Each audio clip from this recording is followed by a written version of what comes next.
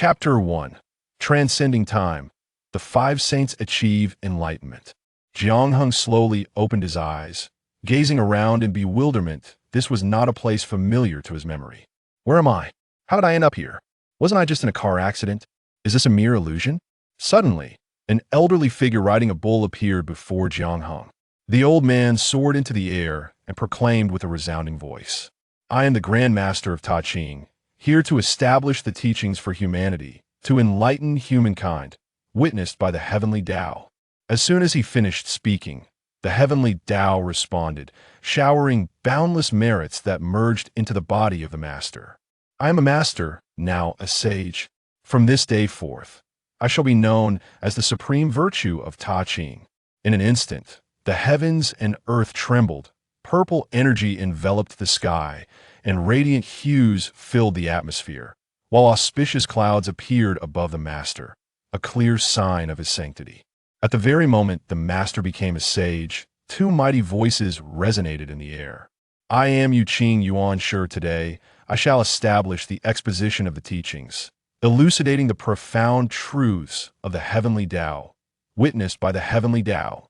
I am Shang Qing Tong Tian. Today, I shall establish the intercepting teachings, seizing a thread of the heavenly secrets, witnessed by the heavenly Tao." Once again, the heavenly Tao responded, bestowing boundless merits, and numerous miraculous phenomena emerged as Yuan Shi and Tong Tian attained the status of sages. "I am Yuan Shi, now a sage. From this day forth, I shall be known as the supreme master of Yu Qing. I am Tong Tian, now a sage. From this day forth, I shall be known as the supreme master of Shang Qing." On the earth, countless beings knelt in reverence, exclaiming, "Congratulations to the masters of Ta Ching, Yu Qing, and Shang Qing for attaining sagehood. May their sagehood endure through the ages." Laozi, Yuan Shi Tian Zun, Tong Tian Jiaozhu. Is this the three purities achieving enlightenment? Am I in the primordial era? Jiang gazed at the extraordinary phenomena before him, listening to the grand sounds of the cosmos, engulfed in profound astonishment. Before he could regain his composure, two more figures from the western lands, residing within Mount Shumi, spoke in unison. "I am Zhuan Ti. I shall now establish the Western teachings, alleviating the suffering of beings and universally guiding them, witnessed by the heavenly Tao." Boundless merits descended, and wondrous signs appeared as Zhuan Ti and Jia Yin's cultivation began to ascend steadily towards sagehood. Yet gradually, the heavenly Taoist bestowed merits dwindled, leaving Zhuan Ti and Jia Yin struggling to maintain their momentum. In that moment, from the western lands, Zhuan Ti and Jia Yin proclaimed once more, "When I become a Buddha, in my precious temple, there shall be no hells, hungry ghosts, or beasts, and those who wish for this shall not become Buddhas. This is my first vow. When I become a Buddha, the joy of those in my temple will be as boundless as the leaky vessel. This is my 15th vow. When I become a Buddha, the bodhisattvas in my temple will expound all Dharma, their eloquence boundless. Those who wish for this shall not become Buddhas. This is my 38th vow. When I become a Buddha, the people in my temple shall attain the right faith, free from deluded thoughts, distance from discrimination, their senses purified, and they shall cease to be bound by nirvana. Those who wish for this shall not become Buddhas." Zhuan Ti and Jia Yin made a total of 48 grand vows, prompting the heavenly Tao to respond once more, bestowing boundless merits, allowing them to achieve the esteemed status of sages. Across the primordial lands, countless beings knelt in reverence, exclaiming, "Congratulations to Zhuan Ti and Jia Yin for attaining sagehood. May their sagehood endure through the ages." Zhuan Ti, Jane, are these not the two figures from the Western teachings? Zhuan Ti and Jia Yin have indeed opened a new chapter in history, making grand vows to achieve enlightenment, akin to borrowing from the heavenly Tao. Is this early consumption permissible? Even if they achieve enlightenment now, they shall ultimately have to repay the karmic debts. Otherwise, one fears even their status as sages may be at risk. Thus, despite their enlightenment, Zhuan Ti and Jia Yin remain the weakest among the sages, with unstable foundations. I merely had a car accident. How did I end up in the world of the primordial? Jiang Hung pondered in confusion. Jiang Hung was not a being of the primordial born in a later era. He was originally a struggling entrepreneur. After years of hard work, he finally achieved success, on the cusp of reaching the pinnacle of his life, only to meet with an unexpected car accident. In his final moments, he glimpsed a brilliant light. Faintly, he thought he heard a voice.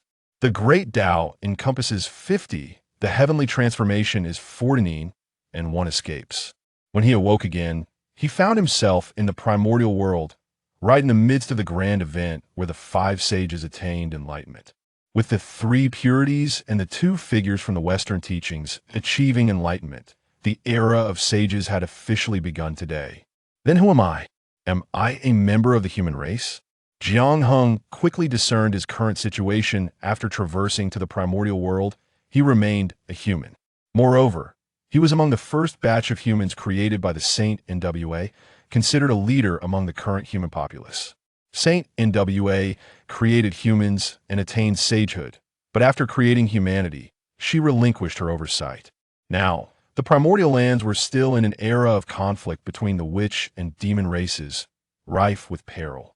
Whether it be the predatory demon race or the formidable beasts of the primordial, humans were but newly born, and the situation was dire. Lacking cultivation methods and powerful backing, humanity could only rely on their indomitable will to struggle for survival in the primordial realm. Though humanity was small in number, it had already grown to billions.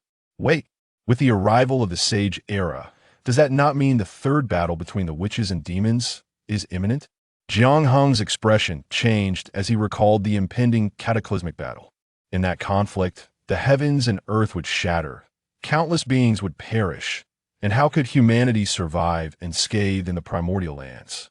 More critically, it seemed the demon race intended to use humans to forge the slaughtering, which soared how many humans would fall victim to this fate. As a member of humanity, how could Jiang Hung escape the calamity that would sweep across the entire primordial world? What should I do? What should I do? Am I to hide away and wait for the calamity to pass? Can I truly evade it? Suddenly, Jiang Hung looked toward the distant figure of the Ta Ching saint, contemplating whether he should cling tightly to the leg of the saint. If he could hold on to the saint's leg, surely the calamity of the witch demon war would not touch him at all. However, as far as Jiang Hung knew, the Ta Ching saint had only taken one disciple among humans, known as Master Xuandu. Today, I establish teachings among humanity. As the leader of the human teachings, I have the responsibility to enlighten humanity. I shall lecture for 1,000 years today to repay karmic debts. The Ta Ching saint, having descended among humanity, gazed upon the multitude of humans before him and spoke aloud. Countless humans knelt in gratitude, thanking the saint for his enlightening grace, and only then did the Ta Ching saint begin to speak. The Tao that can be spoken is not the eternal Tao. The name that can be named is not the eternal name. The nameless is the beginning of heaven and earth. The named is the mother of all things. The profound sounds of the Tao resonated, and Jiang Hung was slightly taken aback. Was this the Tao Te Ching? He involuntarily raised his gaze toward the source of the Tao sound. A sage's teachings are no ordinary matter. Myriad miraculous signs fell from the sky. Purple energy traversed 30,000 miles. Radiant lights descended like waterfalls. Celestial flowers rained down, and golden springs erupted from the earth. As the Ta Ching saint began his lecture, countless humans immersed themselves in the profound resonance of the Tao, their own realms beginning to ascend steadily. Only Jiang Hung wore a face of anxiety. The sage's teachings presented an extraordinary opportunity, yet Jiang Hung could not comprehend them. Jiang Hung was merely an ordinary person from a later era. Having just traversed here, completely unfamiliar with any cultivation methods, how could he understand the sage's teachings? It's over. If I cannot even comprehend the sage's teachings, how can I hope to become a disciple of the Ta Ching saint? Is this not a fool's dream? Jiang Hung despaired. Though the Ta Ching saint took disciples from among humanity, it was for the purpose of repaying karmic debts. Not just anyone could become a disciple of the saint. In the midst of Jiang Hung's distress, a mighty voice echoed within his mind. Detection of the host's strong desire has activated the human development system, which is now bound to the host. Please check it at your convenience. The human development system? Indeed, a system is the standard accessory for a traveler Jiang Heng's spirit sword. What is the human development system? Jiang Heng eagerly inquired within his mind. The human development system is essentially a mechanism to assist the host in developing humanity. The better humanity thrives, the more rewards the host receives. Conversely, if humanity weakens, the host's rewards diminish, and ultimately, the system may even be unbound. Came the system's voice. Jiang Heng was taken aback. Developing humanity? If humanity were to weaken, there was a risk of the system being unbound. But the witch demon catastrophe was imminent. Humanity would undoubtedly suffer greatly. Would that not lead to their weakening? Though a prosperous era for humanity would follow the catastrophe, Jiang Heng could not afford to wait until then. Once the system was unbound, how could Jiang Heng, a mere traveler, survive in this world teeming with mighty beings? No, he must not allow humanity to suffer greatly and fall into a weakened state. The demon race? Even if the demon race is mighty, Jiang Heng will lead humanity to carve out a realm of their own. How can the system assist me in developing humanity? Jiang Heng pondered for a moment before asking. At this moment, the system was Jiang Heng's sole reliance. Only with the system could he lead humanity through the impending witch demon catastrophe. Moreover, since the system aimed to help Jiang Heng develop humanity, it should offer him some assistance. The human development system has already opened the system marketplace. The host need only develop humanity to earn fortune points. With fortune points, the host can exchange for various treasures in the system marketplace. System Mall? Jiang Heng eagerly opened the system mall and indeed beheld a dazzling array of exchange options. A myriad of celestial treasures, an assortment of magical artifacts, and various cultivation techniques. Jiang Heng was left speechless, yearning to exchange for all these precious items, yet he did not forget that acquiring them required fortune points. How many fortune points do I currently possess? Jiang Heng asked impatiently.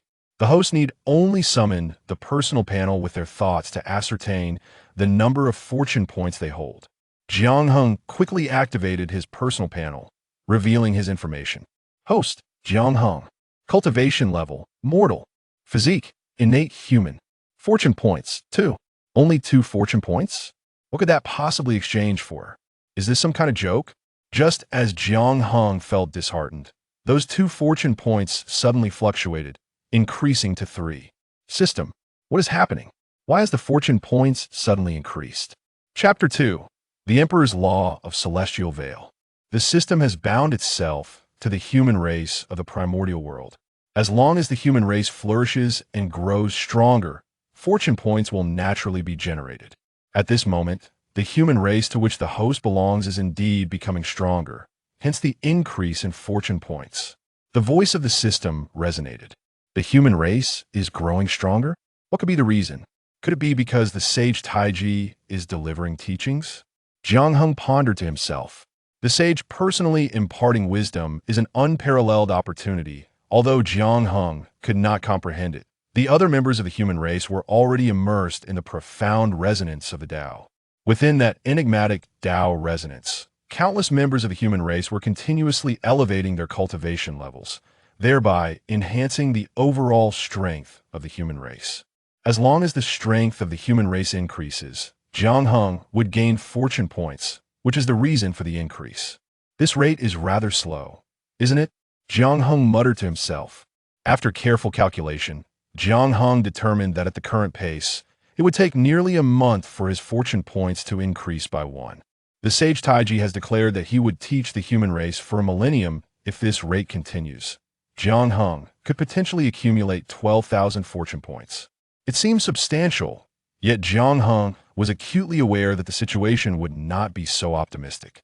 Those treasures that made Jiang Heng envious required thousands upon thousands of fortune points for exchange. 12,000 points would barely suffice. Moreover, in the early stages of the sage's teachings, the strength of the human race would naturally soar, but such strength could not increase indefinitely. Eventually, The rate of growth in the human race's strength would inevitably slow, and the fortune points Jiang Hung could acquire would also diminish. How many fortune points he could ultimately obtain was uncertain. However, Jiang Hung understood that the treasures within the system mall were far from inexpensive. The host is not yet the sovereign of the human race, although the strength of the human race is increasing. The fortune points the host can acquire will be significantly reduced. Once the host truly becomes the common sovereign of the human race, the fortune points obtainable will increase greatly. The system's voice echoed. Jiang Hung felt as though struck by lightning. Such a grand opportunity presented by the sage's teachings would be greatly diminished due to not becoming the sovereign of the human race. Is this not a trap? Couldn't he have traversed through time a bit earlier? Just as Jiang Hung lamented, he suddenly remembered that the sage was currently imparting teachings. How could he let such an opportunity slip by? System, is there any item that could allow me to comprehend the sage's teachings? Jiang Hung inquired immediately. At this moment, the Tao being taught by the sage Taiji is a fundamental path of cultivation, which is not particularly difficult to grasp. The host need only exchange for the corresponding cultivation method to comprehend the Tao expounded by the sage Taiji. The system replied, "The method of cultivation? Indeed. Quickly allow me to exchange without a moment's hesitation." Jiang Hung exclaimed. In an instant, a page from the system shop materialized in his mind, showcasing a cultivation technique. Technique name: the Golden Elixir Path of Cultivation.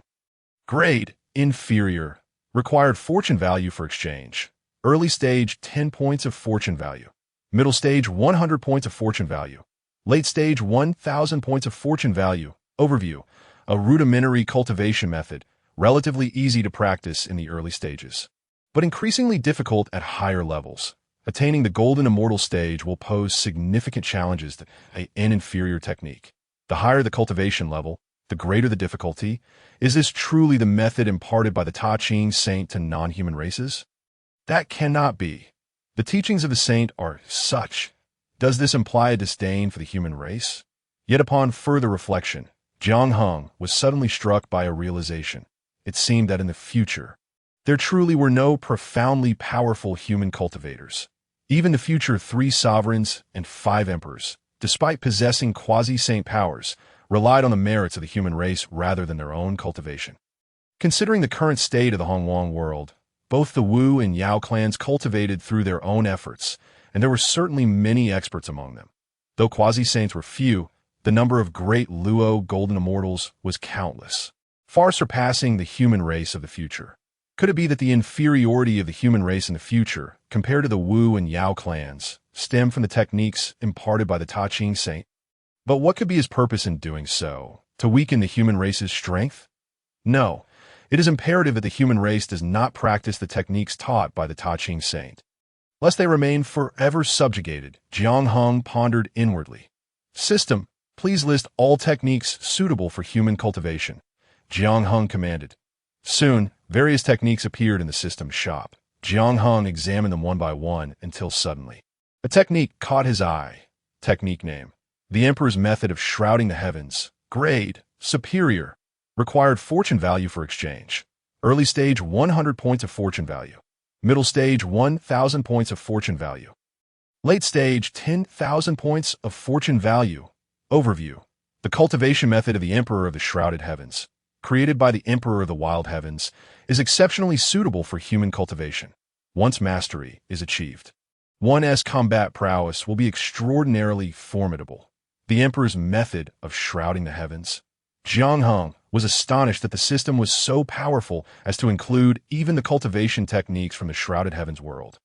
Moreover, the Emperor's method was classified as superior in the system, far surpassing the techniques imparted by the Ta Ching saint.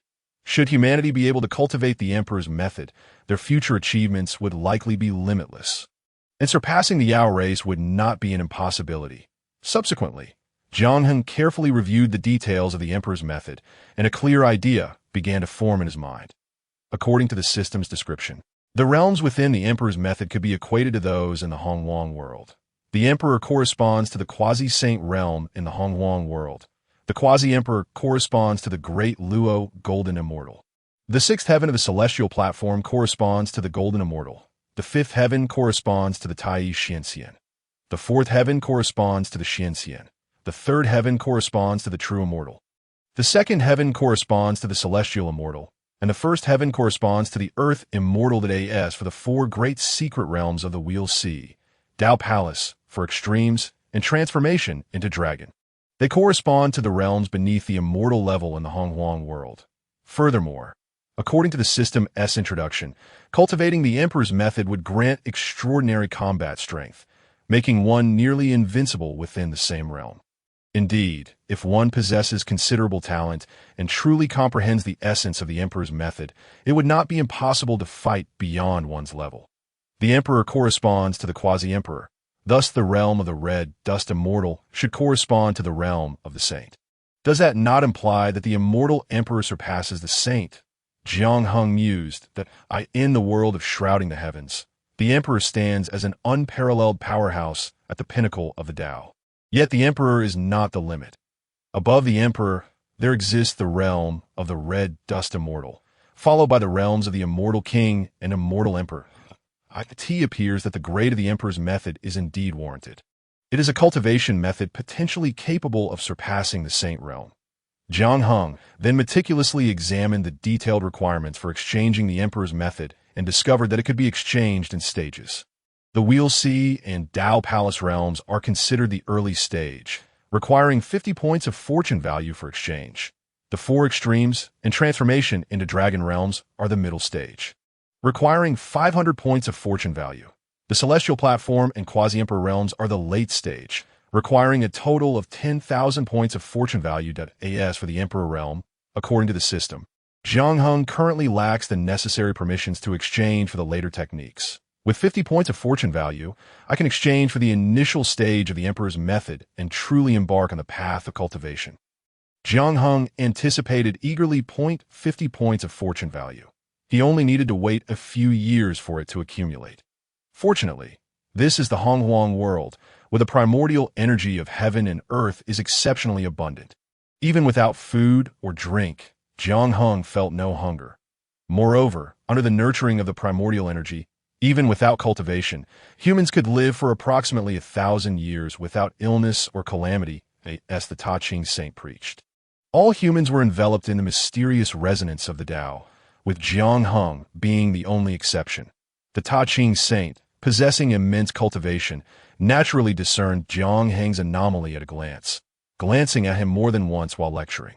It was certainly a matter of embarrassment for the Ta Ching saint that someone could not immerse themselves in the resonance of the Tao during his teachings.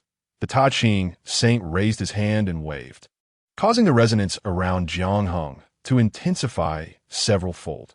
Though Jiang Hung still could not comprehend the Tao expounded upon by the Ta Ching saint, he gradually began to immerse himself in the profound resonance. Slowly, the primordial energy of heaven and earth began to surge into Jiang Hung's body, and while it did not increase his cultivation, it did strengthen his physique and significantly extend his lifespan. As a millennium passed, the lecture concluded, and the Ta Ching saint's voice echoed, "Now that this teaching is at an end, I hope you all tread your paths with care," as the mysterious resonance dissipated. Countless humans awoke from their reverie. We express our gratitude to the Ta Ching saint for his teachings. Countless humans prostrated themselves, thanking the Ta Ching saint for his wisdom. The Ta Ching saint nodded and spoke.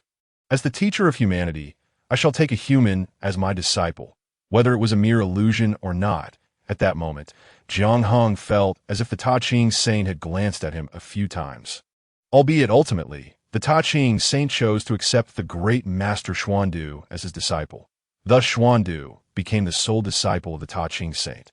Following this, the Ta Ching saint took the great master Xuandu and rode the azure bull towards the outer realms of the 33 heavens. What a predicament! In the blink of an eye, 1,000 years had passed. Jiang Hung thought with a sense of exasperation. He had initially intended to accumulate enough fortune value to immediately exchange for the emperor's method and commence his cultivation.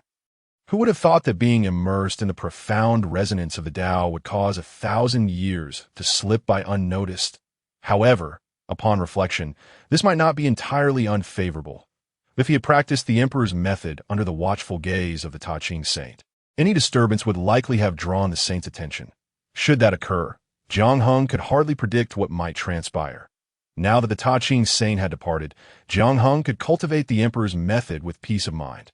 With this thought, he eagerly opened the system shop, discovering that his accumulated fortune value had reached 7,000 points. Though slightly less than he had anticipated, 7,000 points were more than sufficient for his immediate needs. System, exchange for the early and middle stages of the emperor's method. Jiang Hung commanded. The exchange for the early and middle stages of the emperor's method requires 1,100 points of fortune value.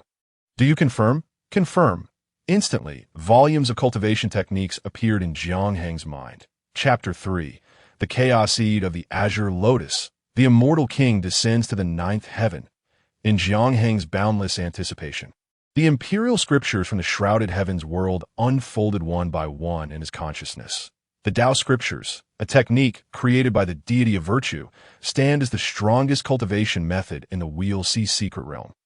The Western Emperor scriptures, a technique created by the Western Empress of the Yao Pool, are the strongest cultivation method in the Tao Palace realm.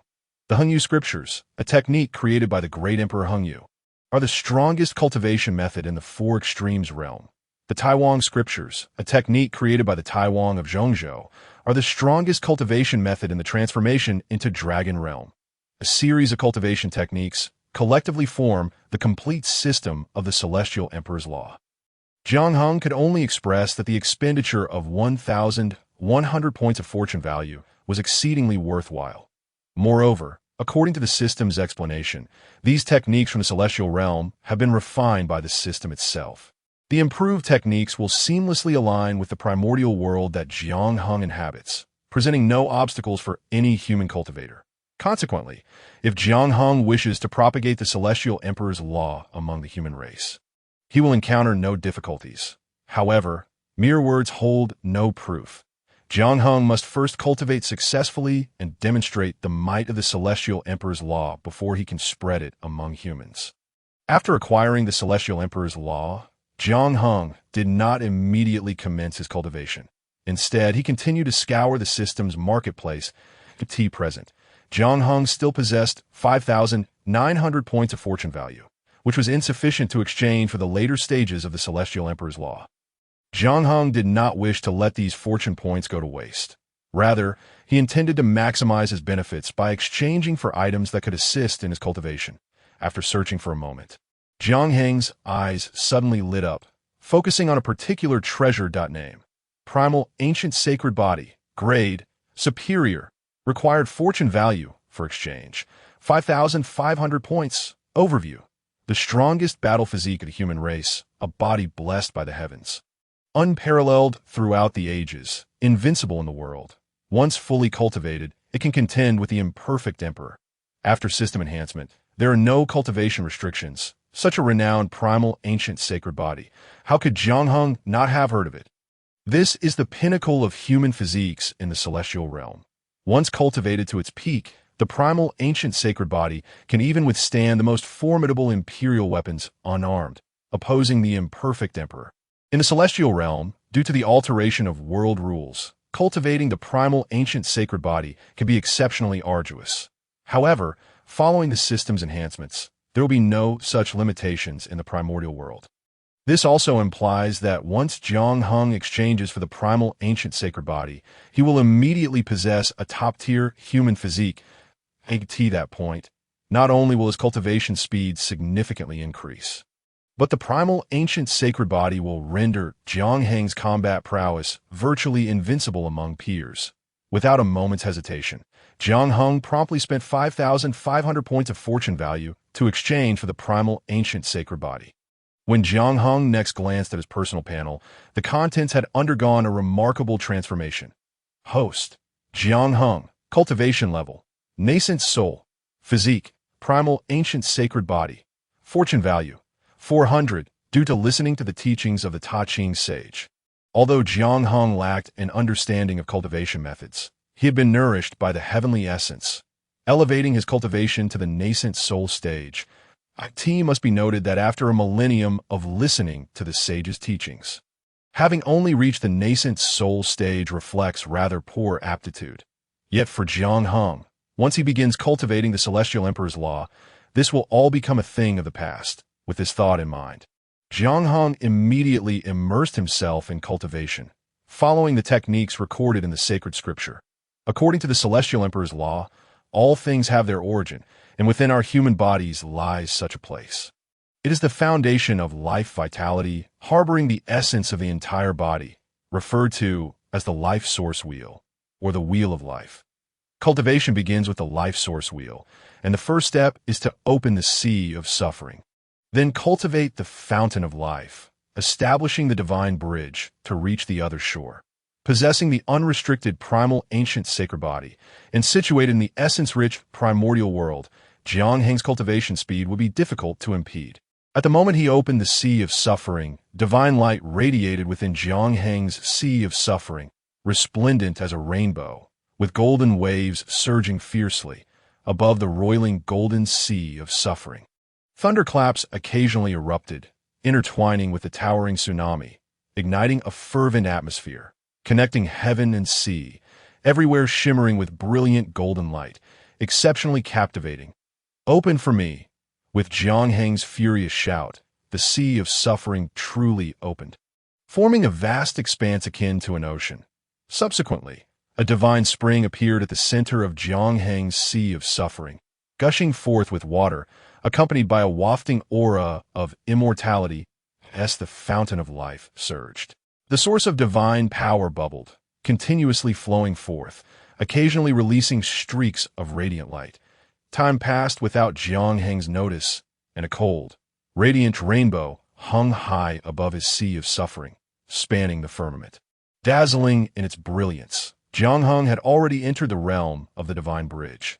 Within the sea of suffering, the divine bridge grew, spanning the void, and Jiang Heng stepped across it, venturing into the unknown depths. This was an exceedingly pivotal step. Only by seeing through the confusion and recognizing his true self could Jiang Heng reach the other shore. Without a hint of hesitation, Jiang Heng strode forward upon the divine bridge, traversing the sea of suffering, firmly believing that the direction of his heart was the path to the other shore. The divine bridge shimmered as Jiang Heng crossed the sea of suffering, arriving at its end, which was a pure land, shrouded in ethereal clouds and mist, where he vaguely perceived a massive Tao palace in the high sky. Upon crossing to the other shore and witnessing the Tao palace, Jiang Heng had truly reached the pinnacle within the realm of the wheel, S-E-A-T, that very moment.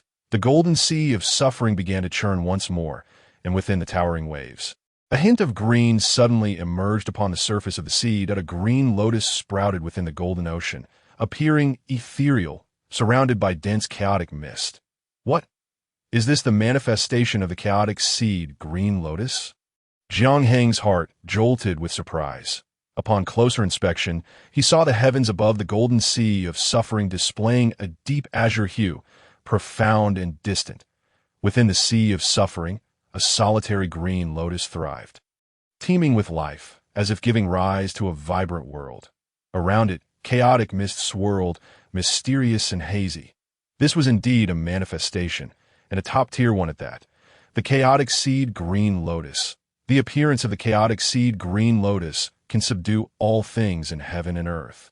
With a gentle shake, it can shatter the firmament. Given that Jiang Heng possesses the flawless primal ancient sacred body and has cultivated the imperfect Tao scripture, it is only natural that he would condense the manifestation of the chaotic seed green lotus. To his astonishment, this phase of cultivation had already spanned 6 months. Jiang Heng murmured to himself, in the pursuit of cultivation, time loses its meaning. Even in the essence-rich primordial realm, Jiang Heng had still cultivated for half a year to elevate the Wheel C secret realm to the perfected stage. Subsequently, Jiang Heng did not cease his cultivation. Instead, he continued according to the records of the Western Emperor's scripture, embarking on the cultivation of the Tao Palace secret realm. The Tao Palace secret realm is divided into 5 stages. The heart's divine treasury, the liver's divine treasury, the spleen's divine treasury, the lungs' divine treasury, and the kidneys' divine treasury. Fire belongs to the heart, wood to the liver, earth to the spleen, metal to the lung, and water to the kidney. Depending on the cultivation method, the order of cultivation may vary. Jiang Heng began with the heart's divine treasury, and gradually, It became increasingly crimson, resembling an unopened lotus flower, giving rise to strands of vital essence. At a certain moment, the sun of the human body began to rise slowly within him, cycling in a continuous loop, its innate essence burning fiercely. The heart's divine treasury ascended, stabilizing in the void of the human realm, akin to a blazing sun at its zenith, radiating boundless energy. Vaguely, one could discern a divine figure emerging amidst the blazing sun, which astonishingly took the form of a phoenix, as the heart's divine treasury reached its pinnacle. Achieving completion, a divine figure manifested, representing the apex of the heart's divine treasury. Following this, Jiang Hung pressed on, cultivating the liver's divine treasury, the spleen's divine treasury, the lungs' divine treasury, and the kidneys' divine treasury, all to their peak stages. Within the liver's divine treasury, a divine figure of the azure dragon emerged. In the spleen's divine treasury, a divine figure of the qilin appeared. In the lungs' divine treasury, a divine figure of the white tiger manifested. In the kidneys' divine treasury, a divine figure of the black tortoise took form. Within the Tao Palace secret realm, the 5 major human secret realms represent the 5 elements. Not only did Jiang Hung successfully cultivate all of them, but he also condensed divine figures. The 5 elemental sacred beasts are supreme deities, signifying that Jiang Hung has cultivated the 5 divine treasuries to their utmost pinnacle, with all 5 divine treasuries reaching their peak. The Tao Palace secret realm naturally attained a state of completion under Jiang Heng's cultivation in an instant, Jiang Heng's entire being trembled, and the golden sea of suffering once again surged with towering waves. Amidst those colossal waves, a faint silhouette of an immortal king, exuding an overwhelming divine might, descended from the heavens. Upon closer examination, one would discover that this immortal king's form bore an uncanny resemblance to Jiang Hung himself. Is this the immortal king descending from the 9th heaven? Jiang Hung was momentarily taken aback, murmuring to himself. The 5 divine treasures had achieved perfection, and the Tao Palace's secret realm had reached its pinnacle. Surprisingly, Jiang Hung once again manifested a formidable phenomenon, the celestial king descending upon the 9 heavens.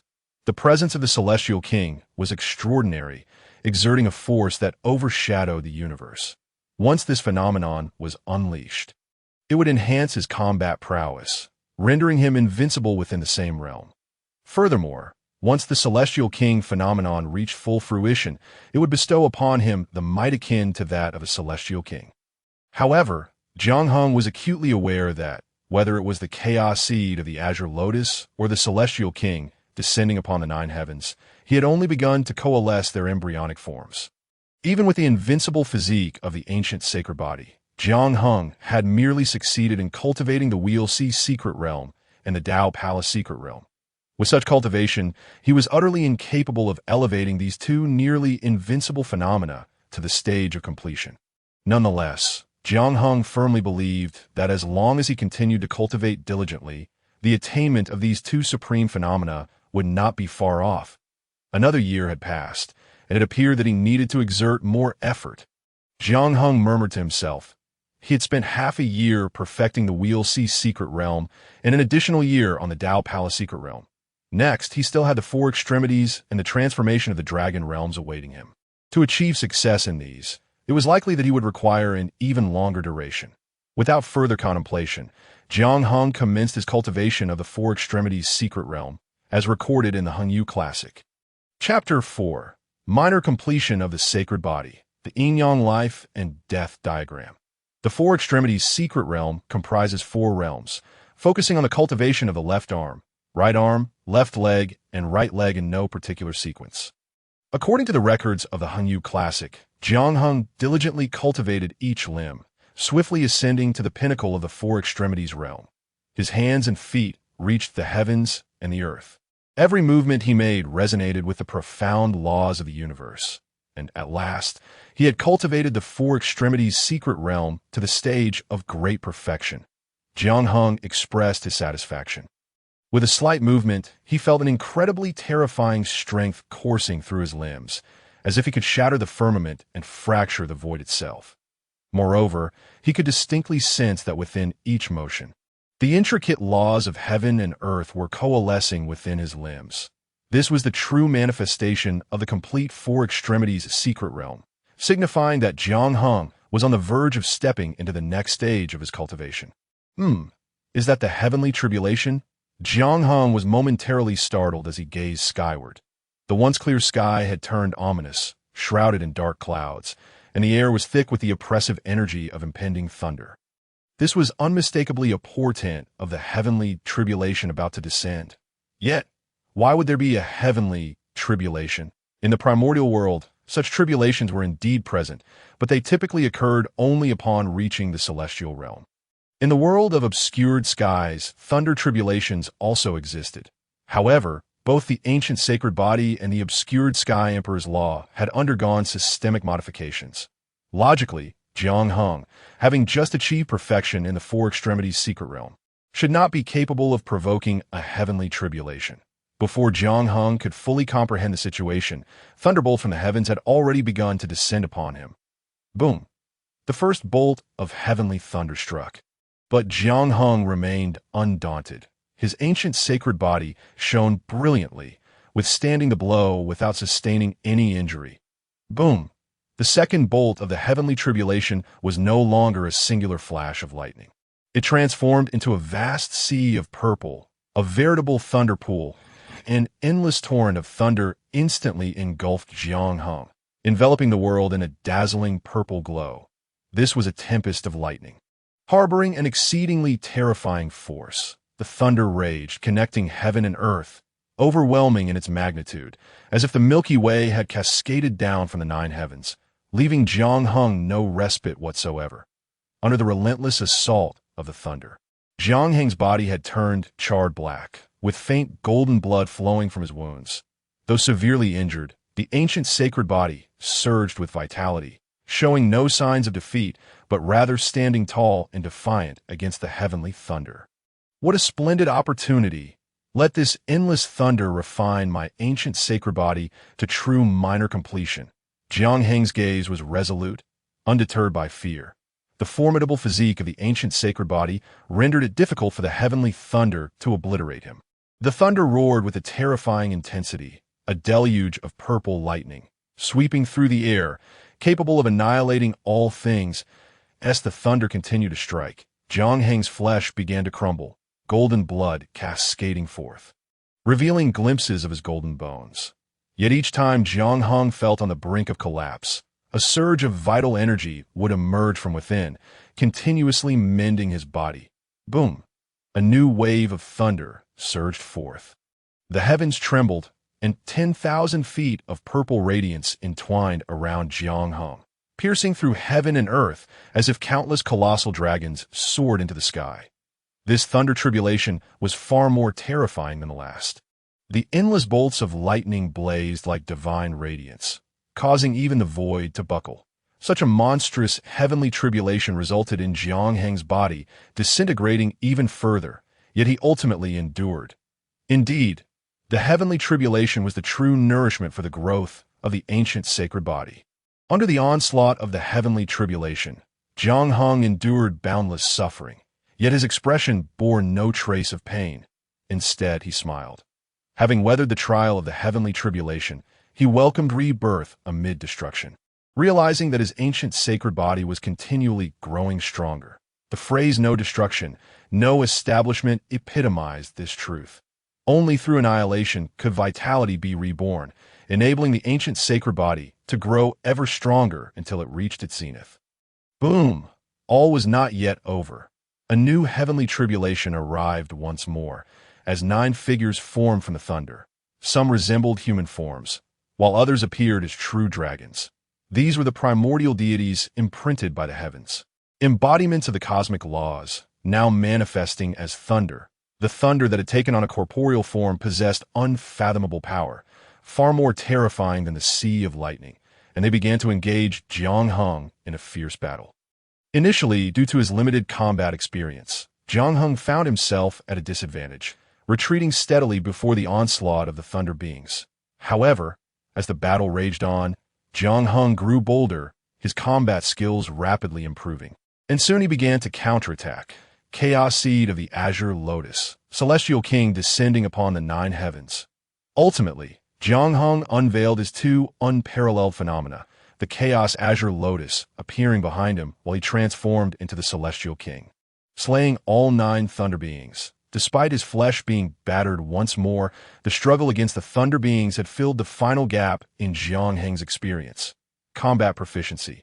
Yet before Jiang Hung could catch his breath, another 9 bolts of heavenly thunder descended.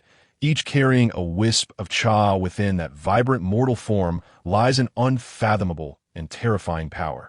Amidst the harrowing tribulations of the heavenly tribulation, Jiang Hung not only survived, but his archaic sacred body advanced further, genuinely achieving the minor completion stage. Encircling Jiang Hung's corporeal form are 9 strands of chaotic thunder, swirling around him like 9 diminutive dragons in an endless dance. This represents the mark of the Tao, an innate web of the great Tao, imbued within the chaotic thunder, possessing boundless transformative capabilities. Through these 9 strands of chaotic thunder, Jiang Hung perceived the essence of the primordial era, akin to the genesis of the heavens and the earth. With a mere thought, the 9 strands of chaotic thunder swiftly entered Jiang Heng's sea of consciousness, where they began to be refined continuously by him. Each of the 9 strands of chaotic thunder harbors the trajectory of the Tao. Once refined by Jiang Hung, his consciousness transformed into a seated immortal king. The void trembled as Jiang Hung's body melded with the cosmos, as if he had grasped the ultimate truths of the universe, comprehending the profound mysteries of existence. After a prolonged moment, Jiang Hung opened his eyes. With a gentle motion of his body, an incomparably terrifying power erupted forth, causing the void to ripple as if it were water. The minor completion of the archaic sacred body granted Jiang Hung an extraordinarily formidable strength through his mere physical form that I wonder, compared to the Witch Clan, is my body stronger or that of the wraiths? Jiang Hung murmured to himself that in the vast wilderness of the primordial world, when one speaks of physical strength, the first thought naturally wanders to the Witch Clan. The might of the Witch Clan's bodies has long been renowned throughout the entire primordial realm, with the 12 ancestral witches exhibiting a power beyond comprehension. However, Jiang Hung believes that if his archaic sacred body were to attain true completeness, he would not necessarily be at a disadvantage in a contest of physical strength against the ancestral witches. The commotion of this tribulation is so immense. Fortunately, no one has noticed, Jiang Hung whispered. During his secluded cultivation, Jiang Hung deliberately chose a secluded area, wary of attracting attention due to the magnitude of his practice. Although the recent heavenly tribulation was grand, it likely appeared commonplace to the powerful beings of the primordial world, who would not pay it undue attention. Next, while cultivating within the dragon transformation secret realm, Jiang Hung anticipated that he would inevitably encounter another heavenly tribulation, just as he prepared to continue his practice. A sudden tempest arose within his golden sea of bitterness, surging forth with colossal waves. The sea of bitterness trembled, the void quaked, and a diagram of yin and yang, symbolizing life and death, soared towards the heavens, embodying the coexistence of opposites. What? Is this the diagram of yin and yang, representing life and death? Jiang Hung exclaimed in delight. He had not expected that upon achieving completion in the dragon transformation secret realm, no anomaly would manifest until after overcoming the heavenly tribulation. Much like the chaotic seed of the azure lotus and the innate descent from the heavens, the diagram of yin and yang embodies a supreme phenomenon, wielding immense power. Moreover, the diagram embraces yin within yang and vice versa, containing the profound truths of the Tao. If one were to delve deeply into its essence, the applications would be boundless. However, yin and yang, life and death, are inherently the highest principles of the DAOIT. Is said that even sages may find it impossible to fully comprehend their depths. Hence, Jiang Hung realized that truly grasping the subtleties of the diagram of yin and yang would require a considerably lengthy journey ahead. Nevertheless, Jiang Hung remained unhurried, knowing that when he eventually ascended to the realm of the emperor, the 3 great phenomena would surely emanate a power capable of suppressing the heavens. Next, I shall delve into the dragon transformation secret realm, Jiang Hung murmured to himself. During his cultivation in the Four Extremities realm, Jiang Hung devoted 2 full years, and he anticipated that the time spent in the Dragon Transformation Secret Realm would be even greater. The so-called Dragon Transformation Secret Realm focuses on cultivating the grand dragon spine of a human body, comprising 9 transformations from the tail vertebra to the cervical vertebra, the 9 minor realms. Known as the 9 transformations of Dragon Transformation, require each segment of the spine to embody the strength of heavenly pillars as solid as rock. Once perfected within the Dragon Transformation Secret Realm, the spine shall manifest as a dragon. Subsequently, Jiang Hung closed his eyes once more, immersing himself in his cultivation. Chapter 5. The dragon soars to the celestial platform, majestic mountains and rivers, within the Dragon Transformation Secret Realm. The Tai Wang Sutra, created by the Tai Huang of the Central Continent, is the most powerful cultivation method. Practicing the Tai Wang Sutra can generate the royal dragon energy with an offensive capability that rivals the secrets of the 9 mysteries. Exuding an extraordinary aura, relying on the Tai Wang Sutra, Jiang Heng's cultivation progressed at an astonishing pace, swiftly achieving perfection in the 9 major spinal segments. Through the 9 transformations of Dragon Transformation, one leaps towards the celestial realm. Only upon achieving perfection in the great dragon spine can one enter the final secret realm of the human body, the celestial platform secret realm. At this moment, Jiang Hung had successfully cultivated the 9 transformations of Dragon Transformation, and his spine had already transformed into a dragon form. In that instant, Jiang Hung trembled, and the sounds of chanting resonated throughout the Wheel Sea, Tao Palace for Extremities, and Dragon Transformation secret realms, echoing through the firmament. In these 4 secret realms, Jiang Hung cultivated the most powerful imperial scriptures of each stage, piecing together an unparalleled mastery that leads directly to the pinnacle of the Tao. With the completion of Dragon Transformation, the dragon soars towards the celestial platform. Within Jiang Heng's body, the spine rose majestically like a great dragon, surging towards the celestial platform. This dragon had truly resurrected, coalescing into an eternal divine light that gazed down upon the world. Subsequently, the colossal dragon exhaled a celestial pearl, crystallizing into an unparalleled celestial platform. In the blink of an eye, the heavens erupted with thunder and lightning. A tempest raged, and fierce bolts of electricity cascaded down like the Milky Way descending from the heavens. As the dragon transformation reached completion and ascended to the celestial platform, the heavenly tribulation descended once more, and this time it was far more terrifying than when achieving perfection in the Four Extremities realm. Boom!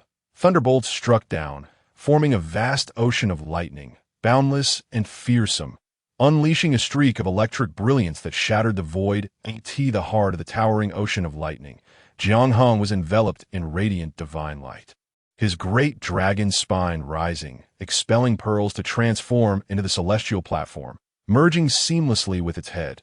This is the final secret realm, the celestial platform secret realm. The grand dragon of the human body ascends, leaping into the heavens as a platform, entering the final and enigmatic secret realm. The archaic sacred body shines brilliantly as Jiang Hung's form surged upward, illuminating all beings, returning to the primal essence with the secrets of creation. This heavenly tribulation was peculiar, pressing down heavily, yet it lingered without initiating an attack. However, the terrifying divine energy grew increasingly ominous, instilling fear in the heart. Jiang Hung remained patient, meticulously comprehending the subtleties of the celestial platform secret realm, striving to elevate his state to its utmost limits. At a certain moment, the heavenly tribulation finally erupted in full force. An overwhelming torrent of lightning instantaneously engulfed Jiang Hung entirely. Various divine lights, boundless purple mist, the great divine thunder, elemental lightning of the 5 elements, and the infinite thunderbolts of 9 calamities rained down upon him. This was a boiling ocean of lightning, a world belonging to the heavenly tribulation, where countless forms of thunder tribulation descended, each one more terrifying than the last. Jiang Hung raised his head, engaging in a fierce battle against the ceaseless lightning, welcoming the baptism of infinite thunder with his minor completion stage, archaic sacred body. Under the relentless assault of the heavenly tribulation, Jiang Hung once again sustained injuries. His powerful mortal form bore grotesque wounds. Yet, Jiang Hung remained undaunted, allowing his body and consciousness to undergo the divine purification amidst the heavenly tribulation. Bathing in the light of the divine, in this harrowing baptism, Jiang Heng's body and consciousness endured devastating blows, constantly teetering on the brink of annihilation. Ultimately, as the endless sea of lightning dispersed, Jiang Hung, whether in body or consciousness, was left in a state of ruin. Though severely wounded, Jiang Hung persevered. Amidst such a brutal cleansing, his gains were truly extraordinary. A harmonious sound of dragons and phoenixes echoed, and divine phoenixes danced around Jiang Hung. True dragons spiraled, and Qilins gazed skyward as celestial spirits emerged, dazzling and resplendent. These divine beings, birthed from the Tao Palace secret realm, fully awakened at this moment, undergoing an incred if the Tao ancestor were truly aware of his own existence. How could he possibly undergo tribulation here? With the capabilities of the Tao ancestor, should any doubt arise, he could effortlessly subdue Jiang Hung in an instant and thoroughly investigate him inside and out. In this light, the Zhixiao Palace amidst the boundless Thunder Sea is likely merely a manifestation of the Tao imprint, symbolizing the supreme existence within this realm. It is reasonable to deduce that Tao ancestor Hongjun is currently in the midst of merging with the Tao, and thus would hardly divert his attention to a being as insignificant as Jiang Hung, akin to an ant. Soon, amidst the infinite Thunder Sea, the Zhixiao Palace took true form, and in the next moment, sentient beings materialized. One such being approached, with a colossal golden bell suspended above its head, flickering with flames, appearing as though a divine entity had descended, shrouded in mystery. Another humanoid figure surged forth, wielding a treasure resembling a turtle shell, similarly engulfed in flames, as if a deity had manifested. Could this be the Tao imprint left by Tai and Dijuan? Jiang Hung murmured to himself. Although these beings form from condensed lightning, their essence stems from the imprints of formidable beings left in the world. The two humanoid figures before him contained a fierce blaze within their beings, a true manifestation of solar fire. Moreover, the golden bell, with a gentle tremor, could disturb the fabric of time and space. Undoubtedly the innate supreme treasure, the chaos bell. The turtle shell-like treasure held boundless profundities, and Jiang Hung sensed the aura of the innate 8 trigrams, which likely indicated it to be the innate spiritual treasure. The He Tu and Luo Shu. One adorned with the chaos bell, the other brandishing the He Tu and Luo Shu, both embodying the essence of solar fire. Were Jiang Hung unable to discern their origins, it would indeed be peculiar, in the primordial world. Although Dijuan and Tai had not attained sanctification as the supreme beings of the demon race, they were already formidable entities on the brink of sainthood. Even a mere trace of Tao imprint manifestation still harbors terrifying power, sufficient to contend with any adversary of similar caliber. The dual emperors of the demon race, let me witness your prowess in advance. Facing the dual emperors, Jiang Hung felt no fear. Instead, his fighting spirit soared as he charged forward. In the current primordial world, the demon race undoubtedly reigned supreme. Yet Jiang Hung understood that a confrontation between the human and demon races was inevitable in the future. Thus, experiencing this encounter now could only be beneficial. The brutal clash commenced at this moment, as both sides engaged in a battle that shattered the void, the Thunder Sea roiling, as they fought from the heavens to the earth, and from the earth to the heights of the 9 skies. Amidst this fierce combat, Jiang Hung grew increasingly valiant, conjuring the celestial king's manifestation above the 9 heavens, gradually overpowering the dual emperors of the demon race. Ultimately, Jiang Hung harnessed the power of the 4 great secret realms, delivering an unparalleled strike that felled the dual emperors of the demon race. A mere imprint could wield such might.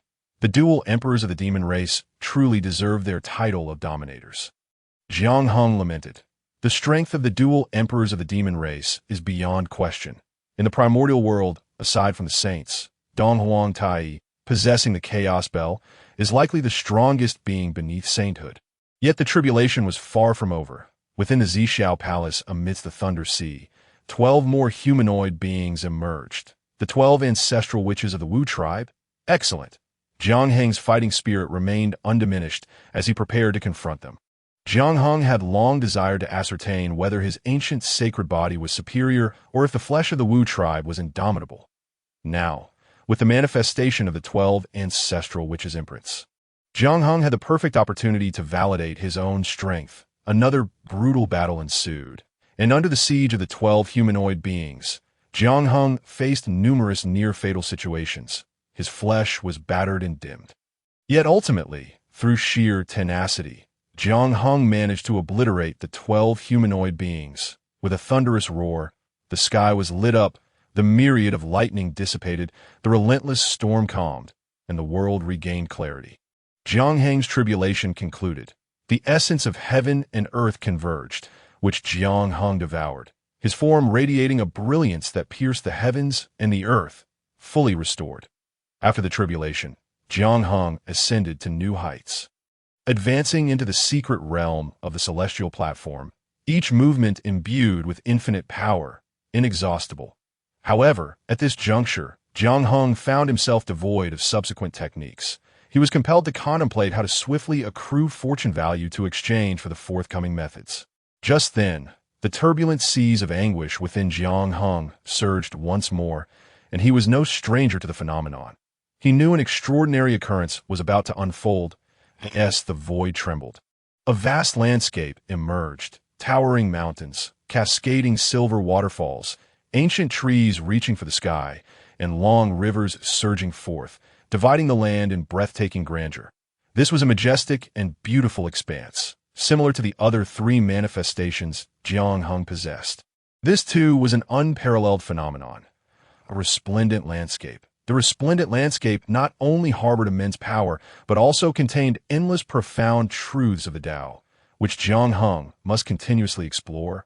Wait, the golden sea of anguish is also a kind of phenomenon. Jiang Heng mused. Thus, it could be concluded that since entering the secret realm of the celestial platform, Jiang Heng had gathered all 5 manifestations of the ancient sacred body. Next, he must swiftly acquire fortune value.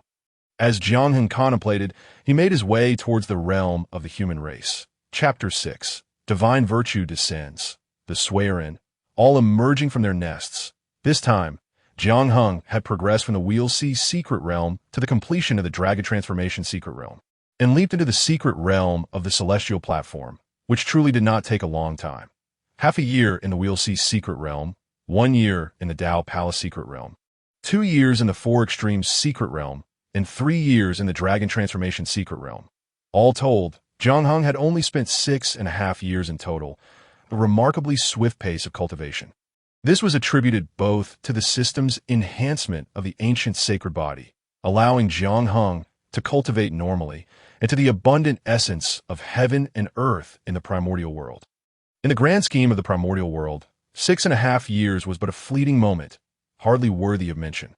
Upon returning to the realm of the human race, Jiang Heng discovered that they remained unchanged, still struggling for survival upon the vast land of the primordial world. Each day, human lives were lost, whether at the hands of the demon race, due to natural disasters, or simply from the passage of time. The human race had contemplated change, but their feeble strength rendered them incapable of altering their fate, forced to remain dormant for the time being. Initially, when the Saint Enhua created humanity, the first to emerge were the innate humans, of whom Jiang Heng was one. Later generations of humans were born within the wombs of their mothers, tainted by postnatal essence, and thus referred to as postnatal humans. In their infancy, humans were exceedingly weak, and countless innate humans perished in the struggle for survival. By this time, the number of innate humans had dwindled, and they were revered as leaders by the multitude. The innate humans, fashioned by the Saint Enhua, were extraordinary by nature. Thus, their aptitude for cultivation was exceptional. Following the teachings of the Taching Saint, the most powerful among the human race had now attained the realm of Tai Xianxian. Such cultivation does not amount to much in the vast primordial world. Yet for the human race, it represents a significant advancement. Heng, you have returned. How was your recent cultivation? A robust human man approached Jiang Heng, brimming with excitement. This man was also an innate human, one of the initial creations by the Saint Enwa. Upon seeing him, Zhang Heng's eyes lit up, for this individual was one of the strongest among the human race. The recent cultivation has been relatively smooth. I have stepped into the realm of the earth immortal. Jiang Heng replied with a smile. Having entered the secret realm of the celestial platform, Jiang Heng had achieved a cultivation level equivalent to that of an earth immortal in the primordial world, and was thus considered a formidable figure among the human race. That's quite commendable. With the recent teachings from the Taching Saint, our human race's strength has significantly increased. The days ahead should be much better, the man said joyfully. During my retreat, I pondered a question. How should our kin start a fire? Jiang Heng inquired, can't we use magic to start fire? The man looked puzzled. I am well aware that magic can ignite a fire, but what about ordinary kin? They lack cultivation. How can they use magic? Jiang Heng pressed. Indeed, how can ordinary kin start a fire without cultivation? The man was suddenly lost in thought, mumbling to himself that, I have thought of a method. I shall name it drilling, wood to make fire. Even without magic, one can still ignite a flame. Jiang Heng exclaimed with a smile. Drilling wood to make fire? Quickly, tell me more. The man urged eagerly. The method of drilling wood to make fire is not complex and poses no difficulty for one on the level of Tai Xianxian. Under Jiang Heng's guidance, the man attempted the technique for the first time. Soon, as smoke began to rise, a faint glimmer of flame appeared. The man stared in astonishment at the flickering light before him, murmuring, it truly worked. With this, even those without cultivation could ignite a fire on their OW. As soon as the words fell, boundless merit descended, merging into the body of the robust man, causing his cultivation to rise steadily. From Tai Xianxian to Golden Immortal, and reaching the pinnacle of Golden Immortal, it was only then that the merit began to slowly dissipate, a spark of fire, kindled by the man through wood drilling, transformed under the nourishment of the infinite merit into a flame of virtue. Standing beside the man, Jiang Heng also received some merit, yet he chose not to integrate it within himself from this day forth. I shall be known as Swearin. As the boundless merit dispersed, the man stepped into the high heavens, and a resounding voice echoed throughout the human race. This commotion not only startled the entirety of humanity, but countless kin flocked to witness Surin's enlightenment. Other powerful beings in the primordial world also sensed this event, momentarily directing their gaze towards the human tribe.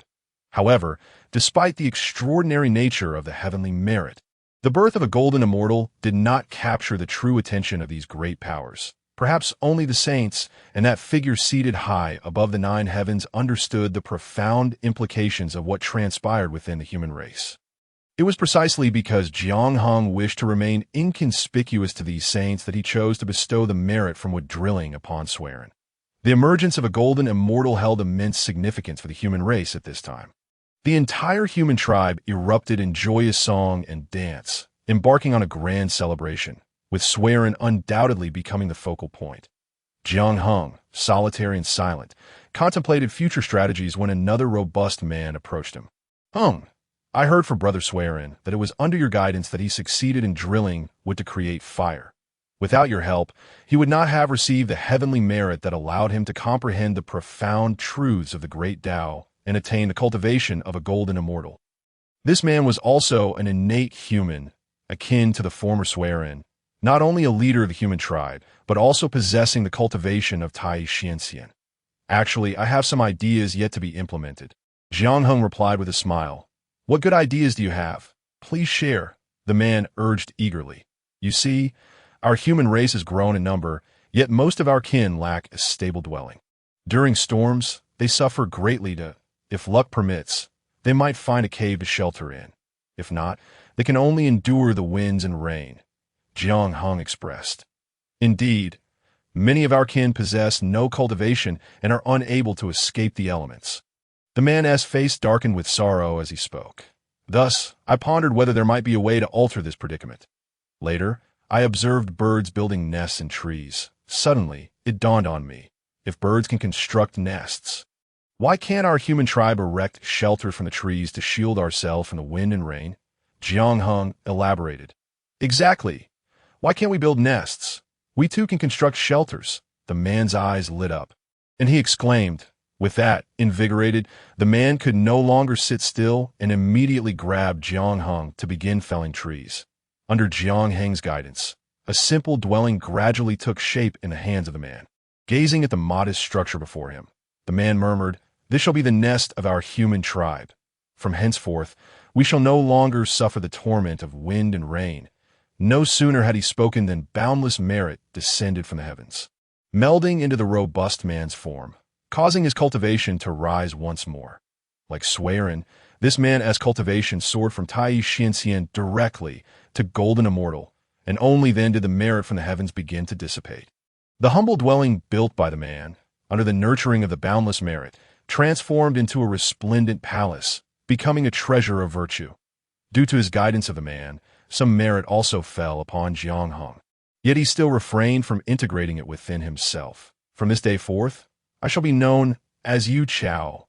As immeasurable merit dispersed, the man ascended into the high heavens, and a mighty voice resonated throughout the human race.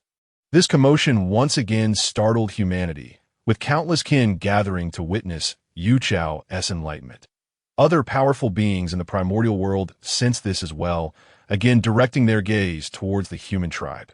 Perhaps due to the human race receiving heavenly merit twice in one day, resulting in the birth of two golden immortals, these great beings lingered longer in their observations. Yet, as before, a single golden immortal was merely a trivial matter. Even if more golden immortals emerged, these beings would likely remain indifferent. What intrigued them was the reason behind the human race receiving heavenly merit twice in such a short span.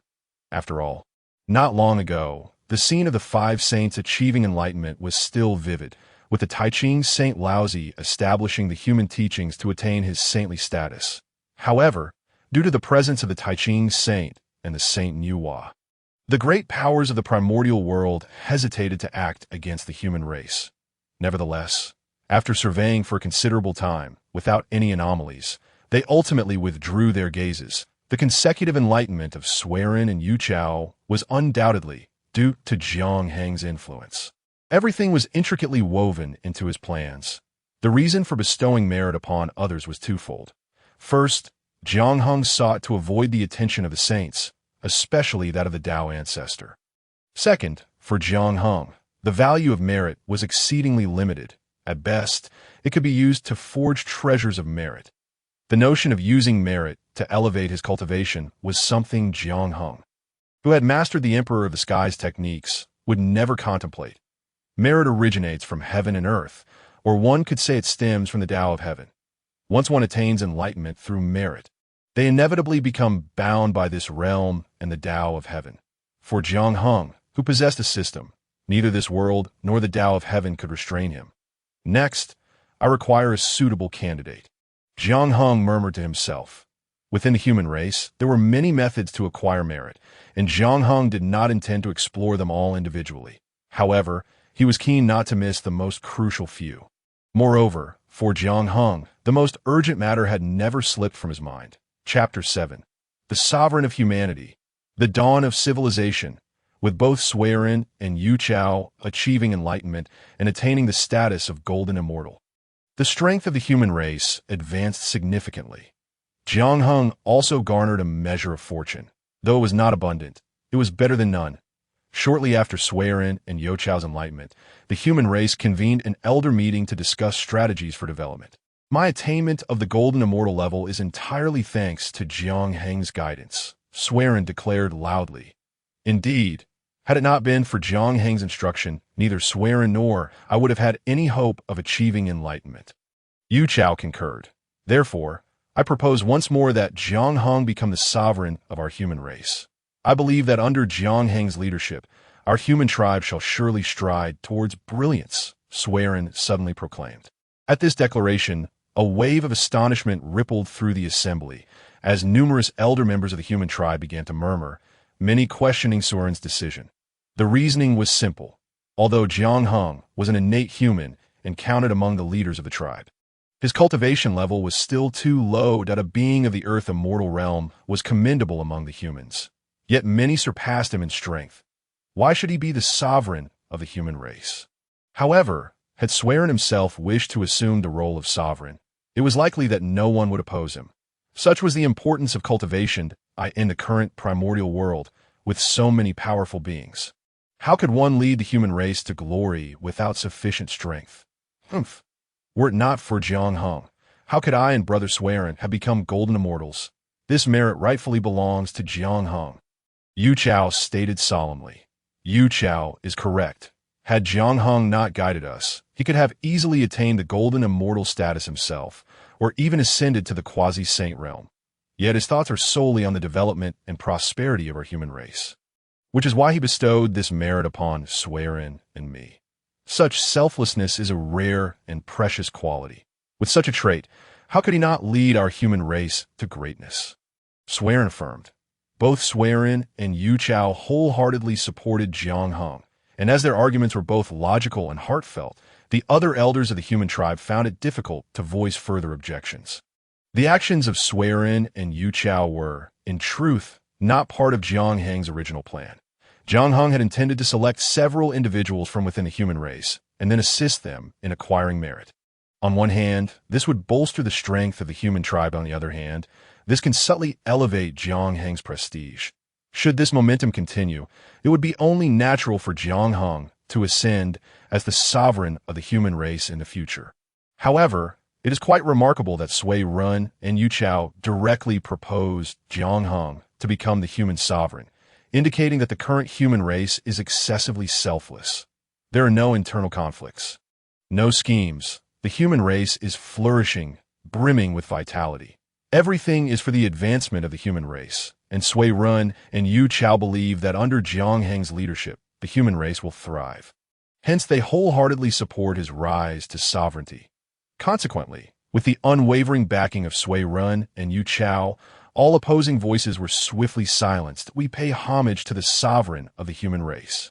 All the elders of the human race once again bowed before Jiang Hung, including Sui Run and Yu Chao, marking the moment Jiang Hung officially became the sovereign of the human race. With the host now the sovereign, henceforth, as the strength of the human race escalates, the host's fortune points will also significantly increase. At this moment, the system's voice resonated within Jiang Hung's mind, while he maintained a calm demeanor outwardly. Internally, he was elated. 10,000 fortune points were sufficient for Jiang Hung to exchange for the later stage Celestial Emperor's method, resolving any issues regarding the immortal platform's secret realm and the quasi-emperor stage of cultivation. Moreover, the method for cultivating the great sacred body would greatly benefit Jiang Hung, signifying that he could achieve the completion of the ancient sacred body before entering the realm of the emperor.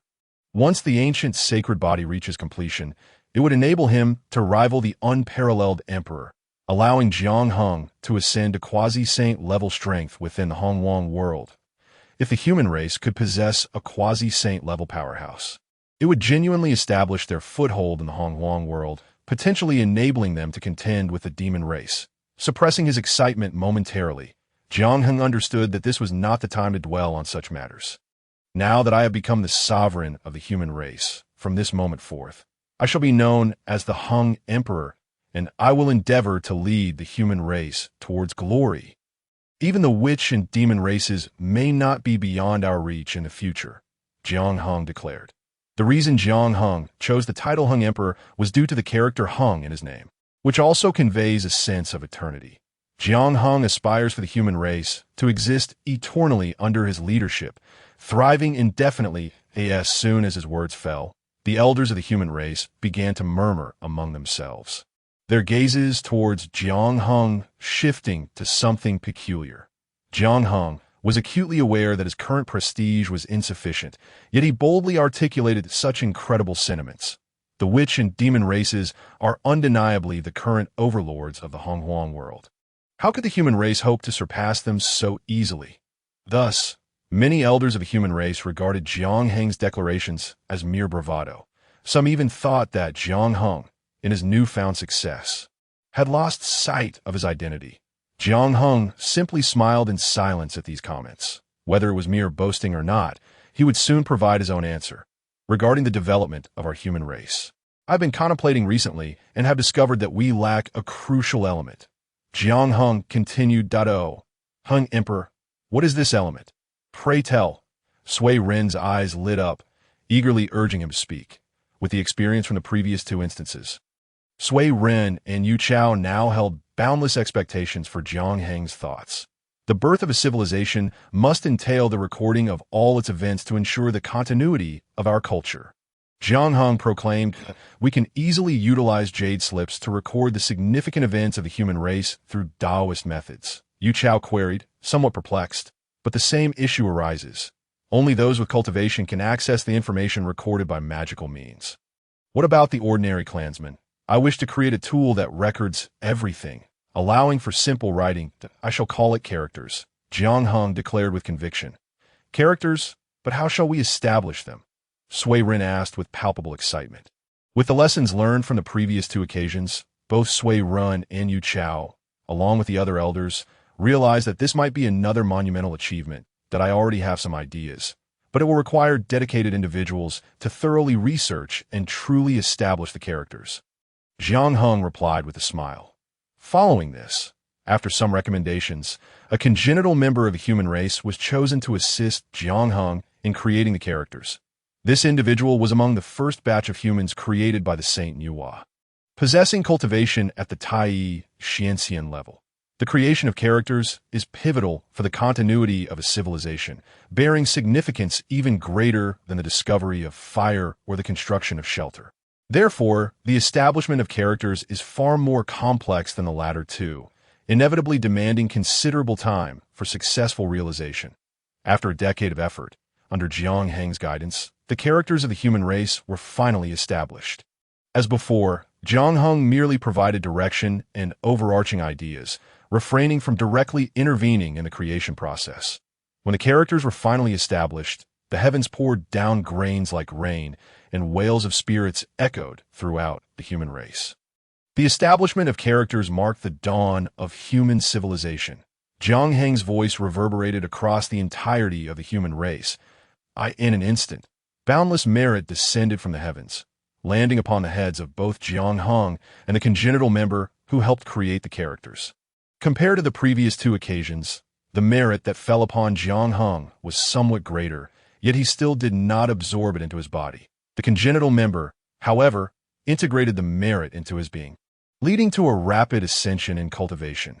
Tai Xianxian, Jin Xian peak, until he stepped into the realm of the Luo Jin Xian, at which point the merit slowly dissipated. The stone tablet inscribed with the characters of the human race, nourished by boundless merit, radiated with brilliance, ultimately transforming into a treasure of merit. You have made great contributions by establishing characters for the human race. I hereby grant you the surname Song, signifying a sovereign among men and a ruler among the populace. Watching as the congenital member stabilized his cultivation, Jiang Heng finally smiled and addressed him. "Thank you, Heng Emperor, for bestowing a name. From this day forth, I shall be known as Tsang Wenshi." The Tsang Wenshi bowed in gratitude, proclaiming aloud. This event sent ripples of excitement throughout the entire human race. Those elders who had previously harbored doubts about Jiang Heng now felt a sense of reassurance. Regardless of Jiang Heng's cultivation level, it was under his guidance that 3 instances of heavenly merit had allowed the human race to give birth to 3 Luo Jin Xians. No one knew if this was Jiang Heng's limit. If he exerted even more effort, could the human race potentially gain more Luo Jin Xians?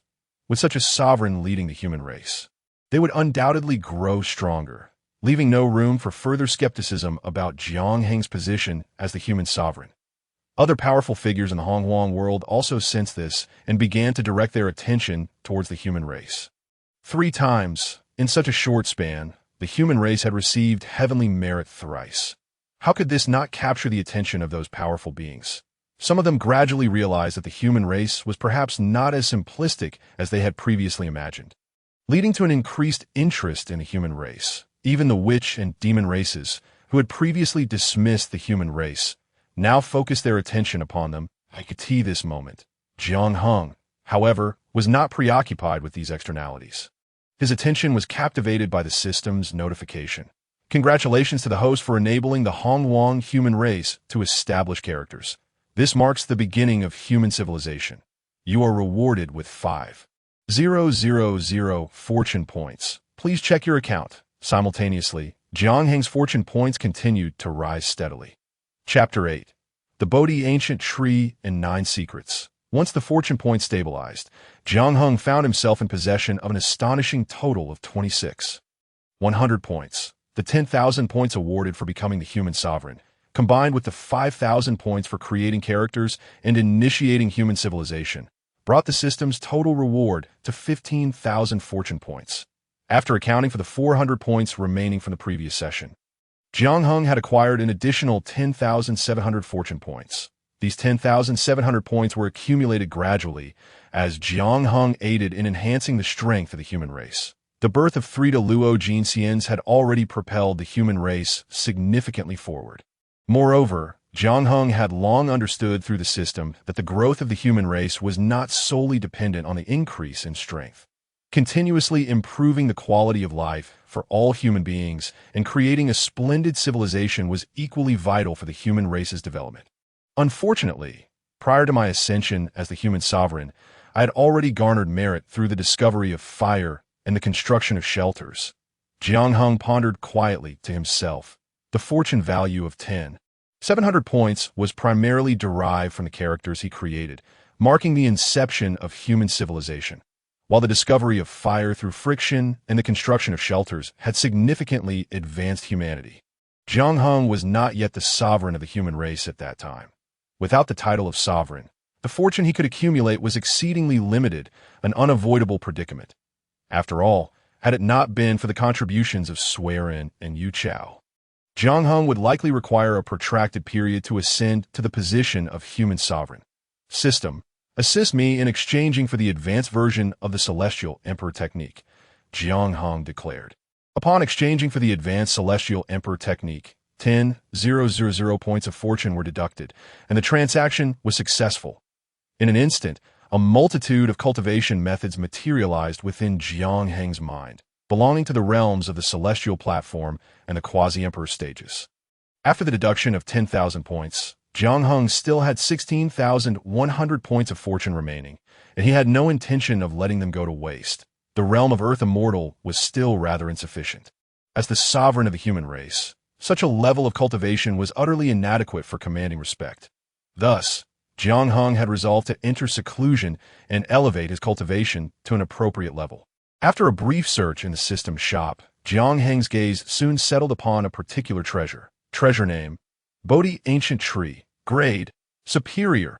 Fortune points required for exchange: 8,000 points. Overview: Originally owned by the Amitabha Emperor in the world of celestial domination. This immortality herb, known as the Wisdom Tree, possesses boundless profundities and can assist individuals in achieving enlightenment. The Bodhi Ancient Tree is an immortality herb within the world of celestial domination, capable of extending the life of an emperor-level powerhouse. Its value is truly incalculable. Due to alterations by the system and the differing world rules, in the primordial world, emperors do not face the limitation of a lifespan of 10,000 years.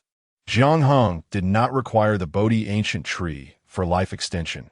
Rather, it was its efficacy in facilitating enlightenment that he valued. The Celestial Platform's secret realm is starkly different from the previous 4 secret realms. One might even say that the prior realms merely laid the foundation, while the Celestial Platform's secret realm represents the true entry into the domain. Even if one successfully cultivates through the 4 major secret realms, they would still be unable to enter the realm of celestial enlightenment in the primordial world. Upon entering the Celestial Platform's secret realm, the first celestial realm corresponds to Earth Immortal, the second celestial realm to Heaven Immortal, and the 6th celestial realm directly equates to Golden Immortal.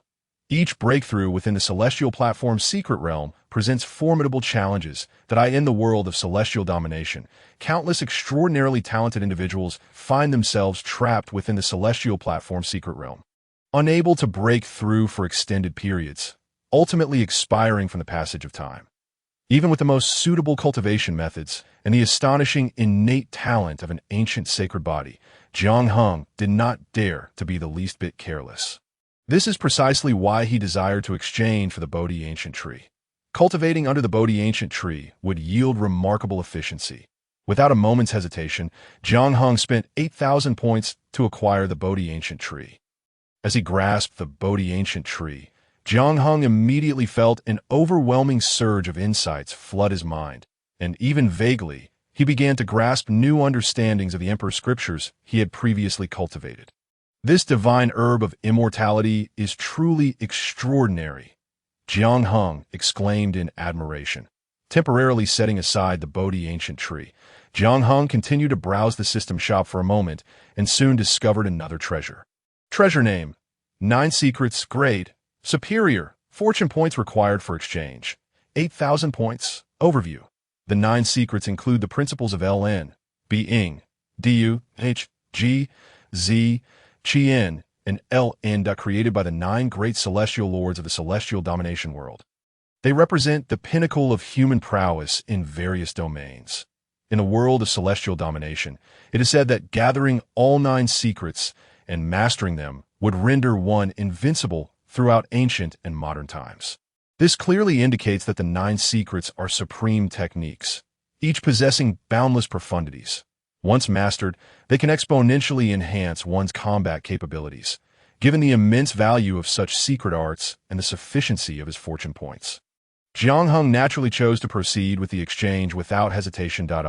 So each of the 9 secrets indeed possesses infinite utility, Jiang Hung murmured to himself. After acquiring the 9 secrets, Jiang Hung, through the system's explanations, gained a preliminary understanding of them. The Being secret, created by the original Celestial Lord, is a supreme technique that enables the manipulation of weapons. It is said that mastering the secret of weapons to its zenith allows one to control any external object, even wielding opponents as weapons, influencing even the most formidable emperor weapons. The Du secret, crafted by the limitless Celestial Lord, is an ultimate combat method known as the art of combat victory. Capable of simulating any attack, among the 9 secrets, the Du secret is renowned for its offensive prowess, capable of manifesting various lethal techniques with countless transformations. The ZH secret, devised by the longevity Celestial Lord, is a healing technique that can instantaneously restore injuries that, if mastered to its utmost, even the gravest wounds can heal in an instant, surpassing any elixir or remedy. The G secret, created by the Emperor Lord, can instantly elevate one's combat power tenfold, stacking 9 times the strength to possess unparalleled might. However, the activation probability of the G secret is uncertain. With good fortune, every attack may trigger it, while with ill fortune, it may not activate even once. The X-ing secret, conceived by the carefree Celestial Lord, is a technique that allows one to reach the limits of speed, possessing the swiftness of time itself. It is said that mastering the X-ing secret to its zenith grants entry into the most mysterious realms of time, enabling the reversal of time, the restoration of lifespan, and the attainment of immortality. The Z secret, crafted by the spiritual treasure Celestial Lord, pertains to formations and is the supreme technique of the way of formations. Mastering the Z secret to its pinnacle allows one to comprehend any formation at a glance. And employing the Z secret to arrange formations can even amplify their power manifold. The Qian secret, created by the Annihilation Celestial Lord, is a technique for cultivating consciousness, possessing remarkably profound effects. It is said that mastering the Qi-in secret to its utmost allows one to pause time and even traverse the river of time to glimpse potential future events. The L-in secret, devised by the calamity transcending Celestial Lord, is a technique that enables entry into the forbidden domain of divine prohibitions, rendering one invincible among peers. It is said that mastering the L-in secret to its zenith not only ensures invincibility among equals, but also allows for victories against those of higher tiers. The SH secret, created by the Virtue Celestial Lord, is a remarkably unique technique, somewhat akin to Laozi's concept of one Qi transforming into 3 purities. That it is said that mastering the SH secret to its pinnacle allows for not only the transformation into 3, but even the division into 9. With each of the 9 avatars retaining complete combat prowess, each of the 9 secrets harbors boundless profundities. If Jiang Hung were to master all 9 to the stage of great accomplishment, invincibility throughout the ages would no longer be a mere boast. This is particularly true for Jiang Hung, to this day, has yet to comprehend a combat technique of his own. However, with the 9 secrets in his possession. He would no longer need any specific combat techniques. Mastering the 9 secrets alone would enable him to surpass countless combat arts. Nevertheless, achieving mastery of all 9 secrets would likely not be a task accomplished in the short term. Jiang Hung was not in a hurry. For him, the most pressing matter was to elevate his own cultivation level first. Soon, Jiang Hung summoned Suiren, Yu Chao, and Kang Wen. Addressing the 3, I shall enter seclusion for cultivation. I entrust the affairs of humanity to you 3. Hung Emperor, how long do you anticipate your seclusion will last? Suiren inquired. The 3, having reached the great Luo Golden Immortal Realm with Jiang Heng's assistance, were naturally deeply concerned about his situation. Initially, they had hoped Jiang Hung would devise more methods. If another divine merit were to descend, the strength of humanity could be significantly bolstered. However, they did not expect Jiang Hung to choose this moment to enter seclusion for cultivation. Upon reflection, it was evident that Jiang Heng's cultivation was indeed somewhat insufficient. To the very least, it will take 100 years, and at most 1,000 years. I shall emerge when the time is right. Jiang Hung replied with a smile. This seclusion was of great significance, and even Jiang Hung himself was uncertain of the exact duration required. That is reassuring. Hung Emperor, rest assured, with the 3 of us here, humanity will undoubtedly be safe, Suiren declared with unwavering confidence. Yu Chao and Kang Wen nodded in agreement, and with that, Jiang Hung felt a sense of relief. After the 3 departed, he immediately commenced his seclusion for cultivation. In his previous cultivation, after overcoming the heavenly tribulation, Jiang Hung had already stepped into the first layer of the celestial platform's secret realm. However, due to the lack of subsequent cultivation methods, his progress had stagnated. Now that he had secured the required techniques, there would be no further obstacles in his cultivation within the celestial platform's secret realm. In the celestial platform's secret realm, the most suitable cultivation methods are the Taiyin True Scripture created by the Taiyin Sacred Emperor and the Taiyang True Scripture created by the Taiyang Sacred Emperor. Taiyin and Taiyang, which is weaker and which is stronger, yin and yang in harmony. The world calls it Imperial. When Taiyin and Taiyang converge, they channel the celestial platform, perfectly balancing yin and yang, evolving into the legendary supreme celestial platform art. Determining which of the Taiyin True Scripture and the Taiyang True Scripture is superior is no easy task, but cultivating both imperial scriptures simultaneously could indeed forge the most formidable celestial platform's secret realm. When the Taiyin and Taiyang harmonize and progress towards perfection, they may rightfully be called imperial. Though arduous, Jiang Hung understood that this was a path of supreme significance. Soon, he commenced his cultivation in the Xiantai secret realm. Adhering to the methods recorded in the Taiyin and Taiyang scriptures. Chapter 9. A step into the realm of Semi-Emperor. The Xiantai, the final secret realm of the human body, is fundamentally distinct from the preceding 4 realms. This realm is marked by its extraordinary difficulty. Each ascent through the 6 layers of Xiantai is akin to ascending to the heavens, with immense disparities in strength between each breakthrough. Transitioning from one layer to another is akin to crossing a vast chasm, fraught with challenges, making the cultivation in the Xiantai secret realm exceedingly arduous. It can be said that the disparity between each layer of this final realm is equivalent to that of a major secret realm encountered previously. Prior to this, there were merely the 4 realms of Luanhai, Daogong, Siji, and Hualong, whereas each layer of the Xiantai secret realm is comparable to a major secret realm, exhibiting a considerable distance between them. Hence, even when combining the powers of the 4 major realms, Luanhai, Daogong, Siji, and Hualong, the span of strength in the Xiantai alone surpasses them all. Upon entering the first layer of the Xiantai, one finds nothing particularly extraordinary. Yet, upon stepping into the second layer, one is regarded as a formidable being, comparable to a celestial being in the vast wilderness. Ascending to the third layer, one achieves the cutting of one's own path, earning the title of king, akin to a true immortal in the primordial world. Progressing to the 4th layer elevates one's life essence, entering the realm of principles, and one is then known as a saint, equivalent to a mysterious immortal in the primordial realm. Upon reaching the 5th layer, the domain of principles deepens further, and one is titled Saint King, akin to a supreme mysterious immortal in the primordial world. Finally, upon ascending to the sixth layer, the domain of the holy path reaches its zenith, and one is termed a great saint, comparable to a golden immortal in the primordial realm. Once the Xiantai's secret realm is perfected, one will commence the cultivation of the semi-emperor realm. Upon achieving the status of semi-emperor, one will be on par with a great Luo golden immortal in the primordial world. In truth, there are no particular cultivation techniques associated with the semi-emperor realm.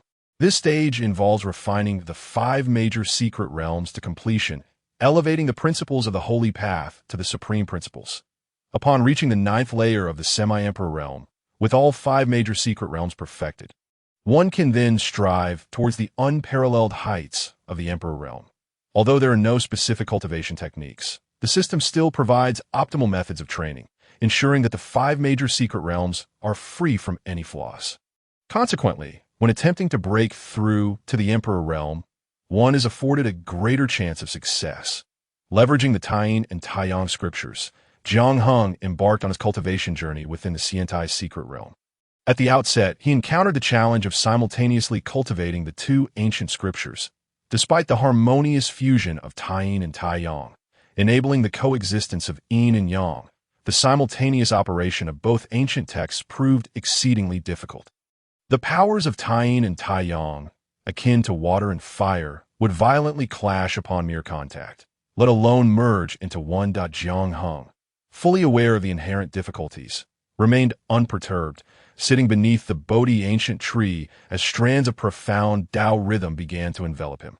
Gradually, it seemed as though he attained enlightenment, and the powers of Taiyin and Taiyang began to circulate concurrently within his body.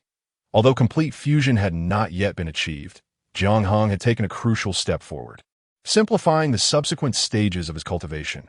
Time passed without the distinction of day and night, and amidst his unceasing cultivation, Jiang Heng transcended the first layer of the Xiantai, entering the domain of the second layer.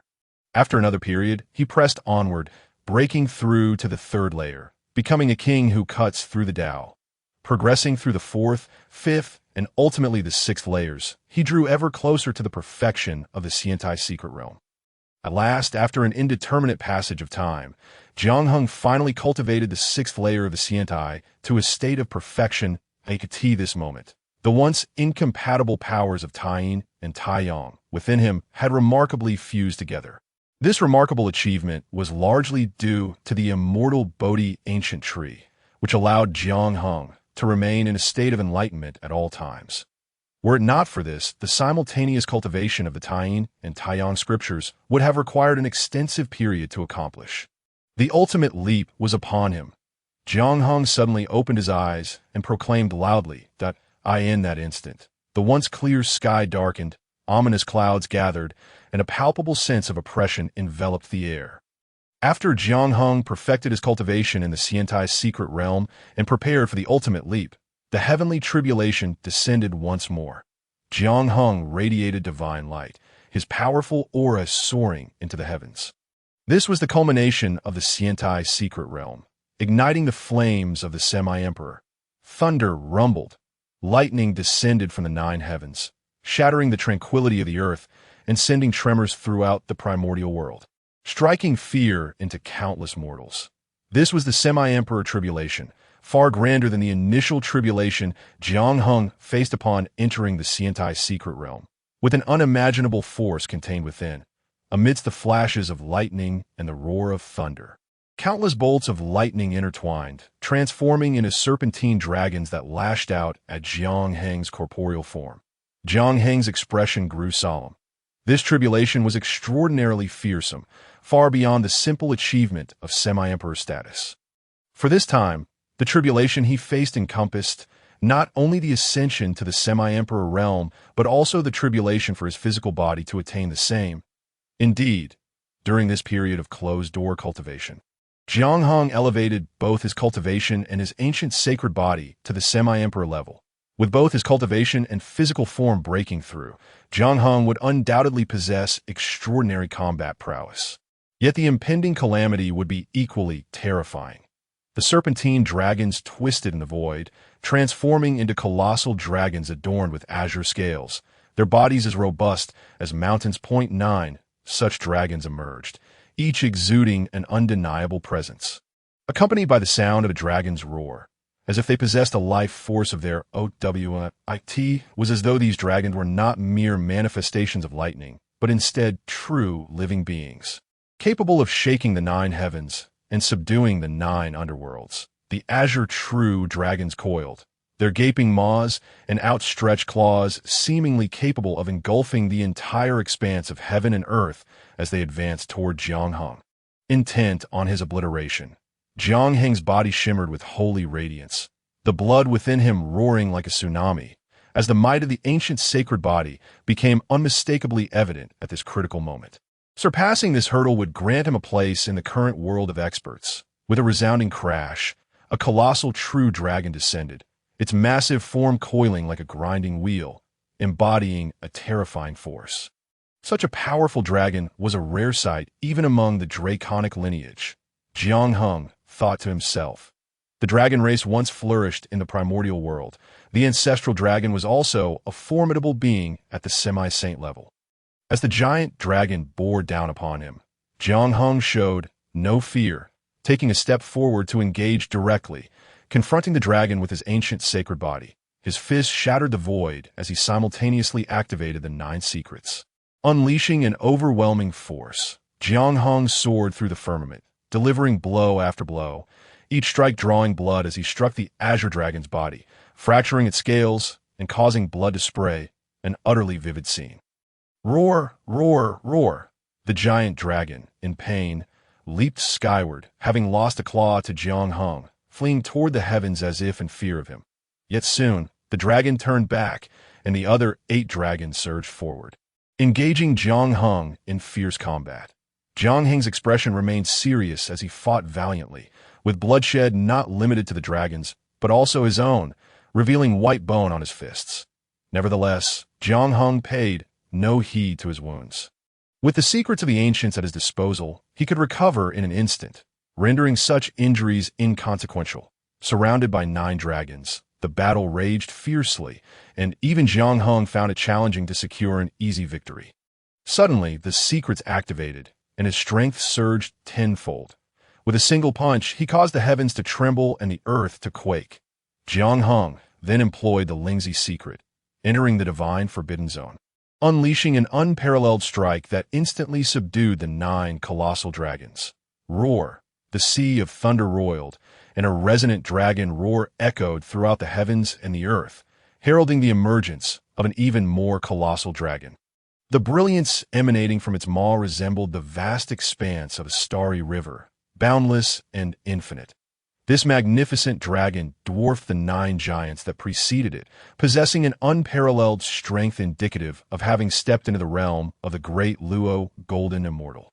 A ferocious battle ensued once more, and utilizing the 9 secrets, Jiang Heng ultimately shattered the immense body of the dragon into countless fragments. Though the dragon was vanquished, the tribulation did not conclude there. The thunderous sea trembled as 9 gigantic fire phoenixes surged toward Jiang Heng. Drawing upon the 9 secrets, Jiang Heng grew increasingly formidable in battle, his fervent combat spirit soaring to the skies, utterly obliterating the 9 fire phoenixes. Soon after, an even larger fire phoenix charged forth, indistinguishable from the legendary progenitor of the Phoenix clan, Yuan Feng. After a grueling victory, 9 great Qilins materialized from the Sea of Thunder, alongside a colossal Qilin strikingly similar to the primordial Qilin. Could it be that I have just traversed the Dragonhan cataclysm? Jiang Heng murmured to himself, I in the world of the primordial eons ago. The overlords among the realms were the Dragon, Phoenix, and Qilin clans. Unless unforeseen circumstances arose, what Jiang Heng had encountered moments ago were indeed the imprints left by the mightiest of these 3 clans upon the fabric of the universe. Amidst the brutal clashes, Jiang Heng sustained numerous injuries, yet, bolstered by the 9 secrets, these tribulations posed no significant threat to him. After overcoming the tribulations of the Dragon, Phoenix, and Qilin, a golden giant bell once again soared from the thunderous sea, descending upon Jiang Heng with intent to suppress. Is this the imprint of the Chaos Bell? Jiang Heng pondered silently. The golden bell contained immeasurable power, capable of shaking the very fabric of time and space, and possessed formidable defensive capabilities, rendering it nearly impervious to harm from Jiangheng. Subsequently, the Sea of Thunder quaked once more as a banner condensed from chaotic energy, and a scroll embodying the principles of Yin and Yang emerged, aiming to suppress Jiangheng. The Panga banner, the Taiji diagram, Jiangheng had no time for further contemplation. The imprints of the three innate supreme treasures had manifested through the heavenly tribulation, collectively seeking to subdue him. This battle was extraordinarily fierce, with Jiangheng being obliterated multiple times, yet resolutely reconstituting his body through sheer willpower. It was unclear how much time had passed, but long last, Jiangheng transcended his limits, unleashing a strike imbued with the essence of the character Jia, obliterating the three innate supreme treasures. Only then did the heavenly tribulation gradually dissipate, marking Jiangheng's official entry into the realm of the Quasi-Emperor. Chapter 10. The completion of the sacred body, challenging the great emperor. Who could have anticipated that 200 years had already elapsed since my last cultivation, from the first layer of the immortal platform to the first layer of the Quasi-Emperor realm? Jiangheng had devoted a full 200 years to this endeavor. In the grand scheme of time, this duration was relatively brief, so much so that it could be deemed exceedingly short. In the world of the Primordial, such a fleeting moment could not possibly suffice for one to attain the great Luo golden immortal realm. Naturally, those innate deities born with immense power, such as the three purities, were exceptions to this rule. Jiangheng's previous incarnation was merely an innate human, yet within a mere 500 years, he ascended to the great Luo golden immortal realm, a feat that would surely terrify many. This exemplifies the extraordinary power of the Celestial Emperor's law. Otherwise, Jiangheng would never have achieved his current level in just 200 years. Upon entering the Quasi-Emperor realm, Jiangheng felt no inclination to emerge from seclusion. He was determined to continue his cultivation. With his physical body stepping into the Quasi-Emperor realm, it also signified that Jiangheng could refine the ancient sacred body to its perfected stage. Once the sacred body reached perfection, even with Quasi-Emperor cultivation, Jiangheng would still possess the ability to challenge the mightiest of emperors, those quasi-saint beings within the world of the Primordial. Perfect the sacred body. One must adhere to the unique secret methodologies inherent to it, meticulously refining each secret realm to attain completeness and transcendence. The method for cultivating the perfected sacred body had already been bestowed upon Jiangheng by the system. Thus, he faced no hindrances in reconstructing the 5 great secret realms. As time flowed on, another century passed, and Jiangheng's cultivation steadily ascended to the 9th layer of the Quasi-Emperor realm. Concurrently, he successfully completed the reconstruction of all 5 great secret realms. Achieving perfection in each within Jiangheng's body, his golden blood had entirely transformed back to red, and each movement he made resonated with an overwhelming power. With the sacred body perfected, my physical form should now rival that of the ancestral shaman. Jiangheng mused inwardly. The perfected sacred body had reached a near-immortal state, enabling him to withstand the mightiest of emperor-level artifacts with ease. In the world of the Primordial, the strongest physical bodies undoubtedly belong to the shaman clan. Yet, Jiangheng believed that his current physique should not pale in comparison to that of the ancestral shamans. Ultimately, the true measure of strength would only be revealed through battle. If all went as expected, Jiangheng would have ample opportunities in the future. It's quite peculiar that there is no heavenly tribulation this time. Jiangheng murmured to himself that in his previous breakthroughs, Jiangheng had always encountered the cleansing of heavenly tribulation. It served both as a calamity and a means of tempering, aiding his advancement. This time, having perfected the sacred body, Jiangheng anticipated that the heavenly tribulation would descend once more. However, the world of the Primordial was not the same as that of the Celestial Emperor. And after the perfection of the sacred body, the heavenly tribulation did not manifest. Yet, Jiangheng understood all too well that once he stepped into the realm of the Emperor, the heavenly tribulation would undoubtedly return. Moreover, should there be no unforeseen circumstances, the tribulation accompanying his ascension to Emperor would likely be an unparalleled cataclysm. its power potentially beyond comprehension. For now, Jiang Hung realized that he still required further tempering to step into the Emperor realm, as his own cultivation level remained slightly wanting. Furthermore, the path for the sacred body to ascend to the Emperor realm was inherently more arduous than for others. Nonetheless, once the sacred body attained the Tao, its combat prowess would far surpass that of an ordinary emperor, justifying the title of Celestial Emperor. Jiang Hung was in no rush. There remained ample time before the ultimate arrival of the calamity between the shamans and the demons, allowing him to respond with composure. Upon exiting his seclusion, the three figures of Suiren, Yu Chao, and Kangwen immediately came forth to pay their respects to Jiang Hung that a century ago, when Jiang Hung broke through to the quasi-emperor realm. The ensuing heavenly tribulation had resonated throughout the human race, causing great concern for Jiang Heng's fate. Yet, as the tribulation subsided and Jiang Heng's aura stabilized, the three had assumed he would soon emerge from seclusion. Who would have thought that Jiang Hung remained in cultivation for an entire century more, only now truly emerging? During my 300 years of seclusion, has any significant event transpired among the human race? Jiang Hung inquired. Reporting to Emperor Hung, the human race has enjoyed favorable weather and peace over the past 3 centuries. No significant events have occurred, Suiren responded. Reporting to Emperor Hung, our human race has steadily progressed in development, with improvements in strength over these 3 centuries, Yu Chao stated. That is excellent news. During my seclusion, I have made some progress and discerned a cultivation method particularly suited for our human race, which I shall impart to all our kin shortly. Jiang Hung declared that, I wonder what insights Emperor Hung has gained during this period of seclusion. Kangwen asked. Jiang Hung smiled in silence, unreservedly releasing his cultivation. In an instant, the 9th layer of the quasi-emperor realm was laid bare before them. This is the cultivation of the great Luo Golden Immortal? But 300 years ago, weren't you just at the Earth Immortal realm? Emperor Hung, Suiren exclaimed in disbelief. 300 years. Merely 300 years. You've ascended from the Earth Immortal realm to the great Luo Golden Immortal realm. How is that even possible? Yu Chao muttered, his expression dazed. Wait, though both at the great Luo Golden Immortal realm, why does Emperor Heng's aura seem so overwhelmingly powerful? Kangwen remarked in astonishment. In just 300 years, Jiang Hung had transitioned from the Earth Immortal realm to the great Luo Golden Immortal realm, leaving Suiren and the others utterly speechless. Within their understanding, unless divine merit were to fall from the heavens, it was unthinkable to achieve such a feat purely through personal cultivation. Moreover, the aura Jiang Hung projected was as profound and unfathomable as an ocean, rendering it impossible for Suiren and the others to gauge his true depth.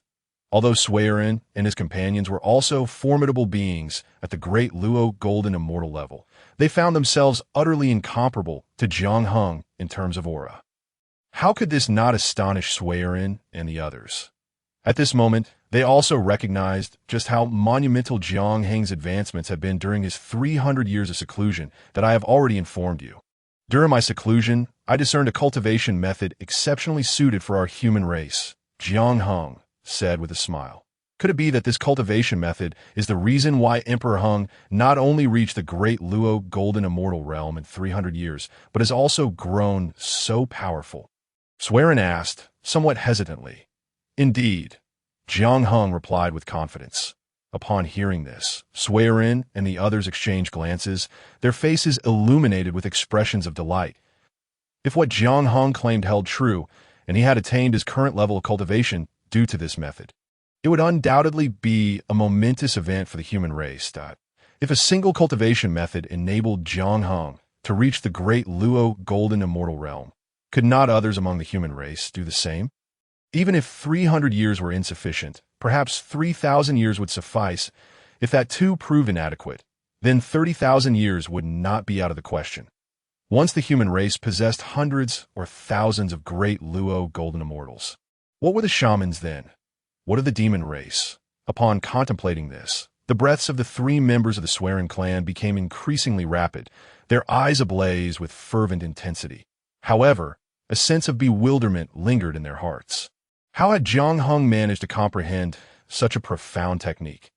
Presently, The cultivation methods practiced by the human race were those passed down by the Tai Chi sage, and despite countless practitioners, very few had achieved genuine success. It had been several centuries since the Tai Chi sage imparted his teachings to humanity, yet the number of individuals who had ascended to the realm of immortality remained scarce before entering seclusion. Jiang Heng was merely at the earth immortal stage. How could someone of such cultivation possibly grasp a technique that transcended that of the Tai Chi sage? Emperor Heng, does such a technique truly exist? What manner of technique is this? Inquired the member of the Chao clan, harboring a hint of skepticism. The highest realm of this technique I have named the imperial method of humanity, declared Jiang Heng. The imperial method of humanity? Might Emperor Heng demonstrate it for us? Suggested the Kangwen clan member. How about this? You three shall join forces to engage me in combat. This will allow you to better appreciate the intricacies of this technique. Jiang Heng responded that he was acutely aware that in the current primordial world, the status of sages was exalted, nearly unassailable. The cultivation methods adhered to by humanity were derived from the Tai Chi sage. And persuading the Swearing clan to adopt an alternative method would be no simple task. Only by allowing them to witness the true might of the Zhejian imperial method could they genuinely recognize the reality. Very well. The three members of the Swearing clan exchanged glances and spoke in unison. With a single step, Jiang Heng ascended into the air, addressing the Swearing clan. This is the first realm I have comprehended in my technique. The secret realm of the Wheel Sea. A golden sea of bitterness materialized, followed by the emergence of the life spring and divine bridge, a magnificent aura pressing down upon the Swearing clan. Under the weight of Jiang Heng's formidable presence, the three members of the Swearing clan appeared astounded, finding themselves unable to move a muscle.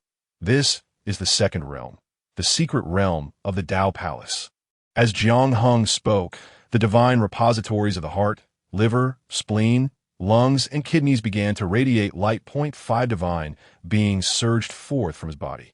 The phoenix spread its wings, the azure dragon coiled, the white tiger roared. The powers of the 5 elements manifested boundless creation. This is the third realm, the secret realm of the 4 poles. With a subtle movement of his limbs, Jiang Heng's hands seemed to reach the highest heavens while his feet appeared to tread upon the depths of the underworld, surrounded by countless laws encircling him. This is the 4th realm, the secret realm of transformation into a dragon. Jiang Heng stood tall, the sound of a dragon's roar echoing as a great dragon soared from his spine, as if it could support an entire realm. This is the 5th realm, the secret realm of the immortal platform. The 6 layers of the immortal platform began to glow, revealing the mysteries of boundless Tao laws, leaving the Swearing clan members in a state of dizzy awe. Perfecting the 5 secret realms allows one to step into the great Luo golden immortal stage, and if these realms were to merge as one might even reach the quasi-saint realm, Jiang Heng proclaimed. Before the Swearing clan could fully comprehend, Jiang Heng continued. Now allow you to experience my true strength after cultivating this technique. With that, he struck out with a single palm. Instantly, a tempestuous force shattered the void, as colossal hands descended upon the Swearing clan. The 3 members of the Swearing clan wore solemn expressions, hastily consolidating their strength, and simultaneously let out a fierce roar, striking back with their own palms. However, before their attack could approach Jiang Heng, it was subdued by his overwhelming power. As Jiang Heng's palm descended, the Swearing clan felt as if they were mere ants, utterly devoid of any ability to resist. Chapter 11. The entire clan cultivates the Zhejian imperial method. Although they were all great Luo golden immortals, the Swearing clan members were horrified to discover they could not withstand even a single palm strike from Jiang Heng. How could this be? That previous strike was executed without Jiang Heng employing his perfected saint body. It was merely the result of his quasi-emperor cultivation. However, to Jiang Heng, this was the norm, although they shared the same rank. Their combat prowess could be vastly different. The 3 members of the Swearing clan, despite being great Luo golden immortals, had all cultivated the golden elixir method taught by the Tai Chi sage. According to the system, the Zhejian imperial method was far more suitable for humanity, ranking significantly higher than the golden elixir techniques. Moreover, The swearing clan members had achieved the Great Luo Golden Immortal stage through the accumulation of merit, which inherently limited their strength. Even in the primordial world, those who relied on merit to attain enlightenment were historically the weakest. Thus, this disparity in strength between Jiang Hung and the swearing clan, despite their shared realm, was profoundly vast. Emperor Hung, it is truly astounding that during your seclusion, you managed to comprehend such a powerful technique, exclaimed a member of the swearing clan in astonishment. Jiang Heng's palm had not genuinely descended, and when he retracted it, the swearing clan members were left in a state of profound shock. If our entire race were to cultivate this technique, we would undoubtedly see a surge of exceptional individuals emerging. At that point, we may very well be able to compete with the demon race, Jiang Hung asserted confidently, a statement he did not make lightly. It was a possibility that could very well become reality. That would indeed be the best outcome. The Kangwen clan member responded with enthusiasm. Jiang Heng's ability to elevate his cultivation to the Great Luo Golden Immortal level within 300 years, coupled with such combat prowess, was nothing short of miraculous. The swearing clan members began to contemplate whether, should they also cultivate Jiang Heng's technique, they might discover new avenues for advancement. Even if they had to start anew, it would only take a few hundred years, a mere trifle in their long lives, that if they succeeded, it would be an extraordinary gain. Even in failure, they would incur little loss. Why not seize the opportunity? However, if our entire race were to adopt this technique, the teachings of the Tai Ching sage would go unpracticed. What implications might that have? After all, it is the sage's method, rooted in the teachings of the Tao ancestor. If neglected, could it not lead to unforeseen issues? Expressed a member of the swearing clan, a hint of concern in their voice. The concerns raised by the swearing clan were not without merit. Should the Zhejian imperial method be universally implemented among humanity, the reaction of the Tai Ching sage would be worth pondering. Jiang Hung contemplated further. He suspected that if the situation escalated, even the Tao ancestor might intervene. The future rise of humanity could very well be a script long predestined by the heavens. If that were the case, humanity's development might have already been determined. Once humanity veered off its original trajectory, it was uncertain whether the heavens would intervene. However, in the primordial world, the heavens were nearly synonymous with the Tao ancestor, Hongjun. To be precise, the heavens were Hongjun, yet Hongjun was not merely the heavens. A careful examination of the actions of the Tao ancestor reveals they were ultimately to align with a natural course of heavenly development. What gave Jiang Hung a sense of assurance was the notion that humanity's rise was a trend supported by the heavens, one that even the sages and the Tao ancestor could not alter. Therefore, as long as the grand scheme remained intact, making minor adjustments should fall within the permissible bounds of heavenly allowance. Moreover, propagating the Zhejian imperial method throughout humanity represented the sole path to strength. How could Jiang Hung easily relinquish such an opportunity? Subsequently, Jiang Hung imparted various techniques of the Celestial Emperor to the 3 members of the swearing clan, urging them to disseminate these teachings among the human race. The techniques exchanged within the system were not merely the few that Jiang Hung had cultivated, but encompassed all the imperial scriptures from the celestial realm.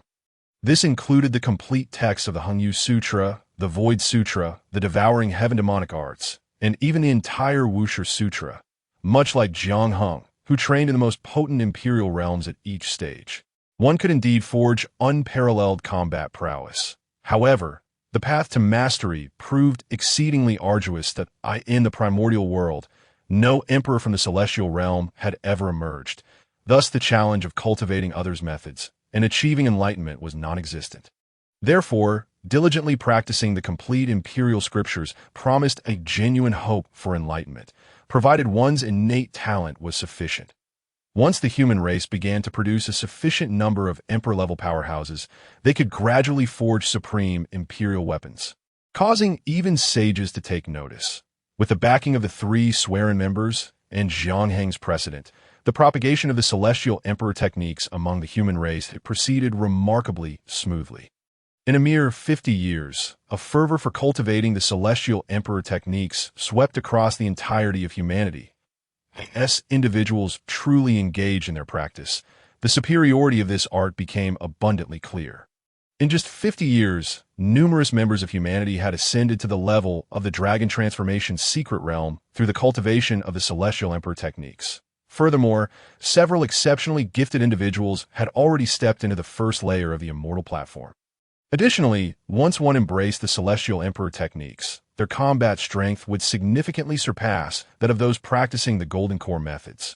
Those who had previously expressed skepticism towards the Celestial Emperor techniques, upon witnessing their formidable nature, began to adopt these practices as well.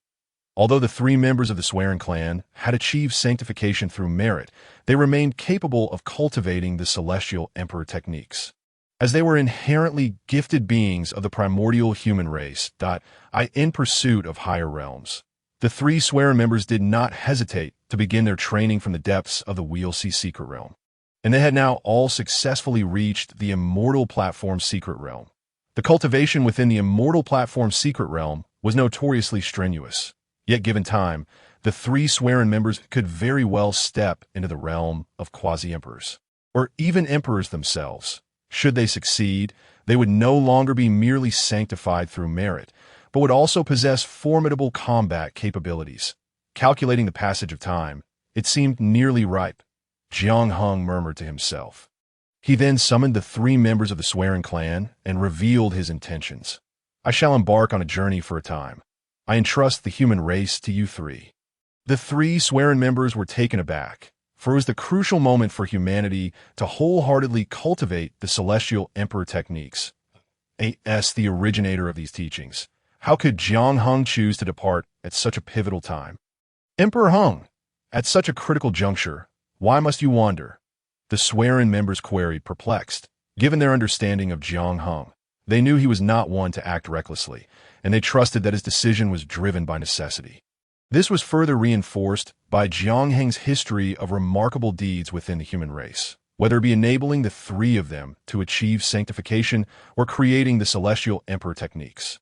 Each of these accomplishments had granted Jiang Hung immense prestige among humanity, rendering his identity as the sovereign of the human race beyond reproach. Firstly, my current cultivation has reached a bottleneck. To break through, I require profound insights, which cannot simply be achieved through seclusion.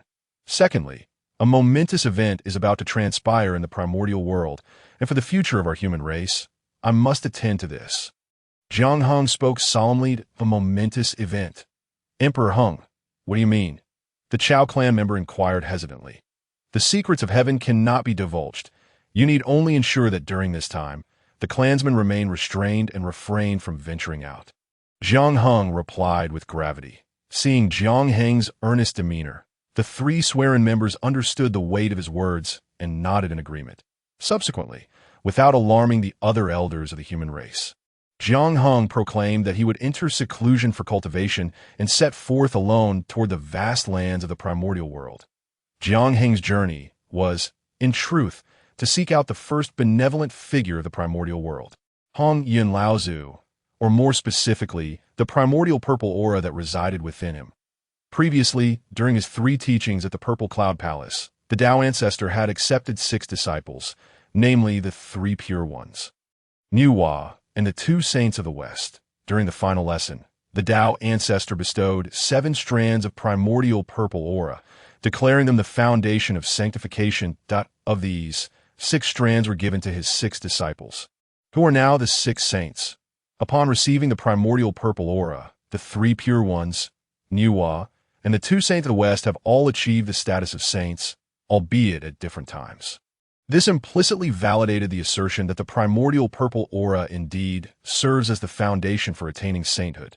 Consequently, the 7th strand of primordial purple aura became exceedingly crucial, a coveted object sought after by countless aspirants of sanctification.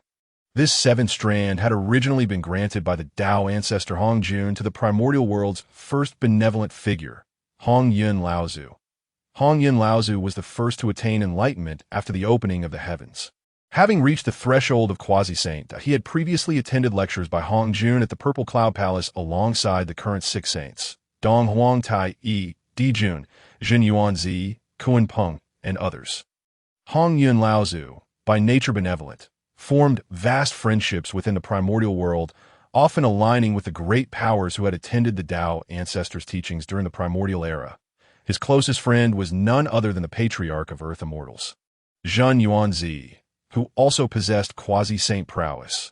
Yet paradoxically, Hongyun Laozu was also the unluckiest figure in the primordial world, his misfortunes so profound that they would bring tears to the eyes of those who heard of them. In the past, within the Purple Cloud Palace, there had been 6 seats that it is now widely known among the powerhouses of the primordial world that occupying one of these 6 seats would lead to being accepted as a direct disciple of the Tao ancestor. Being a direct disciple meant attaining sanctification, and at that time, Hongyun Laozu had indeed held a seat in the Purple Cloud Palace. However, due to the shamelessness of the 2 saints of the West, Hongyun Laozu relinquished his seat, thereby missing the opportunity to become a direct disciple of the Tao ancestor. If that were not enough, the Tao ancestor Hongjun ultimately granted 1 strand of primordial purple aura to Hongyun Laozu as compensation. Now, the 6 disciples of the Tao ancestor, the 3 pure ones, Niuhua, and the 2 saints of the West who possessed primordial purple aura, had all achieved the status of saints. Yet what of Hongyun Laozu, who also possessed primordial purple aura? He had yet to even grasp the beginnings of how to attain sainthood. It is precisely for this reason that Hongyun Laozu's impending calamity loomed ominously. Chapter 12. Hongyun encounters calamity. Upon departing from the human race, Jiangheng set forth directly toward the location of the Fire Cloud Cave, where Hongyun Laozu was currently in seclusion. It is said that following the day of the 5 saints, Zhen Yuanzi, as Hongyun Laozu's closest friend, sensed trouble brewing to prevent his dear friend from falling into peril. Zhen Yuanzi kept Hongyun Laozu within the confines of the Wuzhuang Temple for cultivation. Both Zhen Yuanzi and Hongyun Laozu were quasi-saint level powerhouses, and together, they commanded respect among the myriad of beings beneath the saints in the primordial world. However, perhaps it was simply Hongyun Laozu's destiny to encounter such a calamity. After a period of cultivation within the Wuzhuang Temple, he could no longer endure the confinement in the primordial world. When calamity strikes, it often leaves those ensnared in its grasp bewildered, leading them to commit inexplicable acts. Hongyun Laozu was no exception, as he seemed oblivious to the fact that many eyes were currently fixated upon him. Had he remained within the Wuzhuang Temple, bolstered by the presence of 2 quasi-saints, others might have hesitated to act against him. Yet, blinded by the impending calamity, Hongyun Laozu resolved to return alone to his cave dwelling, the Fire Cloud Cave, an act that amounted to seeking his own demise.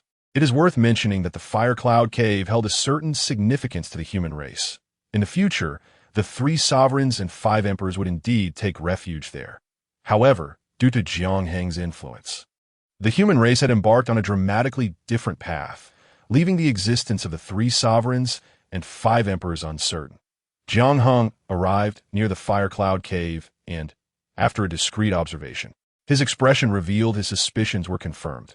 Kuin Peng, Minghe Laozu, it is indeed these 2 rascals, Jiangheng murmured to himself. Many eyes were on Hongyun Laozu, but the most formidable among them were the quasi-saints Kuin Peng and Minghe Laozu. Kuin Peng bore a long-standing grudge against Hongyun Laozu, believing that had Hongyun Laozu not voluntarily relinquished his seat to the 2 saints of the West, he would not have lost his position within the Purple Cloud Palace. Had it not been for this, Kuin Peng might have already become a direct disciple of the Tao ancestor, thereby achieving the status of saint. For Minghe Laozu, he had long been consumed with the desire to attain enlightenment, attempting to replicate the efforts of Saint Niuhua in creating humanity, which led to the birth of the Azura race. Yet, no matter how hard Minghe Laozu toiled, he remained an insurmountable distance from the realm of saints, and he could not accept this fate. After much contemplation, the venerable ancestor Minghe concluded that his inability to attain sainthood stemmed from his lack of the primordial purple Q, in unison with Kuinping. He swiftly approached the vicinity of the Fire Cloud Cave, evidently intent on committing murder and seizing treasures. Both Ancestor Minghe and Kuinpeng were seasoned quasi-saint powerhouses, their formidable strengths rendering them prominent figures within the primordial realm. Although Ancestor Hongyun possessed considerable might, should a confrontation arise, The alliance of Mingyi and Kunpeng would leave no chance for Hong Yun to escape unscathed. Whether or not to rescue ancestor Hong Yun was of little consequence to Jiang Hong. After all, they were not blood relatives, and ancestor Hong Yun was not of the human race, as the sovereign of humanity. Jiang Heng's thoughts were perpetually occupied by the interests of his people. Thus, ancestor Hong Yun did not fall within his considerations. However, if ancestor Hong Yun were to submit to the human race, it would undoubtedly bolster their ranks with another quasi-saint, and Jiang Hong might contemplate intervening. The primordial purple chi was the crux of the matter. Jiang Hong would not be swayed by the absurd notion that possessing it could guarantee sainthood. He was genuinely curious to witness what the primordial purple chi entailed, firmly believing that the Tao ancestors' intentions were not without purpose. After a period of waiting, Kunpeng and ancestor Mingyi could no longer contain their impatience. Abandoning all pretense of concealment and directly approaching the entrance of the fire cloud cave. "Friend Hong Yun, might you emerge for a conversation?" Kunpeng proclaimed without reservation. "Indeed, friend Hong Yun, having sensed our presence, why do you hide within your abode?" Ancestor Mingyi added. Their lack of subtlety rendered it bizarre if ancestor Hong Yun failed to notice their arrival. Aware that evasion was futile, ancestor Hong Yun stepped out of the cave, speaking in a grave tone. "What brings you two friends here?" Naturally, ancestor Hong Yun recognized both Kunpeng and ancestor Mingyi, fully aware that their visit was unlikely to result in amicable terms. Hong Yun, on that day in the Purple Cloud Palace, the Tao ancestor bestowed upon you a portion of primordial purple chi, and today we have come for that very reason, ancestor Mingyi declared. "Hong Yun, if you willingly surrender the primordial purple chi, we shall take our leave. Refuse, and today may very well mark your demise," Kunpeng warned ominously. The expression on ancestor Hong Yun's face shifted dramatically as he retorted, "The primordial purple chi was personally granted by the Tao ancestor. Do you not fear his wrath in your brazen attempt to seize it?" "Hong Yun, you overestimate your own significance. The Tao ancestor bestowed the primordial purple chi upon you, but did not declare it to be exclusively yours. It has been a Yuan meeting since you obtained it, yet you remain unable to comprehend its mysteries. Keeping it is a waste," ancestor Mingyi scoffed. "You are correct, ancestor Mingyi. Hong Yun, your inability to understand the primordial purple chi indicates that it was never destined for you. I urge you to hand it over willingly. Doing so may spare your life," Kunpeng added with a dark expression. Ancestor Hong Yun's demeanor began to shift, knowing that Mingyi and Kunpeng were not inclined to relent. Yet to relinquish the foundation of his potential sainthood, the primordial purple chi, he was unwilling to comply. "There is no point in further discussion. Do you truly believe I, ancestor Hong Yun, am so easily intimidated? I shall never hand over the primordial purple chi," he asserted defiantly. "It seems you will not shed tears until you see the coffin. Let us see the truth revealed through our confrontation," ancestor Mingyi responded, his expression darkening. "Refusing a toast only to drink the penalty wine. Today shall surely be your day of demise, Hong Yun," Kunpeng declared, no longer prepared to engage in further dialogue with ancestor Hong Yun. Thus commenced an epic battle, with all three being veteran quasi-saint powerhouses of the primordial world, their strengths ranking among the elite. In the face of Kunpeng and ancestor Mingyi, ancestor Hong Yun immediately summoned his prized artifact. The 99 Scatter Soul Gourd. This artifact was extraordinary, having been derived from the innate roots atop Kunlun, harvested from the Jiang Hong. Brimming with fervor, found himself exhilarated at the prospect of his first encounter with a quasi-saint level powerhouse since arriving in the primordial world. His heart swelled with anticipation. Although Jiang Hong had yet to forge an unparalleled imperial weapon, he regarded his own physical form as the mightiest of treasures. In an instant, the perfected ancient sacred body unfurled, enveloping him in a radiant golden light. As immense power erupted from within him, as Jiang Hong took a step forward, a chaotic azure lotus materialized behind him amidst the boundless chaos, gently swaying and sending tremors through the entire void. He bore the stature of a celestial king, descending from the heavens with an overwhelming presence, charging toward the ancestor of the underworld river and Kunpeng. In the face of these two quasi-saints, Jiang Hong spared no effort. The innate phenomena of the celestial descent and the chaos seed, Lotus manifested instantaneously. With a single punch, he shook the vast earth, shattering infinite dimensions, and the ferocious force caused both the ancestor of the underworld river and Kunpeng to tremble. Such formidable physical prowess.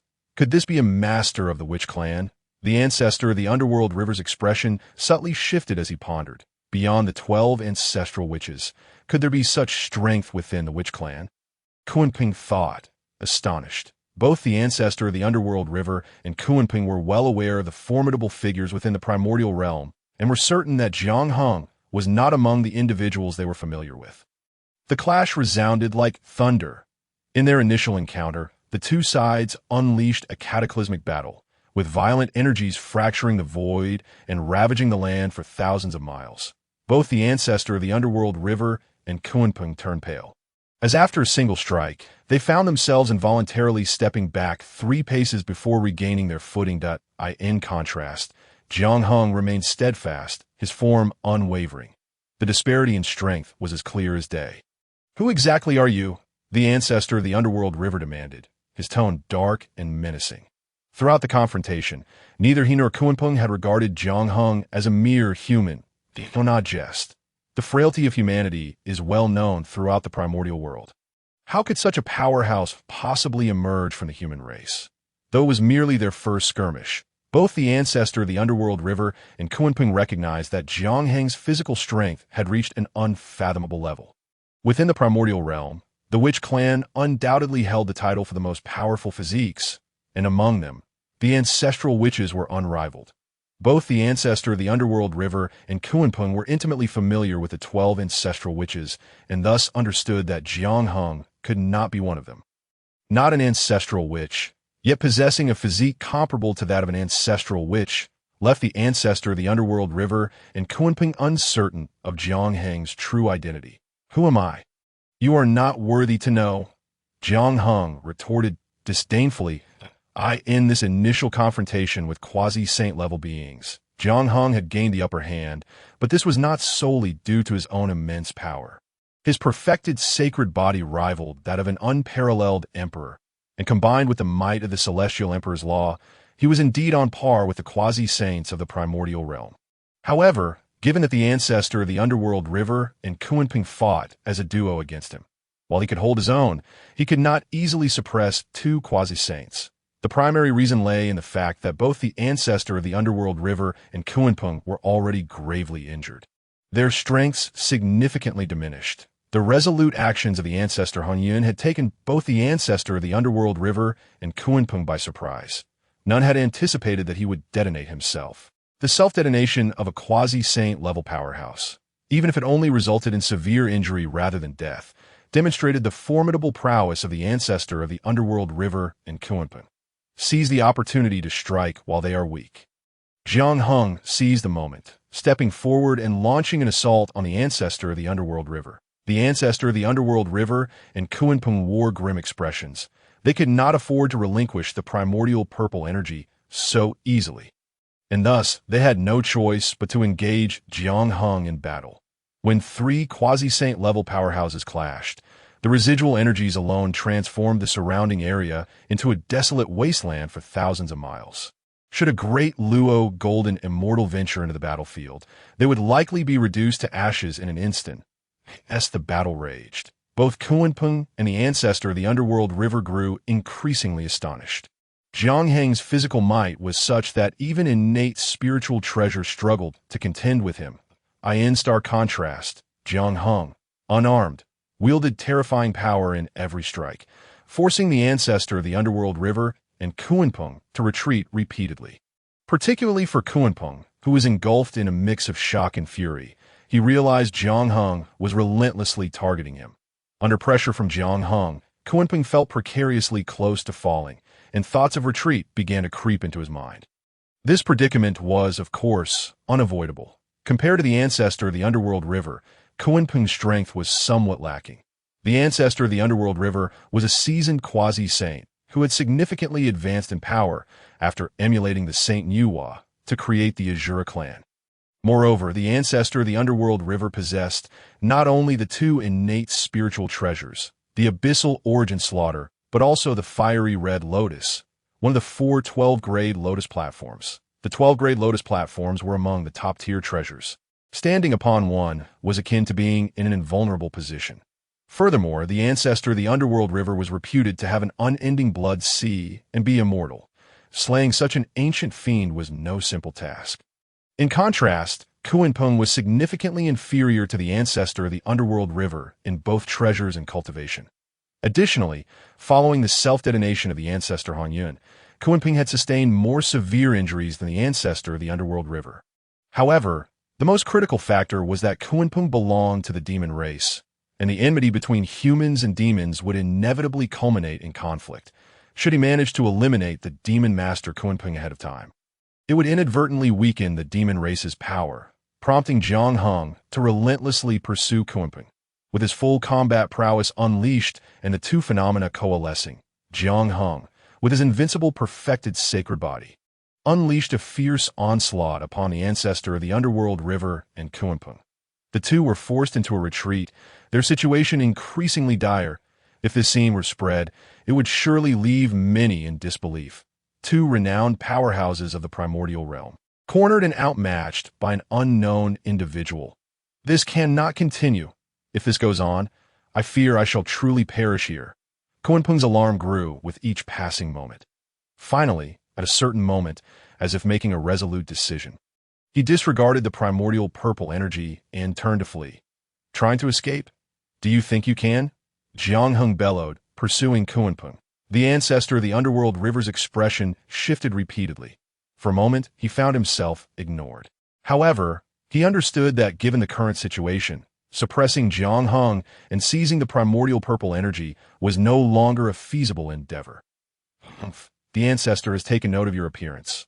Once I have healed, we shall settle this. The ancestor of the underworld river thought to himself, unconcerned with Kunpeng's fate, as he turned to flee towards the blood sea.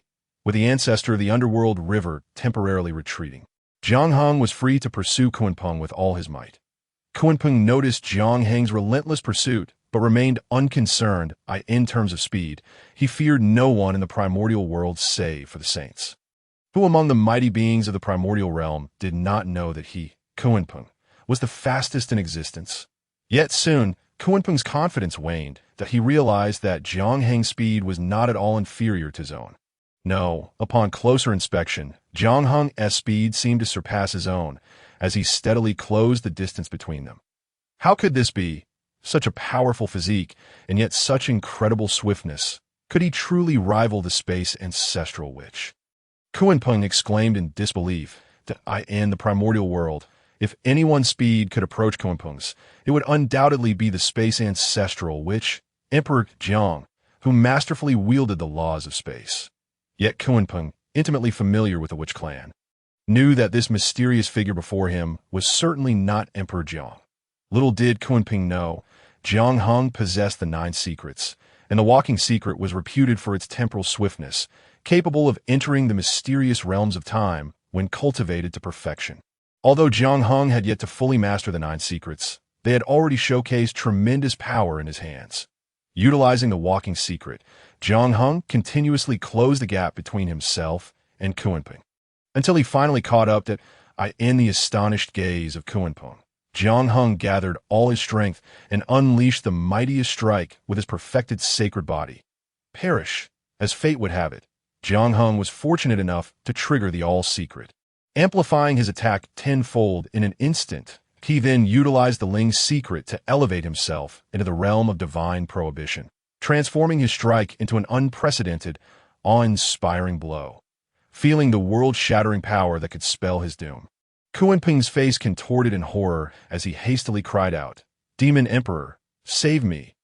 In that instant, layers of space shattered as a colossal golden bell, imbued with terrifying energy, surged through the endless chaotic mist, breaking through the confines of time and space. Dong, dong, dong. As the chime resonated, it sent tremors throughout the vast and primordial world, causing the boundless realms of time and space to quiver, while an invincible force instantaneously converged upon Jiang Heng. The Chaos Bell?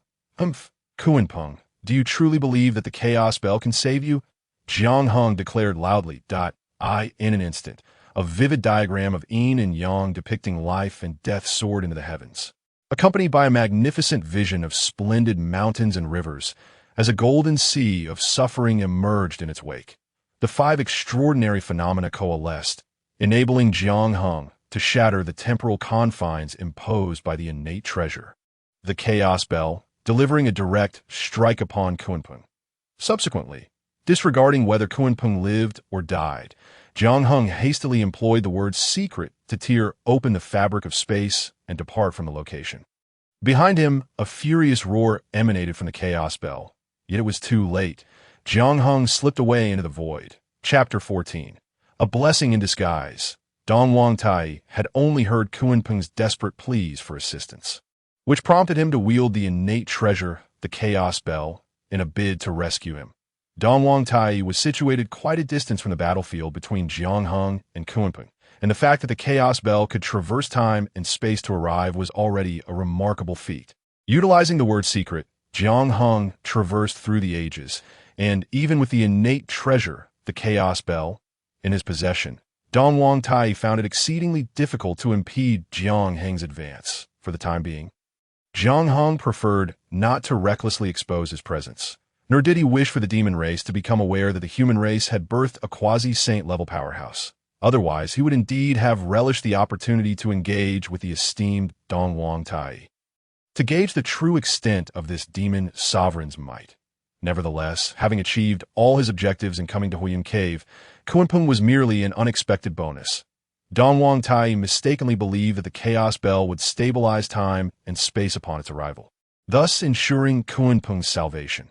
However, he could never have anticipated that Jiang Hung would possess five supreme phenomena. The convergence of these five extraordinary manifestations unleashed a power that was nothing short of cataclysmic, rendering even the innate treasure, the Chaos Bell, incapable of holding sway over the time and space surrounding Jiang Hung. This was the source of Dong Wangtai's fury as a sovereign of the demon race. Despite employing the innate treasure, he was utterly unable to restrain Jiang Hung in the slightest. Moreover, Jiang Hung had struck a devastating blow against Kunpeng right beneath Dong Wangtai's very nose. The fact that the illustrious Dong Wang could not safeguard the demon master Kunpeng would undoubtedly tarnish his reputation if it were to spread. As for Kunpeng, due to Jiang Heng's hasty departure, he had no time to ascertain whether the demon master was alive or dead. Nonetheless, Kunpeng was a formidable figure who had endured since the ancient era, possessing considerable capabilities that, in the impending calamity of the Wu and Yao, both Dong Wangtai and the demon emperor Dijun would fall. Yet Kunpeng would continue to thrive, showcasing his undeniable prowess, though Jiang Hung had unleashed a breathtaking strike using the word secrets. The likelihood of completely slaying Kunpeng seemed slim. Even so, Jiang Hung was confident that Kunpeng would undoubtedly face dire consequences this time, for a duration of several thousand to perhaps even 10,000 years. Kunpeng would likely be occupied with recuperation, rendering his return to Cao Chaos utterly improbable. With the outbreak of the Third Great War between the Wu and the Yao looming, Kunpeng's grievous injuries would undoubtedly weaken the demon race's strength, which would certainly alleviate some of the pressure on the entire human race during the forthcoming conflict. An exceedingly fortuitous turn of events, as Jiang Hung traversed the primordial world with great haste. He soon discovered a secluded refuge, at which point he gestured grandly. With the ancestor of the Nether River and Kunpeng having retreated, "Why not reveal yourself, my friend?" Jiang Hung inquired. No sooner had he spoken than a somewhat ethereal figure materialized before him. Revealing the already self-destructed Hongyun ancestor, "I am profoundly grateful for your rescue," the Hongyun ancestor remarked, his countenance somber as he bowed in gratitude to Jiang Hung. In this moment, the Hongyun ancestor, reduced to mere spirit due to his self-detonation, was left in a state of utter desolation. Even this remnant of a soul was exceedingly unstable, facing the imminent danger of dissipating into the ether. After countless years of cultivation, he had finally attained quasi-saint status, boasting the coveted Hongmeng purple qi that was the envy of all in the primordial world. Yet now, he found himself in such a wretched state, a testament to his unfortunate fate. The Hongyun ancestors' emotional turmoil was palpable. In a moment of his self-explosion, he had embraced a mentality of mutual destruction, never expecting to emerge unscathed. In his heart, he attributed his survival entirely to Jiang Heng's intervention, thus harboring immense gratitude towards him. Yet, this was a misconception on the Hongyun ancestors' part. Had Jiang Heng not intervened, he would still have retained a sliver of hope for survival. The crux lay in the Hongming purple qi and the Hongyun ancestors' innate spiritual treasure, the 99 scatter soul gourd. When the Hongyun ancestor encountered his calamity, the Hongming purple qi had aided him in withstanding a deadly tribulation, allowing him to self-destruct without facing total annihilation. The innate treasure, the 99 scatter soul gourd, served to preserve the Hongyun ancestor's spirit, preventing it from perishing immediately. Misled into believing his survival was due to Jiang Heng's intervention, Jiang Heng had no intention of disabusing him of this notion. My friend, there is no need for such formality. Who in the primordial realm does not know of the Hongyun ancestors' vast network of benevolent connections? You are truly a paragon of virtue. Those ancestors of the Nether River and Kuanping are infamous for their malevolence within the primordial realm. When faced with injustice, it is only natural that I would not stand idly by. Jiang Heng replied, You are indeed a model of altruism. It is regrettable that the Hongming purple qi has inexplicably fled, or else I could have bestowed it upon you as a token of gratitude. The Hongyun ancestor sighed. After helping him withstand a deadly tribulation, the Hongming purple qi was meant to escape into the void, disappearing into the vastness. Yet, Jiang Heng had come precisely for the Hongming purple qi, and at the very moment it attempted to flee, he had seized it. In truth, intercepting the Hongming purple qi was nearly impossible. It was predestined that this was not the appropriate moment for its emergence. Consequently, the Hongyun ancestor had spent an entire Yuan meeting contemplating the Hongming purple qi, yet had gleaned nothing of significance. However, with Jiang Heng possessing 5 supreme phenomena at his disposal, even the time and space restrained by the innate treasure, the chaos bell could be shattered, making it far from challenging for him to seize the Hongming purple qi. Nonetheless, Jiang Heng had yet to find the time to study the Hongming purple qi, merely suppressing it within his golden sea of suffering. Although he had long since abandoned hope that the Hongming purple qi could elevate him to the status of a saint, he considered that studying it might yield some unexpected insights. Whether I gain or lose the Hongming purple qi, it may not be a misfortune for you, my friend, Jiang Heng said with a smile that, Oh, what do you mean by that? The Hongyun ancestor inquired. Puzzled, my friend, as I understand it, you have possessed the Hongming purple qi for a complete Yuan meeting. Have you discerned any profound insights? Spending all that time in contemplation of the Hongming purple qi while neglecting your own cultivation progress is hardly a path to sainthood. Furthermore, you have attracted peril to your life because of it. What benefit has the Hongming purple qi brought you? Jiang Heng articulated. Upon hearing these words, the Hongyun ancestor stood frozen in place, wishing to respond but ultimately dissolving into a deep sigh. Alas, it is only now that I realize how utterly misguided I have been that, as you say, the Hongming purple qi has been a calamity rather than a blessing for me. How regrettable, how lamentable, how pitiful. It is all far too late now. In my current state, my foundation lies in ruins, and the possibility of ascending the path once more is utterly extinguished, the Hongyun ancestor lamented, present. The Hongyun ancestor was reduced to a mere remnant of his soul, incapable of seizing a new body for rebirth, thus rendering his foundation irrevocably shattered, my friend, even with only a remnant of your soul left. It is not entirely devoid of hope for achieving the Tao. Jiang Heng responded with a smile. Is that truly the case? To my knowledge, unless a Tao ancestor intervenes personally or a saint lends their hand, such matters are impossible, the Hongyun ancestor exclaimed in astonishment. Allow me to keep you in suspense. The truth shall soon be revealed. Jiang Heng replied with another smile that, in that case, I shall entrust this matter to you. Should I ever attain the Tao again, I shall surely repay your kindness 100-fold. After much contemplation, Hongyun Laozu remained perplexed regarding Jiang Heng's true intentions, ultimately offering a courteous bow of gratitude once again. Hongyun Laozu's reasoning held merit. Unless one were a sage, or if Daozu were to intervene personally, it would be nearly impossible for him to ascend once more, given his current state as a mere remnant of a soul. However, unbeknownst to Hongyun Laozu, the ancestor of the 12 ancestors of witchcraft, Hutu was soon to undergo reincarnation. Since time immemorial, within the primordial realms, the souls of the departed have been consigned to the blood sea, unable to reincarnate, forever wandering its depths.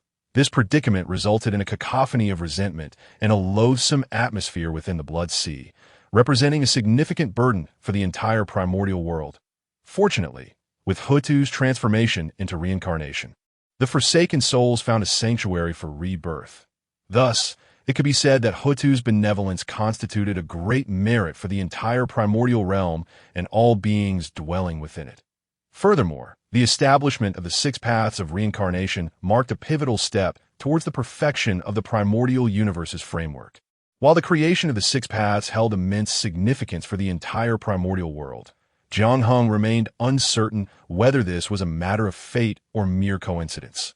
Although his time in the primordial realm had been brief, he had already sensed its complexities, recognizing that the legends of later generations were often shrouded in half-truths. For instance, the Taching sage, who preached to the human race, confounded Jiang Heng. Nevertheless, as his strength continued to burgeon, he was confident that one day, the primordial world would reveal all its secrets to him.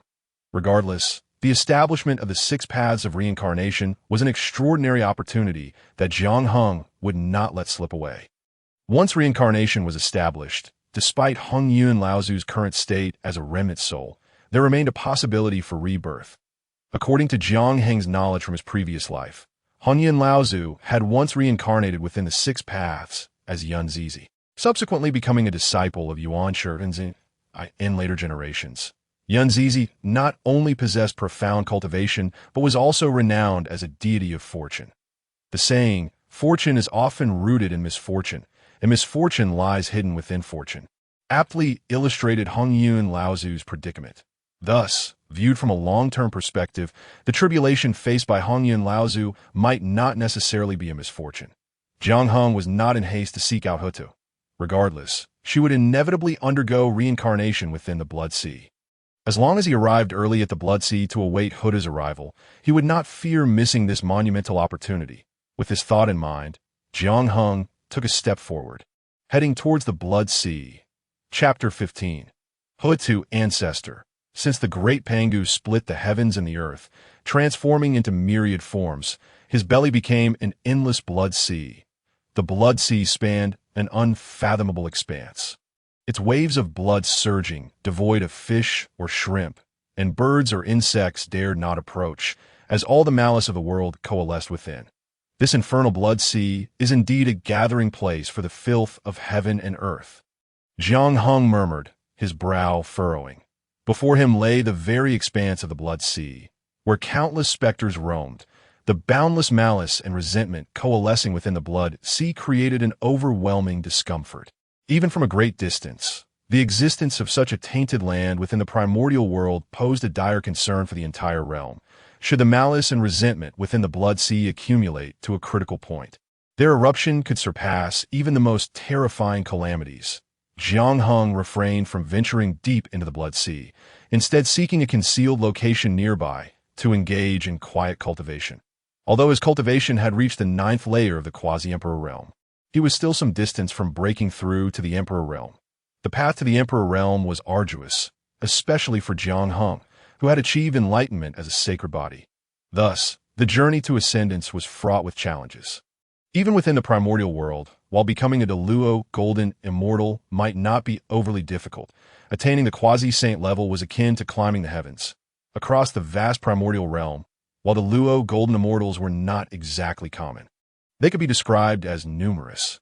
However, quasi-saints, when all was counted, only a handful of beings possessed the cultivation level of quasi-saints. Jiang Heng was not anxious. He continued to amass strength while diligently refining the 9 secrets. The power of the 9 secrets had been undeniably showcased during his battles with Kuanpeng and the ancestor of the Nether River. And how could Jiang Heng neglect to cultivate such an unparalleled secret technique? Yet, mastering the 9 secrets was no easy feat, and it would likely require a considerable amount of time for Jiang Hung to fully comprehend them.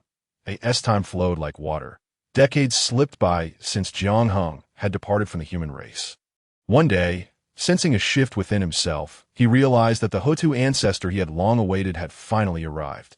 Jiang Hung had long held the witch clan in high regard, yet he had yet to encounter a true member of the clan. In his mind, he envisioned the witch clan as robust, muscular beings exuding an air that intimated they were not to be trifled with. While Hutu was a woman, she was still a member of the witch clan, and Jiang Hung surmised that she would not differ much from his expectations. However, before him stood a remarkably tranquil woman, strikingly beautiful, emanating an indescribable aura. Coupled with her subtly sorrowful expression, it evoked a sense of compassion and reluctance within him. What, he wondered, could have caused this celestial being to wear such a melancholic countenance? Unconsciously, Jiang Hung approached Hutu, performing a respectful bow before speaking. "Why does my friend appear so sorrowful in this place?" Hutu glanced at Jiang Hung, her expression one of mild surprise, as if questioning why he was present in the Blood Sea. "Look at these countless souls. Many are those who have perished unjustly. They have nowhere to return and can only drift in this Blood Sea. What transgressions have they committed to suffer such profound anguish? It is a truly lamentable fate." Hutu spoke with deep compassion. As if recalling her sorrowful thoughts, tears welled up in Hutu's eyes, only to evaporate the moment they fell into the Blood Sea. "Indeed, as you say, many souls in this Blood Sea are unjustly deceased, and among them are not a few from my human race." Jiang Hung nodded in agreement. "You are the human race?" Hutu asked, taken aback that my name is Jiang Hung, the sovereign of the human clan. Self-styled as the Emperor of Eternity, that I pay my respects to you. "Dao friend Hutu," Jiang Hung replied openly. "You know my name?" "Ah, I see at my witch clan is naturally devoid of primordial spirits, so it is not surprising that you recognized me." "Jiang Hung, I perceive your profound cultivation. I did not expect you to be the sovereign of the human clan. Given that humanity is still in its infancy, for you to attain such a level of cultivation is indeed remarkable. I doubt any powerful beings within the primordial realm would have anticipated the emergence of a being like you among the human race." Hutu remarked, "You flatter me. Dao friend Hutu, our human race is still struggling to survive in the primordial lands. Unlike your witch clan, which reigns as the dominant power in the primordial realm, we are not to be compared." Jiang Hung responded, "Dominant power? While my witch clan may appear resplendent, we are likely not far from impending calamity. Alas, let us speak no more of such matters. As the sovereign of the human clan, what brings you to this Blood Sea?" Hutu sighed. Upon hearing this, Jiang Hung felt a stirring in his heart. He was well aware of the trajectory of the witch and demon calamity, yet it seemed that Hutu had sensed something amiss as well. The concern that had inadvertently slipped from her words could not be feigned, indicating that she might have already become aware of the brewing storm.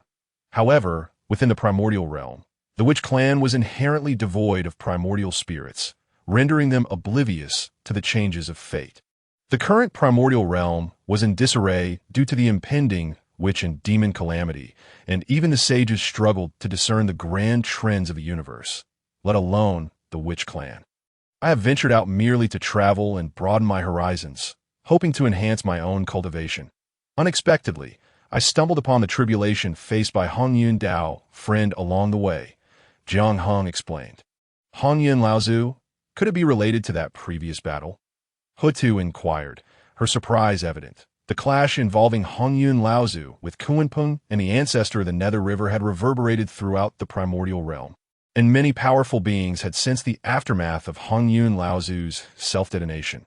Everyone believed Hongyun Laozu had perished, including his closest friend, Zenyuanzi, who vowed to oppose the ancestor of the Nether River and Kuanpeng.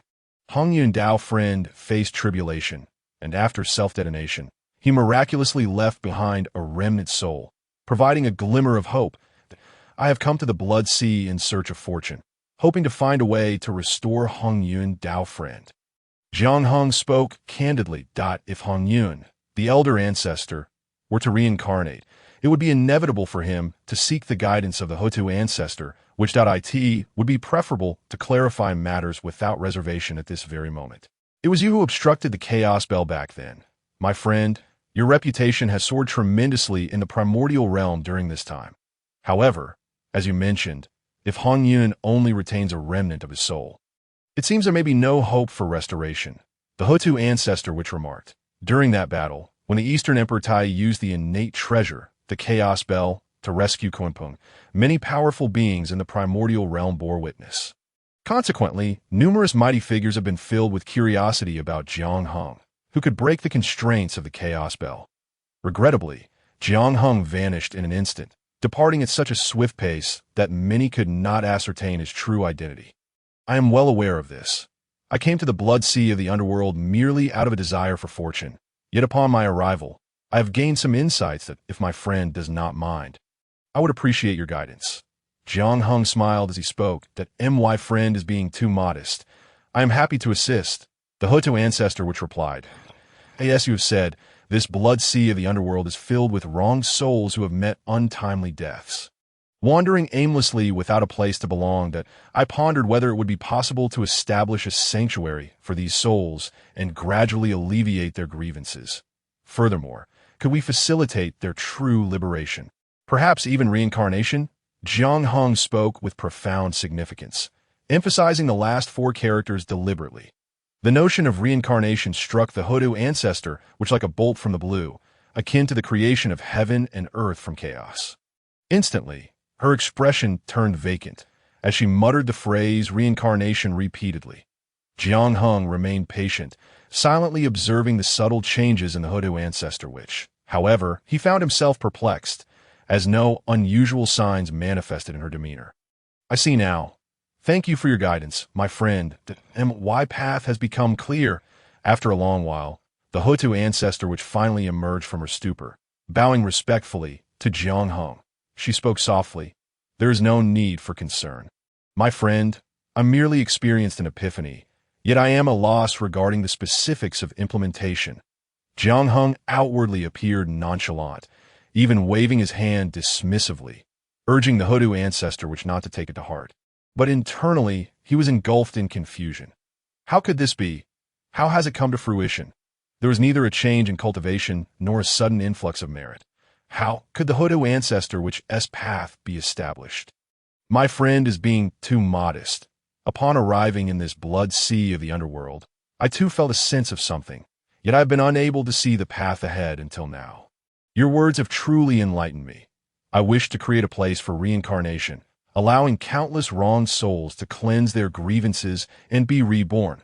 The Hutu ancestor which's face was filled with determination, radiating an inexplicable divine light that momentarily left Jiang Hung in a daze. This is entirely due to your own fortuitous timing. I merely happened upon it. However, establishing a realm of reincarnation is a matter of great importance, and you must proceed with utmost caution. If you do not mind, I would be willing to lend my assistance.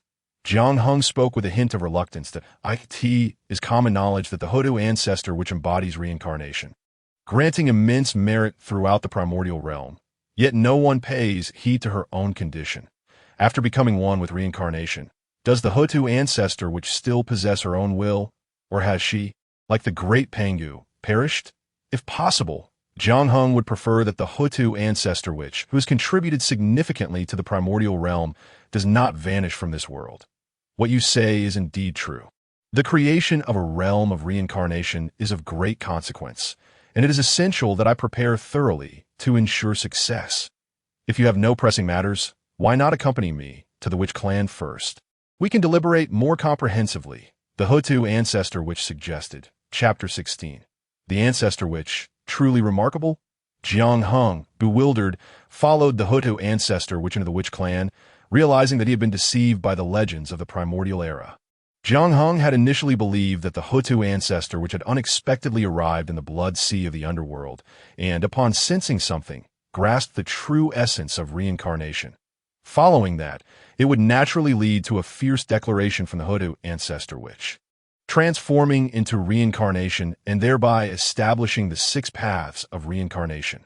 Thus, when confronting the Hutu ancestor which, Jiang Hung had intentionally guided her, emphasizing the place of reincarnation. According to the conventional script, should not the Hutu ancestor which immediately achieve enlightenment? resulting in her transformation into reincarnation. Who would have thought that while the Hotu ancestor which did gain understanding, she had no intention of transforming into reincarnation at all. She claimed to return to the witch clan to contemplate how to establish reincarnation, revealing that she had never considered her own transformation into it. Naturally, Jiang Heng would not propose the idea of the Hotu ancestor, which transforming into reincarnation, as that would be compelling her to sacrifice her own self for the greater good. Would it not? The establishment of the 6 paths of reincarnation is undoubtedly crucial, but it must stem from the Hotu ancestor which's own volition. Jiang Heng harbored an aversion to moral coercion. Those who wish to engage in such tactics should transform into reincarnation themselves. However, as Jiang Heng accompanied the Hotu ancestor which back to the witch clan, he gradually came to understand that the matter of the Hotu ancestor which transforming into reincarnation may not be as simple as it appears.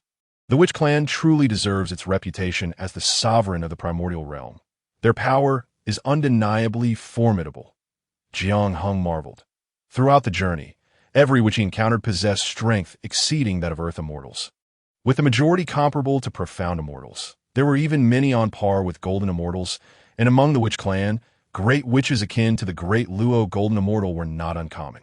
Such terrifying strength far surpassed that of the human race, and Jiang Heng understood well that the rise of humanity still had a long way to go. Our witch clan was born from the essence blood of the Pangu Father God, possessing immense power from inception.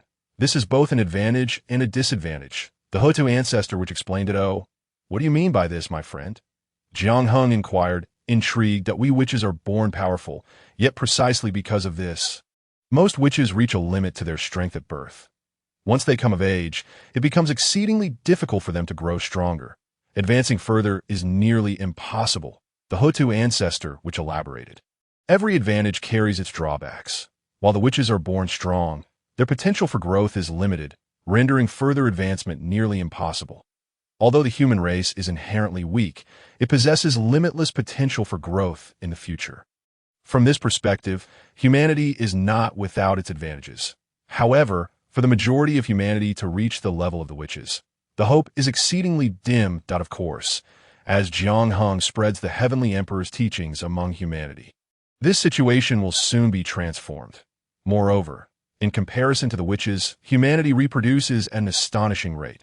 While one which has yet to come of age, humanity can already produce several generations, among billions of humans. There will inevitably arise 1 or 2 geniuses, and given enough time, humanity will surely give birth to emperor-level powerhouses.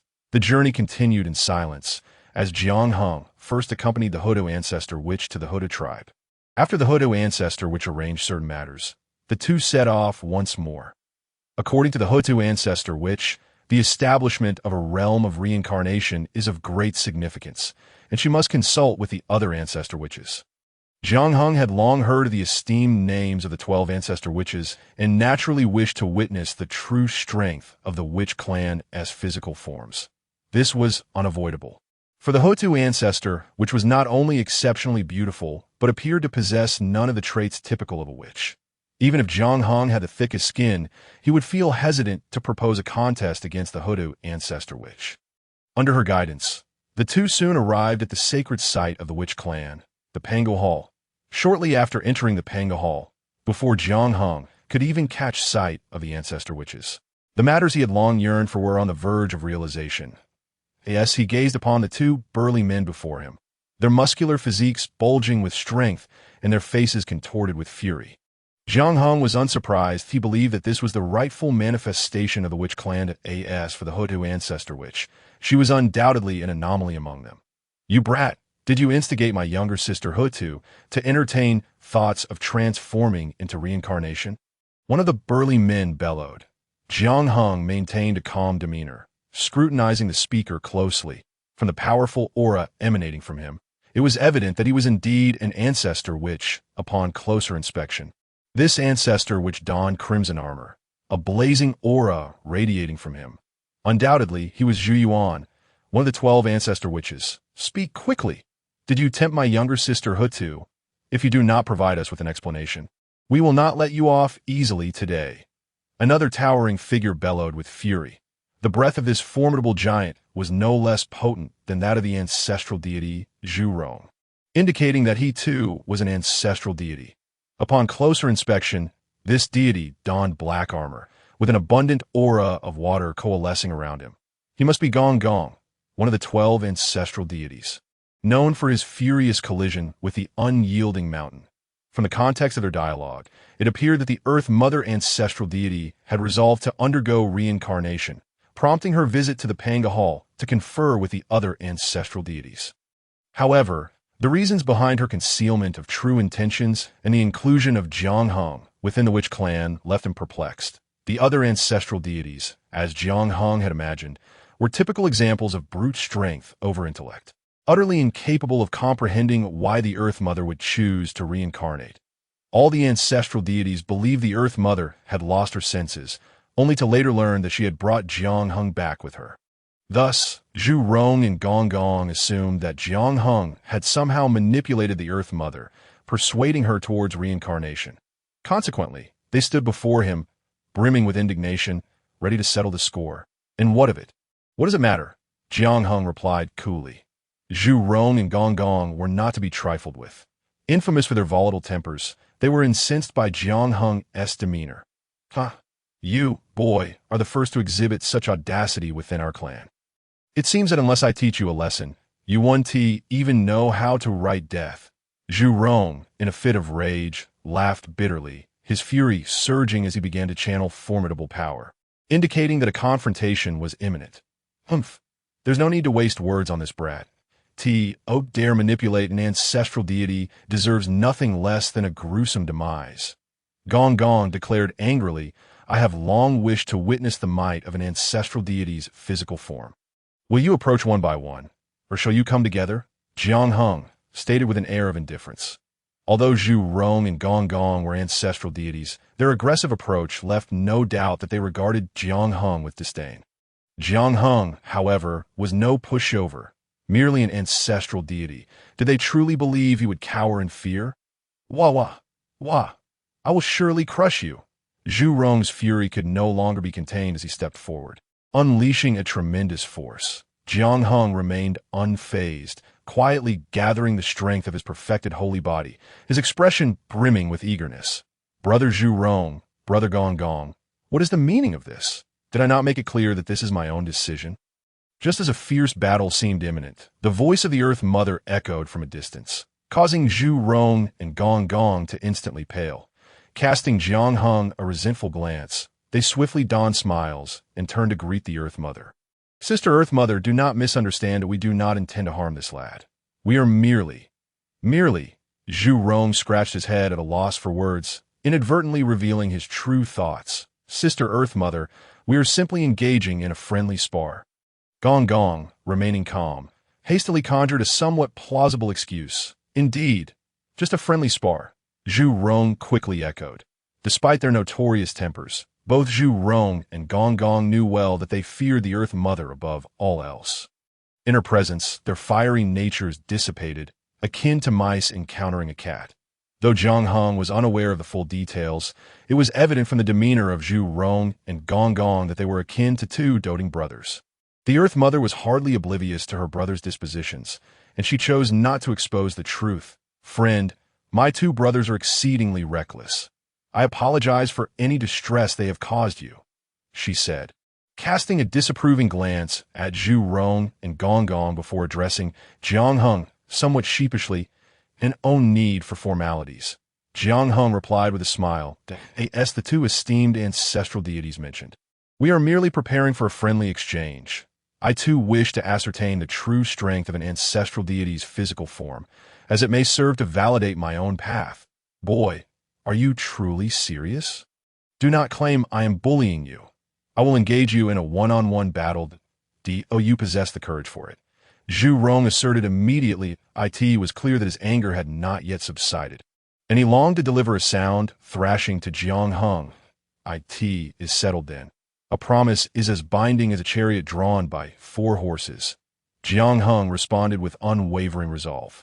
The Earth Mother wished to interject, but ultimately, she could only sigh in resignation and refrain from further protest. Within the witch clan, Strength was held in the highest regard, as long as one's fists were powerful enough. Their words would carry weight. Presently, the ancestral deities believed Jiang Heng had bewitched the Earth Mother, which naturally led to their disdain for him. Should she truly reincarnate, given the temperaments of the ancestral deities, it was unlikely they would let Jiang Heng off easily. After all, Jiang Heng was the sovereign of humanity, and if his life were to be lost, it could spell disaster for the human race, a scenario the Earth Mother would certainly wish to avoid. A battle could serve a greater purpose. If Jiang Heng's strength earned the ancestral deities' respect, many matters could be laid bare. Yet could Jiang Heng truly contend with Zhu Rong? Chapter 17. Overpowering the ancestral deities. Upon learning of Jiang Heng's challenge to Zhu Rong, the other ancestral deities hastened to the scene, eager to witness the clash firsthand.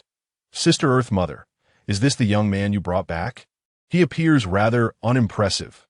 Beside the Earth Mother stood an inquisitive young girl, her expression one of astonishment as she gazed at Jiang Heng.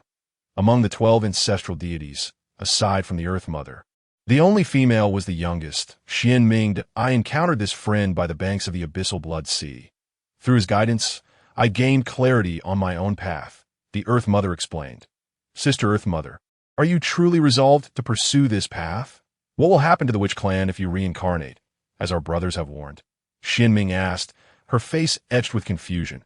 She struggled to grasp the significance of the Earth Mother's reincarnation, but she knew she did not wish to part from her sister. Xian Ming's words reflected the hesitation the Earth Mother felt in making her decision. The 12 ancestral deities were a cohesive unit. Should the Earth Mother reincarnate, the integrity of their collective would be compromised. Should this occur, the Witch Clan's trump card, the 12 heavenly god-slaying formation, would be rendered incomplete. When the 12 deities united, they coalesced into the true form of Pangu, a being even the saints would regard with trepidation. In this regard, the Witch Clan's power exceeded that of the Demon Clan, who lacked such formidable figures, due to their inability to comprehend the Earth Mother's intentions regarding reincarnation. Most of the ancestral deities presumed it was Jiang Heng's influence that led to her decision. Their disdain for him was palpable, mingled with a hint of animosity. The fact that they did not immediately confront him was already a concession to the Earth Mother. As the Earth Mother had anticipated, a confrontation was inevitable. Jiang Heng had earned the respect of the ancestral deities through his own strength.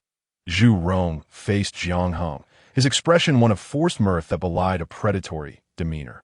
Eager to teach Jiang Heng a lesson and vent his pent-up rage, Zhu Rong found himself increasingly perplexed by the excitement radiating from Jiang Heng. Jiang Heng was indeed exhilarated. Ever since the completion of his ancient holy body, he had longed for an opportunity to engage with an ancestral deity. In terms of raw physicality, who was the stronger? Was it the ancestral deities, or had the perfected ancient holy body surpassed them? Boy, should you find yourself unable to endure, do not hesitate to surrender.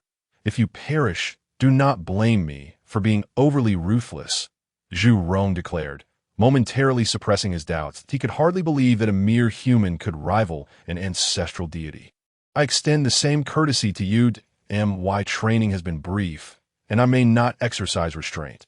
I hope you will be understanding, Jiang Heng retorted, equally unyielding, fully aware that in the Witch Clan, only the mightiest held sway. Courtesy? Not a chance.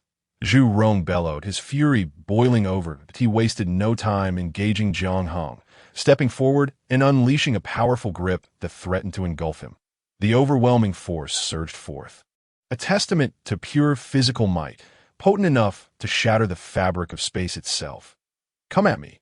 Jiang Heng stood his ground, equally unafraid, stepping forward as the strength of his ancient holy body erupted to meet Zhu Rong's approaching hands. Boom!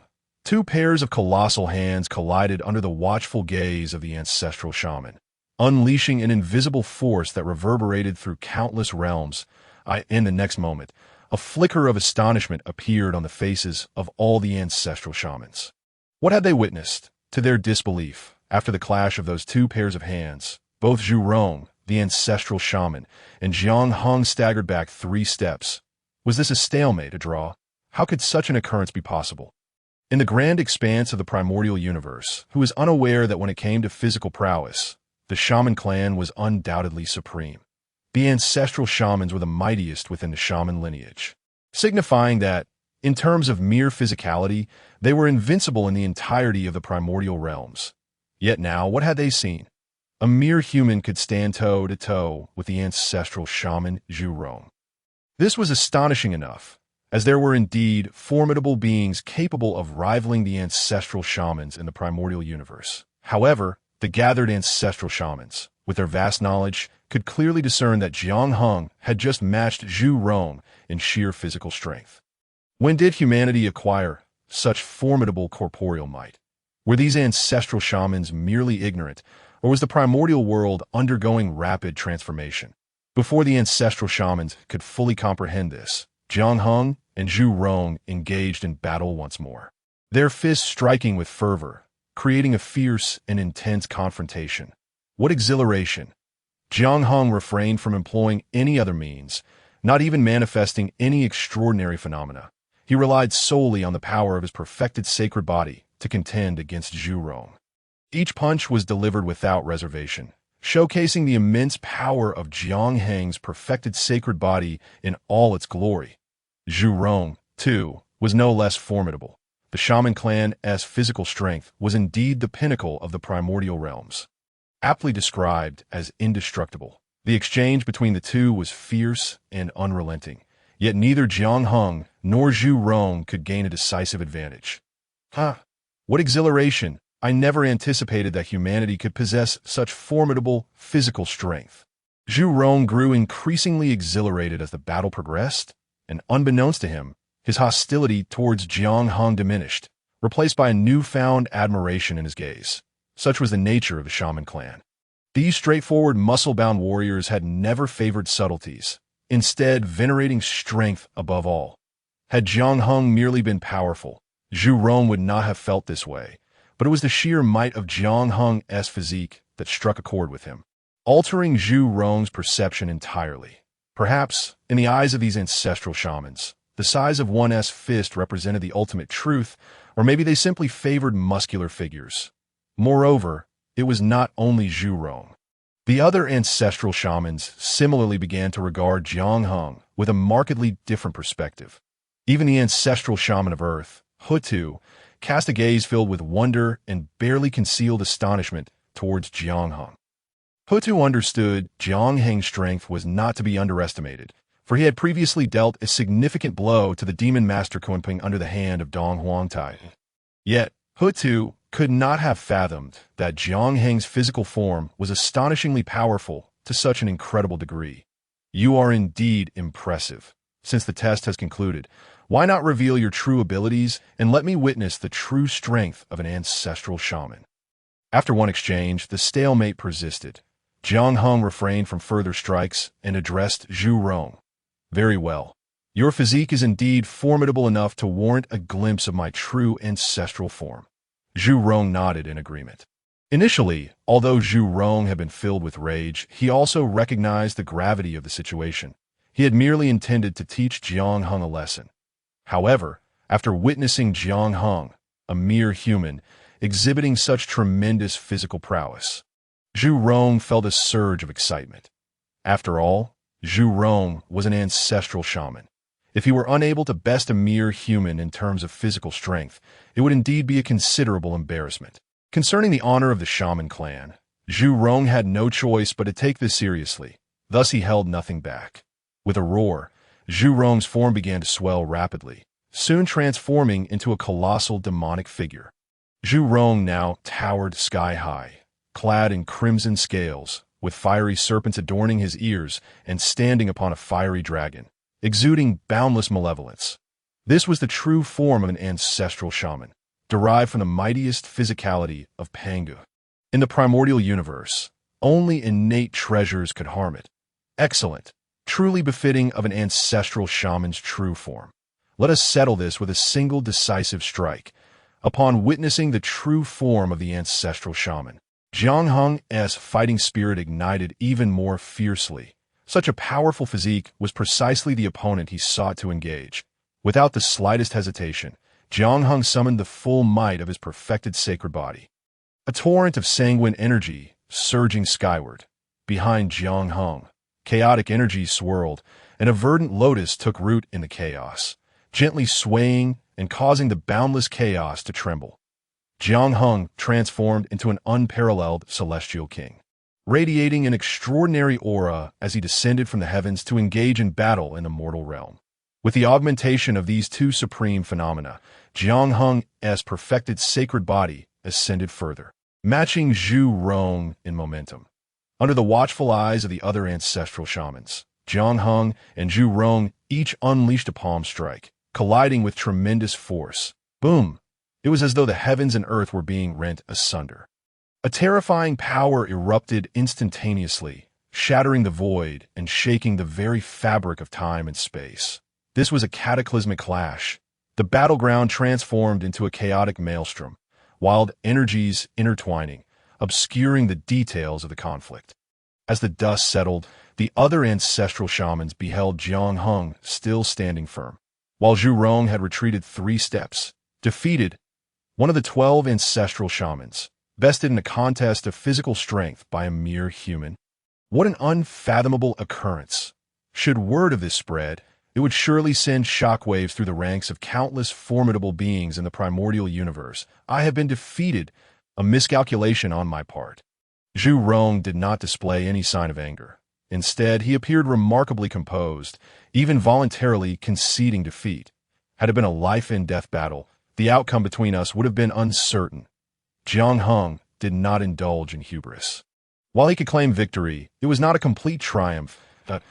In the contest of physical strength, Jiang Hung had indeed surpassed Zhu Rong, yet he found it challenging to inflict harm upon the ancestral shaman's true form. The true form of an ancestral shaman was said to be indestructible, and without having forged an ultimate imperial weapon, Jiang Hung was unable to contend with it. Moreover, as the ancestral shaman of fire, Zhu Rong not only wielded boundless malevolence, but also possessed unique fire abilities. Both of these aspects had remained concealed during the confrontation with Jiang Hung, leading him to feel that his victory was not absolute. However, Jiang Hung also had access to the supreme secret art of the 9 secrets, which he had not yet revealed, so Zhu Rong could not necessarily claim superiority. Overall, both parties appeared to possess comparable strength. Chapter 18. Pros and Cons. After the battle with Zhu Rong, Jiang Hung keenly sensed that the attitude of the other ancestral shamans towards him had undergone a profound transformation.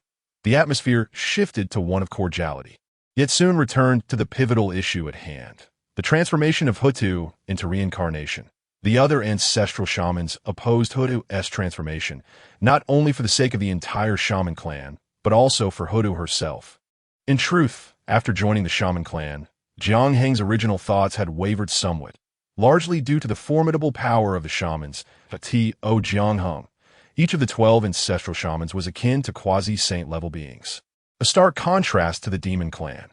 Although Dong Huang Tai possessed the innate treasure of the Chaos Bell, the shaman clan had the 12 capital heavenly gods' great array, which was at least as strong, if not stronger. Thus, when considering this, it appeared that the shaman clan should have an advantage in the conflict between the shaman and demon clans, had events unfolded according to the expected narrative. Following the battle between the shaman and demon clans, the shaman clan, despite suffering heavy losses, would likely emerge as the ultimate victors. In such a scenario, there would be no rise of humanity to gradually claim the role of protagonist in the primordial universe. Yet, should Hutu undergo transformation into reincarnation, leading to the incompleteness of the 12 capital heavenly gods' great array, the strengths of the shaman and demon clans would become closely matched. A chilling thought indeed. Jiang Hung inwardly lamented. In his previous life, upon hearing these primordial legends, he had given them little thought, but now that he was experiencing them firsthand, he realized that many matters could not withstand scrutiny. Presently, it seemed that Hutu's transformation into reincarnation was anything but simple, undoubtedly harboring secrets unknown to others. Jiang Hung, my fellow friend, there has been a misunderstanding earlier. Fortunately, it is of little consequence, and we have become acquainted through combat. The speaker was Emperor Jiang, the leader of the 12 ancestral shamans. Not only was Emperor Jiang powerful, but he also held the position of the shaman clan's leader. You flatter me. Emperor Jiang, Jiang Hung replied. What are your thoughts on Hotu's transformation into reincarnation? I have heard that it was influenced by your guidance. Di Jiang, the ancestral shaman, shifted the tone of the conversation, revealing an underlying meaning that was far from polite. The occurrence was indeed coincidental. I had inadvertently gained some insights while wandering through the blood sea of the netherworld and casually uttered a few words, little realizing that they would resonate with Hotu, the ancestral shaman. In my view, the transformation into reincarnation is undoubtedly a monumental act of virtue for the entirety of the vast wilderness. For Hotu, it represents an unparalleled opportunity for enlightenment. Yet for the Wu clan, it is far from a fortuitous event. Jiang Hung remarked that, "Oh, what do you mean by that, my friend Jiang Hung?" Di Jiang inquired, his expression unchanged, speaking in a calm manner like a tea present.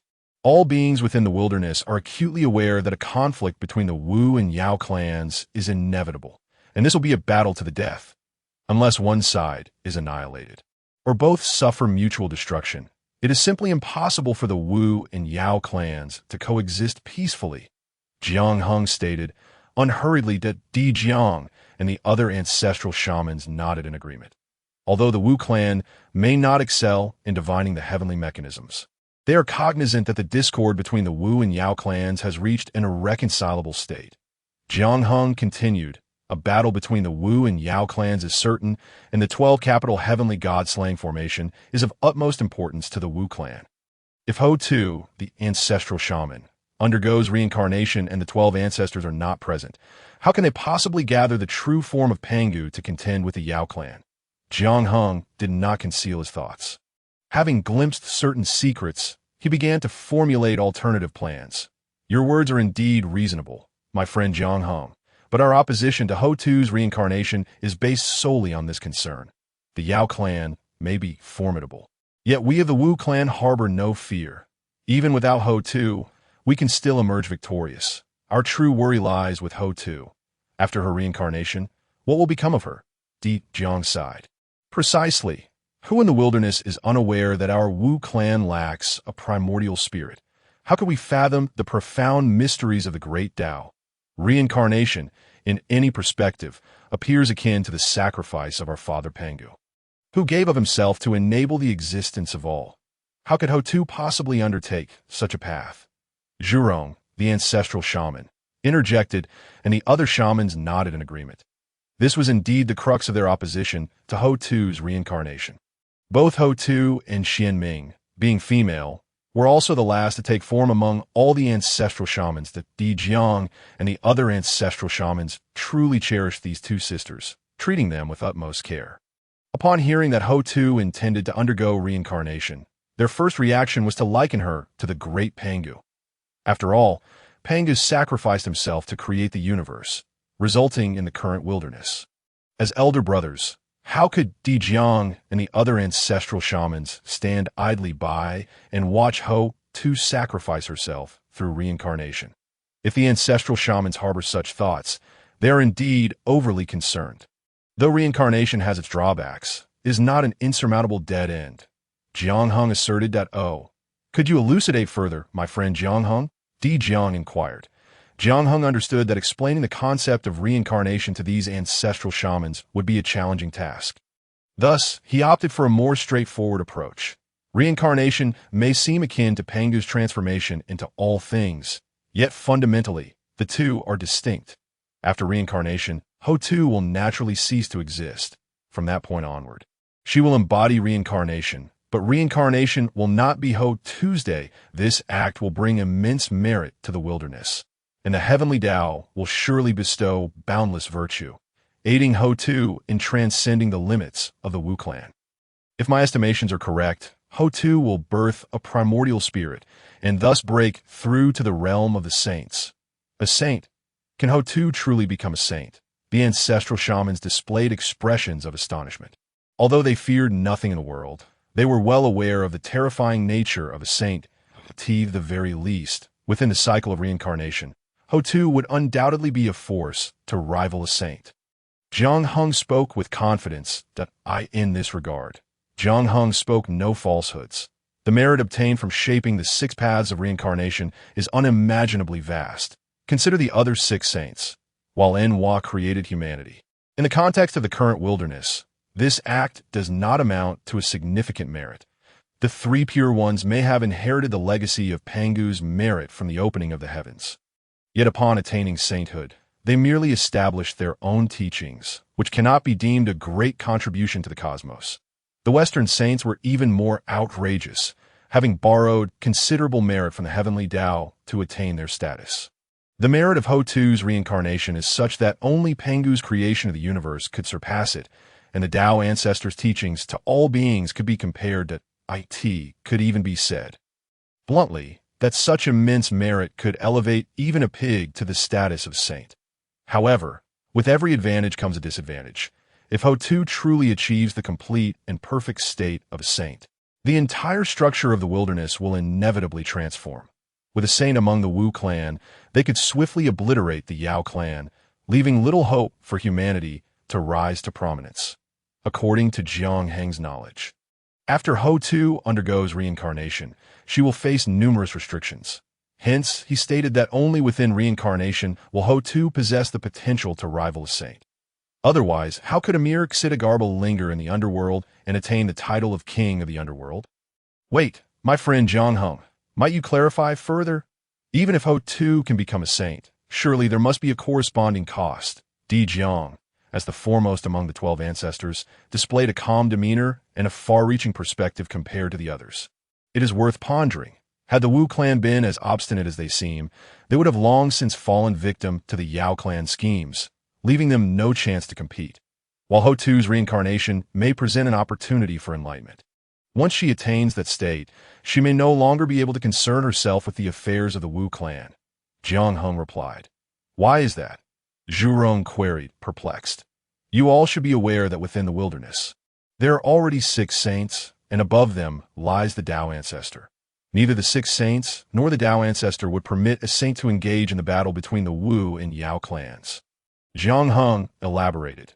This was Jiang Heng's own judgment, yet considering the developing trends following the conflict between the Wu and Yao clans, such an occurrence seemed highly probable.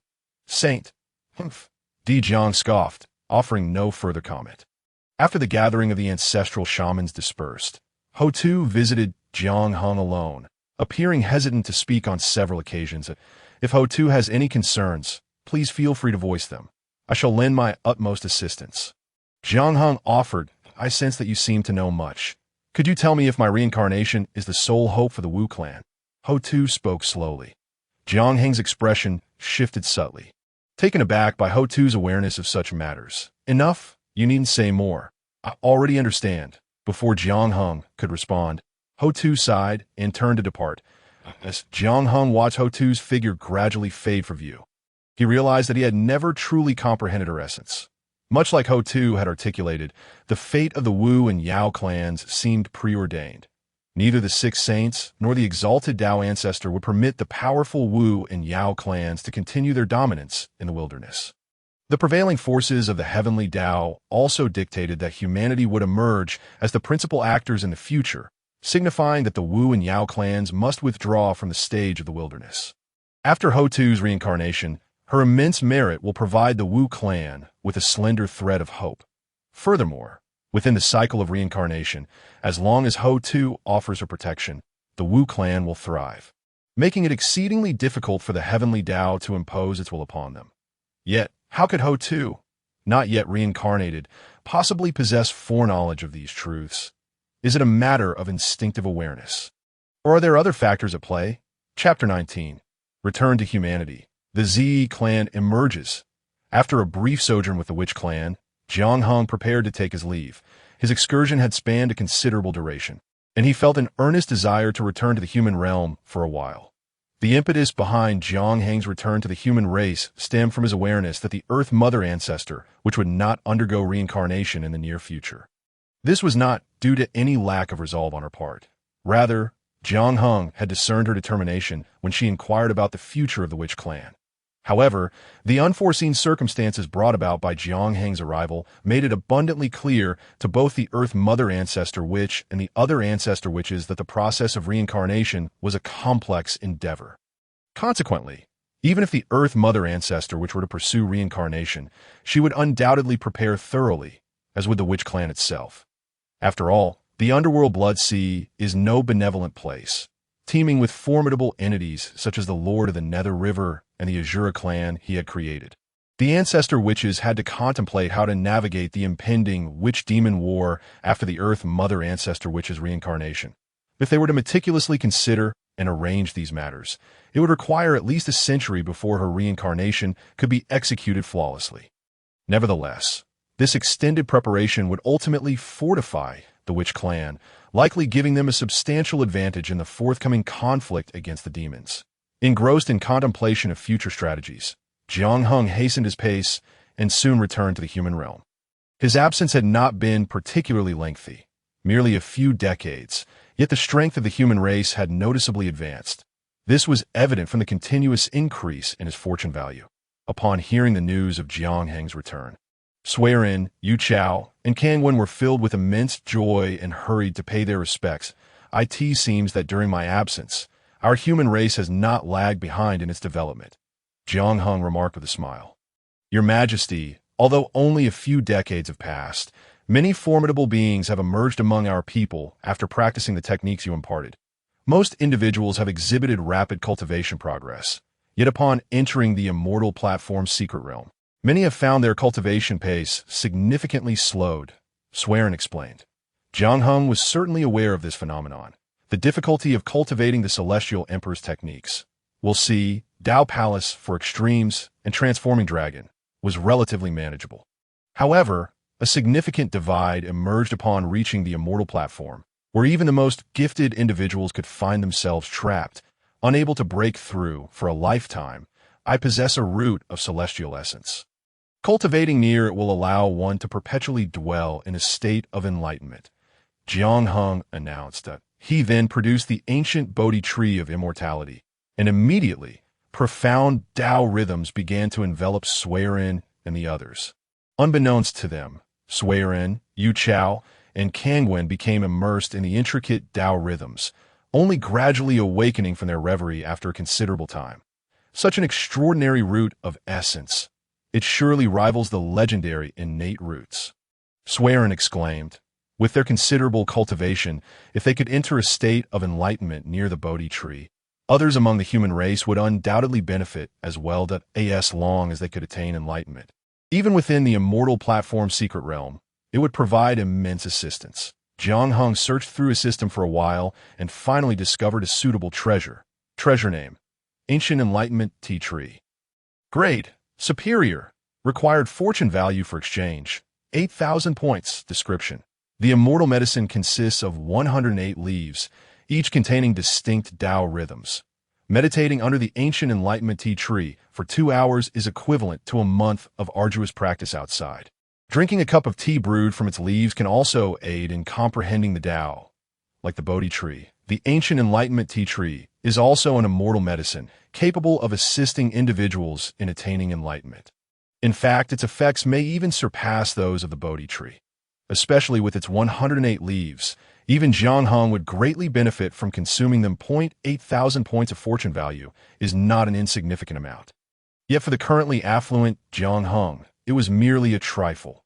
Indeed, Jiang Hung had become quite wealthy, as his fortune value had accumulated to a staggering 23,400 points. Initially, when Jiang Hung was in seclusion striving to enter the immortal platform's secret realm, he had exchanged for the Bodhi tree and the 9 secrets, leaving him with merely 100 points of fortune value. During Jiang Heng's 3 centuries of seclusion, the strength of the human race had improved, albeit not dramatically. However, in the subsequent century, due to the entire human race practicing the Celestial Emperor's techniques, the advancement of their strength could only be described as astonishing. In just a century, Jiang Hung had directly increased his fortune value by 300 points, a considerable sum indeed. Moreover, as the population of the human race grew and their strength continued to rise, Jiang Hung would receive an abundance of fortune value in the foreseeable future. What did it matter to spend 8,000 points of fortune value to acquire an immortal medicine? Such an investment would quickly yield returns for Jiang Hung. Suiren and the others were left speechless with astonishment. To have not 1, but two celestial roots at their disposal would undoubtedly propel the human race's progress to new heights in the coming period. Even as the three of them, the most powerful beings among the human race apart from Jiangheng, possessed exceptional talents, the assistance of two immortal medicines would provide them with the opportunity to advance further. Under Jiangheng's guidance, Swearin practiced the complete Hengyu scripture, a technique that resonated harmoniously with his own path. Yu Chao practiced the complete void scripture, which similarly aligned perfectly with his own way. As for Kanwen, he fortuitously found the ancient chaos scripture, originally created by the Chaos Emperor, to be most compatible with him.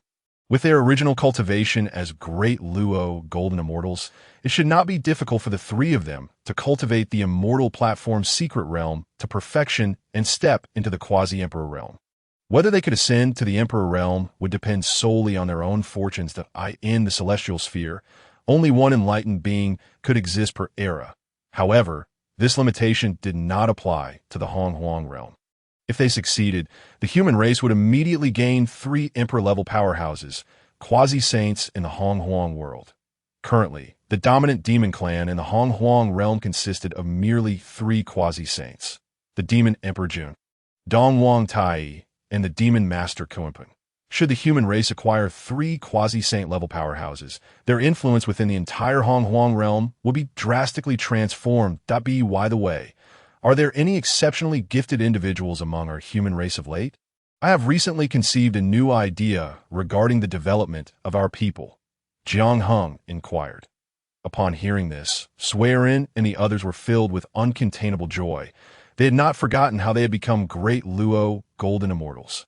It was through Jiang Heng's guidance that they had garnered immense merit, culminating in their current cultivation.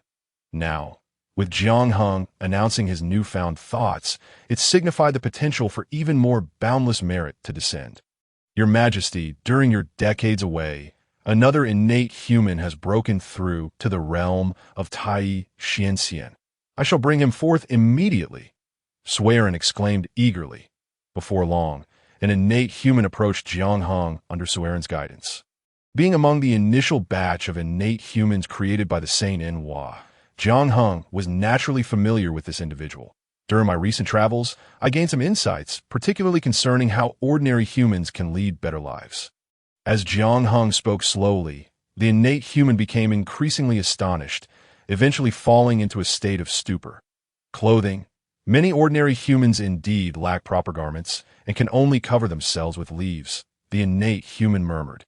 Jiang Heng's discourse centered on a significant merit concerning clothing for the human race. Following Kangwen's invention of written language, the dawn of human civilization had begun, yet the human race still faced numerous deficiencies in various domains. Although Jiang Heng possessed countless methods to earn merit, achieving everything in one go was impractical. Progress must be made gradually.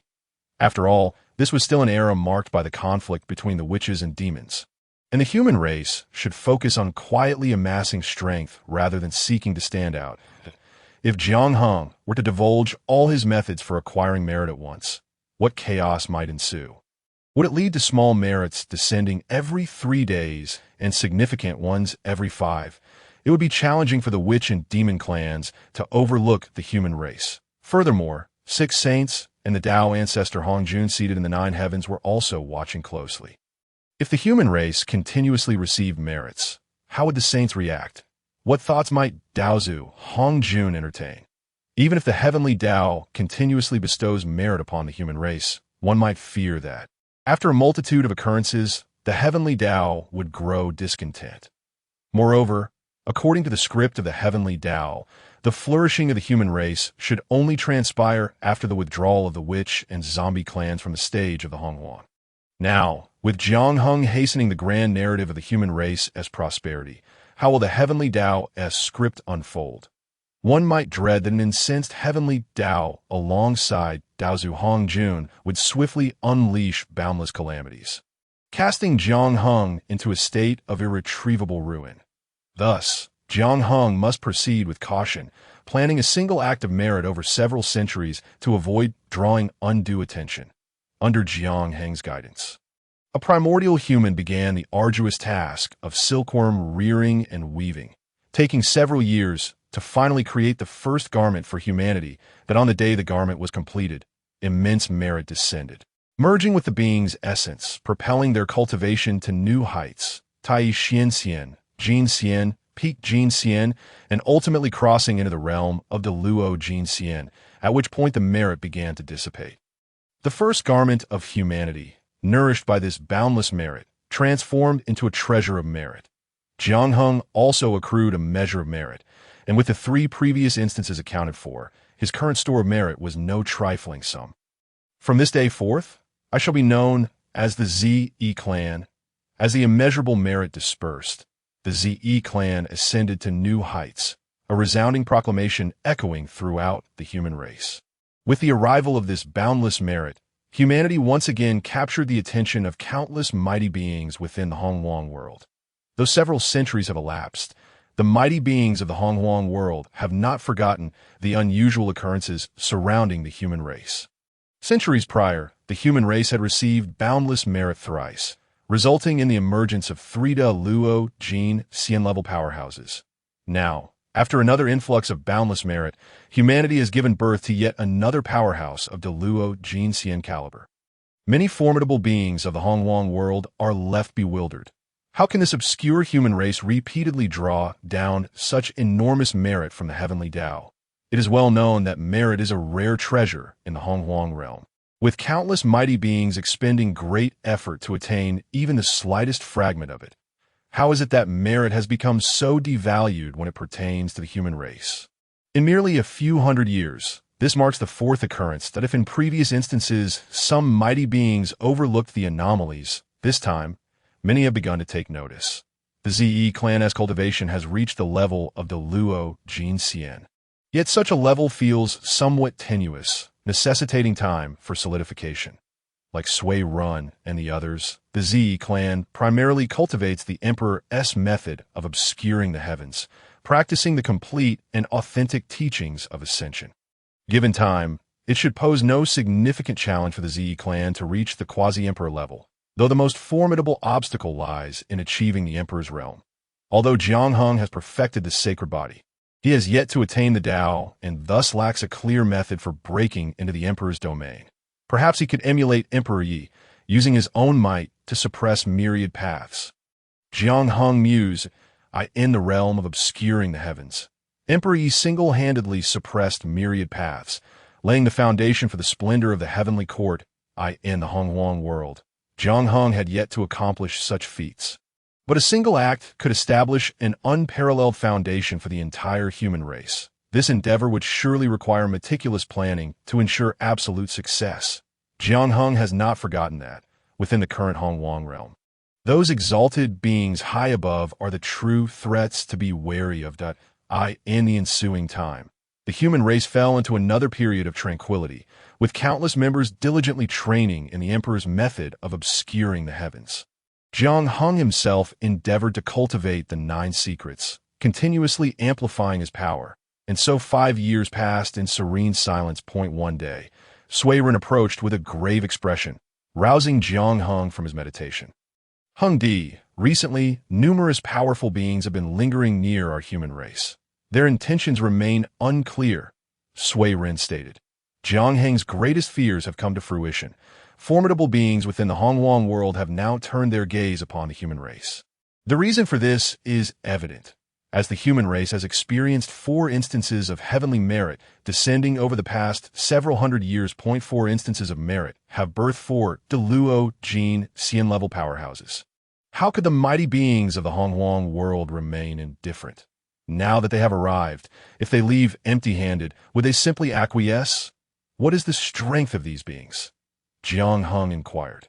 Thus far, only scattered cultivators have appeared, the most powerful among them barely reaching the Jinxian realm, posing no real threat. Sui Run replied that it is only natural. In the Honghuang world, who among the genuine powerhouses does not know that the human race was created by the Saint Nuwa, and that the Taichin saint established the teachings of humanity? Until the attitudes of these 2 saints are clarified, which true powerhouse would dare act recklessly? Only those scatterbrained cultivators, believing the human race to be newly birthed and relatively weak, would dare to test their luck against humanity, It seems our human race has maintained too low a profile, allowing even the most insignificant beings to dare bully us, Jiang Hung remarked solemnly. Merely some Jin Xian, and they presume to spy on the human race. This is sheer folly. Hung Di, these individuals are inconsequential. We need only drive them away. My concern lies with the possibility of genuine powerhouses arriving later. Sui Ren insisted, no, you are mistaken. This matter must be treated with utmost seriousness. Since these scattered cultivators dare to spy on our human race, they shall not depart. Jiang Hung replied with conviction. Should they disregard these scattered cultivators? It is likely that some desperate individuals might emerge, and ordinary human beings, unversed in cultivation, could suffer dire consequences. As the leader of humanity, the loss of even a single life would represent a failure on Jiang Heng's part, an outcome he simply cannot abide. Hung Di, what do you intend? Sui Ren asked hesitantly. Jiang Hung understood Sui Ren's hesitation. In the past, the human race was exceedingly weak, forced to endure a harsh existence upon the merciless earth of Hongwang. This has led to a cautious and somewhat timid approach among the leaders of the human race, including Sui Ren and others. Unless absolutely necessary, they prefer to minimize conflicts, allowing the human race to quietly amass strength. Yet those days are behind us. As long as Jiang Hung is present, the human race is no longer the same as before, and the painful past shall remain forever in the past. Kill. Those who dare to spy on our human race shall face no mercy, Jiang Hung declared without hesitation, his words dripping with murderous intent. Kill. Is that not a bit too rash? Sui Ren still expressed doubts. No further words are needed. From this day forth, any who dare to spy on our human race shall be slain without exception, Jiang Hung stated with unwavering resolve. That moment, not far from the human race, a group of scattered cultivators silently observed, oblivious to the impending calamity that loomed over them. These cultivators had come seeking the merit of the human race, meticulously studying their every move in hopes of uncovering the secret to obtaining merit. Yet in the eyes of these scattered cultivators, most of the human race appeared exceedingly weak, seemingly lacking any distinctive traits. How could they consistently acquire merit? After observing in silence and finding no anomalies, their minds inevitably began to wander towards nefarious intentions. In the current Hongwang realm, power reigns supreme. It is commonplace for treasures to incite bloodshed among those who seek them. These scattered cultivators, having survived thus far, must have endured countless slaughters and are certainly no benevolent individuals. Within the human race dwell four Deluo Jin Xian, yet these scattered cultivators dared not act too recklessly, shifting their focus instead to ordinary humans. Their intentions were simple: to capture a few members of the human race for thorough examination, hoping to discover the means of acquiring merit. However, before these cultivators could put their plans into action, formidable auras surged forth from within the human race. These energies belonged to Deluo Jin Xian, and the scattered cultivators were acutely aware that within these several hundred years, the human race had birthed four such powerhouses. Upon sensing the powerful auras converging upon them, the scattered cultivators felt not fear, but rather an insatiable greed spark within their gazes. If I could also obtain boundless merit, might I not also enter the realm of Deluo Jin Xian? This was the prevailing thought among many of the scattered cultivators, who not only lacked any intention of retreating, but were even more resolute in their quest to uncover the secret of the human race's merit acquisition. Yet, not long after, the scattered cultivators found their smiles fading. The four powerful auras of the human race were indeed rushing towards them.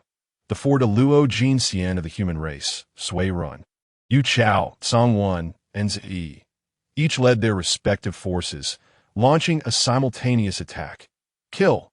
The earth-shattering cries of battle erupted from among the human race as warriors, under the command of four great Luo golden immortals, commenced a merciless slaughter in an instant. The surroundings of the human race transformed into a sea of blood, with countless scattered cultivators meeting their tragic demise, their anguished screams echoing through the heavens and the earth.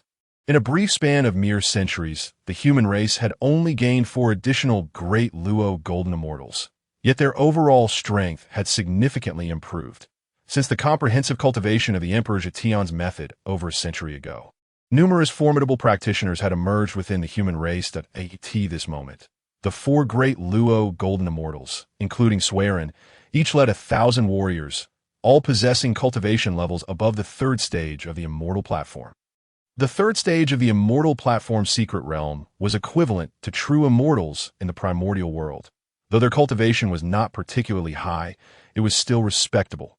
Furthermore, among these 4,000, there were also individuals at the fourth and fifth stages of the immortal platform. This was merely the result of over a century of practicing the Emperor Zetian's method, if they were to cultivate for several more centuries. Achieving the great perfection of the immortal platform's secret realm would not be a distant dream. With the presence of four great Luo golden immortals, the Jiangheng remarked, in the present day, although the human race has established its own army, the military framework remains incomplete and necessitates a thorough reconstruction. Seizing the opportunity presented by this recent victory, Jiangheng intends to fully establish a comprehensive military system, enabling the human race to genuinely possess formidable warriors. At this juncture, the focus of the human race should primarily be on cultivation, striving to elevate the prowess of more individuals within the race. Consequently, Jiangheng plans to form four distinct armies, each led by one of the four great Luo Jingshuns of the human race. The first army, referred to as the human race's garrison, will be commanded by the Zi clan and will be tasked with safeguarding the safety of the human race. The second army will consist of the most elite warriors among the human race, led by the Suiren clan, serving as the spearhead of the human forces. The third army will be the largest in number, overseen by the Yu Chao clan, specifically responsible for large-scale military campaigns. The fourth army will be composed of individuals skilled in stealth and intelligence gathering, tasked with the collection of vital information, under the leadership of the Tsangwen clan. Thus, these four armies resonate with the principles of wind, forest, fire, and mountain, forming a rudimentary yet coherent military structure. Among them, the army led by the Tsangwen clan, dedicated to intelligence gathering and embodying the essence of wind, is aptly named the Wind Wave Army by Jiangheng. The army commanded by the Yu Chao clan, the main force in human warfare and embodying the spirit of the forest, is designated as the Chonglin Army. The army led by the Suiren clan, composed entirely of elite assault troops embodying the essence of fire, is named the Qian Army. Finally, the garrison led by the Zi clan, responsible for the protection of the human race and embodying the essence of mountains, is called the Kaoshan Army.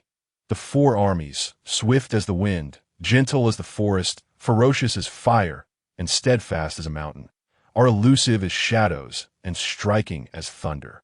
Once these four armies are established, the military framework of the human race will be initially complete and sufficiently robust for the time being.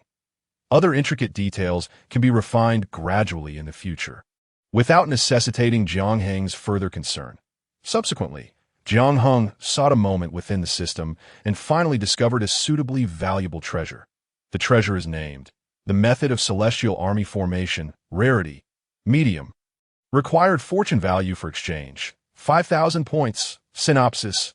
In the realm of Zetian, the military formation practiced by the celestial soldiers enables them to create intricate formations, unleashing power that surpasses their own capabilities. The method of celestial army formation not only allows a vast army to form complex formations, but even a small group of 3 to 5 individuals can create minor formations. This way, the warriors of a human race can synergize to unleash strength beyond their individual limits. In the primordial cosmos, formidable formations are not uncommon, such as the demon race's Zhou Tian Xing Do Great Formation or the Jie Jiao's Wan Xian Great Formation. The method of celestial army formation from the Zetian realm is certainly not inferior, yet its strength relative to those of the primordial cosmos remains to be seen in battle, spending 5,000 points of fortune value. Jiangheng exchanged for the method of celestial army formation and subsequently passed it on to the 4 members of the Suiren clan. Naturally, they were overjoyed, recognizing that with such an exquisite formation method, the human army would undoubtedly shine brilliantly in the future. Upon acquiring the method of celestial army formation, the 4 members of the Suiren clan did not depart immediately. Instead, they brought up another matter to Jiangheng. "Your Majesty, During the recent extermination of those rogue cultivators, I happened to discover that among them were actually powerful beings from the dragon race, said Sui Run with a grave expression. The dragon race? Even they have come to meddle? Jiang Hung inquired, somewhat astonished. The dragon race, once the sovereign of the primordial cosmos, has indeed fallen into decline since the Longhan cataclysm. During that cataclysm, the dragon, phoenix, and Qilin clans vied for supremacy, causing devastation that nearly shattered the entire primordial realm. However, the three clans were merely pawns in a larger game, with a true struggle being between Dao ancestor Hongjun and demon ancestor Lu. Ultimately, Dao ancestor Hongjun attained enlightenment, becoming the first saint in the primordial realm since the creation of heaven and earth. The dragon, phoenix, and Qilin clans became the sacrificed victims, suffering great losses and withdrawing from the stage of the primordial world. Now, the dragon race is eyeing the human race, possibly driven by greed due to the numerous merits acquired by the humans that in the past. The conflict among the dragon, phoenix, and Qilin clans left the primordial world in ruins, burdening them with immense karma. The Qilin clan was nearly eradicated, and their presence is scarcely seen in the current primordial realm. The Phoenix clan, thanks to their ancestral phoenix residing in the eternal southern immortal volcano, has managed to cling to a thread of survival. The dragon race, having secured immeasurable merits by suppressing the CEI, stands as the most stable among the three clans, preserving a measure of their strength. Although the dragon race dominates the four seas, their reputation in the primordial realm is not particularly prominent. Even the Wu and Yao clans would not easily provoke them. However, the dragon race has its own grievances, with countless powerful dragons perishing in the effort to suppress the CEI. Only by acquiring considerable merits can the dragon race gradually cleanse themselves of their boundless karma and improve their circumstances. Therefore, upon witnessing the human race's continuous acquisition of merits, the dragon race has been compelled to investigate further. Little did they expect that the human race would break from tradition and proactively eliminate the rogue cultivators spying on them. Being an ancient powerhouse, the dragon race demands careful consideration. Sui Ren emphasized, "Fear not. For now, there is no need to concern ourselves with them. Should the dragon race refrain from seeking out the human race, I shall make the first move to find them," Jiang Hung replied. Chapter 22. The Arrival of Hutu and Xian Yuan. In the following period, the four members of the Sui Run clan busied themselves with the establishment of the wind, forest, fire, and mountain armies, while Jiang Hung entered seclusion to cultivate. However, before long, the four members of the Sui Run clan returned, their expressions laden with worry.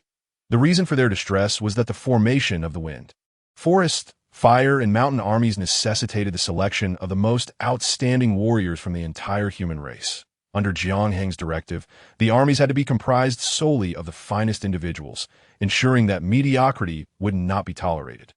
For all members of the human race, joining these armies would be the highest honor, leading to an overwhelming number of applicants. Yet, after an extensive selection process, the personnel for the wind, forest, fire, and mountain armies could not be fully assembled, which left the four members of the Sui Run clan exceedingly dissatisfied. This was not to say that there was a lack of talent among the human race, but rather that the humans had only been practicing the Zhetian imperial law for a mere century, making it difficult for many to become formidable warriors. Compounding this issue was Jiang Heng's stringent criteria. Without having attained the third stage of the immortal Dao, one would not even qualify to join the armies. Reluctantly, the four members of the Sui Run clan sought out Jiang Hung again, hoping to postpone the establishment of the wind, forest, fire, and mountain armies. Jiang Hung had not anticipated that the Sui Ren clan could establish the armies all at once. However, what they mentioned was indeed a pressing issue within the human race at present. The overall cultivation levels were still relatively low. With the cultivation period being too brief, most of the human race had not even set foot into the immortal platform Secret Realm, let alone reach the third stage of the immortal Dao. The question now remained, how could the enthusiasm for cultivation among the clan members be ignited? Jiang Hung pondered quietly. He understood that nothing could be achieved overnight. Only through sufficient time for accumulation could the human race gradually grow stronger. Yet, Jiang Hung was acutely aware that while the human race aspired to strengthen itself over time, the overlords of the primordial world would not afford them such luxury. As he contemplated, A sudden spark of inspiration illuminated his mind, prompting him to discuss his thoughts with the four from the Swearing clan, in essence, to ignite the fervor for cultivation among the entire human race. Jiang Hung resolved to host the inaugural Human Talent Selection Tournament. All members of the human race, regardless of their current cultivation level, would be eligible to participate, with the ultimate victor set to receive exceedingly generous rewards. This time, Jiang Hung was willing to invest significantly. Not only did he earmark 9 mystical treasures as prizes, but he also exchanged for numerous resources and rare materials. After thorough deliberation with the four from the Swearing clan, Jiang Hung decided that all participants who ranked within the top 100 would receive rewards. Those finishing between the 100th and 50th positions would have the opportunity to cultivate under the Bodhi ancient tree for 10 years. With ample supplies of spiritual herbs and resources during that time, participants ranked from 50th to 30th would enjoy 30 years of cultivation under the same tree, while those from 30th to 10th would have 50 years. Those finishing between the 10th and 4th places would cultivate for a century beneath the ancient tea tree of enlightenment, receiving spiritual herbs and resources alongside the option to select any one of the 9 mystical treasures. The 3rd place winner would receive 5 leaves from the ancient tea tree of enlightenment, 1 million pounds of resources, and the choice of any 2 of the 9 treasures. The 2nd place would garner 10 leaves, 5 million pounds of resources, and the selection of any 3 treasures. The champion of the human talent selection would obtain 20 leaves from the ancient tea tree, 1 Bodhi seed, 10 million pounds of resources, and the option to choose any 4 treasures. To fully stimulate the cultivation enthusiasm of the human race, Jiang Hung specifically scheduled the tournament to commence in 100 years. A century in the primordial realm is but a fleeting moment, yet it provides ample time for the talents of humanity to strive earnestly and reach significant levels of cultivation. Upon hearing Jiang Hung's plans, the four from the Swearing clan were naturally elated. They swiftly prepared for the event and announced it to the entire human race. Such bountiful rewards sent ripples of excitement throughout the human community, with countless talented individuals eagerly gearing up to participate in this grand competition. Consequently, a fervent wave of cultivation surged within the human ranks. Numerous talents were diligently honing their skills. For many, emerging victorious in this talent battle not only promised substantial rewards, but also the chance for unparalleled glory. Who would not wish to bask in the limelight as the strongest talent among the human race? Moreover, those who excelled would undoubtedly be nurtured with utmost care by the entire human community. It was clear to all that the significance of this talent selection tournament was immense. With a century of preparation, even those currently at lower levels of cultivation would have opportunities. This was precisely Jiang Hung's intention, to fervently ignite the passion for cultivation among many.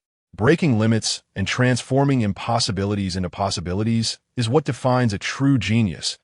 As time flowed gently, 100 years swiftly passed, and soon the moment for the human talent battle would arrive. Those aspiring to shine in this grand event were already poised for action. Everything was in place, and Jiang Hung had set the stage. Now, all that remained was to observe the caliber of the human talents. Just as the human talent battle was on the verge of commencing, Jiang Hung sensed a familiar aura approaching rapidly from afar. Upon recognizing this presence, a flicker of joy crossed Jiang Hung's face as he stepped out to greet the visitor. The ancestral witch of Hutu visits our human race. My apologies for not welcoming you sooner, Jiang Hung proclaimed aloud. And no sooner had he spoken than 2 graceful figures appeared before him. The figure on the left retained the same unique aura as she had a century prior. "Oomph! Do you only have eyes for Sister Hutu? Are you not aware that I have come as well?" The figure on the right teased playfully. "Xianming, it is a delight to see you. I am indeed pleased by your visit to our human race." Jiang Hung replied with a smile. This time, Hutu did not come alone. The youngest among the 12 ancestral witches, Xianming, accompanied her. "Humph! Do not think I am unaware. Your gaze is solely for Sister Hutu, as if I do not exist." Xianming retorted indignantly. "Xianming, cease your folly." Hutu shot her a glance, prompting Xianming to fall silent, though she still managed to stick out her tongue at Jiang Hung. "I wonder if Hutu has come with any pressing matters?" Jiang Hung inquired. "That it is merely a moment of rest. I sought to take a stroll, but found nowhere to go. Thus I thought to visit the human race." Hutu explained. Upon closer inspection, Jiang Hung noticed a hint of melancholy between Hutu's brows. The sight of the celestial maiden in such a state evoked a sense of pity within him. What could possibly weigh upon her heart? Jiang Hung felt a stirring in his heart. If he were not mistaken, the day of Hutu's transformation into reincarnation could not be far off. Hutu and Xianming have arrived at a fortuitous time. Our human race is currently hosting the human talent battle, and you both are most welcome to observe, Jiang Hung said with a smile. The human talent battle? What is that? Xianming asked, her face a mask of curiosity. Jiang Hung proceeded to explain the details of the human talent battle.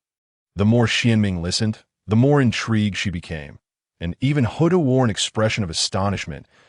I never imagined the human race could host such a grand event. It shall indeed be a spectacle to behold. Hutu remarked softly. Since Hutu and Xianming have graced us with your presence, we shall ensure you are well entertained. Jiang Hung proclaimed cheerfully. As the three conversed, they made their way towards the heart of the human race.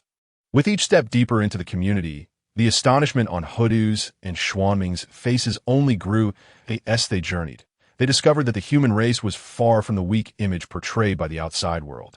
Countless individuals possessed formidable cultivation, and as they continued, both witches noted that a significant number of humans had attained levels of cultivation above the celestial realm. What astonished them most was the vibrant energy radiating from every human. Self-confidence shone in their eyes. Was this truly the nascent human race? The very same race deemed weak and vulnerable by the outside world? Hutu and Xianming's gazes shifted towards the uniquely designed yet exquisitely crafted homes surrounding them. Such marvels were absent in the witch clan, yet here among the humans, they were abundant, leaving the two witches in awe upon witnessing the colorful and seemingly exquisite garments worn by the humans. Their fascination reached new heights. The desire for beauty is a trait inherent in all beings. The witch clan, so accustomed to their rugged ways, had never encountered such splendid attire. Upon reaching the core of the human race, the two witches were further surprised to find a considerable number of individuals had achieved the golden, immortal level of cultivation. Thanks to the human talent battle, countless human talents had emerged over the past century, displaying extraordinary cultivation prowess. Within this time frame, numerous individuals among the human race had successfully cultivated the celestial platform's secret realm to the 6th level of perfection, equating to golden immortal status in the primordial world. Moreover, due to the influence of the celestial emperor's method, these golden immortals were merely a step away from becoming great Luo golden immortals, with the astonishing combat strength afforded by the celestial emperor's method. These golden immortals could even contend against opponents of higher ranks. Some weaker great Luo golden immortals might not even stand a chance against them. This remarkable display of strength left Hutu and Xianming astounded, as the prowess of the human race exceeded their expectations. While such strength could not yet rival the witch or demon clans, in the grand tapestry of the primordial realm, the human race's abilities were far from weak. Their gazes eventually converged upon Jiang Hung, both witches well aware of his identity as the sovereign of the human race. Jiang Hung's influence was inextricably linked to the current strength of humanity. Although the witch clan had long been a dominant force in the primordial realm, the knowledge gained from their visit to the human race today opened their eyes that it seemed that beyond sheer strength, the witch clan found themselves lacking in many areas compared to the humans. Chapter 23. The Human Talent Battle. Among the human race, the two ancestral shamans, Hutu and Xianming, beheld many astonishing phenomena, matters of which they had never before encountered. These were the fruits of Jiang Heng's labor over centuries, as he firmly believed that the advancement of humanity transcended mere enhancement of strength. Whether it was weaving garments, constructing abodes, or establishing written language, all were endeavors aimed at improving the quality of life for the ordinary people. Concurrently, Jiang Hung exerted himself to instill a sense of belief within the human race, a crucial element for any civilization aspiring to continuous growth.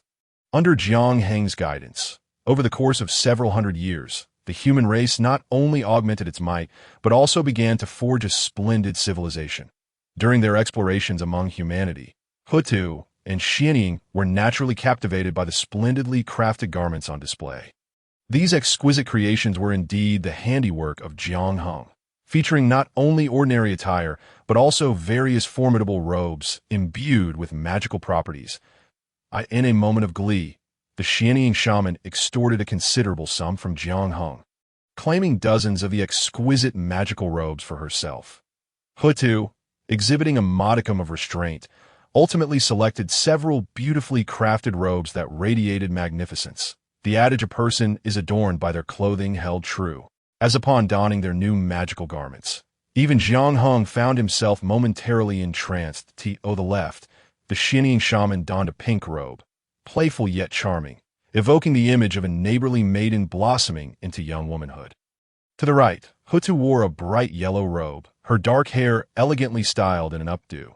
Her bright, clear eyes sparkled, delicate brows arched gracefully, and long lashes naturally curled, forming a beautiful arc. A hint of makeup adorned her exquisite countenance.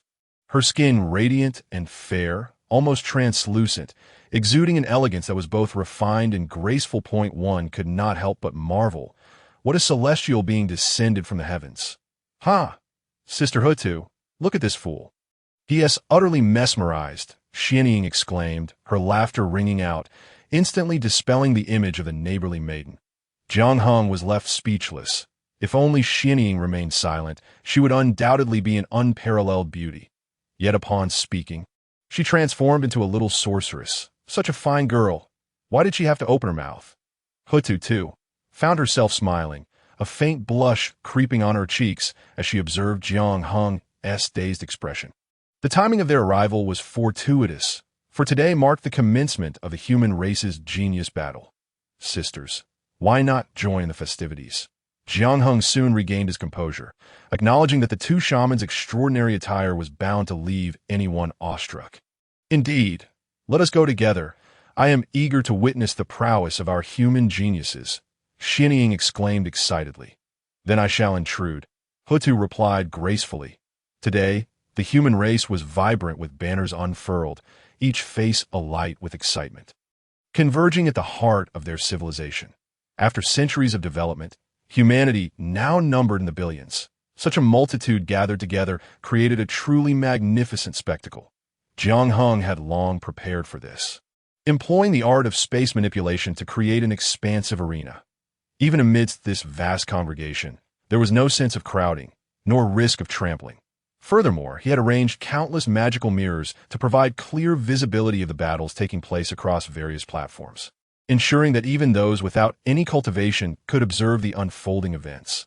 Jiang Hung placed immense importance on this genius battle, having devoted a full century to preparations to ensure absolute success. The efforts of his allies met his expectations, with various arrangements meticulously in place to guarantee the smooth execution of the event. As the time drew near, at the signal of his companion, Jiang Hung stepped forth. Ascending to the celestial realms above, he made no effort to conceal his formidable cultivation, unleashing the power of the ninth heaven of the semi-emperor realm, as his perfected holy form coalesced, manifesting 5 extraordinary phenomena. In an instant, an overwhelming aura erupted from Jiang Hung, soaring into the heavens, captivating the gaze of all present.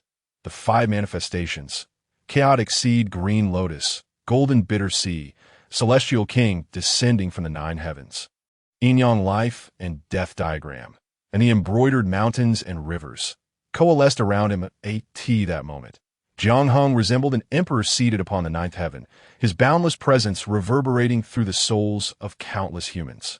Feeling the powerful oceanic force emanating from Jiang Hung, all humanity instinctively knelt before him. We pay our respects to Emperor Hung, they proclaimed in unison, their voices resonating as a great wave that dispersed the clouds above. Hutu gazed on in astonishment, harboring no doubts regarding Jiang Hung's strength, for he had once bested the ancestral shaman Zhu Rong. What left her astounded was the reverence reflected in the eyes of the multitude directed at Jiang Hung. She could see the adoration that filled their gazes. Unbeknownst to Hutu, the current state of the human race was largely attributable to Jiang Hung. He was the one who had brought forth 4 great Luo golden immortals, improved the lives of ordinary humans, and disseminated the teachings of the celestial emperor throughout humanity. Few had truly witnessed Jiang Hung, yet his deeds had already ascended to legendary status among the people. In the hearts of countless individuals, the current state of humanity would not exist without Jiang Hung. Thus they were filled with admiration for him. Now, Jiang Hung unreservedly displayed his might before the throng, a power far surpassing that of the four great Luo golden immortals.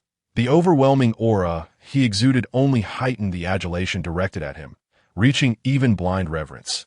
This was the source of Hutu's astonishment. Among the shamanic lineage, while ordinary shamans revered their ancestors, such devotion had never reached this level. As Hutu and Xianying stood in awe.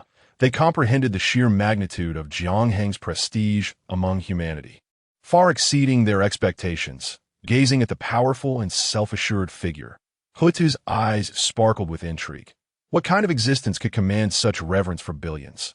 Today marked a grand occasion for humanity, as countless gifted individuals gathered to showcase their brilliance before all. I am confident that our geniuses shall not disappoint. They will undoubtedly embody the spirit, resilience, and strength of our race.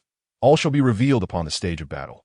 Let me witness just how extraordinary our talents truly are. Under the auspices of Suiren and his companions, a multitude of human prodigies began to emerge. Given that this was the inaugural contest of human talent, coupled with a century-long preparation, the number of participants was staggering, reaching into the millions.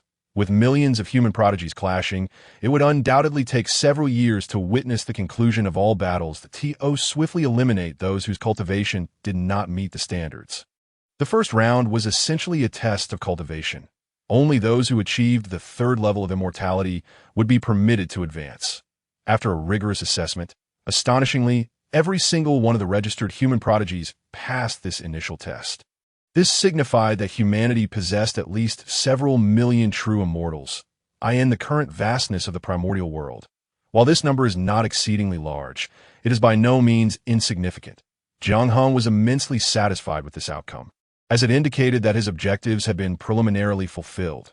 The main aim of hosting this contest was to ignite the enthusiasm for cultivation among humans and to bolster their strength as much as possible. The attainment of the third level of immortality by millions clearly demonstrated the sagacity of Jiang Heng's decision to organize this contest. Such an outcome surpassed the expectations of Suiren and his three companions. After some deliberation, they felt compelled to introduce an additional round of assessment. Ultimately, after a thorough selection process, tens of thousands advanced to the arena battles. The rules for the arena battles were quite simple.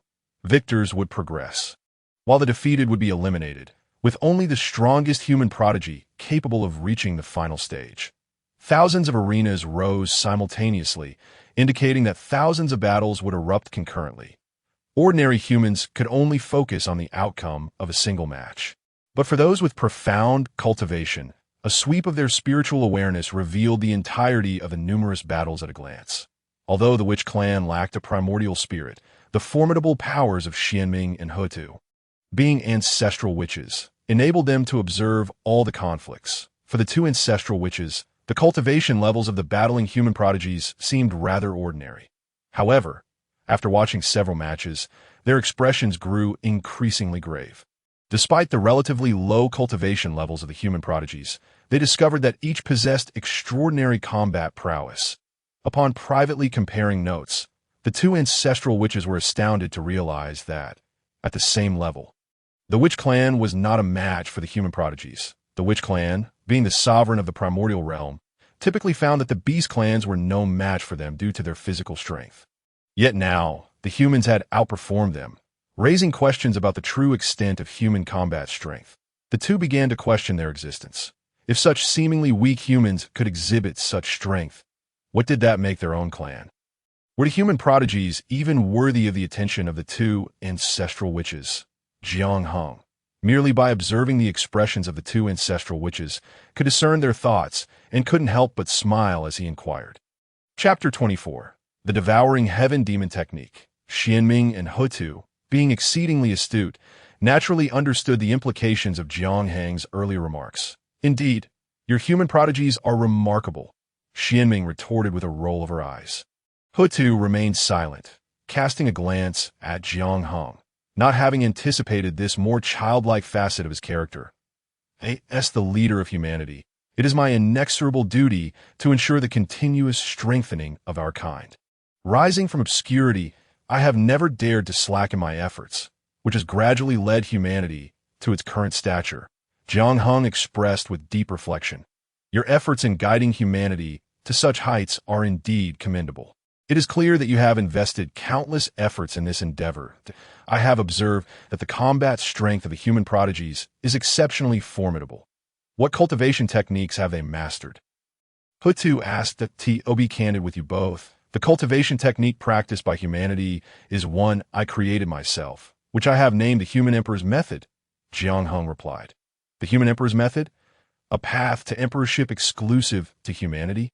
It seems your ambitions are grand indeed, Hutu remarked with a hint of admiration. This technique is not exclusively for humans. If you do not mind, I possess another technique that may be of interest to you. Jiang Heng's mind sparked with a possibility, prompting him to express such that, oh, are you serious? You must be aware that our witch clan lacks a primordial spirit, rendering many techniques beyond our reach. Hutu responded. Jiang Hung was well aware of this fact. The witch clan's innate physical strength allowed them to rival most beings in the primordial realm, yet their inability to cultivate a primordial spirit effectively sealed their potential for further advancement. Presently, the mainstream cultivation methods in the primordial world derived from the Tao ancestor, whose teachings hinged upon the existence of a primordial spirit, for powerful beings in the primordial realm to reach the quasi-saint level.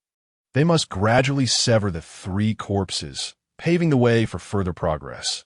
These three corpses, representing one's attachments, are known as the good corpse, the evil corpse, and the self-corpse. The ancestral shaman of the earth muttered to herself. As a formidable figure of ancestral shaman status, she had retained the entirety of the devouring heaven demon technique after merely hearing it once, and she was naturally able to comprehend the extraordinary nature of this skill. It was precisely this revelation that left the ancestral shaman of the earth in a state of profound astonishment. This was a supreme technique that could potentially elevate her to new heights. The grace of enlightenment was greater than the heavens themselves. Although the path was still far from being set, it was enough to fill the ancestral shaman of the earth with boundless gratitude towards Jiang Hung.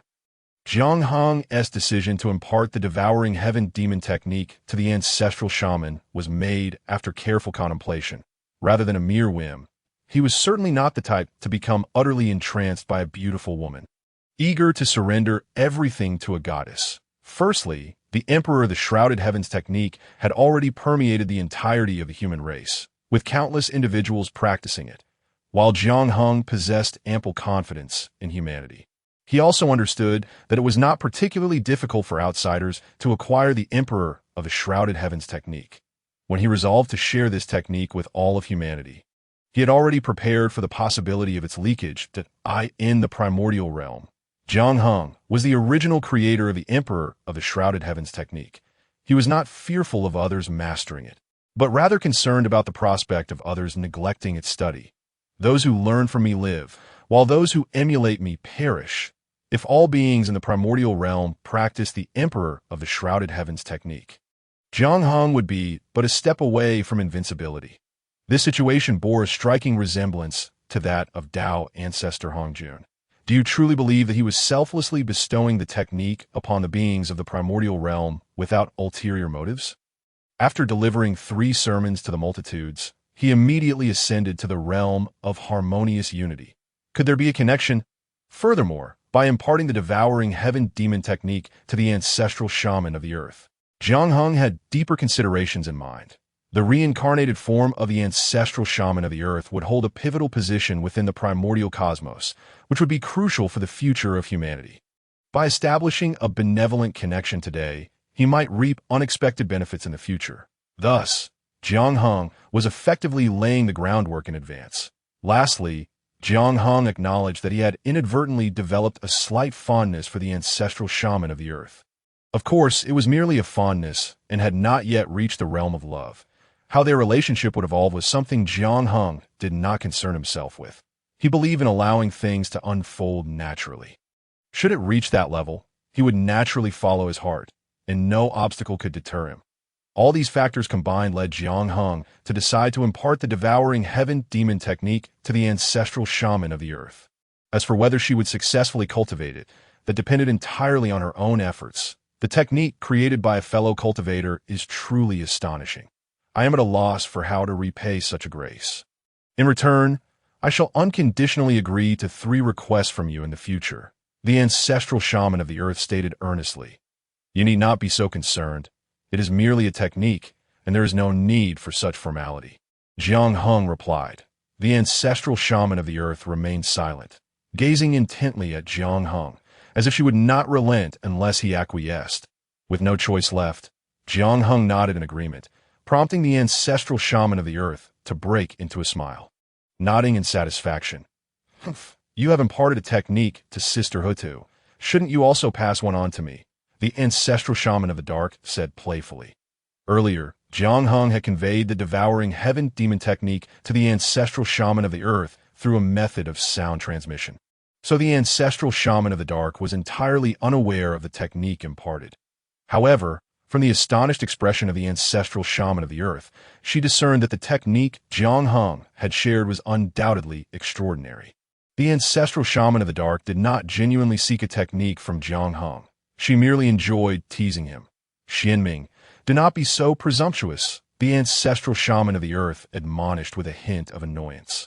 The ancestral shaman of the dark merely stuck out her tongue, not taking the matter to heart, and continued discussing the talents of the human race with the ancestral shaman of the earth.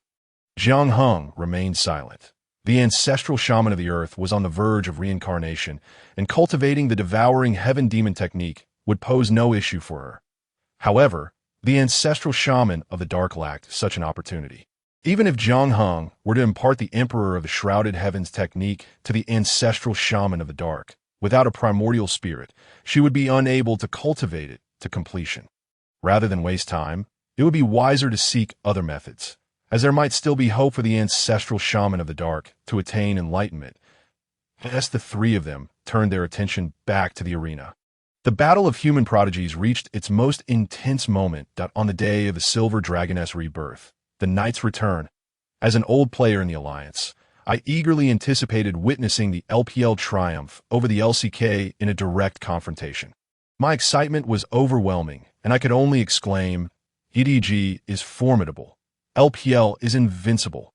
In the wake of fierce competition, only 8 human prodigies remained on the arena. Having reached this stage, those who remained were undoubtedly the most exceptional talents among humanity, each possessing extraordinary abilities. All 8 of these prodigies had ascended to the 6th level of the immortal platform's secret realm and had achieved a state of perfection in their cultivation. Just one step away, these prodigies could cross the threshold of the immortal platform's secret realm and ascend to the Quasi-Emperor realm. The Quasi-Emperor realm is equivalent to the Great Luo Golden Immortal in the Primordial realm. Regardless of the location, one would be considered a formidable expert. Compared to the witch and demon races, the number of human Great Luo Golden Immortals was exceedingly scarce, totaling only 4, including Swerin. Only with the birth of sufficient Great Luo Golden Immortals could humanity truly stand on equal footing with the witch and demon races, or even vie for supremacy. However, even with the cultivation of the Emperor of the Shrouded Heavens technique, crossing the threshold from the immortal platform's secret realm to the Quasi-Emperor realm remained an exceptionally arduous task. Yet, within these 8 human prodigies, Jiang Hung saw a glimmer of hope. Perhaps, not long from now, humanity would see an increase in the number of Great Luo Golden Immortals. Each of these 8 prodigies practiced a complete imperial scripture, each possessing unique qualities. After an intense competition, a prodigy who had cultivated the true sutra of the sun emerged victorious, claiming the title of champion, following Jiang Hung's personal presentation of rewards to the victors. The first human prodigy battle came to a close. However, after this inaugural event, Jiang Hung proclaimed that henceforth humanity would hold a prodigy battle every 100 years. Like this first battle, the next event would also offer generous rewards. The entire human race erupted in excitement, with many prodigies who had only recently begun their cultivation eagerly preparing to make their names known a century hence. Through this first human prodigy battle, a significant number of talents emerged within humanity. all of whom would become key figures for future cultivation. Unless unforeseen circumstances arise, the next 100 years would continue to witness rapid advancements in human strength. As a result of this human prodigy battle, Jiang Hung reaped immense rewards, as evidenced by the substantial amount of fortune he now possessed. For the organization of this event, he had expended considerable fortune. Yet he still retained an impressive total of 97,500 points of fortune. With nearly 100,000 points, Jiang Hung had never experienced such wealth before. Just imagine the powerful treasures he could exchange within the system. With such an abundance of fortune, for Jiang Hung, plans that were once deemed unattainable can now be brought to fruition. However, despite the remarkable growth in strength among the human race, a significant disparity still exists between them and the two formidable clans of the Lich. This is an inevitable circumstance. The Lich have accumulated their power over an extensive passage of time since their inception, resulting in the present situation. The human race, on the other hand, has only recently emerged. Were Jiang Hung afforded several millennia, he is confident he could endow humanity with sufficient strength. This journey to the human realm has been a novel experience for both the Earth Mother Ancestor and the Xianming Ancestor. Following the conclusion of the human genius battle, the two ancestors lingered a while longer in the human realm, exchanging insights on cultivation with Jiang Hung. Under Jiang Heng's guidance, the Earth Mother Ancestor has commenced training in the Devouring Demon technique. Showing commendable progress, aided by her formidable physical constitution, which provides a significant advantage. Yet, due to the absence of a primordial spirit, her aspiration to master the technique fully may remain elusive on a particular day. While Jiang Hung and the Earth Mother Ancestor were engaged in philosophical discourse, the venerable Hongyun Ancestor, who had been nurturing his soul within the 99 Scatter Soul Gourd, suddenly communicated with Jiang Hung. After more than a century of recuperation, although Hongyun Ancestor's soul had not yet reconstituted, his condition had stabilized, provided that the Earth Mother Ancestor undergoes reincarnation. Hongyun Ancestor should face no significant obstacles in re-emerging within the cycle of 6 realms. Jiang Hung had previously discussed this matter with Hongyun Ancestor, who understood that the time for the Earth Mother Ancestor's reincarnation was drawing near. Reflecting on his myriad experiences since his transformation, Hongyun Ancestor felt a profound sense of nostalgia, with his only lingering attachment being his cherished friend. Hence, prior to his reincarnation, he hoped Jiang Hung would escort him to Wanzhou Mountain's Wuzhuang Temple. Upon hearing this, Jiang Hung felt a stirring in his heart. He had long admired the esteemed figure of the Earth Immortal Ancestor, but had never had the fortune to meet him. According to later legends, during the calamity faced by humanity, the Earth Immortal Ancestor had provided substantial assistance, thus earning the gratitude of the human race. Moreover, the Earth Immortal Ancestor, Xinyuanzi, is a venerable figure of significant power within the primordial world, his capabilities being unfathomable. Should he lend his support, the Earth Mother Ancestor's reincarnation would likely gain a greater chance of success. After deliberating with the Earth Mother Ancestor regarding this matter, Jiang Hung and his two companions set off towards Wanzhou Mountain's Wuzhuang Temple. When speaking of the Earth Immortal Ancestor Xinyuanzi, his most renowned attributes include the innate spiritual root, known as the ginseng fruit, and the earthly script forged from the Earth's membranes. Yet, many overlook Xinyuanzi's own cultivation. He stands as one of the apex beings beneath the saints in the vast primordial realm. Wuzhuang Temple, located in the west, is under the dominion of 2 saints. Yet Xinyuanzi has managed to establish a foothold there without being subsumed under their influence or forming close ties with the Western teachings, which speaks volumes about his formidable strength. With the combined might of Jiang Hung and his companions, they swiftly arrived near Wuzhuang Temple. They made no effort to conceal their presence. Given Xinyuanzi's prowess, he would have detected their approach long before. Upon their arrival at the temple's entrance, 2 young acolytes came forth to greet them, which incited the displeasure of the Xianming Ancestor. What an audacious display from Xinyuanzi. He only sends 2 acolytes to greet us, the Xianming Ancestor remarked, somewhat irked. The Witch clan is currently the dominant force in the primordial realm. Knowing that the 2 ancestors had arrived, Xinyuanzi's failure to personally appear and instead dispatch merely 2 acolytes could be perceived as a slight. Xianming, do not be disrespectful, admonished the Earth Mother Ancestor. who remained considerably more composed than her counterpart. Following her reprimand, the Xianming ancestor refrained from further escalating the matter. Jiang Heng remained silent, fully aware that Xin Yuanzi's actions were not without justification. Having survived since the ancient era and navigated through multiple calamities, Xin Yuanzi's continued existence during the journey to the west demonstrates his exceptional status. Though his reputation may not be widely recognized, his grasp of the cosmic forces is remarkably astute, in the current primordial realm.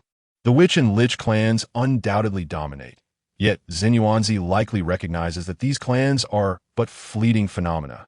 His decision to send acolytes instead of personally greeting the two ancestors indicates his intent to maintain a neutral posture, avoiding entanglement in the conflicts between the Witch and Lich clans.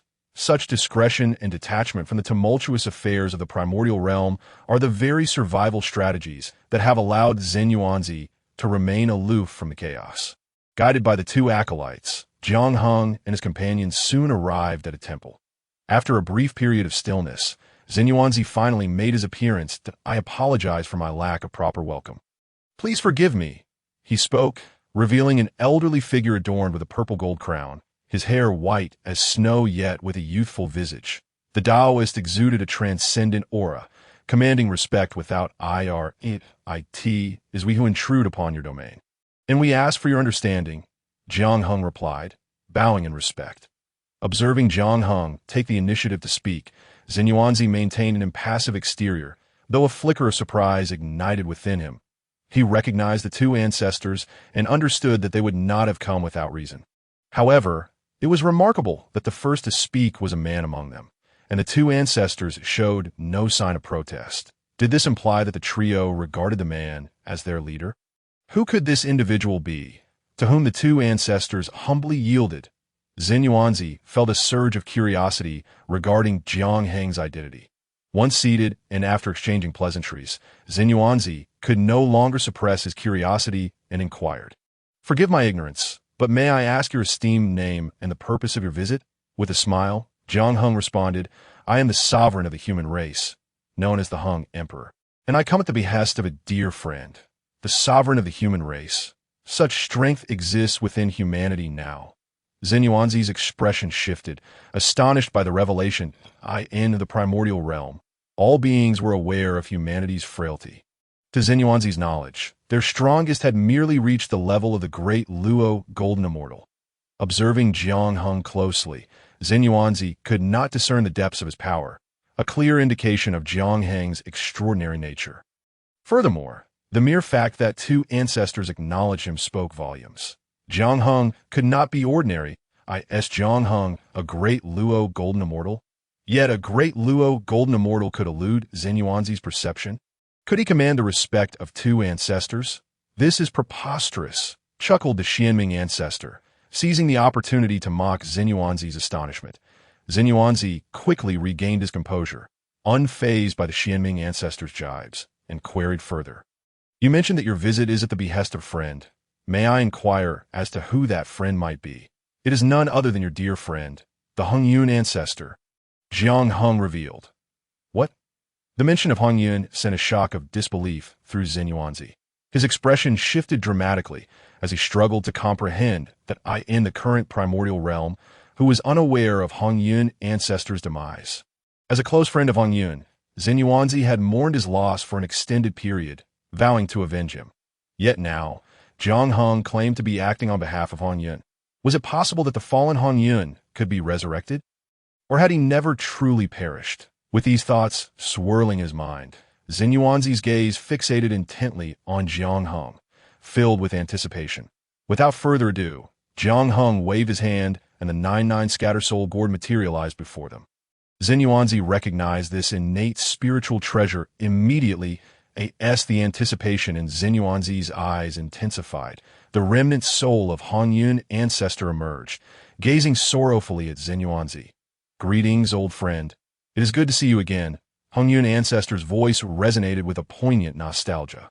Xin Yuanzi, overwhelmed with emotion, stared at Hongyun, his excitement palpable, yet he quickly noticed the state of Hongyun's current form. "Hongyun, how have you ended up like this? Yet as long as you have not truly perished, there remains hope." Zhang Yuanzi spoke with palpable excitement. Hong Yun Laozu was equally exhilarated. The two exchanged heartfelt confessions, with Hong Yun Laozu slowly recounting the tribulations he had faced that fateful day. That I regret not heeding your advice, my friend, which led to such calamity. However, I am fortunate to have had the assistance of my companion Jiang Heng, which has granted me a sliver of hope, Hong Yun Laozu declared. Zhang Yunzi bowed deeply to Jiang Heng, expressing his gratitude. Thank you, esteemed friend, for your timely intervention. It has afforded my unfortunate younger brother a chance at survival. You are too modest, Jiang Heng replied. The malevolence of the Mingyi sect leader and Kuanping is notorious. It was only right for me to lend my assistance, though regrettably, it was a moment too late. Given Hong Yun's current state, restoring him to his former self may prove challenging, yet it is not entirely devoid of hope. Jiang Heng remarked that, oh, my dear brother is now left with only a remnant of his soul. Merely existing in this world is a stroke of fortune. To restore him to his original state will be no easy feat. Nevertheless, I shall swallow my pride and beseech the Saint Nuwa for aid. No matter the cost, I must try, Zhang Yuanzi resolutely stated. Jiang Heng couldn't help but admire the bond between Zhang Yuanzi and Hong Yun Laozu, recognizing the depth of their camaraderie. Setting aside whether the Saint Nuwa could indeed restore Hong Yun Laozu, merely requesting her assistance would not be a simple task, even if the saint were willing to offer her aid. How would Zhang Yunzi repay the debt incurred? Yet, despite these considerations, Zhang Yunzi showed no hesitation. It seemed that as long as there remained a glimmer of hope, he would pursue it. My friend, there is no need for such actions. This calamity is a part of my destiny, and I cannot impose upon you to seek the Saint Nuwa's help. Besides, Jiang Heng and I have devised a plan. While we may not restore him to his former self, there is still a chance for rebirth and recultivation. Upon hearing Zhang Yunzi's intentions, Hong Yun Laozu was deeply moved, gazing at him with teary eyes. Brother, since we transformed, we have supported one another. Your affairs are my own. If I cannot protect you, what face have I to continue living in this world? Rest assured, I will certainly implore the Saint Nuwa to assist in reconstructing your physical form and restoring you. Zhang Yunzi initially thought Hong Yun Laozu was reluctant to owe a debt to the saint, hence his insistence that my friend. Truly, there is no need for such measures. I've already made arrangements, and they are foolproof. Hong Yun Laozu urged anxiously. Enough, brother, I understand. Wait patiently, for I shall go and seek the Saint Nuwa. Zhang Yunzi declared with conviction. No, my friend, Jiang Heng, you must explain things clearly to Zhang Yunzi, Hong Yun Laozu exclaimed. His face flushed with urgency. Jiang Heng, who had been enjoying the spectacle, found the dynamic between Zhang Yunzi and Hong Yun Laozu quite entertaining and was content to observe. However, seeing their fervor, he felt compelled to step in and elucidate the matter of reincarnation. Upon hearing Jiang Heng's explanation, Zhang Yunzi looked on in shock at the Hutu ancestor witch, who remained composed.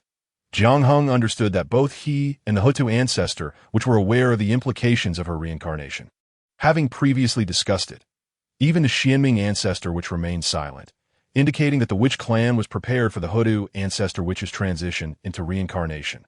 For Zhang Yunzi, hearing about reincarnation for the first time was a revelation that left him astounded. Given Zhang Yunzi's cultivation level, he could easily discern how monumental an event the Hutu ancestor witch's reincarnation would be. I did not expect my friend to possess such great resolve. This act will bring immense merit to the beings of Hong Huang, a feat we cannot hope to match. Zhang Yunzi bowed deeply to the Hutu ancestor witch. Initially, Zhang Yunzi had been disinterested in the witch clan, wishing to avoid any entanglements with them. However, this bow was genuine, both in admiration for the Hutu ancestor witch's boldness and in gratitude for the great merits of her actions. You are too kind. This realm was opened by our progenitor Pangu, and as a descendant of Pangu, I bear the responsibility to improve it. The Hutu ancestor witch replied calmly. Your words warrant yet another bow from me. Hearing this, Zhang Yunzi was once again deeply moved and bowed once more to the Hutu ancestor witch. My friend, the Hutu ancestor witch's transition into reincarnation is a noble act of great virtue. I have come with the hope that you will assist when the time comes, Hong Yun Laozu stated. Naturally, this is a duty I cannot shirk. I will certainly offer my aid when the time arrives, Jin Yuanzi affirmed. The Hotu ancestor witch's reincarnation is not only a matter of great virtue for the world, but also crucial for Hong Yun Laozu's potential rebirth and recultivation. So Jin Yuanzi was determined not to delay. Jiang Heng maintained a facade of calm, but inwardly he sighed with relief. His purpose for visiting Wuzhuang Temple had nearly been fulfilled, with Jin Yuanzi's assistance. Certain plans in his mind could now be set into motion.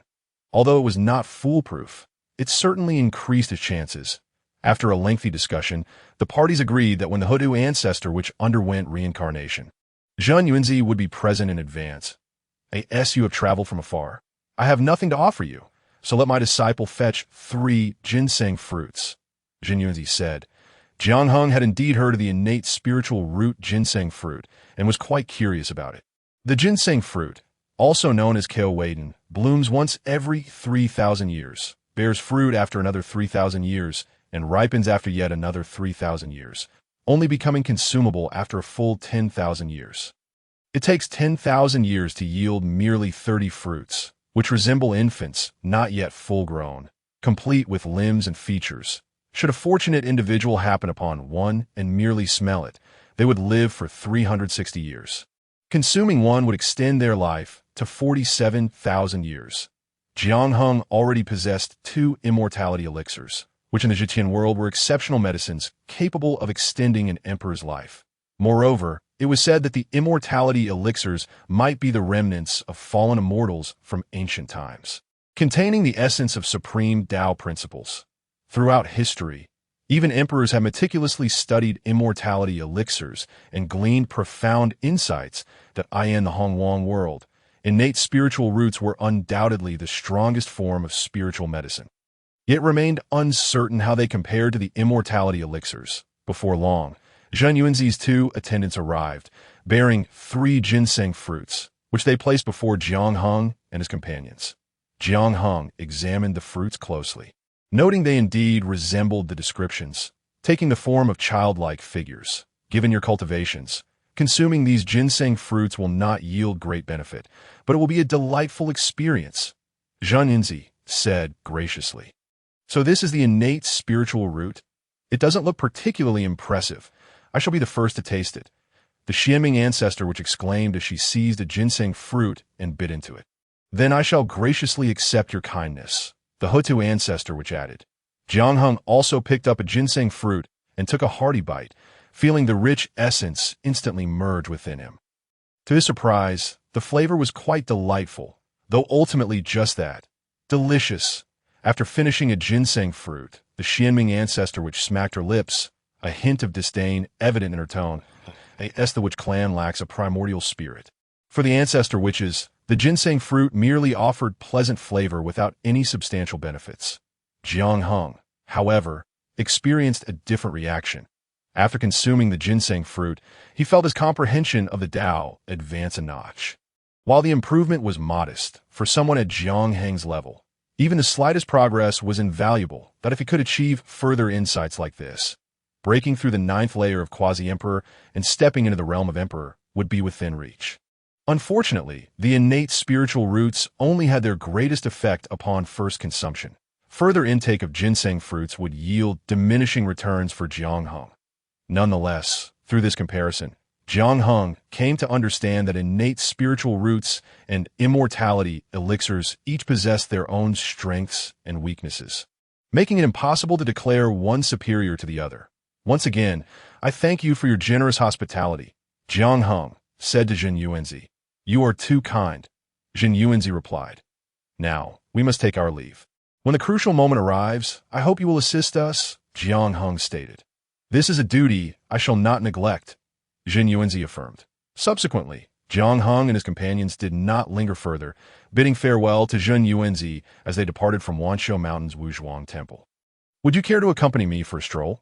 After leaving Wuzhuang Temple, the Hoda ancestor which turned to Jiang Heng and softly asked, a radiant smile illuminating her face, before Jiang Heng could respond. The Xianming ancestor which exclaimed with exuberance, Sister Hutu, Where shall we go to play next? Xianming, you return to the Witch clan. I wish to take a walk alone with friend Jiang Hung, the Hutu ancestor which suddenly declared. Very well. Without further ado, the single affirmative word conveyed Jiang Heng's acceptance. Chapter 27. Hutu ultimately transforms into reincarnation. The ancestral witch of Xianming returned to the Wu clan burdened with infinite grievances. Perplexed by her elder sister Hutu's decision to take a solitary stroll with a human. Was it possible that she, Xianming, had ceased to be Hutu's most cherished sister? Did her place now stand on the verge of being usurped by Jiang Hung? As Jiang Hung and the ancestral witch of Xianming wandered aimlessly across the vast wilderness, they reveled in the myriad of breathtaking sights. Their journey spanned a remarkable 50 years, stretching from the west to the East Sea, traversing from the farthest south to the utmost north. Though their conversations were scarce, they exchanged unspoken sentiments, marveling at the wonders of creation and sharing knowing smiles. Throughout this odyssey, Jiang Hung uncovered many facets of Hutu that were previously unknown, revealing her more human side.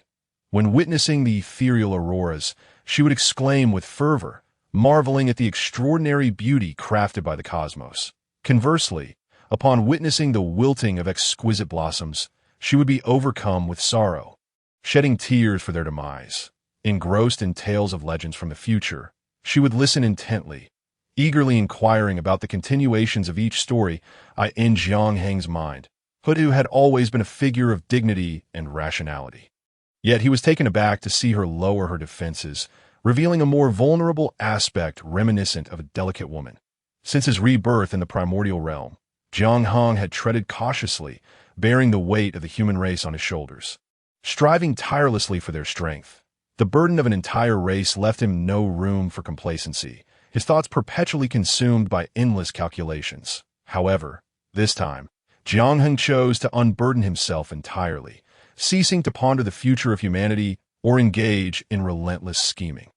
He understood that this might be the last opportunity he had to indulge in such freedom, a chance that might not arise again for countless ages. As Jiang Hung and Hutu grew closer through their shared experiences, the distance between them diminished significantly. Sometimes, a mere glance could convey understanding without the need for words. Yet, as all beautiful journeys must come to an end, they found themselves near the blood sea of the underworld.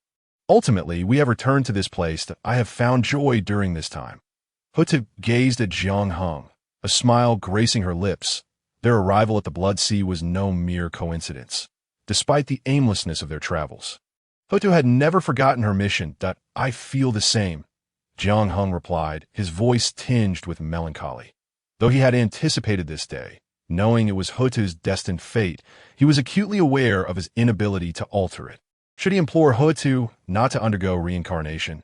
Jiang Hung knew well that Hutu's choice to embrace reincarnation was laden with numerous hardships, yet it was ultimately her decision.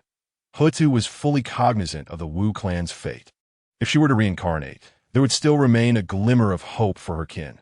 Regardless of the circumstances, Hutu was the ancestral witch of the Wu clan, willingly sacrificing everything for their sake. Should humanity ever face such a choice, Jiang Hung, as their leader, would likely make a similar decision. Moreover, Hutu's belief in reincarnation was inextricably linked to her identity as a scion of Pangu, an unshakable responsibility. Even in the absence of the Wu clan and amidst countless grievances, Hutu would still choose to embrace reincarnation. Thus, from the very beginning, Jiang Hung had never urged her against it. Hutu held steadfast to her convictions, and no amount of persuasion could sway her beliefs. Rather, it would only place her in a dilemma. Yet, was Jiang Hung truly prepared to take no action? Not quite. Hutu had her choices, and he had his own. He had been diligently preparing to inform Hutu about the future of the Wu clan and certain matters regarding the 6 paths of reincarnation. Furthermore, with the inclusion of Zenyuanzi, when Hutu underwent reincarnation, there would be no shortage of formidable beings present. The 12 ancestors of Zenyuanzi and Jiang Hung would gather 14 quasi-saint-level experts at the moment of Hutu's transformation. This formidable force would undoubtedly send tremors throughout the primordial realm, compelling even the saints to approach with caution. Jiang Heng's meticulous planning was not without purpose. as it would create room for adjustments in certain matters that a slight miscalculation could lead to vastly divergent outcomes. Thank you, my friend, for accompanying me on this journey. During this time, I feel as though I have grasped the myriad emotions of humanity, an incredible race, destined to become a remarkable existence under your guidance. Hutu remarked that it is my fortune to walk this path with you. It shall be a journey I will forever cherish, Jiang Hung replied. Having lingered for so long, with no regrets, it is time for me to fulfill my own mission, Hutu declared. Upon reaching the vicinity of the blood sea of the underworld, Hutu regained her rational demeanor, reverting to her authoritative self. As she spoke, a multitude of powerful presences drew near, converging upon the two. The other 11 ancestral witches of the Wu clan had arrived, accompanied by numerous great witches and Xinyuanzi, the ancestral figure of Earth Immortals, as per their agreement. With 14 quasi-saint-level beings gathered, the atmosphere was already charged with an awe-inspiring energy. Yet, the Wu clan sought even more, summoning an abundance of great witches that, in an instant, a potent aura surged into the heavens, capturing the attention of countless powerful beings across the primordial realm. Many speculated on the Wu clan's intentions. Were they to engage in battle with the demon race once more? Or was there some treasure hidden within the blood sea of the underworld? The demon race swiftly took note, with Emperor Tai and Emperor Dijuan personally overseeing the situation, while the 10 great demon gods kept a vigilant watch on the Wu clan's movements. Meanwhile, a powerful being within the blood sea of the underworld observed the gathering of formidable figures with growing trepidation. Being born from the blood sea, the Lord of the River of the Underworld regarded this realm as his foundation. The saying, as long as the blood sea does not dry, the river of the underworld shall not perish, had long been circulated throughout the primordial world. Moreover, the Azura clan, created by the Lord of the River of the Underworld, thrived within the blood sea, continuously consuming vengeful souls to amplify their own strength. Yet now, the assembly of powerful experts from the Wu clan near the blood sea raised concerns. Were they seeking trouble with him? The Lord of the River of the Underworld? Despite his notorious reputation, he was aware of the gravity of the situation and had never provoked the Wu clan. However, upon witnessing the 12 ancestors and countless great witches, the Lord of the River of the Underworld felt a pang of anxiety. The sheer magnitude of their presence was daunting, while the saying held true that as long as the blood sea does not dry, the river of the underworld shall not perish. The simultaneous emergence of the 12 ancestors raised questions about the very existence of the blood sea. With a sense of trepidation, the Lord of the River of the Underworld summoned all Azura clan members back, fearing that one of them might inadvertently provoke the Wu clan. Sister Hutu, have you made up your mind? If you are unwilling, then let it be. Whatever happens, your brother shall bear the burden, spoke Emperor Jiang. The foremost of the 12 ancestors, addressing Hutu in a gentle tone, while the other ancestors looked upon her with anticipation. There is no need for further words. For over a century ago, I made my decision. This past century has been ample time. Hutu responded. Sister Hutu, please think this through, Xianying implored, her expression heavy with sorrow. The other ancestors mirrored her sentiment, gazing at Hutu with expressions of grief, yet the resolute gleam in Hutu's eyes rendered any words at that moment utterly futile. Xianying, henceforth, do not act recklessly. It is time for you to mature, Hutu declared. Alas, very well, further words are futile. This time, our Wu clan shall exert all our might to safeguard Sister Hutu, Emperor Jiang asserted. Brothers, take care. From this point forward, I entrust the Wu clan to you all. Hutu bowed respectfully to her fellow ancestors, expressing her gratitude. Then, under the watchful gaze of all, Hutu stepped forward, entering the blood sea of the underworld.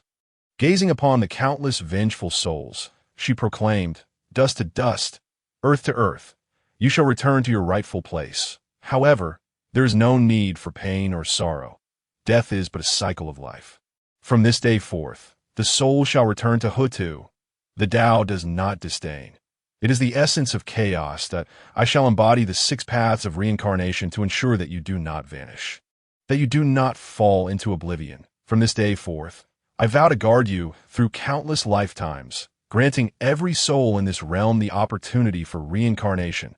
Subsequently, the ancestral shaman of Hutu took a step forward, restoring her true form, a towering figure reaching thousands of feet, gazing skyward as she proclaimed with a resounding voice, "I hereby declare to heaven and earth, I am Hutu, I have endured the war of shamans and demons," causing the creatures of the primordial world to suffer grievously, with vengeful spirits rising in anguish.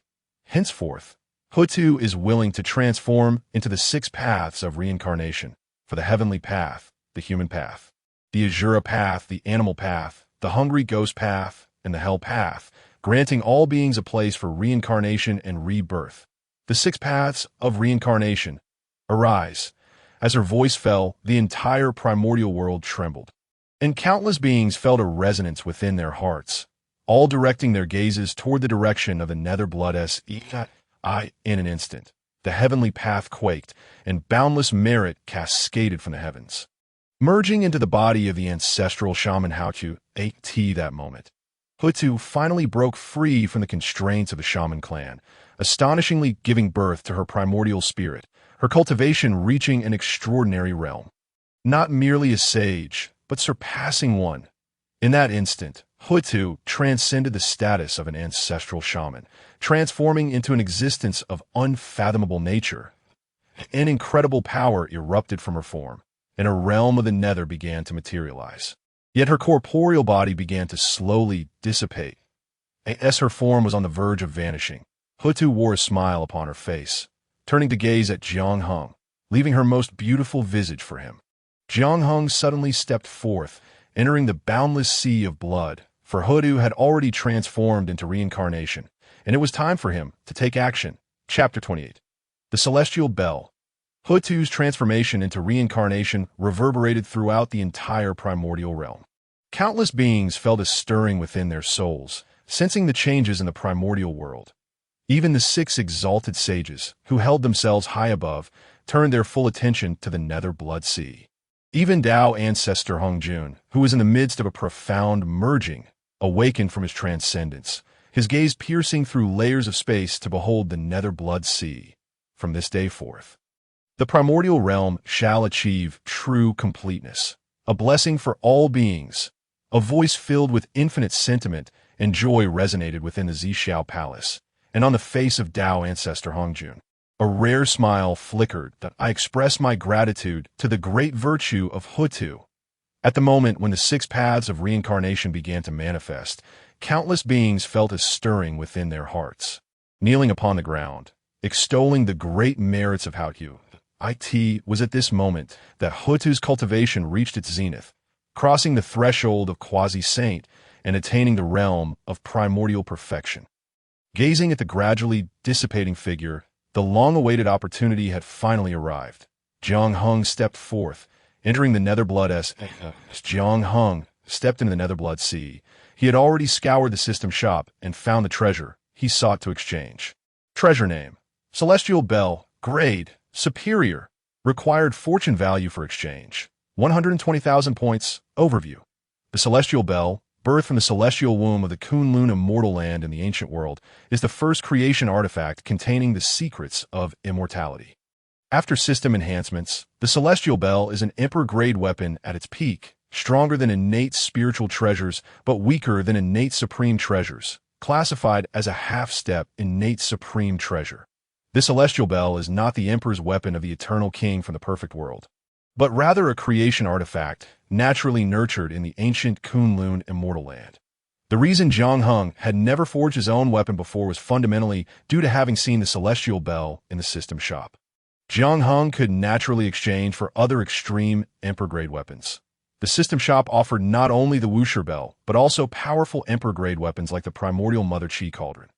However, Jiang Hung was acutely aware that each extreme Emperor-grade weapon is forged with the utmost dedication and blood, representing the profound understanding of the great Tao by a great emperor. Each extreme Emperor-grade weapon is more like an extension of the path of the respective emperor. Thus, every emperor possesses their own extreme Emperor-grade weapon, akin to an extension of their own path. By directly exchanging for a ready-made extreme Emperor-grade weapon, Jiang Hung could elevate his combat prowess, but that weapon might not necessarily suit him. After becoming an emperor, he would still need to forge his own extreme emperor-grade weapon to potentially reach the pinnacle of his strength. The Celestial Bell, however, was different. It was a creation artifact nurtured by the heavens and earth, its power even surpassing that of the average extreme emperor-grade weapon. What is even more precious is that, being a creation artifact of heaven and earth, it bears no engravings of the great Tao from other emperors.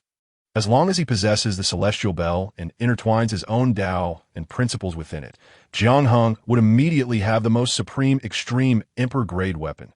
Furthermore, this Celestial Bell would resonate perfectly with Jiang Hung, becoming the very instrument for his path to enlightenment. More crucially, upon seeing the Celestial Bell, a bold idea emerged in Jiang Hung's mind, that if he could succeed, he would have the opportunity to soar to great heights. Even within the primordial realm, the odds of success were slim, yet there remained hope. With careful planning, perhaps he could increase his chances of success. Thus, despite the steep fortune value of 120,000 required for the Celestial Bell, Jiang Hung resolutely exchanged for this treasure. The only regret was that Jiang Hung's fortune value had previously been insufficient. 50 years ago, he had only possessed over 90,000 points. That it was not until he arrived at the Netherblood Sea that his fortune value had finally reached 120,000. Fortunately, he just barely managed to catch up. The critical moment of Hutu's transformation into reincarnation. Jiang Hung exchanged for the Celestial Bell. By inscribing his own Tao upon the Celestial Bell, he hoped to unleash some of its power. Jiang Hung thought to himself, this pivotal moment. Time was of the essence for Jiang Hung to inscribe his Tao and principles upon the Celestial Bell. Thus, even though he had exchanged for this creation artifact, he would still be unable to unleash its full potential. However, at this moment, as the 6 paths of reincarnation were on the verge of taking shape, Jiang Hung felt no hesitation that he took a step forward. Entering the Netherblood Sea, where the Celestial Bell materialized above his head, an unparalleled aura erupted from the Celestial Bell, brimming with boundless creation and the profound mysteries of the great Tao. Jiang Hung let out a furious roar, his perfected holy body reaching its zenith, manifesting the 5 great phenomena: the golden bitter sea, the immortal king descending from the heavens, the resplendent mountains and rivers, the yin-yang life and death diagram, and the chaos seed green lotus. Endless Tao and principles surged forth from Jiang Hung's body, shooting skyward, intertwining within the Celestial Bell, inscribing his unique mark upon it. Everyone, please lend me your strength. Without a shred of hesitation, Jiang Hung addressed the remaining 11 ancestral shamans, raising his voice. All shamans, heed my command. The 12 capital heavenly gods' great formation, arise. The ancestral shaman, Emperor Jiang bellowed. The 11 ancestral shamans roared in unison, revealing their true forms, their colossal figures entering the Netherblood Sea. A boundless malice coalesced, and the supreme formation of the primordial realm, the 12 capital heavenly gods' great formation, once again unfolded before all beings. The 12 capital heavenly gods' great formation is one of the 4 great killing formations of the primordial world, its power awe-inspiring, capable of rivaling that of sages. During the great calamity of heaven and earth, is precisely the time when the malice among the realms is most intense. And now, the great calamity of shamans and demons is about to reach its climax. The malice in the world has already become overwhelmingly potent, and by chance, this place is the Netherblood Sea, a natural gathering spot for malice. With all these factors converging, once the 12 capital heavenly gods' great formation is activated, it will undoubtedly unleash its most formidable power. However, for the 12 capital heavenly gods' banner to form, the power of the 12 ancestral shamans is required to channel Pangu's essence blood and coalesce the malice of heaven and earth. Only then can the true form of Pangu be summoned, invoking the chaos capital heavenly divine thunder, thereby possessing the ability to create and destroy the world. All 12 ancestral shamans are indispensable.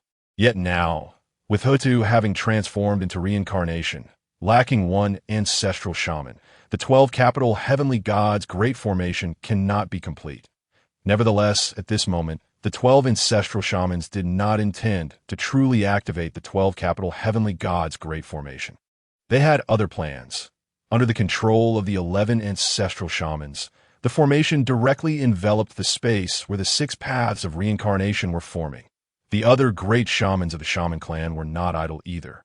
They used their shamanic bloodline as a conduit, channeling all their strength into the 12 capital heavenly gods' great formation. Suddenly, within the realm of the 6 paths of reincarnation, an aura that all shamans were profoundly familiar with arose.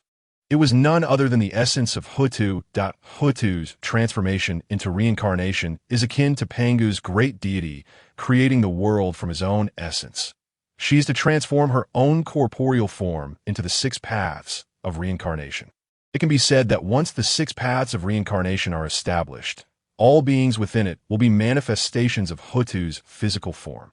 Once the 6 paths of reincarnation are established, Hutu's corporeal body will cease to exist. Retaining her primordial spirit would already be a great fortune.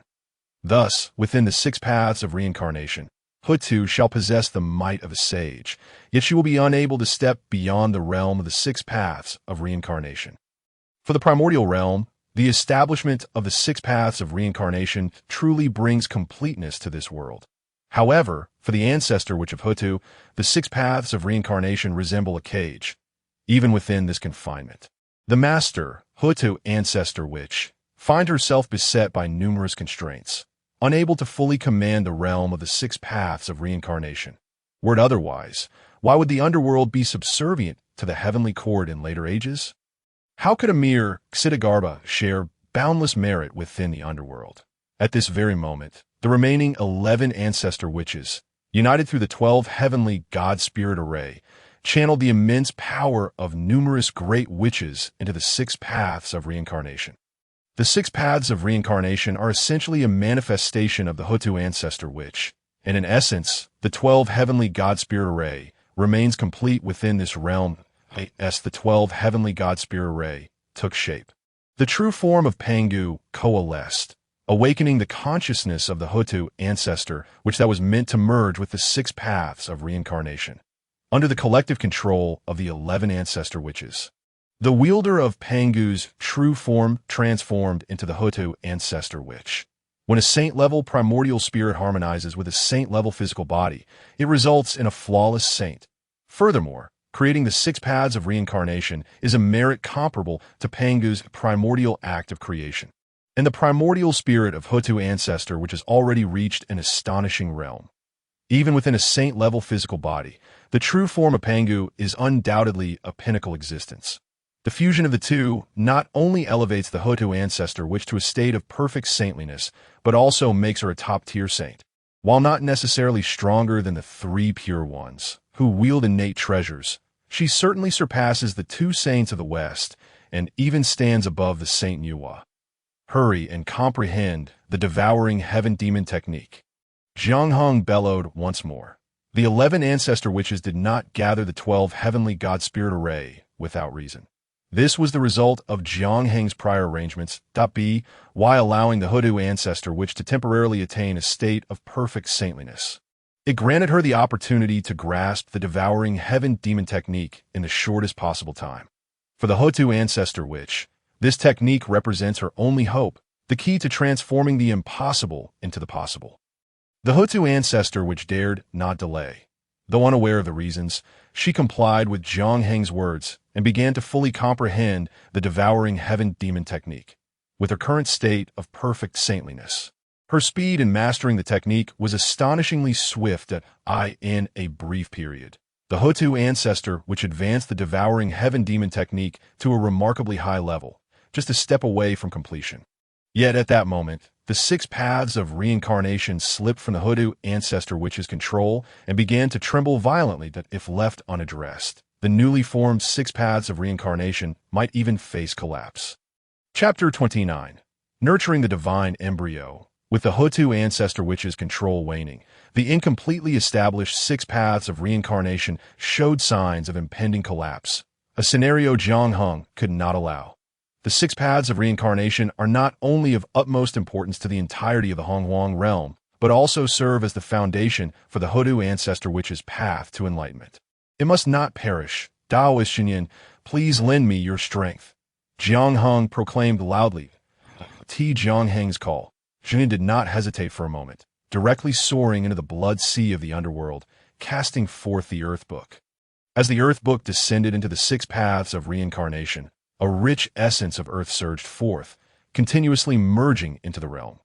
Jiang Heng, with all his might, urged the celestial bell, striving to stabilize the 6 paths of reincarnation with profound principles of the Tao. Under the combined effort of Jiang Heng and Jin Yuan, the 6 paths of reincarnation, which was on the brink of collapse, astonishingly stabilized. The Earth Book, a manifestation of the Earth's membrane, naturally possesses the essence of the Earth and serves as a powerful innate treasure with formidable defensive capabilities. More crucially, under Jin Yuan's guidance, the power released by the Earth Book closely parallels the primordial strength of the Hutu ancestor, which is the Earth ancestor among the 12 ancestor witches. Hutu inherently commands the power of the Earth. Thus, the forces of the Earth Book and Hutu's power harmonize beautifully. This is precisely why Jiang Heng ventured to Wanshou Mountain's Wuzhuang Temple, utilizing Hongyun Laozu as a catalyst to enable Jin Yuan's timely assistance. Without this collaboration, it would have been exceedingly arduous for Jiang Heng alone to stabilize the impending collapse of the 6 paths of reincarnation. Each layer of this intricate plan was the result of Jiang Heng's meticulous strategy, ultimately granting the Hutu ancestor which a moment's reprieve. It is this invaluable moment that allows the Hutu ancestor which the opportunity to cultivate the devouring heaven demon technique to completion. Mastering the devouring heaven demon technique to its fullest extent is formidable enough to equate to attaining the status of an emperor, roughly equivalent to the quasi-saint realm within the Honghuang universe. Currently, the Hutu ancestor which stands as a perfect saint, thus the challenge of mastering the devouring heaven demon technique to completion is not insurmountable. However, achieving mastery in the devouring heaven demon technique does not inherently enhance the Hutu ancestor witch's strength. The reason Jiang Heng urges her to cultivate this technique is merely to secure a sliver of hope for her survival. Jiang Heng strives to stabilize the 6 paths of reincarnation. The events unfolding within the blood sea of the underworld are keenly perceived by the powerful beings throughout the Honghuang realm. The transformation of the Hutu ancestor, which in the cycle of reincarnation evokes admiration from countless powerful beings, acknowledging her grand ambition and the immense merit of her actions. Naturally, the only ones relishing this misfortune are the demon race. The demon Emperor Jun and the Eastern Emperor Tai immediately recognize the implications of this development. In the current Honghuang realm, the witch and demon races are undeniable adversaries, having reached a point of irreconcilable conflict where life and death must be distinctly separated. For the demon race, their greatest apprehension lies with the 12 heavenly God-Spirit array formed by the 12 ancestor witches. Yet, now that the Hutu ancestor which intends to merge with reincarnation, does this not imply that the 12 ancestor witches are incomplete? If the 12 ancestor witches are not whole, how can the complete 12 heavenly God-Spirit array be formed? This presents an unparalleled opportunity for the demon race. The demon Emperor Jun and Eastern Emperor Tai are already contemplating whether to consolidate the demon race's strongest forces and directly confront the witch race in a grand battle. However, after a moment's deliberation, they ultimately discard this option. The timing is simply not right. The Hutu's transformation into reincarnation is a significant act of merit towards the heavens and earth, compelling all beings within the Honghuang realm to acknowledge her contributions. Should the demon race act at this juncture, they could indeed catch the witch race off guard, yet would undoubtedly incite widespread wrath. Despite their strength, the demon race must contend with the existence of 6 saints in the Honghuang realm. No matter how formidable they cannot act with impunity. Nevertheless, the demon race cannot afford to overlook such a prime opportunity, and thus they begin to prepare meticulously for battle. The third great war between the witches and the demons is likely imminent. Everyone witnesses the birth of the 6 paths of reincarnation, yet what transpires next exceeds the expectations of these powerful beings. The ancestor witches consolidate the 12 heavenly God-Spirit array. What is their purpose? Are they truly aiding the Hutu ancestor witch in establishing the 6 paths of reincarnation? When the Hotu ancestor which manifests as a complete saint, even the six saints are left dumbfounded. Having never anticipated such a turn of events, the Demon Emperor Jun and Eastern Emperor Tai break into a cold sweat. Had they acted just now, would they not have faced a complete saint head-on? At that moment, it was not the Demon Clan that annihilated the Witch Clan in one fell swoop, but rather the Witch Clan that seized the opportunity to eradicate the Demon Clan entirely. Even the Tao ancestor of the Purple Cloud's Palace, upon witnessing this scene within the six paths of reincarnation, found himself on the verge of intervening multiple times. However, since the six paths of reincarnation had yet to fully take shape, any action taken by the Tao ancestor at this juncture could lead to unpredictable consequences. The six paths of reincarnation were of utmost importance to the primordial world and equally crucial for the Tao ancestor, who had already achieved unity with the Tao. Thus, any slightest misstep was intolerable. After much contemplation, the Tao ancestor ultimately restrained himself and chose to closely observe the changes within the six paths of reincarnation. When Jiang Heng and Jin Yuanzi took action, it left countless powerful beings of the primordial world utterly astonished. While others may not have recognized Jiang Heng, the Eastern Emperor Tai had previously clashed with him from afar and could not possibly forget his aura. Upon Jiang Heng's emergence, the Eastern Emperor Tai instantly identified him. For Jiang Heng's five remarkable phenomena were simply too conspicuous. Recognizing Jiang Heng only reinforced the Eastern Emperor Tai's belief that he was indeed a concealed master of the Witch Clan. That formidable physique was exceedingly conspicuous. In the primordial realm, who but the Witch Clan could possess such a powerful body? The emergence of another quasi-saint level powerhouse among the Witch Clan compelled both the Demon Emperor Jun and the Eastern Emperor Tai to reassess the strength of the Witch Clan. While the Demon Clan could not discern Jiang Heng as a member of the human race, he could not conceal his identity from the six saints and the Tao ancestor Hongjun, who recognized him as human at a glance. The reactions among the six saints varied. Some were indifferent, while others contemplated deeply. They all understood that following the witch and demon clans, the human race would soon flourish. And the emergence of a powerful figure among the humans was, by all accounts, a natural occurrence. Even the Tao ancestor Hongjun remained unperturbed. Although he had achieved unity with the Tao and was aware of the future trajectory of the heavenly Tao, he was not omniscient. Upon witnessing Jiang Heng and Jin Yuanzi stabilize the six paths of reincarnation, the Tao ancestor Hongjun even breathed a sigh of relief. The six paths of reincarnation were indeed of paramount significance. As long as they could be successfully opened, any minor mishaps were trivial to the Tao ancestor Hongjun. Only the Taching Saint appeared contemplative, as the leader of the human sect, and having preached among the human race for a millennium.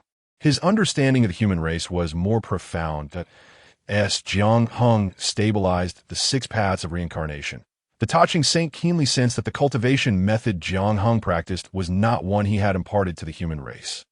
This realization led the Taching Saint to ponder deeply, though only he could fully grasp the intentions behind his thoughts. Jiang Heng and Jin Yuanzi worked in concert to maintain the stability of the six paths of reincarnation. Yet the task remained arduous, and sustaining it for long was utterly implausible. Fortunately, the Hotu ancestral which had cultivated the swallowing heaven demon art to a consummate level in a remarkably brief period. Upon the completion of the swallowing heaven demon art, the six paths of reincarnation experienced violent tremors, and myriad rays of brilliance coalesced. Within that resplendent radiance, a divine embryo still in gestation gradually emerged, only to subsequently disappear into the depths of the six paths of reincarnation. At last, it had come to fruition. A faint smile finally graced Jiang Heng's face. In the next instant, a tremendous power erupted from the six paths of reincarnation, casting both Jin Yuanzi and Jiang Heng out of its confines. Simultaneously, the 11 ancestral witches were also expelled from the six paths of reincarnation, causing the 12 heavenly gods and demons' formation to dissipate. The six paths of reincarnation began to tremble violently, and under the gaze of countless onlookers, it finally began to take its true form. The realms of heaven, humanity, Azura, beasts, hungry ghosts, and hell manifested as the complete six paths. Subsequently, the underworld began to take shape, with the Naiha Bridge, the Wangxiang platform, and the 10 Yama Kings appearing one by one. the moment the six paths of reincarnation took form, the body of the Hutu ancestral, which completely disintegrated, with the majority of its primordial spirit sinking into slumber, though a fragment transformed into an old woman who settled by the Niha bridge. Thank you, kind friend, for your assistance that I hope we shall meet again. At the instant of the Hutu ancestral witch's dissolution, a familiar voice echoed in Jiang Heng's ears. Jiang Heng's gaze fixated on the old woman by the Niha bridge. This must surely be the renowned Mengpe of later generations. Mengpe was a manifestation of a fragment of the Hutu ancestral witch's primordial spirit. Yet devoid of any memories of her former self, she naturally bore no recollection of Jiang Heng. However, at that moment, it seemed Mengpe sensed Jiang Heng's gaze and turned towards him, her face a mask of confusion. In a fleeting moment, Jiang Heng felt as though he beheld a familiar figure once more. Murmuring, "There will surely be another opportunity." As the six paths of reincarnation took form, the vengeful souls within the blood sea of the underworld were immediately summoned, racing towards the six paths of reincarnation. Henceforth, these vengeful souls would have the opportunity for reincarnation, and the primordial realm would attain true completeness. Yet, the current six paths of reincarnation lacked even the 10 Yama kings. To achieve true perfection would likely require further effort. Nevertheless, the transformation of Hutu into reincarnation inherently aimed to protect the witch clan. Once the witch clan settled within the six paths of reincarnation, it would soon operate normally. Upon witnessing the true formation of the six paths of reincarnation, certain powerful beings in the primordial world began to acutely sense its significance. Several powerful entities had already begun to contemplate a share of the pie, including the two saints from the West, who were likely plotting regarding the six paths of reincarnation. Jiang Heng temporarily set aside his myriad emotions and produced the 99 scatter soul gourd, causing the remnant soul of the Red Cloud ancestor to materialize. Following the true formation of the six paths of reincarnation, the Red Cloud ancestor thus welcomed the opportunity for reincarnation and recultivation. Chapter 30. The Demon Clan Strikes. Thank you for your assistance. Dear friend, that I am at a loss for how to repay you, so I shall bestow upon you this 99 scatter soul gourd. The remnant soul of the Red Cloud ancestor appeared, first bowing deeply to Jiang Heng, then presenting the 99 scatter soul gourd with boundless gratitude. The 99 scatter soul gourd was an innate spiritual treasure of extraordinary might, a rare weapon of offense with immeasurable value. The Red Cloud ancestor felt deeply indebted to Jiang Heng for his aid. Without him, he would have likely perished at this moment. The Red Cloud ancestor was utterly alone, with only this innate spiritual treasure to offer. Moreover, as he was about to reincarnate and recultivate within the six paths of reincarnation, he could not take the 99 scatter soul gourd with him. And why, friend, need not be so formal. We have known each other for over a century. Your opportunity for reincarnation and recultivation is merely a matter of fate. And your life is not meant to end here. I shall keep this 99 scatter soul gourd for you and return it upon your return from tribulation. Jiang Heng accepted the 99 scatter soul gourd and replied to the Red Cloud ancestor. The Red Cloud ancestor, moved, once again bowed deeply to Jiang Heng. With the uncertainties of his journey through reincarnation, he refrained from saying much more. Afterward, the Red Cloud ancestor bid farewell to Jin Yuanzi. And after a heartfelt parting, Jin Yuanzi flew towards the direction of the six paths of reincarnation. With the six paths of reincarnation established, the Red Cloud ancestor had always been benevolent in the primordial realm, bearing not a trace of sin. On the contrary, many in the primordial realm had benefited from the Red Cloud ancestor. Thus, his reincarnation and recultivation proceeded quite smoothly. Once the Red Cloud ancestor reincarnated and recultivated, although he would not have the opportunity to attain sainthood again, he could still become a deity of fortune and virtue. The Red Cloud ancestor entered the six paths of reincarnation for his rebirth. The master of the underworld river glared at Jiang Heng's figure with teeth clenched in resentment. The master of the underworld river recognized Jiang Heng, for it was he who had thwarted his schemes with Kunping. Had it not been for the self-detonation of the Red Cloud ancestor during their initial battle, he would have surely been no match for Jiang Heng, nor would he have allowed the primordial purple chi to slip away. Now, The master of the underworld river longed to burst forth from the blood sea of the underworld and dismember both the Red Cloud ancestor and Jiangheng. However, seeing the 11 ancestral witches of the Witch Clan, along with countless great witches and the earth immortal ancestors in Yuanzi, he knew that even with tenfold courage, he would be besieged if he were to emerge now. His previous injuries had yet to heal, and to venture out now would be akin to courting death. The master of the underworld river could only suppress his resentment for the time being. Humph. Once I recover, I shall seek you out one by one to settle the score. Reincarnation and rebirth? Humph. It is but a dead end. The myriad grievances harbored within the heart of the Lord of the River of the Underworld shall be set aside for now. The matter of the grand ancestor of Earth transforming into the cycle of reincarnation has reached a temporary conclusion. The Witch Clan has begun to settle within the Netherworld, serving as the embers left behind by the ancestors for their progeny. Within the 6 paths of reincarnation, these witches not only enjoy the protection and blessings of the Grand Ancestor of Earth, ensuring the smooth operation of the cycle, but they will also be able to accrue merits. Thus, even amidst the cataclysmic upheaval of the Witch-Demon War, these witches can remain unscathed as long as these witches endure in the world. Even if the external witches were to perish entirely, the Witch Clan would not face true extinction. This encapsulates the significance of the Grand Ancestor of Earth's transformation into reincarnation. Yet, it is also a reflection of helplessness. Were it not for dire necessity, the Grand Ancestor would not have made such a choice. This transformation has imparted an understanding to Jiangheng in the vast expanse of the primordial cosmos. The grand scheme of the heavenly Tao is the foundation of all. There are no eternal protagonists in the world. Despite the current formidable might of the witch and demon clans, they too shall eventually decline under the weight of the heavenly Tao. The Grand Ancestor of Earth's transition into reincarnation, rather than being a personal choice, is more accurately a reluctant decision compelled by the heavenly Tao. Should this course not be taken, the Witch Clan would face annihilation, potentially to the very last member as for the 6 paths of reincarnation.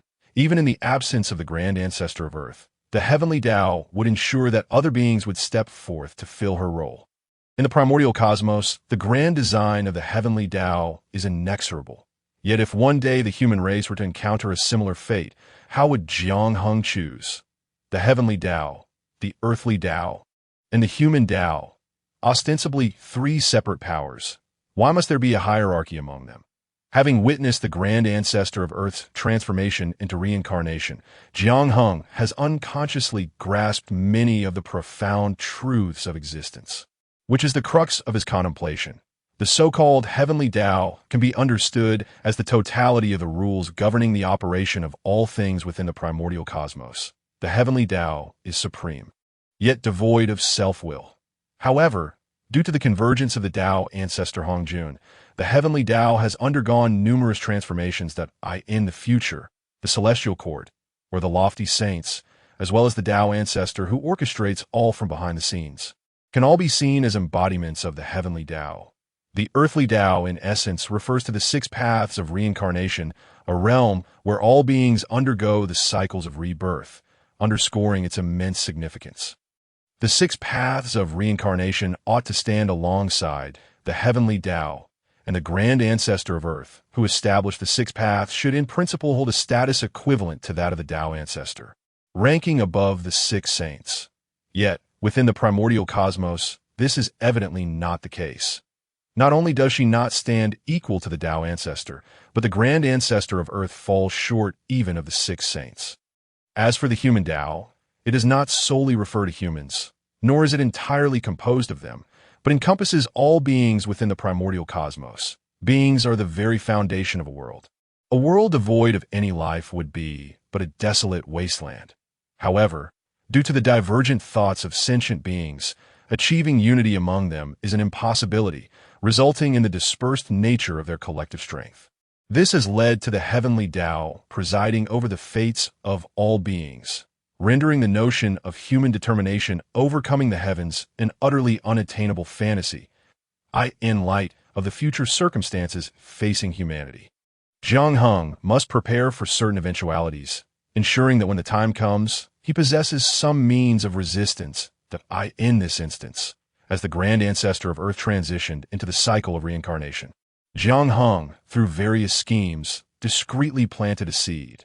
That divine embryo, hidden deep within the 6 paths of reincarnation, will not only represent the sole chance for the grand ancestor of Earth, but will also serve as a seed of hope. At this moment, it is still too early to speak of such matters. When the divine embryo matures, it is sure to bring a great surprise to all beings within the primordial cosmos. After the 6 paths of reincarnation were established, the Witch Clan has returned to prepare for war, fully aware that the outbreak of the Third Witch Demon War is imminent. After bidding farewell to Zenyuzi, Jiang Hung is also ready to return to the human clan, for his time is similarly limited. Upon returning to the human clan, the concerns that have long plagued Jiang Hung have indeed come to pass. The demon clan has already approached the human race ahead of schedule. How this situation has arisen warrants a detailed explanation.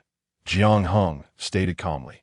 The human race, due to Jiang Heng's existence, is no longer the struggling faction it once was on the primordial land. Even in the face of the demon clan's assault, Jiang Hung believes that the current human race is not devoid of any capacity for resistance. To report to Emperor Hung. It is indeed peculiar.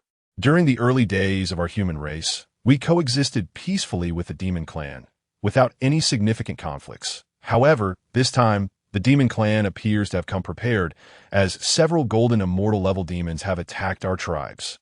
Swearin remarked that, in the early days of humanity, owing to the influence of the Saint Nuwa, the demon clan naturally dared not openly trouble the human race, although there were instances of demons consuming humans. These were merely insignificant minor demons that hardly constituted a threat. Since Jiang Hung facilitated the birth of 3 great Luo golden immortals for the human race and allowed them to cultivate the great emperor's techniques, humanity has gradually grown stronger. Lesser demons have been thoroughly cleared out, and no formidable demons remain in close proximity to the human race. Yet this time, the emergence of golden immortal level demons targeting humanity is indeed a most unusual occurrence. What is the extent of our losses? Jiang Hung inquired. Since Emperor Hung established the 4 armies of wind, forest, fire, and mountain, the nearby Kaoshan army has been diligently safeguarding us. When the demons attacked, the Kaoshan army acted swiftly. Thus, there were not many casualties among our kin. Z stepped forward to report. The Kaoshan army is tasked with protecting the human race and is commanded by Z, who is naturally the most informed regarding this matter. Not many casualties? Jiang Heng's expression shifted, and he spoke in a low voice. Your Majesty. The demon clan's attack was sudden, and the Kaoshan army's response was remarkably swift, yet there were still a few of our kin who perished. Z added, Incompetent fools. I established the 4 armies of wind, forest, fire, and mountain to safeguard the human race. But what does it mean to protect the human race? Allowing our kin to suffer casualties is not safeguarding them. When I entrusted the human race to you 4, is this how you chose to protect them? Jiang Hung exclaimed, seething with rage. Your Majesty, compared to the past, this situation is considerably better for our human race. This is already a significant improvement. Swearin attempted to explain further, but upon seeing Jiang Heng's increasingly dark expression, he lowered his voice. I'm not here to hear your explanations. Protecting the human race is our duty. What was previously done is irrelevant. What matters is the present. I can tell you, in this current age, if even one of our kin is slain, it is a responsibility we cannot shirk, Jiang Hung declared vehemently. The 4 of Z were filled with shame. They had thought they had performed admirably this time, yet now it was clear they had fallen woefully short. Your Majesty, you are right. As leaders of the human race, it is our duty to protect every single member. Z and the others responded in unison. Jiang Heng's words rang true. As leaders of the human race, they must bear responsibility for any kin who meet a tragic end. Let this matter rest for now. I shall address it later. What I wish to know is whether all the demons have been slain. Jiang Hung, aware that many matters still require refinement within the human race, expressed his anger to underscore the gravity of the situation to Z and the others. The 4 exchanged glances and spoke softly. A few golden immortal level demons did manage to escape. Incompetent fools, Chapter 31. Absolutely no compromise.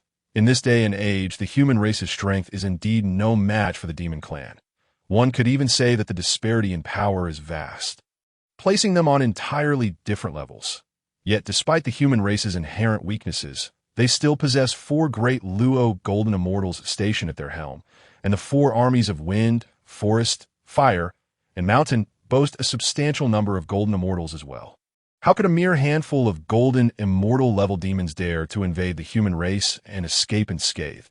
Is this not a reflection of incompetence? Your Majesty, quell your anger. Z and the others knelt down, trembling with fear. Since Jiangheng became the sovereign of the human race, he has led them to continuous development, and his prestige has grown immensely. Now, witnessing Jiangheng's fury, even Z and the others are filled with trepidation. I shall spare you this time, due to your initial offense and your contributions to the human race. But let this be a lesson. It cannot happen again. Send my orders for the Wind and Wave Army to mobilize entirely, gathering all intelligence regarding the demons, and ensure we locate the traces of those golden immortal-level demons. Jiangheng commanded in a deep voice.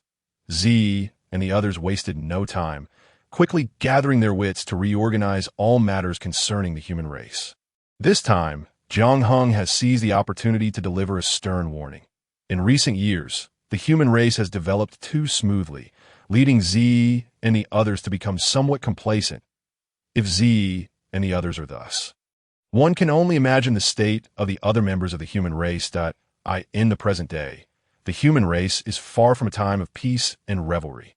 Not to mention, the Third Witch Demon War is on the brink of eruption. Yet prior to this, the human race faced an overwhelming calamity. Only by heightening vigilance across the entirety of humanity could the impending disaster's toll be mitigated to its barest minimum.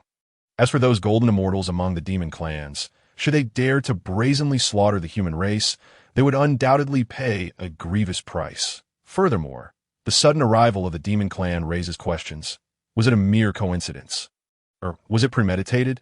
Jiangheng must elucidate this matter. If the demon clan harbors intentions of forging the slaughter which soared from the human race, a great war is seemingly inevitable. It appears that achieving the Tao promptly is of utmost importance. Jiangheng murmured to himself. In the depths of his consciousness, he sensed an ominous urgency. Time for the human race was fleeting. Ascending to the throne would pose a monumental challenge. How could one navigate such a formidable barrier? Yet, Jiangheng found himself devoid of alternatives. Should he fail to attain enlightenment, he would stand powerless against the likes of the Demon Emperor Dijun and Eastern Emperor Tai Yi, with a single command from Jiangheng. The entire human race trembled. The Wind Wave Army mobilized en masse to gather intelligence regarding the Demon Clan. Since the conclusion of the first human genius battle, the four armies of wind, forest, fire, and mountain had finally reached full capacity, each boasting commendable strength.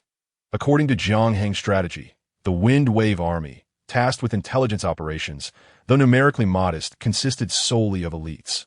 The Wind Wave Army comprised a mere 10,000, with the weakest among them having attained the 5th tier of the celestial platform, equivalent to the realm of Tai Yixian. Within the ranks of the Wind Wave Army, there are also numerous formidable beings at the 6th tier of the celestial platform, or the Golden Immortal Realm, adept at concealing their presence. The Long Forest Army served as the primary force of the human race, boasting the largest numbers, a staggering 100,000, yet with a somewhat uneven distribution of cultivation levels. The weakest of them merely reached the 1st tier of the celestial platform, akin to Earth Immortals of the Primordial world, while the strongest attained the 6th tier, corresponding to Golden Immortal strength. However, when employing the army formation techniques of the Heavenly Court within the celestial realm, these 100,000 could unleash a terrifying force in battle. Arranged as one through the Heavenly Court's formation techniques, they would move as a singular entity, each action carrying earth-shattering might. The Red Flame Army, composed of the finest human elites, numbered the least among the four armies, with only 5,000 members, yet all of them were the 6th tier of the celestial platform. While 5,000 golden immortals may seem inconsequential among the witch and demon clans, for the human race, they represented an unprecedentedly formidable force. Moreover, these 5,000 golden immortals had been meticulously selected by the Sui Ring clan. each possessing exceptional combat prowess. In a protracted conflict, the Red Flame Army could become the pivotal force that shifts the tide. The Mountain Guard Army, responsible for safeguarding the human race, also numbered a respectable 50,000, stationed throughout various regions. However, compared to the other three armies, the Mountain Guard Army was undoubtedly the weakest, with some warriors yet to reach the Celestial Platform's secret realm. This was an inevitable consequence of the human race's relatively brief development period. The Swayren clan had painstakingly assembled the four armies of wind, forest, fire, and mountain. This was also the reason the Demon Clan found an opportunity to strike. The assembly of the four armies had occurred too recently, and many aspects required gradual refinement. Nonetheless, Jiang Hung firmly believed that, given sufficient time, the four armies of wind, forest, fire, and mountain would undoubtedly evolve into a formidable presence capable of shaking the foundations of the primordial world. While contemplating the enhancement of the human race's strength, the Wind Wave Army's extensive mobilization finally uncovered the traces of the Demon Clan. It turned out that after the Demon Clan's assault on the human race had been repelled by the Mountain Guard Army, resulting in considerable losses for the demons, the remaining demons had not ceased their endeavors. In the current era, the Demon Clan stood as the undisputed overlords of the primordial world, and suffering losses at the hands of mere humans was an unspeakable humiliation.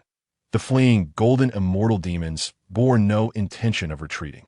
Instead, they began to rally experts, preparing to teach the human race a harsh lesson.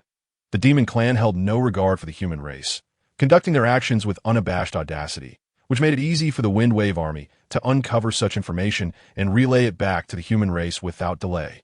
Excellent, truly excellent. I had yet to seek trouble with these demons, and they are already coming to me. Jiang Heng's expression darkened as he spoke coldly. Your Majesty, the Demon Clan's incursion is likely far from simple. Swayren expressed his concerns. The human and demon clans had long coexisted peacefully. The sudden aggression from the Demon Clan seemed suspicious as a dominant force. The Demon Clan possessed power countless times greater than that of the human race, making Swayren's apprehension entirely understandable. Regardless of the demon schemes, anyone who dares to slaughter my people has chosen the path to their own demise, Jiang Hung declared with conviction. Your Majesty, should we not investigate this matter thoroughly first? Otherwise, we may inadvertently create unnecessary misunderstandings. Yu Chao hesitated, voicing his concern. Jiang Hung gazed at the four members of the Swayren clan, observing the deep-seated worry etched upon their faces, a palpable fear of the Demon Clan. This trepidation was not unwarranted. The current Demon Clan was indeed overwhelmingly powerful, capable of annihilating the human race with ease. Yet, would Jiang Hung simply acquiesce? Would he allow the Demon Clan to come and slaughter his people? Or would he sacrifice a few to save the many? No. Such a choice was not Jiang Heng's. That, as long as he remained, the human race would only die standing, not kneeling. Moreover, Jiang Hung understood that for the human race to survive in the primordial world, relying on the Demon Clan's mercy was utterly futile.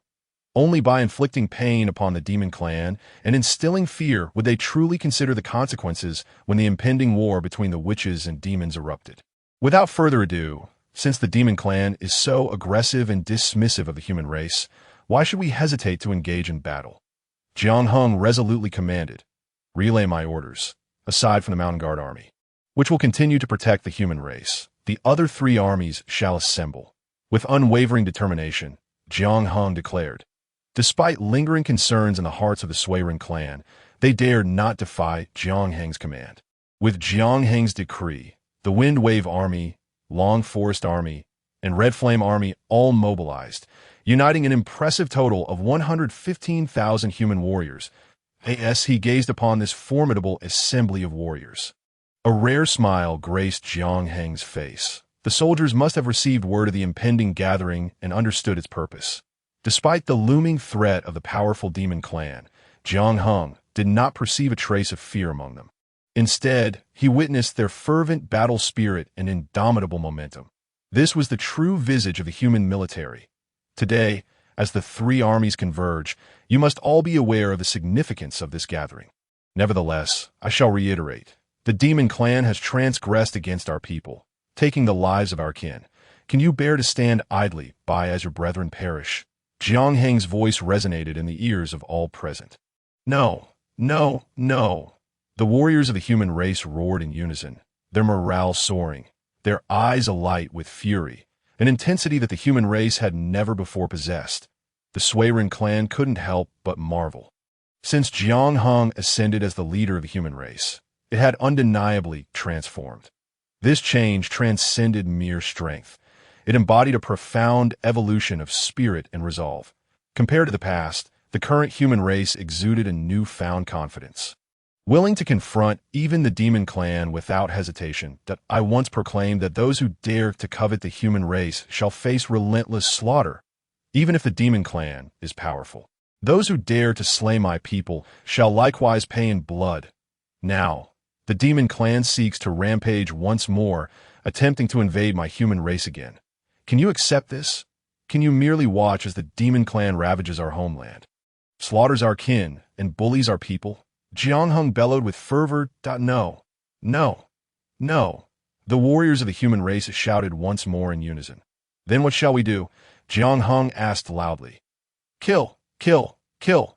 At that moment, every warrior of the human race raised their voices in a chorus, their morale reaching a fever pitch, their bodies brimming with a fierce killing intent. Jiang Heng nodded in satisfaction, gesturing grandly as he proclaimed, "Let us depart." The Wind Wave Army, Long Forest Army, and Red Flame Army, totaling 115,000, moved forth in perfect unison, advancing toward the direction of the demon clan. The demons sought to gather their own experts for another incursion against the human race. Jiang Heng would not grant them that opportunity. He chose to strike first. He aimed to eradicate these demons entirely, eager to witness just how many experts the demon clan would send forth to meet their demise. Chapter 32. All-Out Assault. The three armies mobilized, comprising a total of 115,000 human warriors, among whom over 10,000 were of the Golden Immortal realm. Confront merely a handful of Golden Immortal demons with such overwhelming force might seem excessive. However, Jiang Heng opted for this course of action nonetheless. Had it been a mere faction of rogue cultivators, he would have refrained from intervening, leaving the matter to the likes of Suiren and others to handle. Yet, this time, they faced the demons, undisputed overlords of the current primordial realm, a position that humans had never dared to challenge directly. Confront the authority of such a hegemon would represent a critical step for humanity, bearing profound significance for the entire race. The human warriors commenced their slaughter of the demons. The once invincible overlords would no longer seem so fearsome. Thus, Jiang Heng commanded the full mobilization of the three armies, aiming to familiarize the human warriors with the art of slaying demons. Moreover, the sudden arrival of the demon horde raised concerns. Who could say if they harbored any sinister plots against humanity? Caution is the mother of safety, and the human race, still in its nascent stages of resurgence, could ill afford substantial losses. Report to Emperor Heng. According to intelligence relayed by the Wind Wave Army, the demons are currently not far from our human territory. The demons that clashed with the Mountain Support Army last time have largely been eradicated, yet during this interval, many formidable demons have converged here. The Wind Wave Army, led by Tsang Wan, promptly conveyed all intelligence regarding the demons to Jiang Heng upon receiving word. The intelligence gathered by the Wind Wave Army indicated that the demons had no intention of concealing their presence, openly gathering near the human stronghold. Among the demons that previously attacked humanity, only 4 managed to escape amidst the chaos, while the rest were mercilessly slaughtered by the Mountain Support Army. It was these 4 fleeing demons who were now rallying allies to prepare for another assault on humanity. Driven by a thirst for vengeance, upon hearing that mere humans dared to slay demons, the other demons were incensed. In a short span, countless powerful demons converged. Keep a close watch on the movements of the demons and ascertain how many formidable beings they have. Jiang Heng commanded. Ordinary demons did not concern him, but the fact that they were preparing to strike again after suffering a defeat suggested that the situation was far from simple. Know thyself and know thy enemy, and you will win 100 battles. While advancing, Jiang Heng naturally required the Wind Wave Army to clarify the situation regarding the demons. As Jiang Heng anticipated, though the demons looked down upon humanity. They were not fools.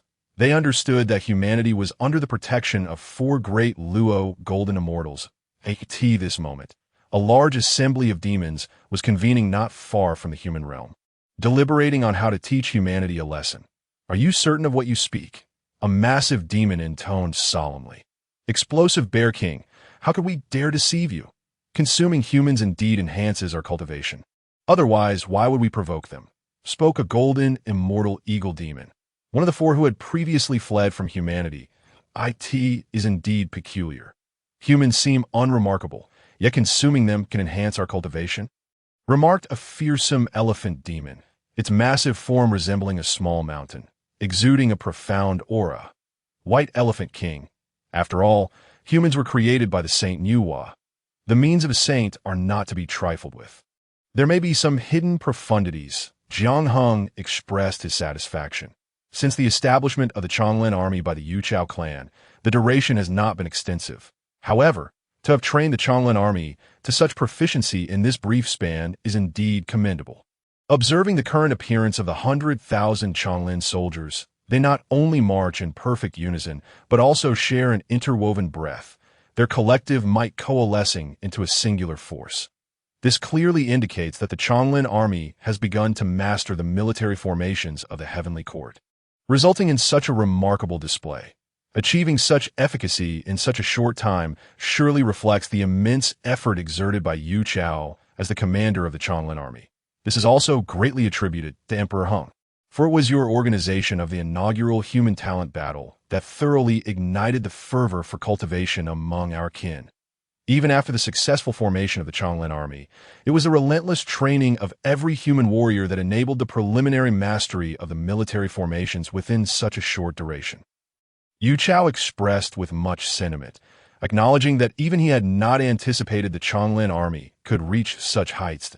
It can only be said that Jiang Heng's decision to host the human talent battle was profoundly astute, significantly accelerating the development of the entire human race. For Jiang Heng, witnessing the Changlin army successfully mastering the military formations of the Heavenly Court is naturally a delightful surprise. Conversely, for the demon clans, the aggressively advancing Changlin army undoubtedly poses a significant dilemma. Chapter 33. Military Formations. Ordinary demons would likely crumble before these human warriors. The Flood Bear King remarked with a grave expression. The other demon kings nodded in agreement.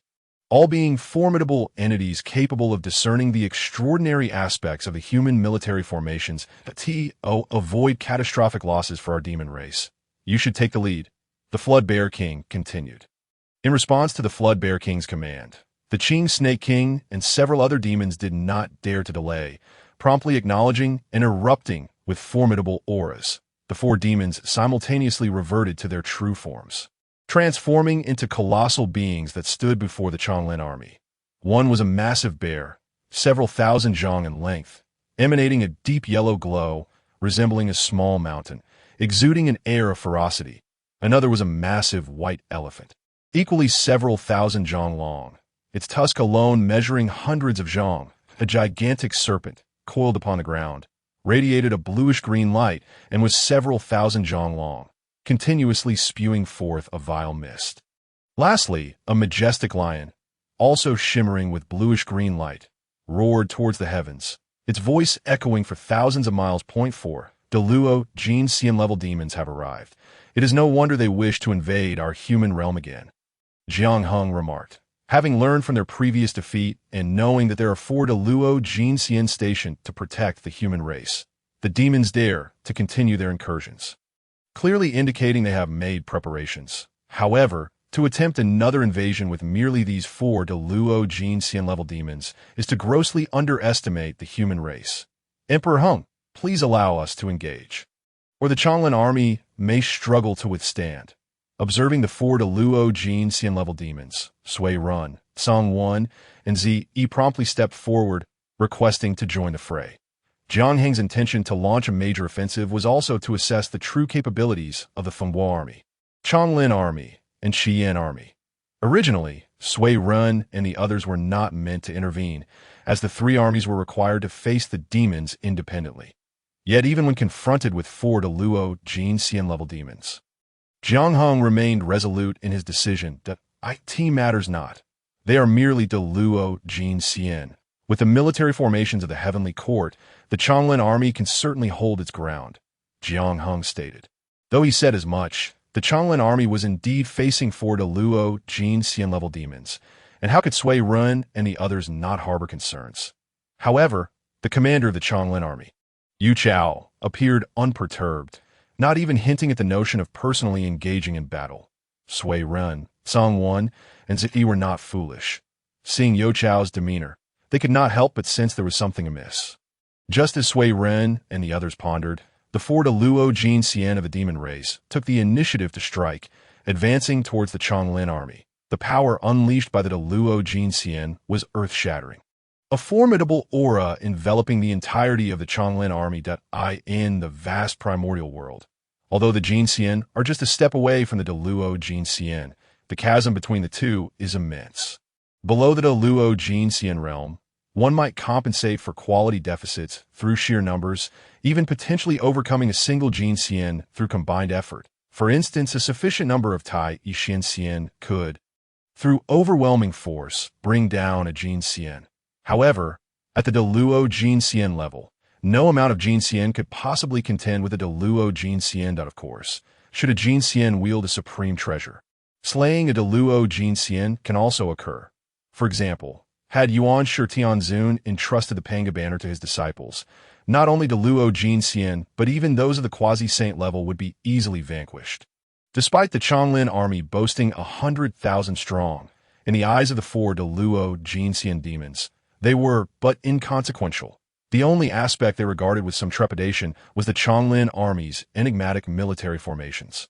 Yet even that was merely a flicker of apprehension. They truly did not believe that mere humans, no matter how peculiar their formations, could possess any formidable strength. How dare these insignificant humans oppose our demon race? The Flood Bear King roared, causing the ground to tremble. As the earth quaked and shook, the ground surged like a tumultuous ocean, as if the very heavens were collapsing. The White Elephant King, unwilling to be outdone, opened its massive mouth, unleashing an insatiable force of absorption that surged towards the Changlin army. In that moment, the gaping maw of the White Elephant King appeared unfathomably vast, akin to an abyss capable of devouring the entire realm. The Qing Snake King, with a flick of its body, expelled a vibrant mist, the seven-colored smoke racing towards the Changlin army. Wherever the mist spread, a foul stench permeated the air, and within the enveloped area, all life withered. The Blue Lion King also let out a tremendous roar, its voice reverberating throughout the cosmos, threatening to obliterate any weaker beings in its wake. This immense sound was evidently directed at the Changlin army. As an invisible wave surged towards them, fight, fight, fight! Despite the four Deluo Jin Xian-level demons, the Changlin army's march remained unyielding. The 100,000 soldiers of the Changlin army roared in unison, their auras erupting in a cacophony that coalesced into a singular entity. Subsequently, the entire Changlin army struck simultaneously, their movements synchronized as if they were a single being. In that instant, the combined power of the 100,000 soldiers astonishingly converged, delivering a blow of unparalleled might. Boom! In the incredulous eyes of the four Deluo Jin Xian demons, this strike was nothing short of earth-shattering. The ground fractured instantaneously, the Flood Bear King's strength crumbling first, followed closely by the White Elephant King's force of absorption, which became utterly ineffective. The Qing Snake King's vibrant mist was dispersed in an instant, and the invisible sound wave emitted by the Blue Lion King dissipated into nothingness. Yet this was not the end. The strike uniting the 100,000 soldiers of the Changlin army surged forward, barreling towards the four Deluo Jin Xian demons. The expressions of the four Deluo Jin Xian shifted dramatically. After exchanging glances, they could feel each other's astonishment. The four Deluo Jin Xian launched another attack, this time without holding back, pouring forth their utmost strength. Boom! The combined might of the four Deluo Jin Xian erupted, clashing head-on with the strike of the 100,000 Changlin soldiers. In an instant, the earth shook once more, a tremendous roar resonating throughout the world, and invisible waves rippled outward for miles around. After the collision, the four de Luo Jin Xian remained unscathed, yet their expressions had grown exceedingly grim. Though the impact was evenly matched, they were, after all, esteemed de Luo Jin Xian, and yet the combined efforts of the four could not overcome mere humans. Regardless of their thoughts, the Changlin army remained undeterred, steadfastly advancing forward. Fight! Fight! Fight! Following the clash, the confidence of the Changlin army soared. If they could contend with the four de Luo Jin Xian demons, what was there to fear? Thus, with every step they took, their momentum intensified, and the aura they generated became increasingly formidable. The military formations of the Heavenly Court displayed such incredible power. Sui Run and the others were left in awe. With the military formations of the Heavenly Court, 100,000 Changlin soldiers could indeed stand against four de Luo Jin Xian demons. It is worth noting that although the Changlin army numbered in the hundreds of thousands, the actual count of Jin Xian among them was quite limited, with some merely having just entered the realm of the immortal platform. Given the vast disparity in strength, yet still managing to hold their ground in a direct confrontation. How astonishing was that? The art of military formations has indeed been imparted to the four of you, yet it appears that, apart from the Ness clan, none of you have truly grasped its significance. Now that you have witnessed the effectiveness of these military formations firsthand, you must not allow complacency to take root upon your return. Jiang Hung spoke in a grave tone. The three members of the Swearing clan nodded in agreement. For they were not foolish. Having observed the formidable power of the military formations, they could no longer afford to disregard it.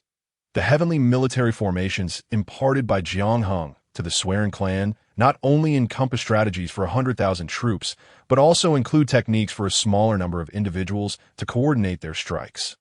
Once the three members of the Swearing clan master the heavenly military formations, the strength of the four human armies will undoubtedly ascend to new heights.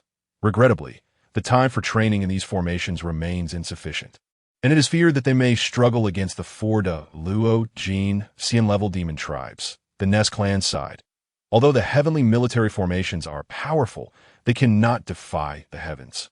To be able to contend with four de Luo Jin Xian-level demon tribes is already an astonishing feat, however. To expect the Changlin army alone to suppress those four de Luo Jin Xian-level demons is, without a doubt, a folly. This understanding is not limited to Jiang Hung and his companions. The four de Luo Jin Xian-level demons are also acutely aware of it. Yet despite their clarity, the fact that they could not inflict any harm on the Changlin army has already brought them great shame. It matters not. If our human race wishes to truly rise, we must endure bloodshed and emerge reborn from the flames of war, thereby laying down a formidable foundation. The wind, force, fire, and volcano armies are no different. Without enduring brutal battles, how can they become strong forces? Jiang Hung asserted resolutely. The performance of the Changlin army has astonished both humans and demons alike, yet Jiang Hung still perceives certain deficiencies within the army. At the outset, the reason the Changlin army did not reach its peak momentum was due to lingering fears among many of its ranks. After all, facing de Luo Jin Xian-level demons, it is only natural to feel trepidation, which hampers the full potential of the heavenly military formations. However, following the evenly matched strike, the confidence of the Changlin army was solidified, and its morale surged, naturally amplifying the effectiveness of the heavenly military formations. This is precisely what Jiang Hung hopes to witness. A relentless spirit forged through the crucible of fierce battles, cultivating an indomitable will to triumph. Once the belief in invincibility is firmly established, at Jiang Heng's command, even when facing saints, the human army shall charge forward with audacity. Of course, this requires a protracted period, enduring countless blood-soaked battles, to genuinely establish the military spirit belonging to humanity. Thus, let this battle be the beginning. Jiang Hung mused silently. Regarding the explanation of realms, recently, I have observed many discussions about the realms in the Honghuang and Jitian worlds, and I would like to share my understanding while writing this book. Firstly, in the Honghuang world, the depictions of de Luo Jin Xian and quasi-saints are rather vague, and there are considerable differences in interpretations of de Luo Jin Xian. The robust assertion is that the Luo Jin Xian transcends the river of time, existing uniquely across myriad realms, eternal and indestructible. This indeed merits the title of mythological De Luo, that a weaker assertion posits that De Luo Jin Xian lacks any true concept of the river of time. Akin to the notion of Guang Chengzi during the era of the 3 sovereigns and 5 emperors that in my conception, De Luo Jin Xian within the Honghuang universe is not as exaggerated, for there still exist quasi-saints. Saints and the Tao ancestor Hongjun who has attained the Tao. Furthermore, the quasi-saint tier encompasses a significant disparity. Using the standard of severing 3 corpses, the gap between severing 1 and severing 2 corpses is vast. Therefore, according to the original concept, the emperors of the Jitian world are roughly at the threshold of the quasi-saint phase within the Honghuang realm. Emperors also exhibit a spectrum of strength, and the gap within the realm of true immortals is considerable. Some claim that true immortals represent the realm of genuine immortality. Yet in reality, true immortals are significantly superior to the average true immortal. Due to the constraints of the heavenly laws, true immortals from the Jitian world are approximately equivalent to a perfect half-step immortal king, or even comparable to a slightly weaker immortal king. Concerning the realms, I have planted some foreshadowing. I initially did not wish to elaborate, but due to the overwhelming inquiries, I shall provide a unified response here. To elaborate, an emperor is akin to one who has just entered the quasi-saint realm. A true immortal is comparable to one who has perfected the severing of 3 corpses but has yet to achieve sainthood. While an immortal king is roughly equivalent to the weakest of saints, a half-step immortal emperor corresponds to the strongest of saints, akin to the Tao ancestor Hongjun, comparable to Pangu during the creation of heaven and earth. While an immortal emperor transcends all, embodying the perfected state of a saint of the Tao. Thus, the structural framework of realms in this book is complete. I must express my gratitude for everyone's support. I am attentive to every review that I will absorb good suggestions and strive to write even better. Chapter 34. The Crimson Flame Army strikes. After the strike, the momentum of the Changlin army grew ever stronger, advancing steadily towards the demon tribe. Given the strength of the Changlin army, it is naturally incapable of suppressing the 4 De Luo Jin Xian-level demon tribes, yet their objective was never to do so. As long as they could infiltrate the ranks of the demons, the ordinary demons would become mere targets for slaughter. The 4 De Luo Jin Xian-level demons were evidently aware of this, and thus, apart from blocking the Changlin army, they had no other options. Originally, the fates of other demons were of no concern to these 4 De Luo Jin Xian, yet the command of the Dragon Demon King left them no choice.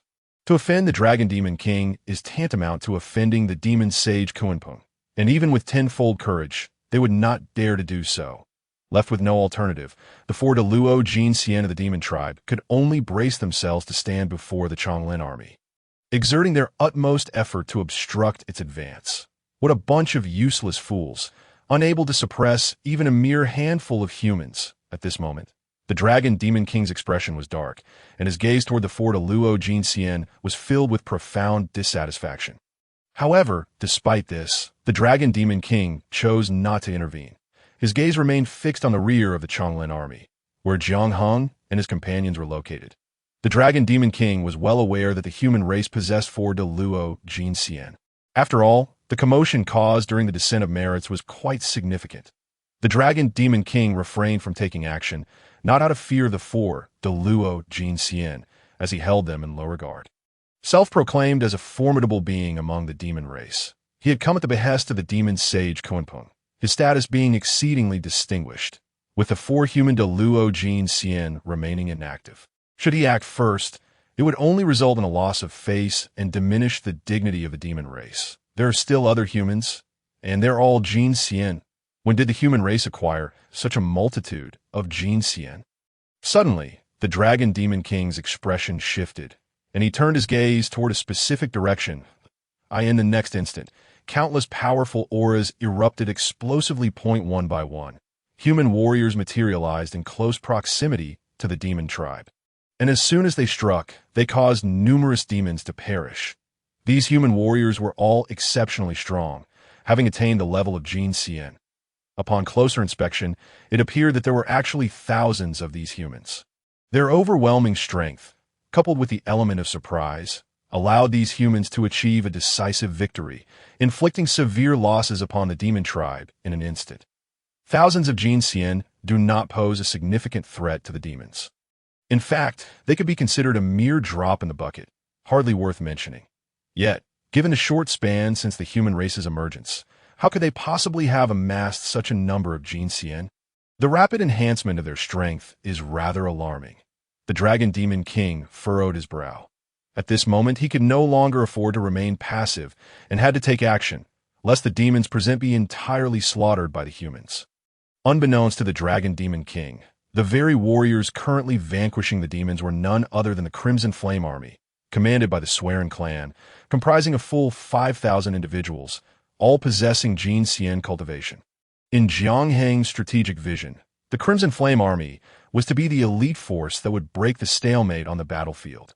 Thus, at the inception of the Crimson Flame Army, the selected warriors were none other than the exceptionally formidable members of the human race.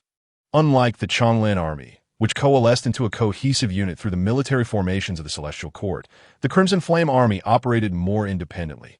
They engaged in combat either in groups of 3 or 5, dispersing rapidly to reap the lives of the Demon Clan. Apart from the essential personnel tasked with delivering messages, over 1,000 Golden Immortals from the Windstorm Army also participated in this ambush. In contrast to the Crimson Flame and Changlin armies, the Windstorm Army was neither proficient in military formations nor particularly adept in one-on-one combat. However, the Windstorm Army excelled in stealth, often leaving the Demon Clan oblivious to their presence until it was too late. In this battle, aside from a Mountain Guardian army defending humanity, the other 3 military factions had also arrived, making it evident that the Changlin army was not the sole force in action. Jiang Heng and the Sui-Rin clan had long established a specific strategy, aiming to catch the Demon Clan off guard. The Changlin army would attract the attention of the Demon Clan's formidable warriors from the front. The Windstorm army would gather intelligence, while the Crimson Flame army would stealthily position themselves near the demons, as the Demon Clan's focus was drawn to the Changlin army. The Crimson Flame Army would then strike decisively amidst the chaos. This strategy was not overly complex. Its success hinged on whether the Changlin Army could withstand the pressure and effectively draw the Demon Clan's attention. The Changlin Army did not disappoint, employing the military formations of the Celestial Court to successfully divert the attention of 4 great Luo Golden Immortals from the Demon Clan.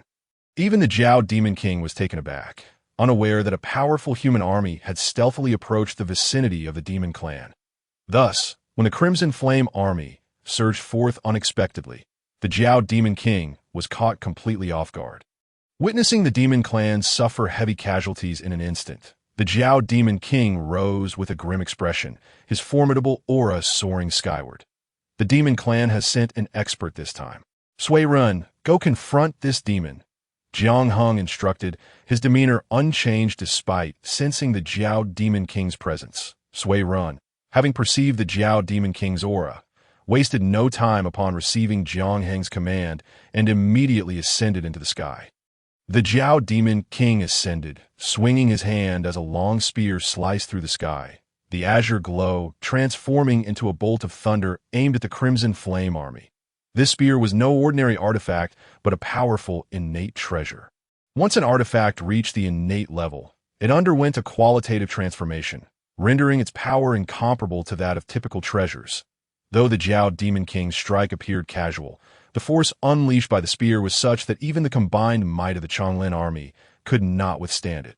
While the Crimson Flame Army was composed of elite human warriors, they were primarily skilled in individual combat, rendering them even less capable of blocking the Jiao Demon King's strike. A mere human dares to kill my kin. Die, roared the Jiao Demon King. Despite his fury, he regarded the Crimson Flame Army with disdain. This strike merely a casual gesture. Countless soldiers of the Crimson Flame Army felt the terrifying aura emanating from the spear.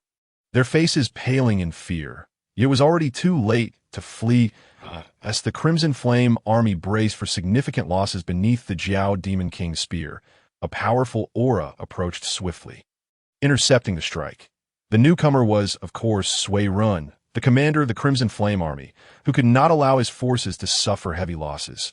Following Jiang Heng's orders, Sui Ren exerted all his strength to arrive just in time to block the spear. A flicker of flame surged from Sui Ren's hand, instantly transforming into a blazing inferno, radiating boundless light and heat. With a thunderous roar, the flames collided with the spear, producing a tremendous sound that reverberated through the heavens and earth. In the next moment, to the astonishment of countless demons, the spear was forcefully repelled. Impossible! As the spear was sent flying, the Jiao Demon King's expression shifted dramatically. Disbelief etched across his face. The Jiao Demon King had personally intervened, wielding an innate treasure, yet he could scarcely fathom that a spear could be dislodged by a mere human. Unlike the four demons under the Qing Shi King, even among great Luo golden immortals, there existed a hierarchy. The fear that the Qing Shi King and his companions held for the Jiao Demon King stemmed not only from the Demon Master Kunpeng, but also from the Jiao Demon King's inherent strength. Possessing an innate treasure, the Jiao Demon King was undoubtedly not a weakling among the great Luo golden immortals, often surpassing the majority of his peers in power. Fixating intently on the human before him, the Jiao Demon King discerned that this individual must be one of the four great Luo golden immortals of the human race. However, when had humanity's great Luo golden immortals become so formidable, capable of repelling even his innate treasure? The Jiao Demon King remained unaware that the flames Sui Ren had just conjured were far from ordinary. They were the flames born from Sui Ren's diamond fire, representing not only the first flame of humanity, but also the very essence of human civilization. Nurtured by the power of merit, this flame had transformed into a treasure of merit, rivaling the potency of typical innate spiritual treasures. Though the Jiao Demon King's innate treasure was indeed powerful, it was still inferior to Sui Ren's merit fire, making the spear's repulsion entirely reasonable. Not truly foolish, the Jiao Demon King quickly grasped the key to the situation, his gaze honing in on the merit fire in Sui Ren's grasp. Humble human, willingly hand over your merit fire to me, and I may spare your life, the Jiao Demon King declared, his eyes filled with greed as he regarded the merit fire. A mere demon dares to speak so arrogantly. It seems I must teach you a lesson to make you aware of the strength of humanity, Sui Ren retorted solemnly. Previously, Sui Ren had never been so assertive in the face of the demon clan. However, after receiving several admonishments from Jiang Heng, he understood the necessity of his approach. Moreover, being the commander of the Crimson Flame Army on the battlefield, he had to maintain a position of sufficient strength against the demon clan. Ha ha! A mere human dares to be so audacious. Do you think possessing a treasure of merit makes you my equal? Today, I shall demonstrate to you why my demon clan is the true sovereign of this realm. The Jiao Demon King, seething with rage, laughed mockingly, and no sooner had he spoken than he swung his spear downward again, the azure light transforming into a bolt of thunder aimed at Sui Ren. With this strike, the Jiao Demon King wore a triumphant expression, as if anticipating that Sui Ren would be cleaved in two at any moment. It was no wonder the Jiao Demon King held Sui Ren in such low regard. After all, how long had humanity's great Luo golden immortals been cultivating? Merely a few hundred years, relying on merit to attain their status. How could they possibly compare to the Jiao Demon King's arduous cultivation over millions of years? Furthermore, humans were inherently weak, often viewed as mere prey by the demon clan. How could the Jiao Demon King regard Sui Ren with any respect, if not for the merit fire in Sui Ren's possession? The Jiao Demon King believed he could eliminate Sui Ren with a single strike. Even a clay figure has its limits. The Jiao Demon King's blatant arrogance ignited Sui Ren's fury. Chapter 35. Approaching Emperor Sui Ren. The long spear cut through the sky, vibrating the void, casting a shadow over an area spanning tens of thousands of miles. Compared to before, the Jiao Demon King's strike was significantly stronger, enough to make even a great Luo golden immortal of the Qing Shi King level change countenance in an instant. Sui Ren raised his hand, and the merit fire surged, transforming from a flickering flame in an instant. The Jiao Demon King erupted with uncontrollable fury, his aura exploding forth as he regained his true form as a member of the demon race. He transformed into a colossal black dragon, nearly 10,000 zhang in length, adorned with a single red horn atop his head, exuding a fearsome presence. The dragon lashed its tail, scattering the overwhelming sea of flames that surged towards him, before charging directly into the inferno, gripping a long spear in his maw. The power of the spear surged exponentially, forcing the raging sea of fire to recede, as the Jiao Demon King once again advanced toward Sueren. Sueren's expression grew more solemn. The Jiao Demon King wielded a congenital treasure, truly a formidable opponent. That moment, fueled by rage, the Jiao Demon King unleashed the full power of his innate artifact, capable of severely wounding an ordinary great Luo Golden Immortal. Although Sueren was astonished by the Jiao Demon King's strength, he remained unperturbed as the boundless flames of virtue erupted with immeasurable brilliance. At this juncture, Sueren's flames of merit had transformed from a mere flicker into a radiant miniature sun.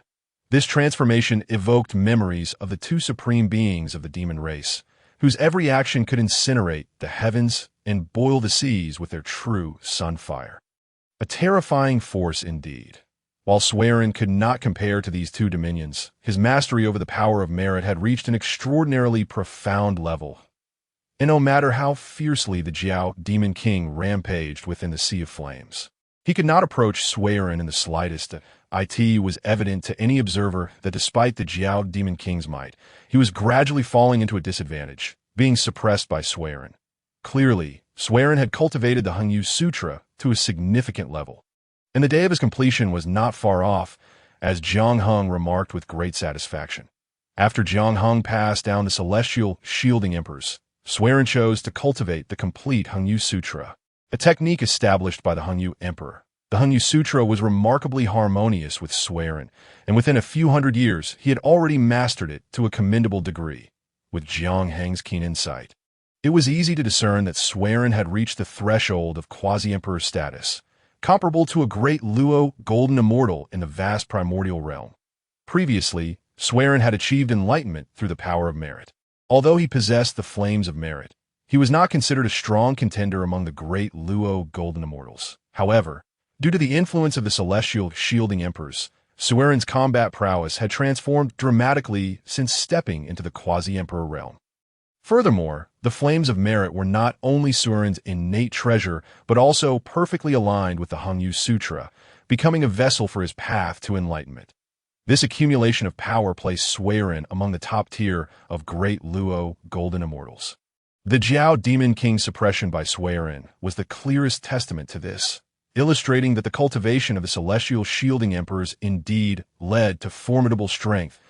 As the Jiao Demon King struggled within the flames, a sense of shock mingled with confusion filled him. How could the seemingly feeble human race possess such formidable combat power? Was this a great Luo Golden Immortal who had only cultivated for a few hundred years, relying on merit to break through? Had he, the Jiao Demon King, been out of touch with the world during his prolonged absence? Regardless, he could no longer deny the growing realization that his ambition to slay Sueren was becoming increasingly hopeless. In fact, it was no longer a matter of whether he could kill Sueren, but rather whether he himself would be slain by Sueren. Meanwhile, while Sueren battled the Jiao Demon King, the Qian army and the Funghua army had commenced a massacre within the demon ranks. Several powerful demons, including the King of the Green Serpent, were held at bay by the Chonglin army, while the Jiao Demon King was preoccupied with Sueren. Without the support of formidable allies, the remaining demons were no match for the Qian army and the Funghua army. In a brief span, the demon race suffered catastrophic losses. If the situation continued to develop in this manner, it would only be a matter of time before the demons were utterly annihilated. Some demons, sensing the dire circumstances, began to scatter in flight, abandoning all else. Even the King of the Green Serpent and others, witnessing the Jiao Demon King's plight, felt a growing urge to retreat, suppress them. Suddenly, Sueren's voice resonated through the heavens, causing the sea of flames to coalesce and transform into a blazing sun.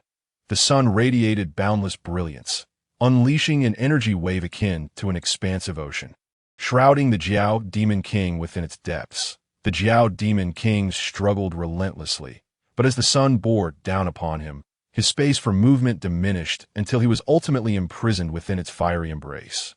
As the sun gradually dissipated, it reverted to a mere flickering flame. Sueren extended his arms, and the flames of merit returned to his grasp. Upon witnessing the Jiao Demon King being subdued, the remaining demons were filled with terror, abandoning any notion of further conflict with the human race. Countless demons fled in disarray, but in the eyes of the CH, as the formidable Jiao Mo King and the four Deluo Jin Xian were subdued, the remaining conflict lost all sense of suspense. Apart from a handful of demon clans that managed to escape, the rest were thoroughly slaughtered by the Changlin army, the Qi Yin army, and the Fengbo army. Even those demons who fled found themselves pursued by the elite forces of the Fengbo army, a deliberate strategy orchestrated by Jiang Heng, utilizing these demons as bait. Under the watchful eyes of the Fengbo army, any subsequent movement from the demon clans will be swiftly reported to the human race. After the complete annihilation of the remaining demon clans, Jiang Heng led the three armies back to the human territory, igniting a fervor among the populace. This battle marked the first engagement since Jiang Heng established the four armies of Feng, Lin, Hua, and Shan, and it was a crucial encounter for the entire human race. Unlike the previous encounter where loose cultivators posed a threat to humanity, this time they were up against the current overlords of the Hongwang realm, the demon clans. When Jiang Heng decided to take the initiative, many among the human race, though silent, harbored deep-seated anxieties. After all, they were facing the immensely powerful demon clans. Even figures like Sui Run and others initially hesitated, let alone the ordinary humans. However, against all odds, the human race emerged victorious. Not only did they triumph over the demon overlords, but they did so with remarkable prowess. The demons were nearly obliterated, and the losses sustained by the human race were minimal, marking an extraordinarily glorious victory. Who could have anticipated that the struggling human race would one day vanquish the demons? Not just outsiders, but many humans felt as if they were living in a dream. When did the human race attain such formidable strength? Countless voices cried out Emperor Heng, as adoring gazes followed Jiang Heng wherever he went.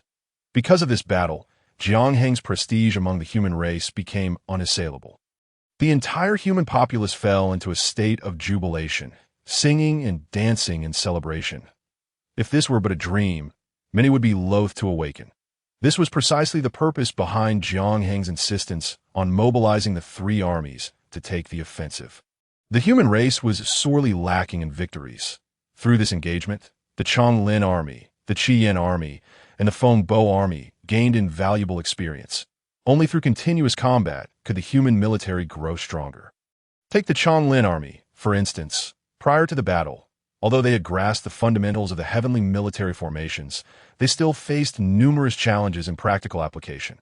However, following their confrontation with the four Deluo Jin Xian level demons, their command over the heavenly formations became significantly more refined. More importantly, after this battle, the confidence of the three human armies was firmly established. Confidence is the foundation of an undefeated army. Without the will to fight, even the mightiest forces would struggle to defy fate.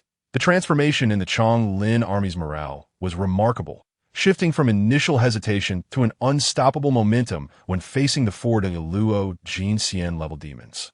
Merely a change in confidence amplified their combat capabilities several-fold. This principle applies universally. This battle not only bolstered the confidence of the human military, but also resonated throughout the entire human race. Previously, unless provoked by the demons, how could the human race dare to initiate conflict? Yet, through this engagement, Jiang Heng demonstrated to all that the demons were not invincible. They too could be slain by the human race. Once the fear of the demons was dispelled, how could the humans, when matched in strength, be inferior to the demons? Of course, if it were possible, Jiang Heng would prefer not to provoke the currently powerful demon clans. Yet this was the unfortunate reality of the human race's weakness. Could the human race maintain peace with the demons by avoiding provocation? Many might think so, but only Jiang Heng understood that such a notion was impossible.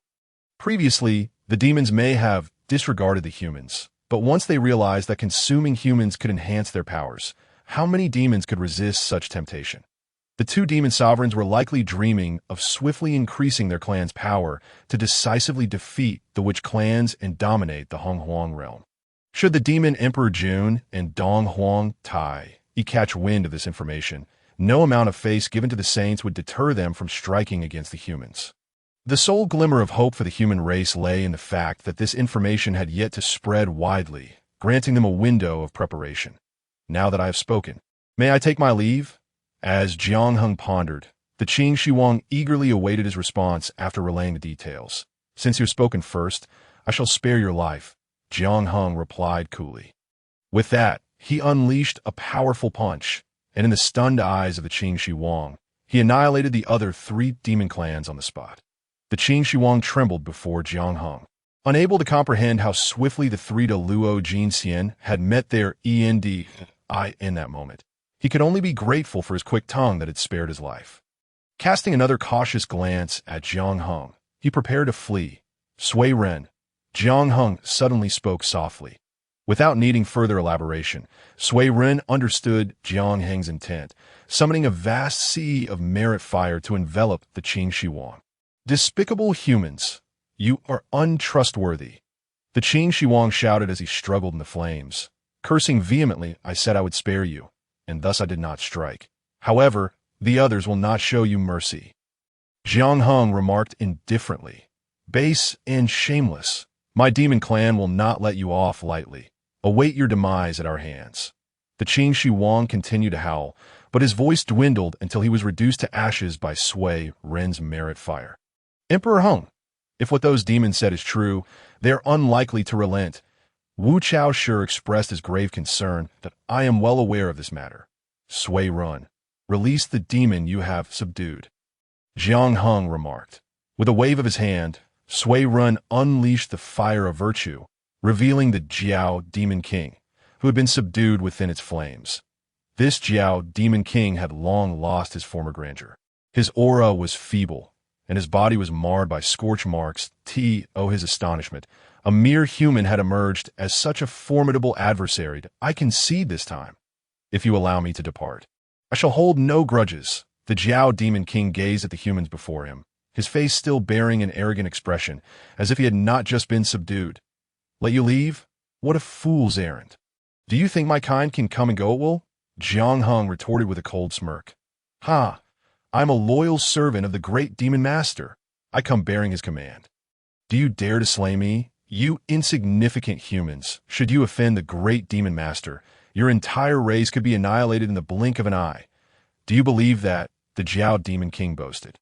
The great demon master Kunpeng, what does he want from the human souls? Jiang Hung inquired. It's no harm to tell you. The great demon master knows that human souls are of immense value to our kind.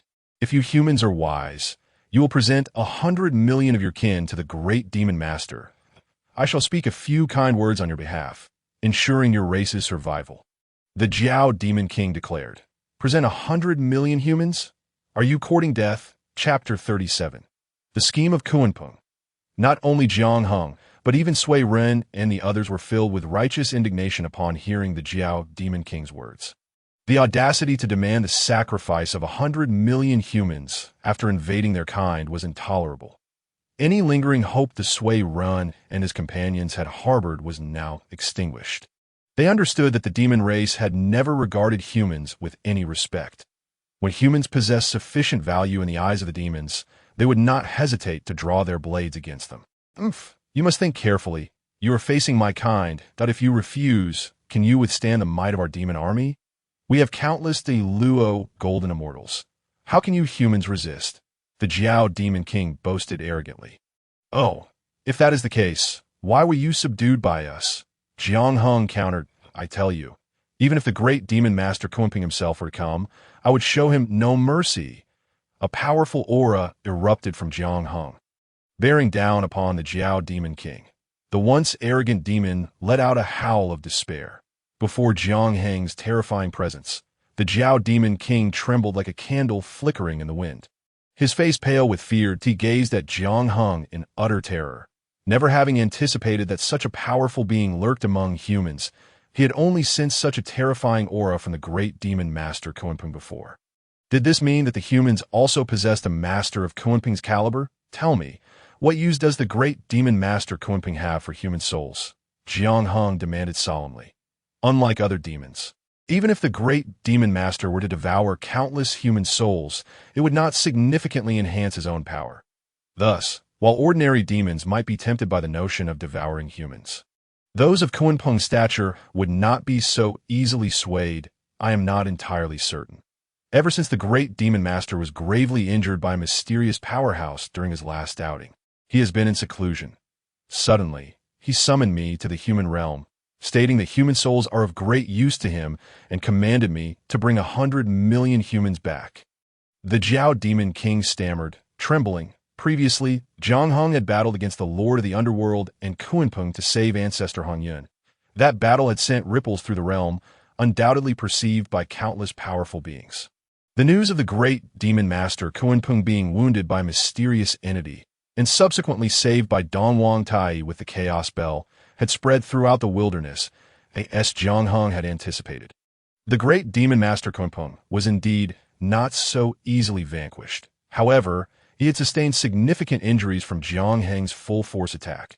For this reason, Kunpeng had secluded himself for years to recover, largely absent from the demon race. Now, with the great demon master Kunpeng sending someone to the human realm demanding 100 million humans, what was his intent? Did he wish to devour humans? Could it be that consuming human souls would aid in his recovery? Zhang Hong pondered privately. This seemed to be the most plausible possibility. Perhaps the great demon master Kunpeng had discovered something, or perhaps he was merely desperate. Regardless, the gaze of Kunpeng had now fallen upon humanity, posing a considerable threat. Hong Emperor, the great demon master Kunpeng, is a top-tier powerhouse of the demon race, known for his tyranny and ruthless ambition. Following this failed scheme, we can expect an unending array of threats directed at our kind. Sui Ren expressed his grave concern that if they were to provoke an ordinary demon, humanity could endure, but facing a formidable force like the great demon master Kunpeng was a true dilemma. Indeed, the great demon master is second only to the demon emperor and Dongwang among our kind. If you are wise, you will release me immediately. The Jiao Demon King regained his boastful demeanor, fully aware that Kunpeng was his only hope for survival at that moment. You speak too much. Since you wish for death, I shall grant it, Zhang Hong declared it. I almost forgot to mention, it was I who injured the great demon master, with all that needed to be said already spoken. Zhang Hong grew weary of further banter. He swiftly struck out with his palm, enveloping the Jiao Demon King. The Jiao Demon King's face contorted in horror. What had he just heard? This human before him claimed to have injured the great demon master. Did that not imply that he was a being of even greater power than Kunpeng himself? How could a mere human, having existed for such a short time, possibly give rise to such a formidable entity? Yet the Jiao Demon King would never have the chance to grasp the truth, for in an instant under Jiang Heng's palm, he perished utterly. The great demon master Kunpeng, I failed to slay you last time. Should you dare to come again, I shall seize the opportunity to eliminate this nuisance once and for all. Zhang Hong mused inwardly. Had he been able to vanquish Kunpeng in their previous encounter, such troubles would not have arisen. However, that battle had drained him completely, and had it not been for Dongwang Tai's intervention, Kunpeng would undoubtedly have perished. Focus on honing the four armies of wind. Forest, fire, and mountain. Time is of the essence for humanity, Zhang Hong urged solemnly. Sui Ren and the others understood the gravity of the situation and nodded in agreement. They realized that humanity was on the brink of a great calamity. Regardless of their desires, when the demon race came crashing in, humanity would have no choice but to fight to the death at this moment. Every increment of strength gained would translate into a glimmer of hope. Sui Ren and his companions knew precisely what needed to be done. I too must hasten my own strength, Jiang Hong murmured to himself, then began his seclusion for cultivation. Jiang Hong was acutely aware that ascending to the realm of the emperor remained a distant aspiration. Moreover, he currently possessed no surplus points to exchange for artifacts that could augment his power. However, that did not imply that he could not enhance his strength. On the contrary, he still had immense potential for progress. The key lay in the celestial bell he had acquired for 130,000 points, an artifact of extraordinary power. During the tumultuous moments in the abyssal blood sea, he had not had the opportunity to inscribe his own Tao onto the celestial bell. As it stood, he could only barely wield the bell, unable to unleash its true might. Only by engraving his own principles and truths onto the celestial bell could he meld with this divine artifact, enabling it to resonate with his very essence. In due time, when Jiang Hung commanded the celestial bell, he would wield it with the same ease as an extension of himself, allowing this creation of heaven and earth to unleash its full potential. Inscribing his own Tao and principles upon the celestial bell was a profoundly taxing endeavor, demanding the utmost precision. Jiang Hung temporarily set aside his scattered thoughts, beginning the process of engraving his Tao and principles upon the celestial bell, starting from the secret realm of the Wheel Sea. Meanwhile, within the demon race, the great demon master Kunpeng, who had also been in seclusion for cultivation, suddenly awakened. "Who dares to kill my kin?" A chilling voice reverberated through the vast hall. The malevolent sorcerer Kunpeng, known for his cunning and suspicion, had even marked his most trusted confidants, allowing him to easily manipulate their fates at the very moment when the Jiao Demon King was slain by Jiang Hung. Kunpeng sensed the demise of his ally. Infuriated, Kunpeng had been experiencing a streak of misfortune lately, which could only be described as catastrophic. Initially, he had allied with the Lord of the Underworld to seize the primordial purple chi. But unexpectedly, not only did they fail to acquire it, but he also sustained grievous injuries. In that instance, Kunpeng had never felt so close to death, had it not been for the timely intervention of Dong Wang Tai. Survival would have been impossible. During this period, Kunpeng harbored an intense hatred for Jiang Hung. Unfortunately, he did not even know who Jiang Hung was, let alone seek revenge. Having suffered severe injuries, Kunpeng had originally planned to spend several millennia recuperating. However, upon unexpectedly acquiring a human soul, he discovered that such a soul could aid in his recovery. Elated, Kunpeng realized that with an ample supply of human souls, he could heal his wounds in a remarkably short time. Due to his injuries, many of his schemes were rendered unfeasible. In this crucial moment of calamity, he could not afford to remain in seclusion. Dismissing the humans as insignificant, Kunpeng sent his confidant, the Jiao Demon King, to capture millions of humans. Everyone knew the humans were weak. With the Jiao Demon King involved, it was assumed that capturing millions of humans would be a swift endeavor. Yet, Kunpeng could never have anticipated that instead of the shadows of millions of humans, he would receive news of the death of his trusted ally, the Jiao Demon King. While the death of the Jiao Demon King was unfortunate, the true concern was the urgency of his recovery. The fury within Kunpeng was palpable. Nevertheless, being inherently cautious and now severely injured, he would not recklessly venture into human territory until he understood the situation.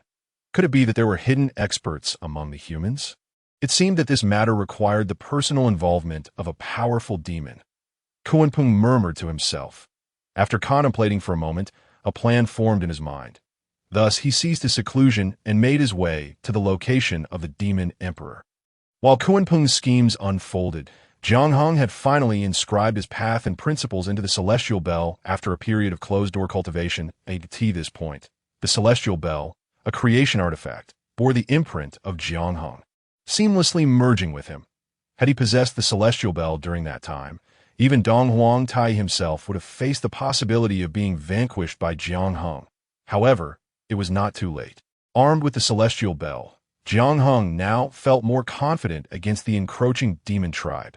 Shortly after Jiang Hung emerged from his seclusion, Swearin hurriedly arrived, stating, "Emperor Hung, the direct disciple of the Taiji sage, Master Xuandu, is here for a visit." Chapter 38. The Fox Assuming the Tiger's Might. The disciple of the Taiji sage, Master Xuandu. Jiang Hung was momentarily taken aback, not expecting such a sudden visit. Master Xuandu, a member of the human race, was a disciple of the Taiji sage during his teachings among humans, and he remained the sole disciple of the human teachings. The Taiji sage seemed indifferent to the matter of accepting disciples, as it appeared that only Master Xuandu had been taken under his wing. This starkly contrasted with the other two of the three pure ones, as Kunlun Mountain had at least 12 golden immortals to support its reputation, while Jinao Island would later be renowned for attracting myriad immortals. Regardless of Master Xuandu's purpose for visiting, he represented the Taiji sage, and the human race could not afford to overlook this. As the current sovereign of the human race, Jiang Hung had no choice but to personally welcome him, lest he inadvertently offend the sage. Under the guidance of Suiren, Jiang Hung soon met the former human, now disciple of the Taiji sage, Master Xuandu. Upon closer inspection, it was evident that Master Xuandu, as a disciple of the Taiji sage, had already reached the level of a great Tao golden immortal. It had only been a few hundred years since the Taiji sage had preached among the humans. Following the Taiji sage's teachings, Master Xuandu had achieved this level within that brief time, which was quite remarkable. Within the human race, the 4 members of the Suiren clan had only reached the level of great Tao golden immortal due to bestowed merits in the past, based solely on their own abilities. The emergence of a great Tao golden immortal among the human race would have been nearly impossible. Master Xuandu's rapid ascension in just a few hundred years was not solely due to his innate talent. It was likely heavily influenced by the Taiji sage. As a disciple of the sage, he would have benefited immensely from the sage's renowned alchemical prowess, which could have significantly accelerated Master Xuandu's cultivation. Furthermore, being a disciple of the sage, the cultivation methods Master Xuandu practiced were likely vastly different from those imparted to the human race by the Taiji sage. After exchanging pleasantries, Jiang Hung inquired, "What brings Master Xuandu here? Since my master began preaching to the human race, it has been several hundred years. This time, I've come under my master's orders to observe the cultivation conditions of the humans. My master specifically instructed me to stay longer among the humans to impart some teachings, facilitating their development. If there are any promising individuals among the humans, I may also take a few disciples to expand the human teachings." Master Xuandu replied. Jiang Hung maintained a calm demeanor, but internally he was taken aback. What Master Xuandu proposed was no trivial matter. For the average human, the fact that the Taiji sage sent Master Xuandu to impart teachings was a significant recognition of the human race. The Taiji sage was the leader of the human teachings. If the teachings could spread among the human race, it would be akin to having the protection of a sage. In such a scenario, what would the demon race be? Should they dare to provoke the human race, the wrath of the Taiji sage would be upon them. Yet, Jiang Hung understood that the Taiji sage's actions carried profound implications, far from being as simple as they appeared. From his previous life, Jiang Hung was aware that when the demon race slaughtered the human race, the sage Nuwa, who created humanity, remained silent, and the Taiji sage, who established the human teachings, also showed indifference. Now, with the sudden decision of the Taiji sage to send Master Xuandu to impart teachings among the humans, this was no mere coincidence. It seemed that Jiang Hung had caught the attention of the Taiji sage during the incident in the underworld Blood Sea. The deviation in the course of events was not without reason. The most likely cause was the matter concerning Hutu and reincarnation in the underworld Blood Sea. Jiang Heng's displayed strength had reached the level of a quasi-saint, making the attention of the Taiji sage a natural occurrence. That a sage could easily discern the current state of the human race with a mere thought, and sending Master Xuandu to the human race was merely a logical progression. As soon as Master Xuandu finished speaking, he noticed Jiang Hung's troubled expression, as if he hesitated to voice his thoughts. Curiously, Master Xuandu inquired, "Is there something troubling you?" To be candid, recently the demon race has invaded our human race. Fortunately, the invading demons were not particularly strong, and we managed to repel them with great difficulty. However, given the demon race's demeanor, they are unlikely to relent. If you were to impart teachings among the humans, it may pose a risk. Jiang Hung hesitantly replied that, the human race has always maintained a peaceful coexistence with the demon race. Why would they invade? Master Xuandu asked, puzzled. You may not be aware, but the demon race has claimed that consuming humans could enhance their cultivation, prompting countless demons to take action. The demon race has always been tyrannical. Upon hearing this news, regardless of its veracity, how could they let go of the human race? Jiang Heng's expression turned grave. Consuming humans to enhance their cultivation? Our human race is inherently weak. How could we possibly enable the demon race to increase their power? This must be a case of misinformation, Master Xuandu confidently asserted. Fear not. With my presence among the humans, the demon race will undoubtedly refrain from making reckless moves. Master Xuandu possessed this confidence as the sole disciple of the Taiji sage. How could the demon race dare to disregard him? That is indeed for the best. With you here to safeguard the human race, even if the demon race had 10 times their courage, they would not dare to trouble us. Jiang Hung responded with a smile. In that case, I shall swiftly begin imparting teachings among the humans. You should arrange for the humans to come and listen to my teachings. Master Xuandu declared. Please hold on. Your teachings are of utmost importance to our human race. I need to make thorough arrangements to ensure that all talented individuals among the humans are present. Since you have traveled a long way, why not rest for a while? Once I have made all the necessary arrangements, I will invite you to deliver your teachings. How does that sound? Jiang Hung said with great courtesy. Master Xuandu was highly satisfied with Jiang Heng's attitude. Letting Jiang Hung manage the arrangements would alleviate much of his burden.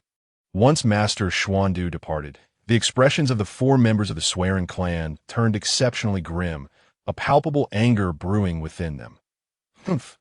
After becoming a disciple of the Ta Ching saint, Xuandu, surrounded by companions, seemed to forget his identity as a member of the human race.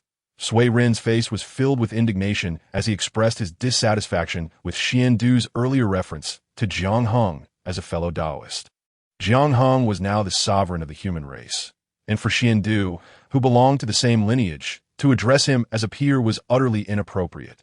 The others, including Chao Yang, shared in this fury. As they had long harbored genuine respect for Jiang Hung as the leader of the human race, that it was precisely because of this that they were so enraged by Xuandu's persistent self-identification as a saint's disciple while neglecting his human heritage. However, this matter was not of great concern. Xuandu's visit could indeed be a boon for them. If utilized wisely, the threat posed by the demon race could be mitigated. Jiang Hung waved his hand. Although anger simmered within him regarding Xuandu's stance, he knew better than to act rashly. If Xuandu chose to present himself as a disciple of the sage, it aligned perfectly with Jiang Hung's intentions. He understood the principle of leveraging one's connections. Your Majesty, are you truly intent on allowing Xuandu to preach among the human race? Sui Ren inquired, puzzled. I not only wish for Xuandu to preach among the humans, but also to publicly promote this event, inviting all our talented individuals to hear him expound, Jiang Hung declared. Why is that? Sui Ren and the others voiced their confusion in unison that a disciple of a saint delivering teachings naturally warrants a grand occasion. But tell me, what if the demon race chooses this moment to invade? Jiang Hung replied with a smile. The 4 of Sui Ren, quick-witted as they were, grasped the underlying implications of Jiang Hung's words. Xuandu preaching among the humans represented much more than just his individual self. He symbolized the teachings of the human sect and the Ta Ching saint.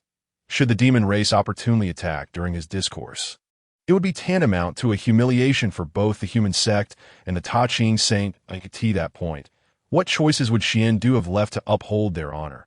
Jiang Hung's strategy of diverting potential calamity was executed flawlessly, ensuring that the Ta Ching saint would find himself at a disadvantage without any incriminating evidence against him. After all, Jiang Hung had forewarned Xuandu about prior incursions by the demon race and the likelihood of further assaults. To facilitate Xuandu's successful preaching among the humans and elevate the human sect, Jiang Hung's diligent efforts were not misplaced. Furthermore, to express respect towards the Ta Ching saint and the human sect, Jiang Hung invited all the talented individuals of the human race to attend, demonstrating his utmost dedication as for the demon race disrespecting the Ta Ching saint by invading during Xuandu's teachings. That was hardly Jiang Hung's concern. Once Sui Ren and the others departed, Jiang Hung remained deep in thought. The current state of the human race was fraught with impending turbulence. The troubles posed by the demon race were already significant, presenting an almost insurmountable catastrophe for the humans, and now, the Ta Ching saints sought to intervene as well. Jiang Hung could surmise some of the motives behind the Ta Ching saint sending Xuandu to preach among the humans. It was likely related to the cultivation methods of the human race, particularly the Zhetian Dfa, which had undoubtedly caught the attention of the Ta Ching saint, raising concerns at AS for the deeper implications of Xuandu's visit. Jiang Hung was yet unclear. However, it mattered little. If Xuandu wished to preach among the humans, then let him do so. Whether individuals chose to pursue cultivation was beyond Jiang Heng's control. After all, the current human race had broadened their horizons significantly. After practicing the Tian DFA, how could they possibly find ordinary cultivation methods appealing? Would the human race so easily abandon their current practices? Chapter 39. The surprise of Xiandu Master after a brief respite. Xiandu Master ventured out alone, eager to observe the current state of the human race, bearing a heavy responsibility to represent the Ta Ching saint in imparting teachings.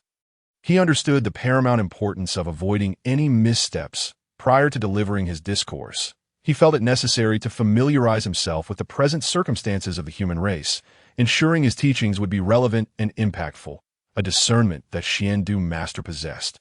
Everything unfolded as Jiang Hung anticipated. The human race remained fundamentally unchanged from its original state. After all, a sage's insight is keen, capable of piercing through the essence of the human race in mere moments. Rendering any attempts at concealment futile, it would be prudent for Xiandu Master to witness the current reality beforehand, sparing himself the embarrassment of making a fool of himself during his teachings. As Xiandu Master journeyed forth, his astonishment grew with each passing moment. The present human race bore little resemblance to the one he had known. A remarkable transformation had taken place when he first became a disciple under the Ta Ching Saint's tutelage. The human race was struggling for survival amid the chaos of the wilderness, but he vividly recalled that many among them were barely clothed and often went hungry. Yet, as he traversed the realm, he witnessed a vibrant tapestry of colorful garments and an abundance of exquisitely crafted dwellings. Xiandu Master understood that the human race's achievements stem from the industrious efforts of the likes of Chao Yang and who had harnessed these very elements to attain the status of great Luo golden immortals. The presence of clothing and housing among the human race did not surprise him. What astonished him, however, was the sight of ordinary human beings, devoid of any cultivation, dressed in splendid attire.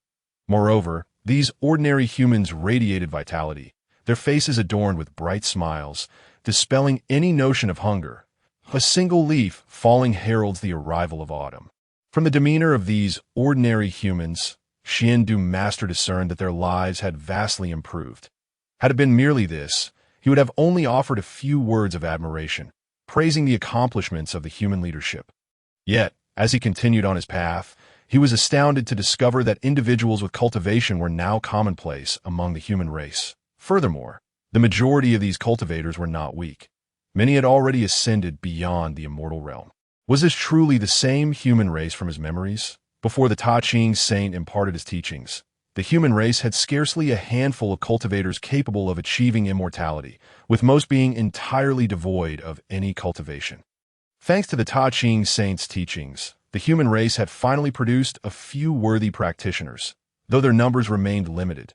Soon enough, Xiandu Master sensed the presence of golden immortals within the human race, which left him utterly astonished. Even in the vast expanse of the wilderness, a golden immortal was a formidable force, capable of dominating a domain. Xiandu Master distinctly remembered that after the Ta Ching saint's teachings, the human race had not a single golden immortal to boast. Initially, he believed that only the 4 great Luo golden immortals, such as Sui Run, were the only representatives of such power among the humans. Who could have imagined that the human race now boasted so many golden immortals? In just a few hundred years, how could the human race have amassed such strength? The speed of their development seemed almost unfathomable. Suddenly, Xiandu Master's expression shifted slightly. He detected an overwhelming presence emanating from a specific location within the human realm. As he approached the source of this energy, he soon realized it was a military camp. "This is the human army?" Xiandu Master murmured, astonished. "Who dares trespass upon the military camp? Do you not know this is the station of my Chonglen army?" Just as Xiandu Master pondered this, a voice of authority rang out nearby, and a figure swiftly approached him. "Who are you? Why are you here? This is a restricted military area. Those who dare intrude shall be met with lethal force." The newcomer, armed and vigilant, regarded Xiandu Master with utmost caution, and a palpable aura of hostility enveloped Xiandu Master. Upon examining the newcomer, Xiandu Master discerned that he was indeed a warrior of the human race. Yet he was taken aback by the soldier's considerable strength. Is this an ordinary soldier of the human race, possessing nearly the cultivation of a Tai Xian. What kind of formidable army is this? Speak. If you do not answer truthfully, do not blame me for being ungracious. The soldier reiterated, his voice firm, that I am Xiandu Master, a disciple of the Ta Ching Saint. I inadvertently entered this place. I implore you to forgive my intrusion. Xiandu Master spoke slowly, displaying courtesy befitting his status. Xiandu Master was not one to hold a grudge against an ordinary soldier, but a disciple of the Ta Ching Saint. I care not who you are. Leave this place at once, or do not blame me for my lack of civility. Upon hearing the identity of the great Master Xuandu, the human warrior exhibited no reaction whatsoever, maintaining the same statement, his tone devoid of any emotion. The great Master Xuandu gazed at this human warrior with a sense of astonishment, unable to believe that this individual did not comprehend the significance of being a disciple of the Ta Ching sage. Yet, despite this, the human warrior remained utterly indifferent, as if the identity of the Ta Ching sage's disciple were of no consequence. If I were to force my way into this military camp, what could you possibly do? The great Master Xuandu spoke in a deep voice. As he spoke, a powerful aura erupted from his being, pressing down upon the human warrior. After all, the great Master Xuandu was a Deluo golden immortal. When his aura fully manifested, it was undeniably terrifying. However, the human warrior, merely at the Tai Xian immortal level, was instantly drenched in cold sweat and turned pale in the face of the great Master Xuandu's overwhelming presence. Yet, even so, the warrior gritted his teeth and declared, "Trespassing into a military camp is punishable by death." The great Master Xuandu regarded the human warrior with incredulity, sensing a palpable killing intent emanating from him. It was as if this warrior was silently asserting that should he dare to take a step forward, the warrior would not hesitate to strike, that he was, after all, a direct disciple of the sage. A venerable Deluo golden immortal. How could a mere Tai Xian immortal human warrior dare to challenge him? Moreover, under the weight of his formidable aura, it was already commendable that the warrior could stand his ground, let alone make a move against him. Nevertheless, when the great Master Xuandu beheld the warrior's resolute gaze, he was certain that this human would indeed act, even at the cost of his life. Why is my fellow Taoist Xuandu here? Is there some misunderstanding? Just as the standoff persisted, a voice resonated from afar. The great Master Xuandu turned to see that it was Yu Chao Shi who had arrived. Ah, it is my fellow Taoist Yu Chao Shi. I seem to have wandered into this place, and there is indeed a misunderstanding, though it is not a grave matter. The great Master Xuandu replied. Not at all. This is indeed a restricted military area. According to the military orders issued by Emperor Hung, those who trespass into military camps are to be executed without mercy. Please do not take offense. This human warrior is merely fulfilling his duty. Yu Chao Shi stated, as the commander of the Chonglin army, Yu Chao Shi naturally felt compelled to defend his soldiers, hence his words. I see. I was indeed presumptuous. I hope my fellow Taoist will not take offense. The great Master Xuandu responded. Not at all. This is not a suitable place for conversation, that if you wish to go somewhere, I would be more than willing to guide you, Yu Chao Shi offered. Having been away from the human realm for several hundred years, I find that the human race has undergone significant changes. I am indeed eager to explore, and having a fellow Taoist to guide me would be most welcome, the great Master Xuandu said. Thus, accompanied by Yu Chao Shi, the great Master Xuandu began to tour the human realm. Along the way, he remained exceedingly curious about the state of the human army. My fellow Taoist, to be forthright, I just discovered numerous powerful auras within that military camp, which prompted my desire to investigate further. If it is not too much trouble, could you enlighten me regarding the state of the human army? Unable to contain his curiosity, the great Master Xuandu inquired. The human army was established by Emperor Hung himself, and currently comprises 4 divisions: Wind, Forest, Fire, and Mountain. The Wind Division is the Funhua army, tasked with. Yu Chao Shi spoke candidly, detailing the circumstances of the human army, which only served to astonish the great Master Xuandu further. As the saying goes, the changes within the human race could not be concealed for long. Should a conflict arise between the human and demon races, the strength of the human race would inevitably be revealed. The great Master Xuandu, as part of Jiang Heng's strategy, was crucial in opposing the demon race, and Yu Chaoshi certainly had no intention of withholding information from him, though the Qian army consists of only 5,000 troops. They are all golden immortals, the great master Xuandu exclaimed in astonishment. The more he learned about the current state of the human race, the more he found himself amazed. The present strength of the human race far surpassed his previous impressions.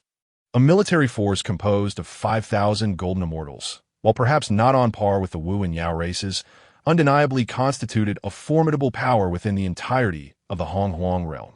More critically, the great master Xuandu was acutely aware that the human race had achieved such strength in a mere few hundred years. If the human race were to continue its development for several millennia, would it not be able to rival the demon races?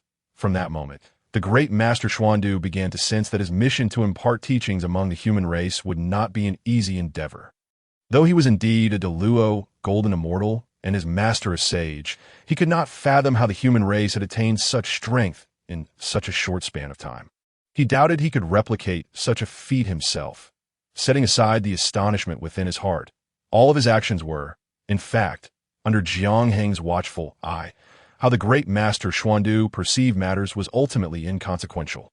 What truly mattered were the schemes of the Ta Ching sage who stood behind him. Nevertheless, one thing was certain. Jiang Heng was determined to leverage the sage's reputation this time around. Chapter 40. The Peach of Immortality, the golden body of meritorious deeds. Led by Yu Chaoshi, the great master Xuandu traversed the entirety of the human realm, returning with a sense of existential doubt. The great master Xuandu was not naive. He recognized that the dramatic changes within the human race were primarily attributable to a single individual, the current sovereign of the human race, known as Emperor Heng. Jiang Heng was the very reason for the transformation of the human race into its present state. From a myriad pieces of information that the great master Xuandu had gathered, it was clear that it was Jiang Heng who had guided the four swearing individuals, thereby attracting the favor of the heavenly Tao, which conferred upon them the merits that allowed them to attain the status of Deluo golden immortals. Consequently, the human race gained a measure of strength. Moreover, it was Jiang Heng who, during his secluded cultivation, comprehended a novel approach to cultivation and subsequently imparted it to all of humanity, ushering in a glorious era of human cultivation. It was also Jiang Heng who established the four armies of Feng, Lin, Hua, and Shan, granting the human race its first organized military force and the capability for external conquest, as a member of a human race. Witnessing such a formidable sovereign in Jiang Heng filled the great master Xuandu with immense satisfaction. Regardless of his personal thoughts, as a human being, it was instinctual to wish for the betterment of his kind. However, the great master Xuandu was also deeply troubled, particularly concerning the new cultivation method pioneered by Jiang Heng. Within the human race, the Zhetian Emperor method was not a secret. The great master Xuandu was certainly aware of it in preparation for this teaching expedition to better understand both himself and his counterparts. The great master Xuandu had even taken the time to study Jiang Heng's newly established cultivation method. What he discovered was both shocking and staggering. To the great master Xuandu, Jiang Heng's cultivation method was utterly unprecedented. The cultivation techniques of the great master Xuandu were derived from the teachings of the Ta Ching sage, rooted in the orthodox principles of the Taoist lineage established by Hongjun, and were undeniably exquisite. Yet, Jiang Heng's cultivation method, known as the human sovereign emperor method, was fundamentally different from the techniques the great master Xuandu practiced. Concepts such as unlocking the potential of the human body to its limits, the Wheel Sea secret realm, and the Tao Palace secret realm were entirely foreign to him. The great master Xuandu. This seemed nothing short of heretical, a profound subversion of the Taoist teachings. Paradoxically, within the human race today, everyone was practicing this method, and they were achieving commendable results. This cannot stand. My master established the human teaching, which ought to be the orthodox path for the human race. If the human race neglects the human teaching, how shall it maintain its standing? Should my master take issue with this, the entire human race would surely struggle to bear the consequences. I must rectify this situation. The great master Xuandu pondered deeply that moment. It suddenly dawned upon him why the saint of Ta Ching had appointed him to impart teachings to the human race, as the foremost disciple of the human sect. It was incumbent upon the great master Xuandu to uphold the doctrinal integrity of the human sect, which fundamentally rests upon the principle of humanity. Should there be no practitioners of the human sect's teachings among the entire human populace, the sect would merely become a hollow entity, devoid of any existential significance. The great master Xuandu resolved, in secret, that this time he would ardently convey the teachings, striving to showcase the profound methodologies of the human sect, thereby transforming the cultivation paradigm of humanity.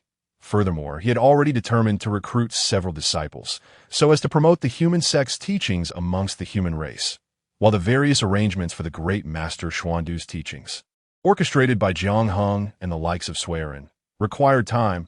These matters were not his concern.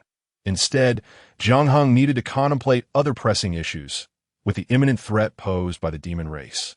Although the great master Xuandu and the saint of Ta Ching served as commendable shields, Jiang Heng was not inclined to place all his hopes upon them. The thoughts of saints are inscrutable, and attempting to outmaneuver a saint is no trivial endeavor. The true strength of the human race lies within itself. At present, humanity does not lack for cultivation techniques. The primordial world is replete with rare materials sufficient to forge various magical artifacts. To advance humanity swiftly, Jiang Heng contemplated a possibility: the innate spiritual roots. During his time at the Wuzhuang Temple with Zhen Yuanzi, he had the fortune to experience the wonders of the innate spiritual root known as the ginseng fruit. Regrettably, the ginseng fruit takes an exceedingly long time to mature, yielding only 30 fruits at a time, which is, without doubt, a mere drop in the bucket for billions of humans in a comprehensive view. Among all innate spiritual roots, the flat peach might hold the greatest significance for humanity. Once this innate spiritual root matures, it can elevate humanity to celestial realms in a remarkably short span, saving countless hours of cultivation. It can be asserted that the future grandeur of the heavenly court owes much to the presence of the innate spiritual root, the flat peach. Alas, this precious root currently lies in the hands of the Tao ancestor Hong Jun and will eventually be bestowed upon the Queen Mother of the West. To scheme for the elixir of immortality from the Tao ancestor Hong Jun is nothing short of a delusion, or perhaps a reckless desire for one's own demise, even in the future. With the backing of the Tao ancestor, Jiang Heng's attempts to seize the flat peach would be nearly impossible, while Jiang Heng held no expectations for the innate spiritual roots in the primordial world. He found hope in the elixirs of immortality within the world of Zhetian, which could be exchanged given sufficient fortune in the Zhetian realm. An elixir also named the flat peach exists, albeit with effects differing from those of the innate spiritual root in the primordial world. After a brief search in the system's marketplace, Jiang Heng finally discovered the elixir of the flat peach. Item name: Flat Peach Elixir of Immortality. Quality: Superior. Required fortune points for exchange: 8,000 points. Description: Originally possessed by the Queen Mother of the West in the Zhetian world, this elixir possesses potent properties capable of granting a great emperor a second life. Following system enhancements, it can cultivate offshoots. Although a single elixir of immortality is invaluable, it would hardly remedy the current plight of the human race. What Jiang Heng valued was that the flat peach elixir, through the system's modifications, could indeed produce offshoots. The term offshoot essentially denotes a variant of the elixir with slightly lesser efficacy, akin to the flat peaches found in the primordial world.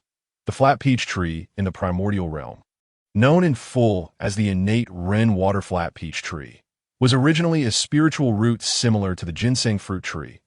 It was only after being bestowed upon the Queen Mother that it transformed into the 3,600 peach trees within the heavenly court's flat peach garden.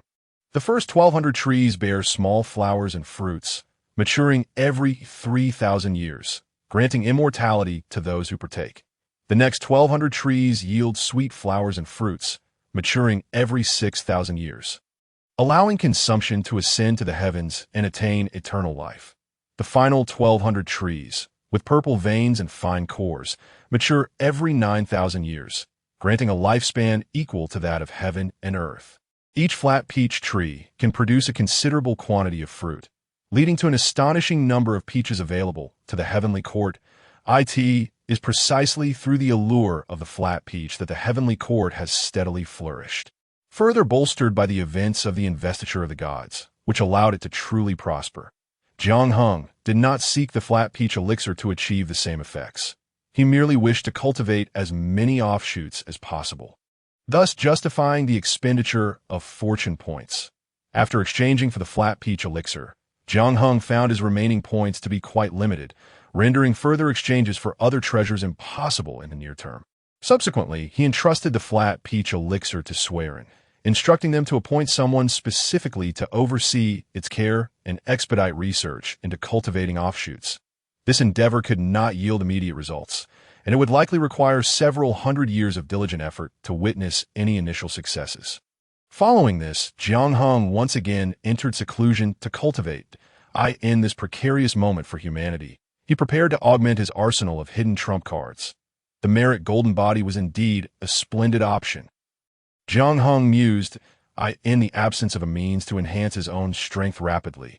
He naturally turned his gaze toward external resources, and the Merit Golden Body was undoubtedly a commendable choice.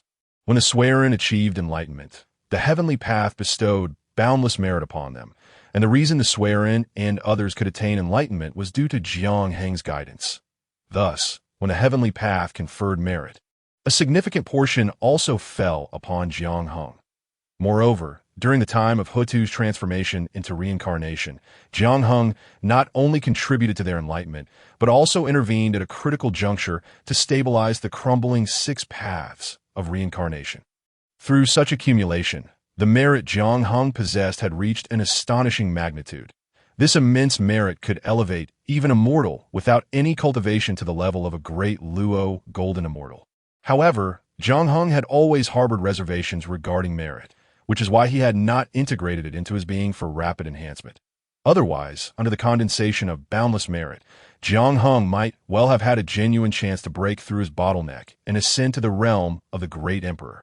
The Merit Golden Body was undoubtedly the best choice for Jiang Hung. Refining the Merit Golden Body did not require him to incorporate merit into his own body. Simply put, the Merit Golden Body is akin to crafting a defensive magical artifact from boundless merit. One may envision the Merit Golden Body as a layer of armor worn upon oneself, offering not only formidable defensive capabilities, but also instilling caution in many formidable beings. Should one dare to disrupt the Merit Golden Body, they would inevitably become entangled in karmic retribution, an exceedingly grave consequence in the primordial world. The decline of the dragon, phoenix, and Qilin clans can be traced back to the catastrophic battle that led to the demise of countless beings, shattering the primordial realm and binding the 3 clans in inexorable karmic debt. As a result of this karmic retribution, the Qilin clan faced annihilation, the Phoenix clan nearly faced extinction, while the Dragon clan continues to struggle. Their existence fraught with hardship. With the Merit Golden Body serving as a shield, Jiang Hung transformed into a hedgehog in the primordial realm, making it exceedingly rare for anyone to dare strike against him. It is no exaggeration to say that as long as the merit within the Golden Body is substantial enough, even a saint would need to weigh their actions carefully. For Jiang Hung, once the Merit Golden Body is successfully refined, he would gain added confidence when confronting the Saint of Ta Ching in the future. In just a few months, he successfully began to condense the Merit Golden Body. Of course, this was merely its embryonic form, and it still had some distance to travel before becoming the true Merit Golden Body. Upon exiting his seclusion, the time for the great Master Xuandu to impart teachings among humanity had arrived. Chapter 41. Xuandu's Teachings. The great Master Xuandu, set to convey teachings to humanity, had become widely known. Thanks to Jiang Heng's arrangements and the fervent promotion by Swearin and others, the title of direct disciple of the Saint of Ta Ching held considerable allure for the human race, prompting many talented individuals to take notice. Jiang Hung refrained from intervening in any matters. On the contrary, such circumstances were precisely what he desired to witness.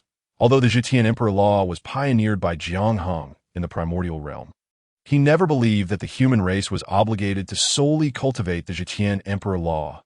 The path of inclusivity and integration is the way to longevity, by continuously assimilating the essence and discarding the dross.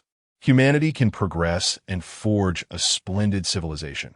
The reason for advocating that all humans cultivate the Zhejiang Emperor law was simply due to the absence of superior cultivation techniques. What else could they practice besides the Zhejiang Emperor law? If the teachings imparted by the great master Xuandu prove to be beneficial, Jiang Heng would not object to humanity embracing the doctrines of the human sect when the day arrives that various cultivation techniques flourish among humanity, and even geniuses emerge to innovate new methods.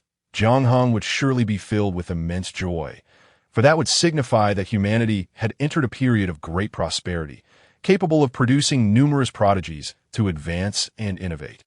However, the human race is also discerning. With the Zhejiang Emperor law as a benchmark, would anyone still choose to practice the teachings of the great Master Xuandu if they were ordinary? On the day of preaching, Master Xuandu awoke early from his meditative state. After meticulous preparation that had been ongoing for quite some time, he finally set off. His recent experiences among the human race had imbued him with a profound reverence for this impending sermon. Leaving no room for unforeseen circumstances, upon arriving at the venue, he observed countless humans already gathered, prompting a silent nod of approval from him. It appeared that the human race still held the Taching sage in high esteem. Perhaps the situation was not as dire as he had imagined, he mused.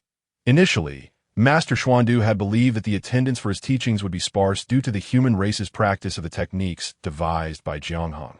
However, the turnout exceeded his expectations by a considerable margin, invigorating his spirit and bolstering his confidence.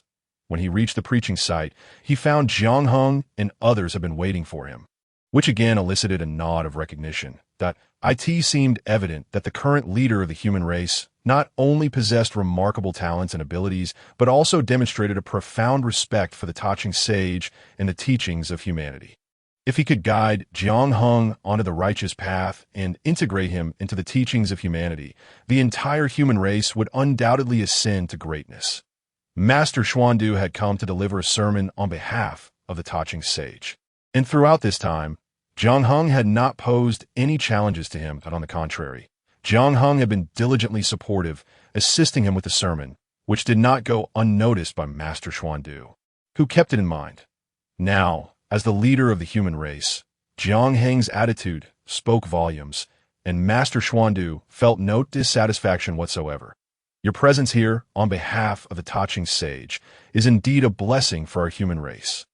Jiang Heng remarked that you're too kind. As a member of the human race myself, I naturally wish for our people to thrive, Master Xuandu replied. The expressions exchanged among Sui Run and others were somewhat peculiar. Had Master Xuandu not mentioned it, they might have genuinely believed he had forgotten his own humanity.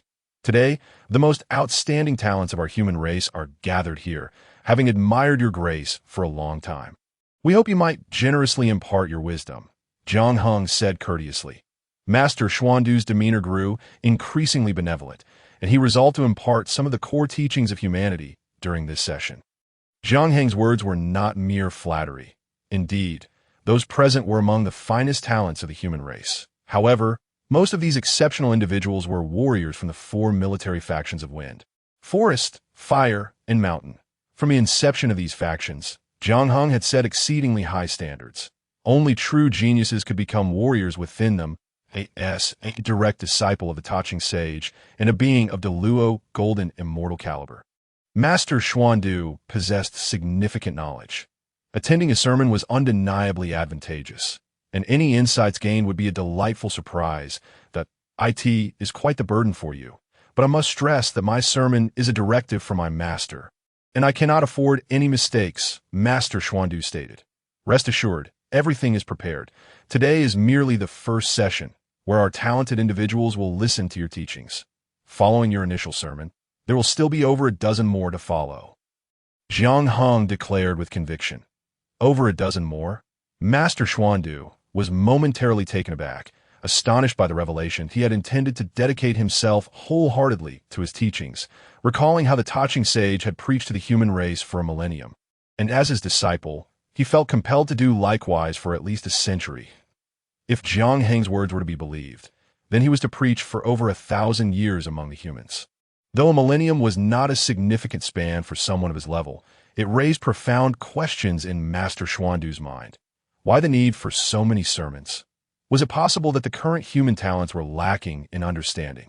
Did they require multiple teachings to grasp the essence?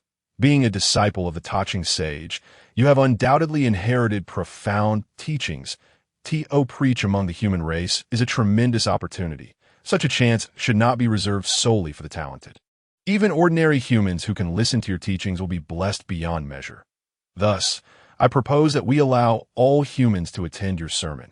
However, given the vast number of our people, they can only come in several groups, Jiang Heng explained. Master Xuandu was deeply moved, gazing at Jiang Heng as if he had a torrent of words to express. What had he just heard?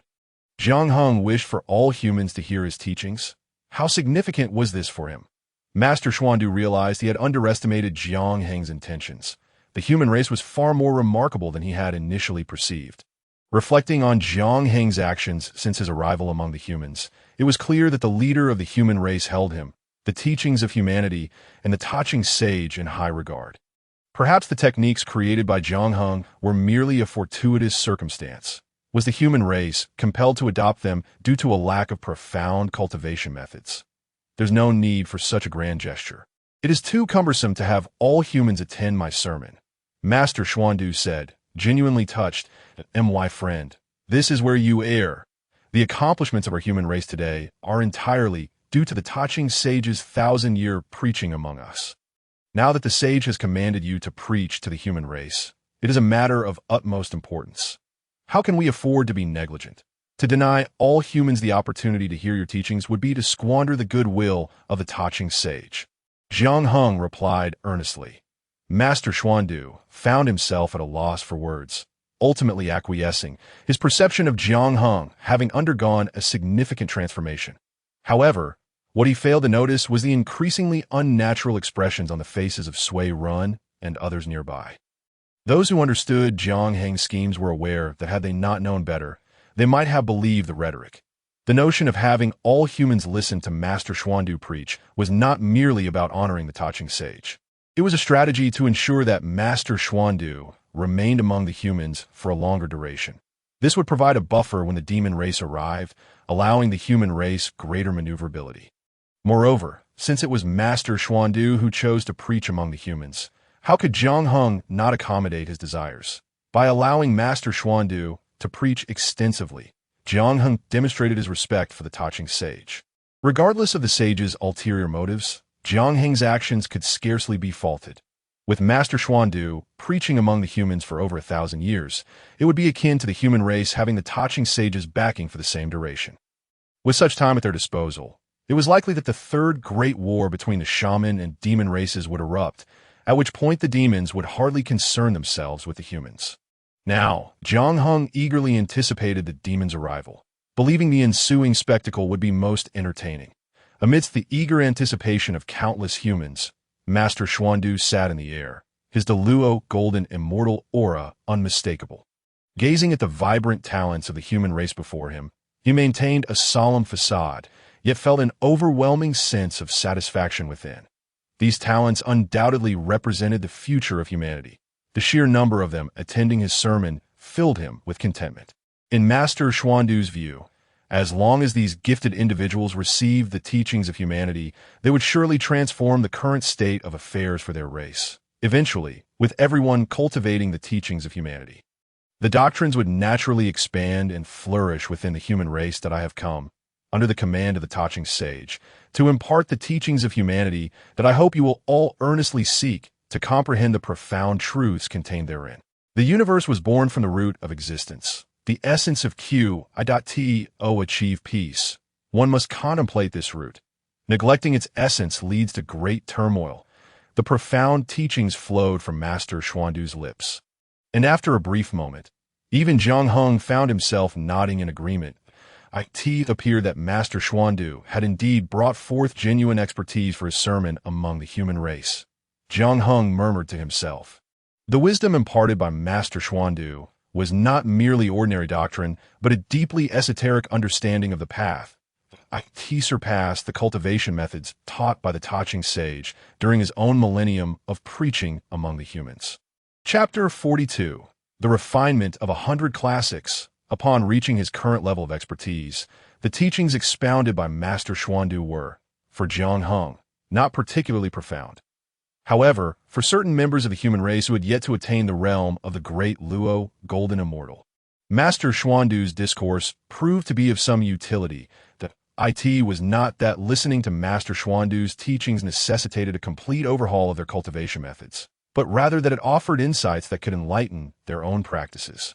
Once one has cultivated to a certain level, every little bit of knowledge becomes an accumulation, and when that accumulation reaches a sufficient threshold, breakthroughs occur as a natural consequence. The doctrine articulated by Master Xuandu originated from the great clarity sage, who is revered as the foremost among the 6 sages, and thus his insights are indeed extraordinary.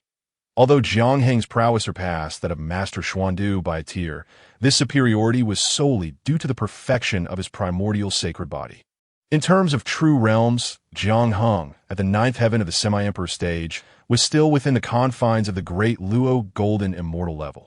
While listening to Master Xuandu's teachings, Jiang Heng engaged in introspection.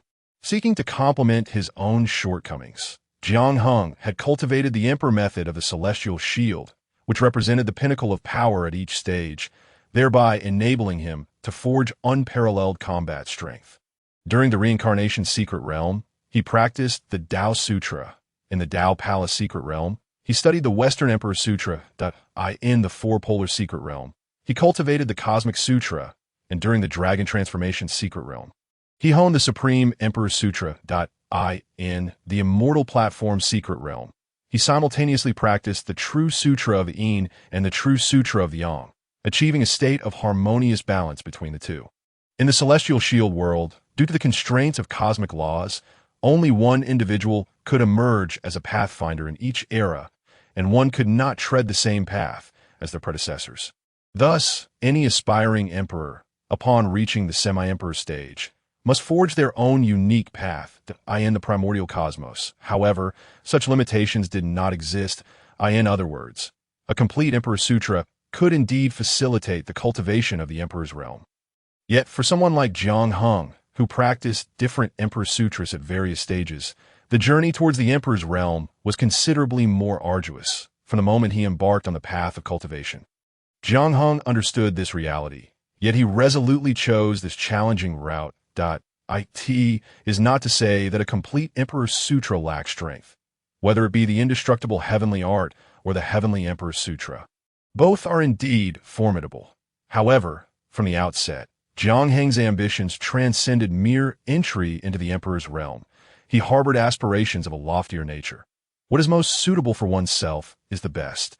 While a complete Emperor Sutra is powerful, it may not align perfectly with Jiang Heng's essence. This incongruity may not have a significant impact upon entering the Emperor's realm, but if he wishes to advance further, it could prove to be a critical flaw. Upon entering the Emperor's realm, establishing a path that is entirely congruent with one's own essence and creating a unique method is the true path to longevity. Presently, Jiang Heng is traversing such a path of cultivation, a process that will undoubtedly be fraught with challenges and may consume countless hours. Yet, should he succeed, the rewards will be extraordinary, paving the way for his future. Cultivating the myriad sutras. At the moment he stepped onto the path of cultivation, Jiang Heng prepared to emulate the heavenly Emperor Yi, embarking on a difficult journey towards enlightenment, to nurture the myriad sutras within oneself, to encompass all paths within a single entity, by nourishing himself with various Emperor Sutras and forging his supreme path from myriad doctrines.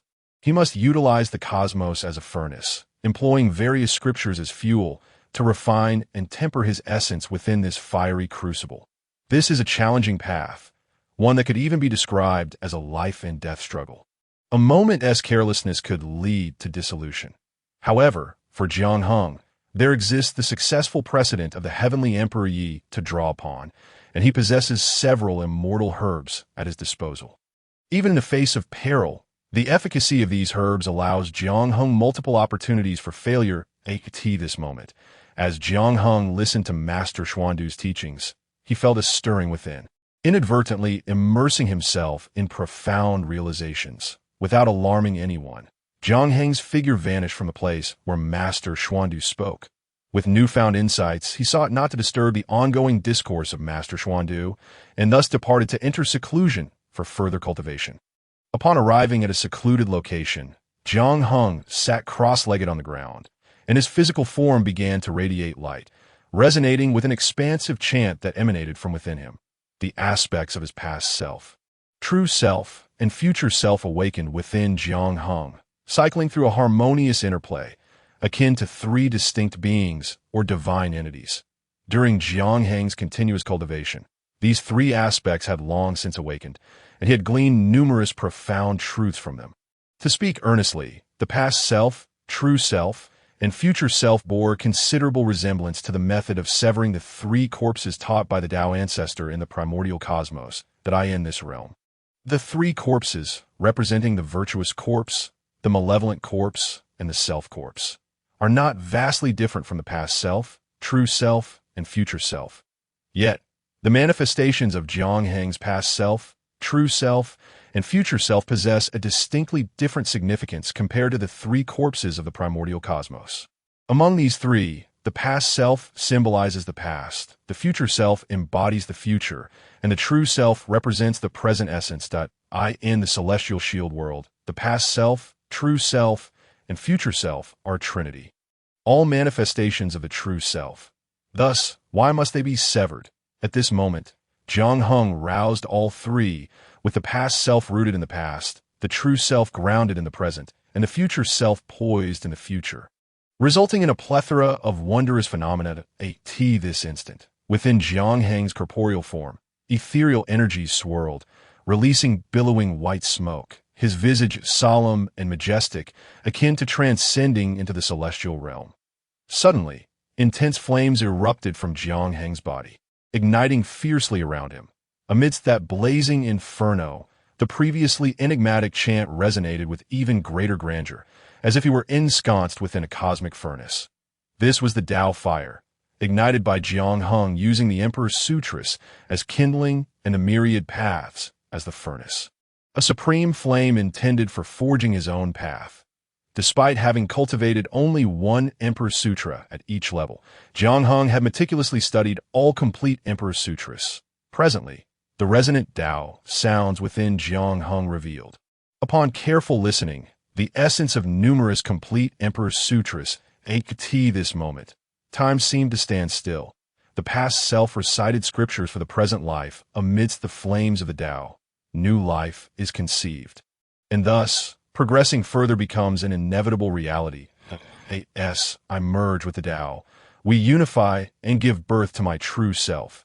Jiang Heng has taken his initial steps along his own path, his entire being resonating with the nascent essence of the Supreme Way. From this moment forth, Jiang Heng will continuously draw upon the quintessence of all imperial scriptures, gradually refining the unparalleled path he has initiated. This path is most suited to Jiang Heng and will serve as the cornerstone for his ascent to higher realms, playing an exceedingly significant role that AS previously stated. After taking this step, a breakthrough is merely a matter of time. At long last, this moment has arrived. Jiang Heng awakens from his cultivation, his face devoid of joy or sorrow. This breakthrough had been anticipated. This occasion coincides fortuitously with the teachings of Master Xuandu, which have profoundly inspired Jiang Heng, enabling him to grasp the essence of nurturing the myriad scriptures. With a bit more time for consolidation, Jiang Heng will be able to attempt a breakthrough. Truly striving for the realm of the great emperor, in the face of the aggressive demon race and the grim situation of humanity, this is undoubtedly good news. Chapter 43. The demon race approaches. Jiang Heng employs the method of nurturing the myriad scriptures, integrating them within himself, embodying the convergence of all paths, and genuinely begins to cultivate his supreme way. Upon emerging from seclusion, Jiang Heng calculates that he has spent a full decade in this retreat. Fortunate that no significant events have transpired among humanity during this time. This moment, Master Xuandu continues his teachings. For him, a decade is merely the beginning of a journey, perhaps due to Jiang Heng's meticulous preparations, or perhaps moved by the humanity's aspiration towards the Tao. Master Xuandu Du has resolved not only to extend each teaching session for a century, but also to impart his lifelong ultimate skills to humanity. This deviates somewhat from Master Xian Du's original intentions, but what can be done? After all, humanity holds the Ta Ching Saint and the teachings in such high esteem as Jiang Heng had anticipated. Despite all the talented individuals of humanity practicing the imperial techniques, they still garnered immense rewards from the teachings. Through associative learning, many talented individuals, long trapped in the secret realm of the immortal platform, have begun to loosen their own barriers. If all goes according to plan, after a century of Master Xian Du's teachings, numerous talents among humanity will likely achieve breakthroughs. Naturally, Jiang Heng is pleased to witness this. He too is diligently absorbing the essence of the Ta Ching Saint's Tao while listening to Master Xian Du's discourse. The Tao realized by the Ta Ching Saint is fundamentally rooted in the principles of Tai Chi and Yin Yang, with tranquility and non-action as the heart of cultivation, providing significant enlightenment for Jiang Heng. The Ta Ching Saint, a manifestation of Pangu's original spirit, is a naturally endowed master of great powers, whose insights directly point to the essence of the Tao. However, when discussing the fundamental path of the Ta Ching Saint's enlightenment, it indeed revolves around the Tai Chi and Yin Yang principles, evident from the treasured artifacts in the hands of the Ta Ching Saint. The Tai Chi diagram in the Ta Ching Saint's possession, transformed from the Pangu axe, is an immeasurable innate treasure. The Tai Chi diagram possesses the power to stabilize the elements of earth, water, fire, and wind, transforming the forces of Yin, Yang, and the five elements, deciphering the intricacies of heavenly Tao, and encompassing myriad phenomena. As the sole direct disciple of the Ta Ching Saint, Master Xian Du has inherited the supreme techniques grounded in Tai Chi and Yin Yang. While in the secret realm of the immortal platform, Jiang Heng studied both the true classics of Yin and the true classics of Yang, gaining profound insights into Yin and Yang. The mutual verification of these insights has further deepened Jiang Heng's understanding of the Tai Chi and Yin Yang path, providing him with unexpected joy. Time is inconsequential in cultivation, and another 30 years have passed. Master Xian Du has entered a state of refinement, and the profundity of his teachings has gradually deepened. All present among humanity are immersed in the mysterious rhythms of the Tao, various realizations surging forth, and their own realms begin to ascend accordingly. Suddenly, a tremendous rumbling sound emanates from a distance, awakening everyone who is absorbed in the Tao's resonance. Master Xian Du furrows his brow, casting an annoyed glance at Jiang Heng. This is a critical moment in his teachings. How can it be disturbed? Fellow Taoist, wait a moment. There must be something amiss. Allow me to investigate the matter, Jiang Heng states solemnly. The method of nurturing the myriad scriptures has already begun to show results. During Master Xian Du's teachings, Jiang Heng's understanding of the Tao has been consistently evolving. Being interrupted is regrettable for both Jiang Heng and Master Xian Du, but what is meant to come will come. This is, after all, an expected occurrence. Just as Jiang Heng prepares to rise, a colossal voice reverberates through heaven and earth. Lowly humans, come forth and meet your demise. As this voice echoes, countless powerful auras surge forth, rapidly approaching humanity. Upon looking up, Jiang Heng sees a multitude of towering figures from the demon race, densely packed, nearly blotting out the sky. The demon race has indeed arrived, as Jiang Heng anticipated. He sensed their presence the moment the massive rumbling began. The demon race's arrival is slightly delayed, coming 40 years after Master Xian Du began his teachings, which seems rather sluggish. Yet, this time, the demon race has not sent any trifling adversaries. The sheer strength emanating from them indicates that many formidable beings accompany them. The demon race? They truly dare to invade humanity? Master Xian Du exclaims, astonished and incredulous. Jiang Heng had previously warned him about the potential for a demon invasion, but Master Xian Du had not taken it seriously. After all, humanity was created by the Saint Nuwa, and the Ta Ching Saint established the teachings among them. How could the demon race dare to invade so brazenly? They have come at a critical moment during his teachings. What could their intentions possibly be? It seems this visit from the demon race will not end well. Fellow Taoist, I fear your teachings may be difficult to continue. Jiang Hung states gravely, "Fear not. There may be some misunderstanding. I shall accompany you to investigate." Master Xian Du replies after a moment of contemplation. Despite his words, the overwhelming number and powerful auras of the demon race suggest a menacing approach. "Convey my orders. The wind, forest, fire, and mountain troops must mobilize at once." Jiang Hung instructs Sui Ren and the others solemnly. In truth, Jiang Hung and his companions had long anticipated the arrival of the demon race, and various preparations were already complete. Humanity begins to prepare for battle in an orderly manner.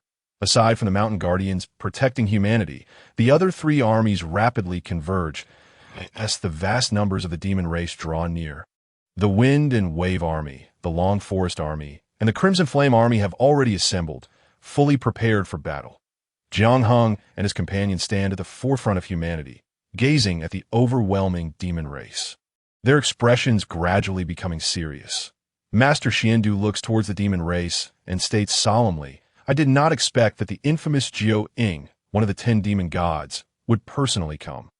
The 10 demon gods are the pinnacle of power within the demon race, second only to the demon emperor Di Jun, Dong Huang Tai Yi, and the demon master Kuan Peng. Once, these 10 demon gods were known as the 10 demon saints. But after 6 saints achieved enlightenment, they avoided the title of saint, thus becoming the 10 demon gods. Jiao Ying, one of the 10 demon gods, is an ancient fierce beast capable of spewing water and fire.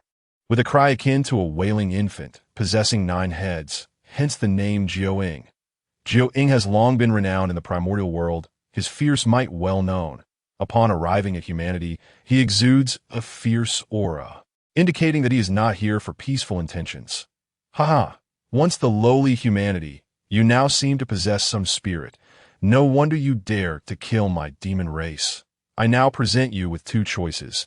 Either surrender obediently and await your fate at our hands, or I shall eradicate you all. Jiao Ying proclaims, his immense form towering in the sky. 9 fearsome heads fixed upon the people of humanity, his words chilling to the bone. Master Xian Du's brow furrows. The demon race's aggressive stance seems excessively brazen, as if they are determined to annihilate humanity.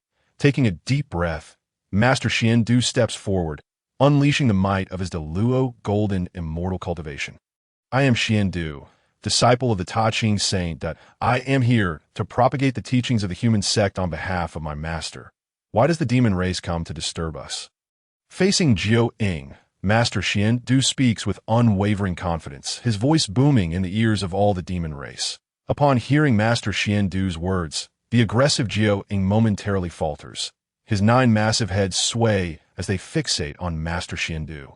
Disciple of the Ta Ching Saint, Jiao Ying exhibits visible hesitation. Since the 6 saints achieve enlightenment, the name of the saint has resonated throughout the primordial lands, an undeniable symbol of supreme power. While the demon race currently reigns over the primordial realm, the saint's might is boundless, a being capable of reopening the heavens. How could the demon race not exercise caution? However, Jiao Ying has come with a mission. If he were to retreat simply due to Master Xian Du's words, the demon race would be rendered a laughingstock. Humph! The human race has indiscriminately slaughtered my demon kin. I have come to demand an explanation from humanity. What do you mean by disturbance? As a disciple of a sage, despite imparting your teachings among the human race, I assure you I shall not interfere, yet the human race must provide me with an explanation. Jiao Ying spoke in a deep voice. The great master Xuandu's discourse was interrupted, and his frustration was already considerable. He had initially intended to counsel with gentle words, urging the demon clan to retreat of their own accord. However, with Jiao Ying's aggressive demeanor, even the most patient of hearts could not help but feel a flicker of ire. Outrageous! The human race is weak, a fact known to all beings in the primordial wilderness. How could they provoke the demon clan without cause? I perceive you are grasping at straws. My presence among the humans to impart teachings is a direct command from my esteemed master. Should you disrupt my master's instructions, I fear the consequences would be beyond your capacity to bear. The tone of the great master Xuandu grew stern. After all, he was a direct disciple of the sage. His status far superior to that of Jiao Ying. Jiao Ying's brazen attitude was not only a slight to him, but also a profound disrespect to the Ta Ching sage, an affront that was utterly intolerable. Ha ha! The Ta Ching sage merely instructed you to preach among the human race, not to protect them. Why do you persist in defending the humans at every turn? I too am acting under the command of the Demon Emperor. Should you disagree, feel free to summon the Ta Ching sage to confront the Demon Emperor. I suggest you find a more convenient place to stay and refrain from meddling in matters that do not concern you. Zhu scoffed. Were it the sage in person, Zhu would never dare to be so audacious. But as it stood, he felt unrestrained before merely a disciple of a sage. How dare you? Do you not know that the human race was taught by the Saint Enwa? My master, the Ta Ching sage, established the teachings among humans and attained sagehood. Have you considered the sage's stance as you apply such pressure on the human race? Should the sage grow angry? Can your demon clan bear the repercussions? The great master Xuandu exclaimed with righteous fury. Huh! The Saint Enwa hails from the demon clan. Should she learn of the humans daring to slay my kin, she would undoubtedly support us. The Ta Ching sage is known for his discernment. He would not impede our vengeance. Rather, it seems you, a disciple of the sage, are misusing the sage's name to shield the humans. Zhu retorted. You? It appears the demon clan has its fair share of sharp-tongued individuals. Today, I shall see just how brazen your kin dare to be in my presence. The great master Xuandu erupted in anger. Pointing at Zhu, his furious voice resounding throughout the heavens and earth. Chapter 44. The Flag of Flaming Light. The great master Xuandu was seething with rage. Even a clay figure has its limits. Let alone Zhu's unyielding provocation. As a direct disciple of the Ta Ching sage, the foremost disciple of the human teachings, Zhu's utter disregard was nothing short of an intolerable affront. Jiang Heng and the Sui Ren clan looked on impassively, yet their hearts were already filled with delight. Events unfolded precisely as Jiang Heng had anticipated, and at this moment, the Sui Ren clan felt as if they were enmeshed in a dream. The demon clan had always been a dire threat to the human race, and in the face of their aggressive demeanor, the Sui Ren clan had been restless for some time. Should the demon clan come knocking? They truly did not know how the human race could withstand such an onslaught. Given the current state of the human race, they were utterly outmatched by the demon clan. Who would have thought that with merely a few calculations, Jiang Heng could position the great master Xuandu against the demon clan? As a disciple of a sage, should the human race have the support of the Ta Ching sage, the crisis posed by the demon clan would naturally resolve itself. Ha ha! Do not think that just because you are a disciple of a sage, I shall fear you. I shall see just how capable a sage's disciple truly is, should you overestimate your abilities, and I happen to injure you. Do not hold it against me. Zhu disdainfully remarked that a disciple of a sage, merely a Deluo golden immortal, Zhu was a formidable ancient beast, one of the 10 great demon gods of the demon clan. How could he possibly fear a disciple of a sage? The great master Xuandu, consumed by righteous fury, remained silent, standing proudly before the demon clan, showing no signs of retreat. At this moment, Jiang Heng observed that the tension between the two parties had escalated. Yet he desired further escalation, but he stepped forward, positioning himself beside the great master Xindu, my friend. I have previously mentioned that the demon clan likely fell prey to rumors, believing that devouring the human race would enhance their cultivation. This is a matter concerning the human race and does not involve you. Now that the demon clan is formidable, it would be wise for you to avoid stirring up trouble, Jiang Heng stated. What are you saying, my friend? Setting aside the fact that I too hail from a human race, how could I turn a blind eye to the plight of my kin? Moreover, the demon clan is brazenly disregarding the sage. If we do not teach them a lesson, would that not be a loss of face for my master? My friend, I appreciate your good intentions, but my decision is resolute. I shall oversee this matter. The great master Xuandu replied firmly. The great master Xuandu gazed earnestly at Jiang Heng, believing that Jiang Heng feared provoking trouble with the demon clan, which prompted his caution. What a commendable leader of the human race. In the face of the demon clan's overwhelming arrogance, he would rather face the danger alone than cause undue hardship for his people. The more the great master Xuandu observed Jiang Heng, the more he felt satisfied. He had not forgotten that it was Jiang Hung who had meticulously arranged for his teachings to be delivered. Thus, the great master Xuandu chose to step forward and defend the human race against this calamity. After several attempts to persuade him, Jiang Hung realized the great master Xuandu was truly unwavering in his resolve, and he had no choice but to relent on the other hand, seeing the great master Xuandu's steadfastness. Jiuying no longer hesitated. With a wave of his hand, countless demons surged forth, their ferocity palpable. The demon clan, as the sovereign rulers of the realm, had arrived in overwhelming numbers, and among them were countless powerful beings. A cursory glance revealed that the demon clan likely numbered no less than 1,000,000, all possessing cultivation above the celestial realm. Among this 1,000,000, the majority were at the Xian immortal level, with over 100,000 golden immortals. Currently, the combined number of golden immortals among the human race was not even 10,000, let alone contend with the hundreds of the Luo golden immortals amidst the demon clan. Such strength far surpassed that of the current human race, and this was merely a fraction of Jiuying's forces. Should the demon emperor Dijun personally arrive, the number of the Luo golden immortal level demons would likely reach the tens of thousands. What could the human race possibly do to resist? As the 1,000,000 demons advanced, the human army stood ready, and to Jiang Heng's immense satisfaction, he did not observe much fear on the faces of the human warriors. This was largely thanks to the battle fought decades prior. The demon clan was no longer seen as an insurmountable foe, losing much of their terror. The human warriors understood that this battle was a matter of survival for their race. As warriors of the human clan, they had no choice but to fight valiantly to protect their in the face of the 1,000,000 demons. The great master Xuandu remained calm and composed. He raised his hand and produced a flag approximately 1 foot and 7 inches long, vibrant red in hue. Simultaneously, the great master Xuandu recited, "Chaos of yin and yang, reversal of the 5 elements. All evils retreat. May all laws be impervious." The crimson flag fluttered in the wind, enveloping a space before the great master Xuandu, instantly hindering the advance of the 1,000,000 demons by even a hair's breadth. The flag of flaming light. Jiang Hung marveled at the sight. No wonder the Ta-Ching sage had entrusted this treasure to the great master Xuandu, for it bestowed him with such confidence. The flag of flaming light is one of the 5 flags of innate origin, said to be formed from the lotus leaves of the primordial green lotus, a supreme, innate spiritual treasure.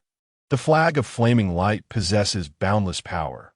When used as a protective shield, it renders one impervious to all laws, banishing evils and showcasing myriad wondrous applications, given the great master Xuandu's cultivation as a Deluo golden immortal.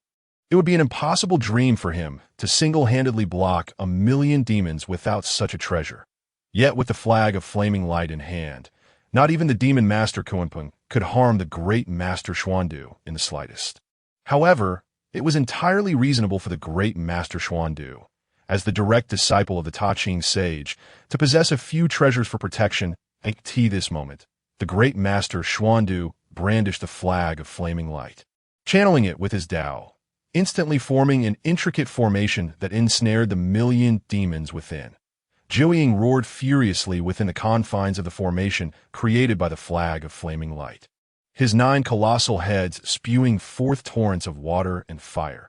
Yet no matter how fiercely Jiuying struggled, the flag of flaming light remained immovable, firmly trapping the 1,000,000 demons within in the battles among those beneath the sage level in the primordial world.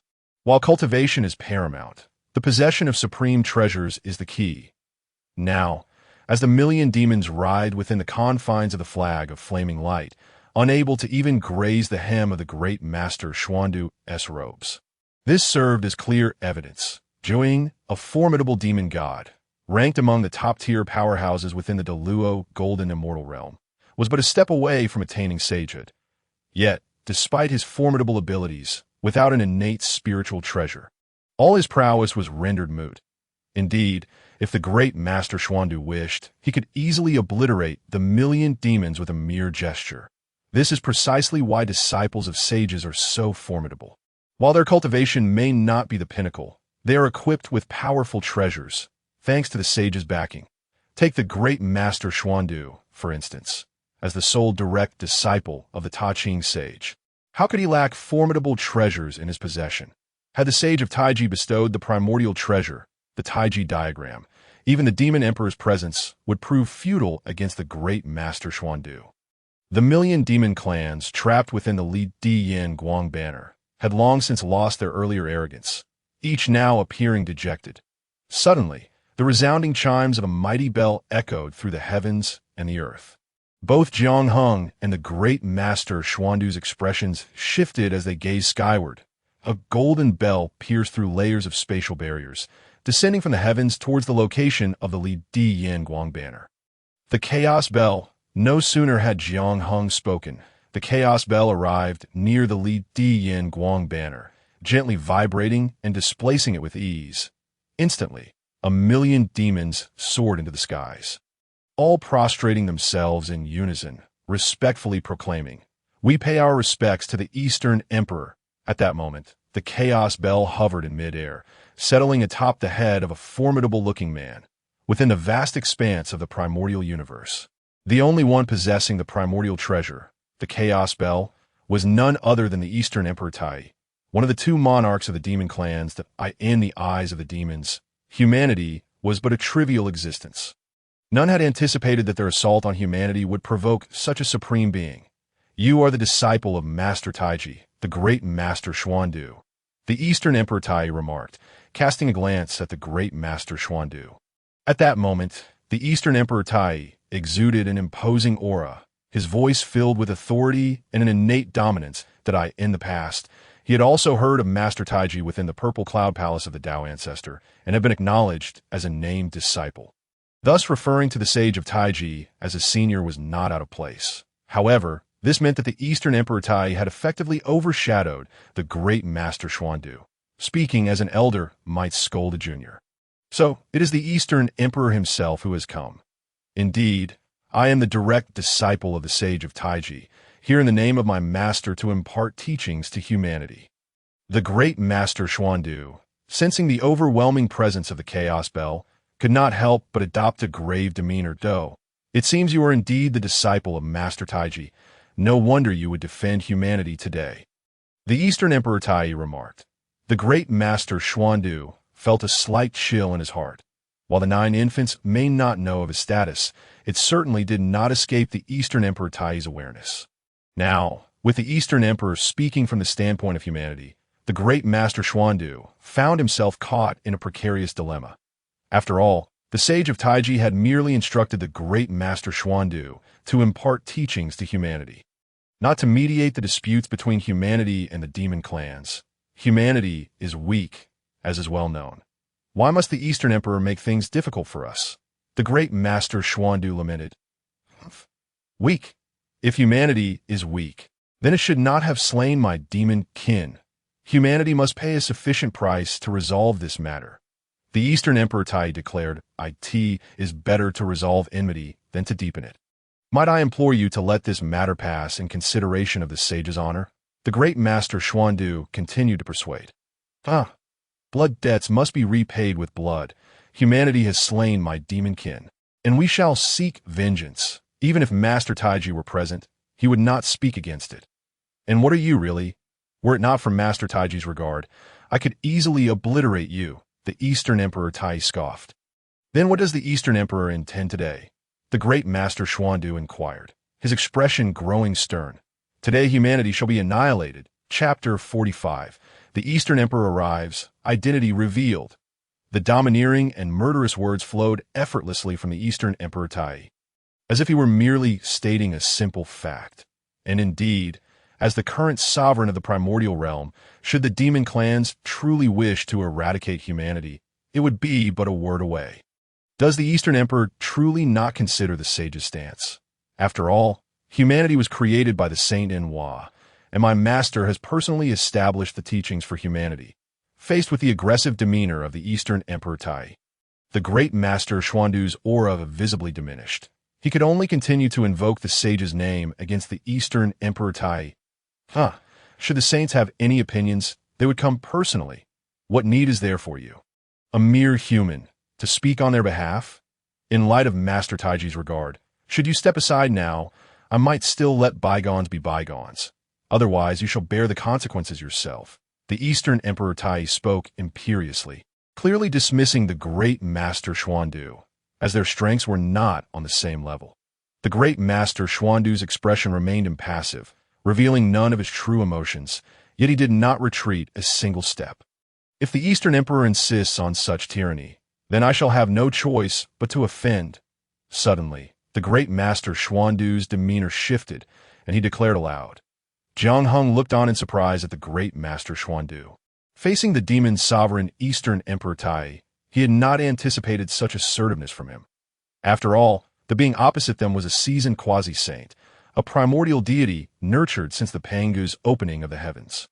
The Eastern Emperor Tai's cultivation ranked among the top echelons of all quasi-saints, second only to the saints themselves. Moreover, the Eastern Emperor Tai wielded the primordial treasure, the Chaos Bell, which alone placed him in a league above all other quasi-saints. Within the primordial realm, aside from the creation jade disc in the hands of the Tao ancestor Hongjun, the most powerful treasures were undoubtedly the three primordial treasures, the Taiji diagram, the Panga banner, and the Chaos Bell. Each of these treasures held boundless power, capable of subduing the elements of earth, fire, water, and wind. The great Master Xuandu was merely a Deluo golden immortal. How could he possibly contend with the Eastern Emperor Tai, who possessed the primordial treasure, the Chaos Bell? The younger generation truly knows not the heights of heaven nor the depths of the earth. Emboldened by the support of the saints, they dare to be so audacious. Very well. Since Master Taiji has accepted you as a disciple, I shall see just how much prowess you possess. The Eastern Emperor Tai remarked. Friend, you have shown humanity great mercy. The Eastern Emperor Tai's depth of cultivation is unfathomable. It is best to leave this matter to us. Though Zhongheng secretly wished for a fierce clash between the great Master Xuandu and the Eastern Emperor Tai, he understood that he must now step forward. Jiang Hung could surmise some reasons behind the great Master Xuandu's confidence. However, it was clear that he was no match for the Eastern Emperor Tai, should the great Master Xuandu be defeated. As a disciple of the saint, he would likely remain unharmed, but the situation for humanity would take a dire turn out of course. None of this was the most crucial point. Upon seeing the Eastern Emperor Tai, Jiang Hung had already begun to formulate a plan. These calculations had been in the works for quite some time, but the pivotal factor lay with the Eastern Emperor Tai. Originally, Jiang Hung believed he would have to wait until the third battle between the Wu and the Yao to find an opportunity. Who would have thought that the Eastern Emperor Tai would personally come to humanity? There is no time like the present. Since the Eastern Emperor Tai has arrived, it is best to commence preparations early, thereby increasing the likelihood of success. The Eastern Emperor Tai had initially paid little heed to Jiang Hung. In his eyes, humanity was akin to mere insects. Yet, upon catching sight of Jiang Hung, the Eastern Emperor Tai's expression subtly shifted. His gaze fixated on Jiang Hung. It is you. I never expected you to be of humanity. The incredulity in the Eastern Emperor Tai's voice was palpable.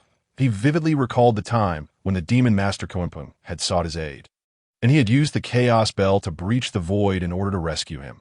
Yet a mysterious powerhouse had grievously injured Kunpeng before departing unscathed, a matter that had weighed heavily on the Eastern Emperor Tai's mind. After all, he had personally intervened yet failed to save Kunpeng, a humiliation that deeply concerned him as a sovereign of the demon clans and a top-tier powerhouse in the primordial realm. However, the Eastern Emperor Tai had never imagined that the one who had severely injured Kunpeng before him was merely a human. Indeed, it is I. Jiang Hung met the Eastern Emperor Tai's gaze. Responding with calm assurance, he bore no concern over the revelation of his identity, as he had anticipated this outcome. Well, how delightful! Ha! I never thought a mere human could yield such strength, the Eastern Emperor Tai exclaimed. Though somewhat domineering and arrogant, the Eastern Emperor Tai acknowledged Jiang Heng's prowess, and a formidable battle intent began to rise within him. Whether Jiang Hung was of humanity mattered little to the Eastern Emperor Tai. What he truly sought was to avenge his past humiliation. Friend, do you perhaps harbor a grudge against the Eastern Emperor Tai? The great Master Xuandu inquired with curiosity that I once engaged in a distant confrontation with the Eastern Emperor Tai. Jiang Hung nodded in affirmation. The great master Xuandu gazed at Jiang Hung in astonishment. Did he just hear correctly? Jiang Hung claimed to have once battled the Eastern Emperor Tai. Dong Huang Tai is undoubtedly a paramount figure among the quasi-saints. Wielding the innate treasure, the Chaos Bell, not just anyone can engage in battle with him. Yet Jiang Hung not only confronted Dong Huang Tai, but now stands unscathed, which implies that Dong Huang Tai was unable to subdue him at that time. The Grandmaster Xian Du is compelled to re-evaluate Jiang Hung, and it dawns on him that he has consistently underestimated Jiang Hung. With a formidable being like you around, the annihilation of the human race would hardly seem dull. The overwhelming aura of Dong Huang Tai firmly locked onto Jiang Hung, the fervent battle intent surging skyward, pressing down upon Jiang Hung. To engage in a genuine battle with Dong Huang Tai is an immense fortune. But I wonder, would Dong Huang Tai dare to wager with me? In the face of Dong Huang Tai's tyrannical presence, Jiang Hung appeared not only calm and composed, but also expressed a keen interest in conversing with him.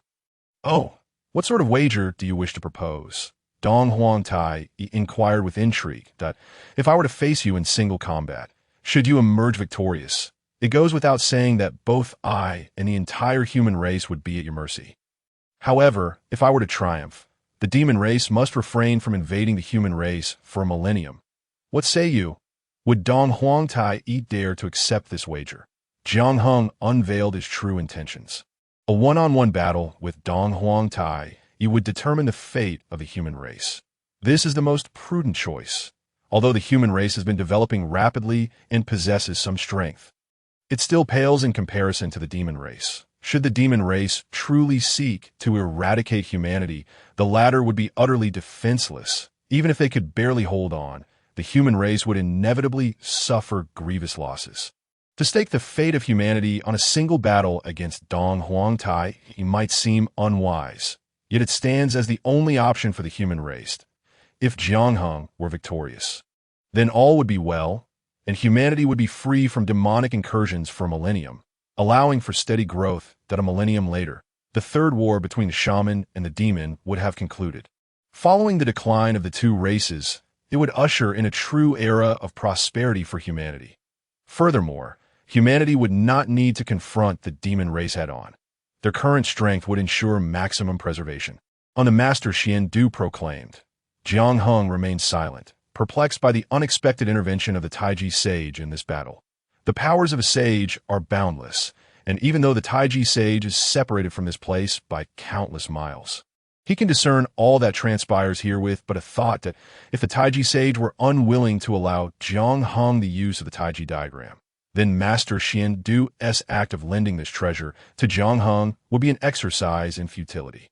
Yet now, the Taiji diagram hovered above Jiang Hung's head, shielding him entirely, showing no inclination to depart.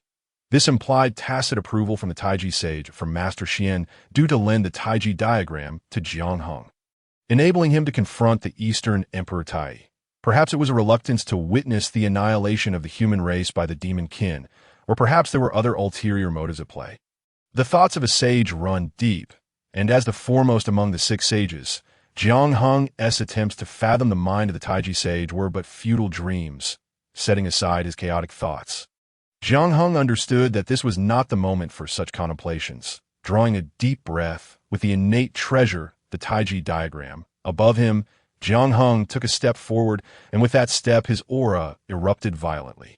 The cultivation of the ninth heaven of the pre-emperor realm was unveiled without reservation, as the perfected primal sacred body manifested instantaneously, unleashing the power of a quasi-saint, the chaotic seed of the azure lotus. The golden bitter sea, the resplendent mountains and rivers, the diagram of yin and yang life and death, the immortal king descending from the heavens. 5 great phenomena emerged one after the other behind Jiang Hung. These 5 phenomena intertwined, forming a grand tableau, an unmatched aura settling within, as if an unfathomable existence were gestating therein. I am the sovereign of the human race. Emperor Hung, Eastern Emperor Tai, come forth for battle. In that moment, Jiang Hung radiated an unparalleled and tyrannical presence, his formidable aura trembling the cosmos, instilling terror in countless demons. For the first time, he revealed his true strength before all the humankin. Unmasked and genuine. Within the human race, Jiang Heng's reputation soared high, having led humanity towards continual development and strength, also establishing the Zetian Emperor's law. Countless human prodigies admired and revered him, believing him to be an extraordinary leader destined to guide humanity towards glory. Yet, for a long time, speculation surrounded Jiang Heng's true power. Aside from a few, no one truly comprehended the extent of his capabilities. When Jiang Heng unreservedly showcased his strength, countless humans were astounded to discover the incredible might possessed by their sovereign. Emperor Heng shall triumph. Emperor Heng shall triumph. Emperor Heng shall triumph. As they felt Jiang Heng's overwhelming power, the Wind Wave Army, the Crimson Flame Army, and the Mountain Support Army roared in unison. And soon the entire human race joined in the thunderous uproar. Morale surged within humanity, all gazes converging upon the towering figure suspended in the air, that he was their sovereign, the unparalleled hero destined to lead humanity to glory. And the sole hope for their race. At this moment, all humankin united, pouring their faith into Jiang Heng alone. If Jiang Heng wins, humanity survives. If Jiang Heng falls, humanity perishes. Jiang Heng bears the fate of the entire human race. Eastern Emperor Tai, I challenge you to battle. The Eastern Emperor Tai, with an expression of calm, stepped forward as well, the violent flames of the sun swirling through the void, a powerful aura shaking the primordial world. He was the supreme being of the demon race, the pinnacle of strength beneath the sages of the primordial realm, instantly suppressing the momentum Jiang Heng had unleashed. Eastern Emperor shall prevail. Eastern Emperor shall prevail. Eastern Emperor shall prevail. Countless demons, jolted from their stupor by Jiang Heng's might, began to cheer loudly, their voices echoing throughout the primordial world. In the hearts of innumerable demons, it was the Eastern Emperor Tai, wielding the innate treasure, the chaotic bell, who was deemed invincible. The mere human race was but a swarm of ants. Countless gazes fixated on the two figures in the sky, as innumerable formidable beings within the primordial realm silently observed this clash. Even the sages would likely cast their attention upon this battle, one that held the fate of humanity in its balance. Yet among those great beings, two individuals harbored deep resentment, their eyes filled with venomous hatred directed at Jiang Heng. These two formidable beings were none other than the demon master Kunpeng and the leader of the Nether River, both having long-standing grievances against Jiang Heng. In the past, when they had surrounded the venerable Heng Yun, they had been grievously wounded by his self-detonation. This was tolerable. They merely sought to seize the Hongmeng purple chi, a trivial price to pay, yet who could have anticipated that Jiang Heng would intercept them? Now, the venerable Heng Yun had already reincarnated through the 6 paths of reincarnation, a fact evident to all powerful beings in the primordial realm. Thus, the demon master Kunpeng and the leader of the Nether River naturally believed that the Hongmeng purple chi had fallen into Jiang Heng's hands. Previously, the leader of the Nether River had even seen Jiang Heng in the blood sea of the Nether, but he had not dared to act recklessly due to the presence of numerous ancestral witches. Neither the leader of the Nether River nor the demon master Kunpeng had ever considered that the one who thwarted their ambitions, Jiang Heng, was actually a member of the human race. If Jiang Heng were of the witch race, they would have thought twice before seeking trouble with him. But Jiang Heng was merely a human, a race considered weak in the primordial world. What was there to fear?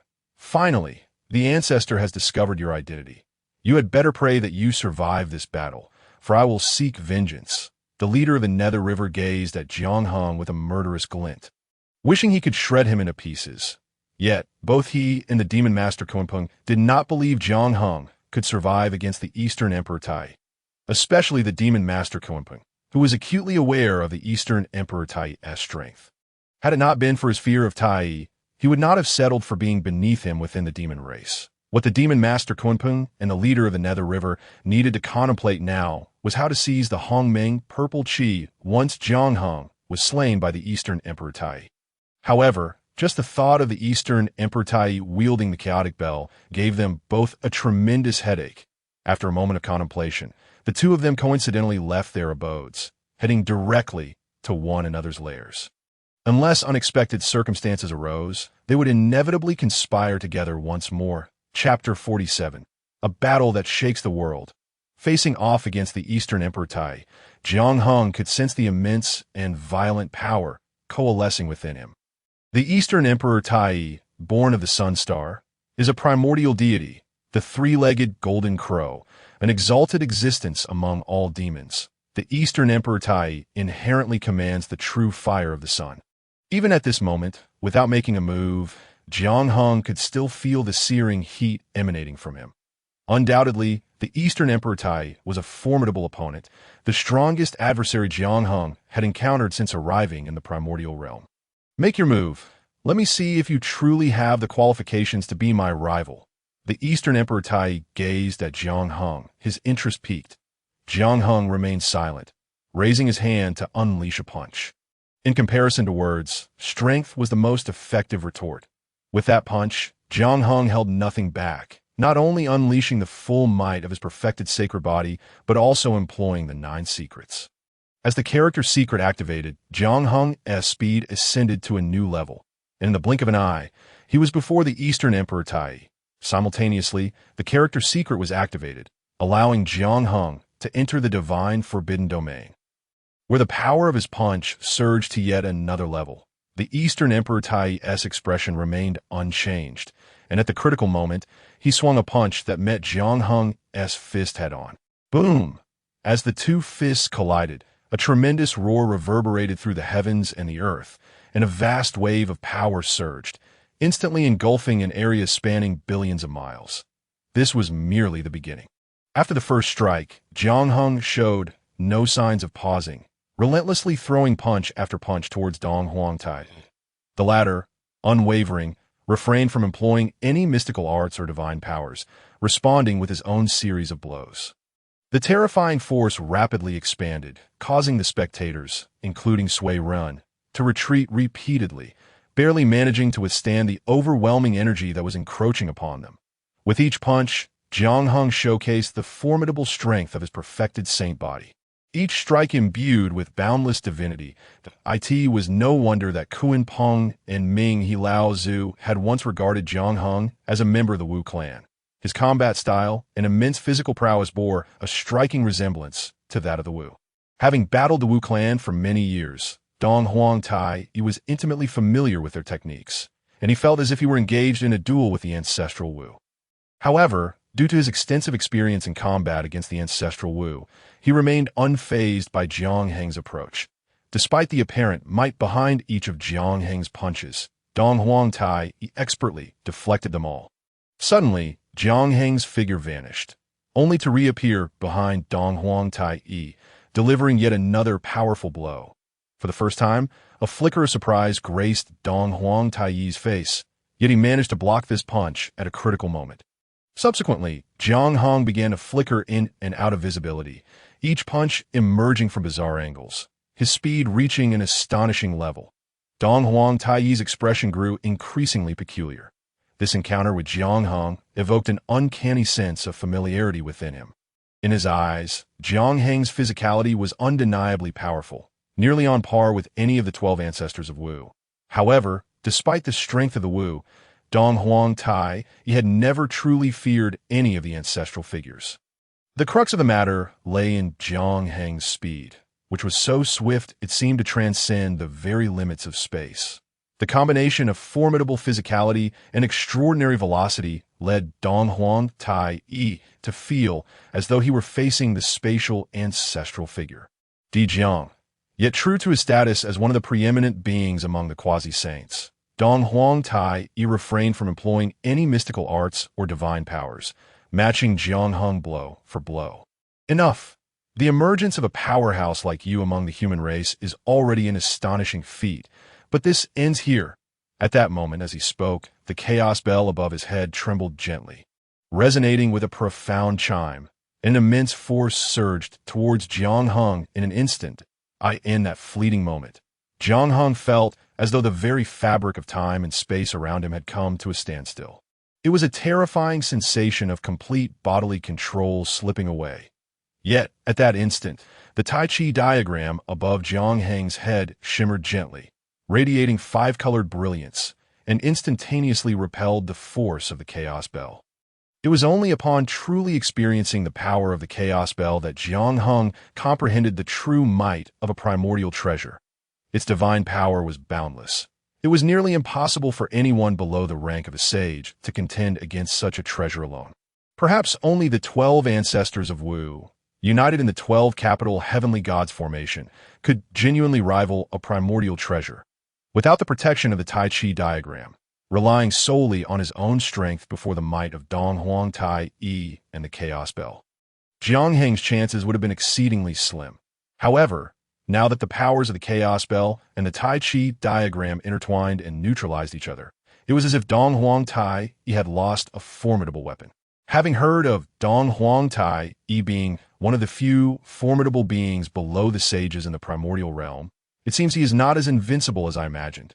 Jiang Heng remarked, without the Chaos Bell, Dong Huang Tai Yi appeared to be a conquerable adversary in Jiang Heng's eyes. Foolishness. Your power is indeed commendable, even comparable to that of the ancestral Wu. But to me, killing you would be as easy as slaughtering a dog. Dong Huang Tai Yi scoffed. As he spoke, he stepped forward, unleashing a powerful aura that shook the primordial universe. Fiery solar flames erupted, engulfing the heavens. The overwhelming force trembled across the entire primordial world as the blazing solar flames burned fiercely in the void, threatening to annihilate everything in their path. This was the true power that Dong Huang Tai Yi, the supreme being of the demon race and a top-tier quasi-saint, was meant to wield. Dong Huang Tai Yi did not rely on the Chaos Bell, allowing it in the Tai Chi diagram to contend in the void while he alone commanded the solar flames. Unleashing unparalleled mystical arts, the divine fire scorched the world, sweeping across unknown thousands of miles, pushing through infinite space, with even the void emitting crackling sounds as if struggling to resist this ferocious energy. Jiang Heng's expression grew grave. It was only at this moment that he realized the extent of Dong Huang Tai Yi's terrifying strength.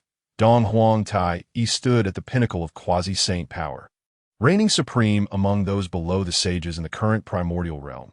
This was a formidable opponent, demanding Jiang Heng's undivided focus. He had to empty his mind and combat Dong Huang Tai Yi with all his might. 5 distinct phenomena resonated, converging upon Jiang Heng. At that moment, he resembled an emperor of the heavens, striding forward with confidence, unleashing unparalleled divine arts. In an instant, 5 divine beasts emerged from Jiang Heng's body: Azure Dragon, White Tiger, Phoenix, Black Tortoise, and Qilin.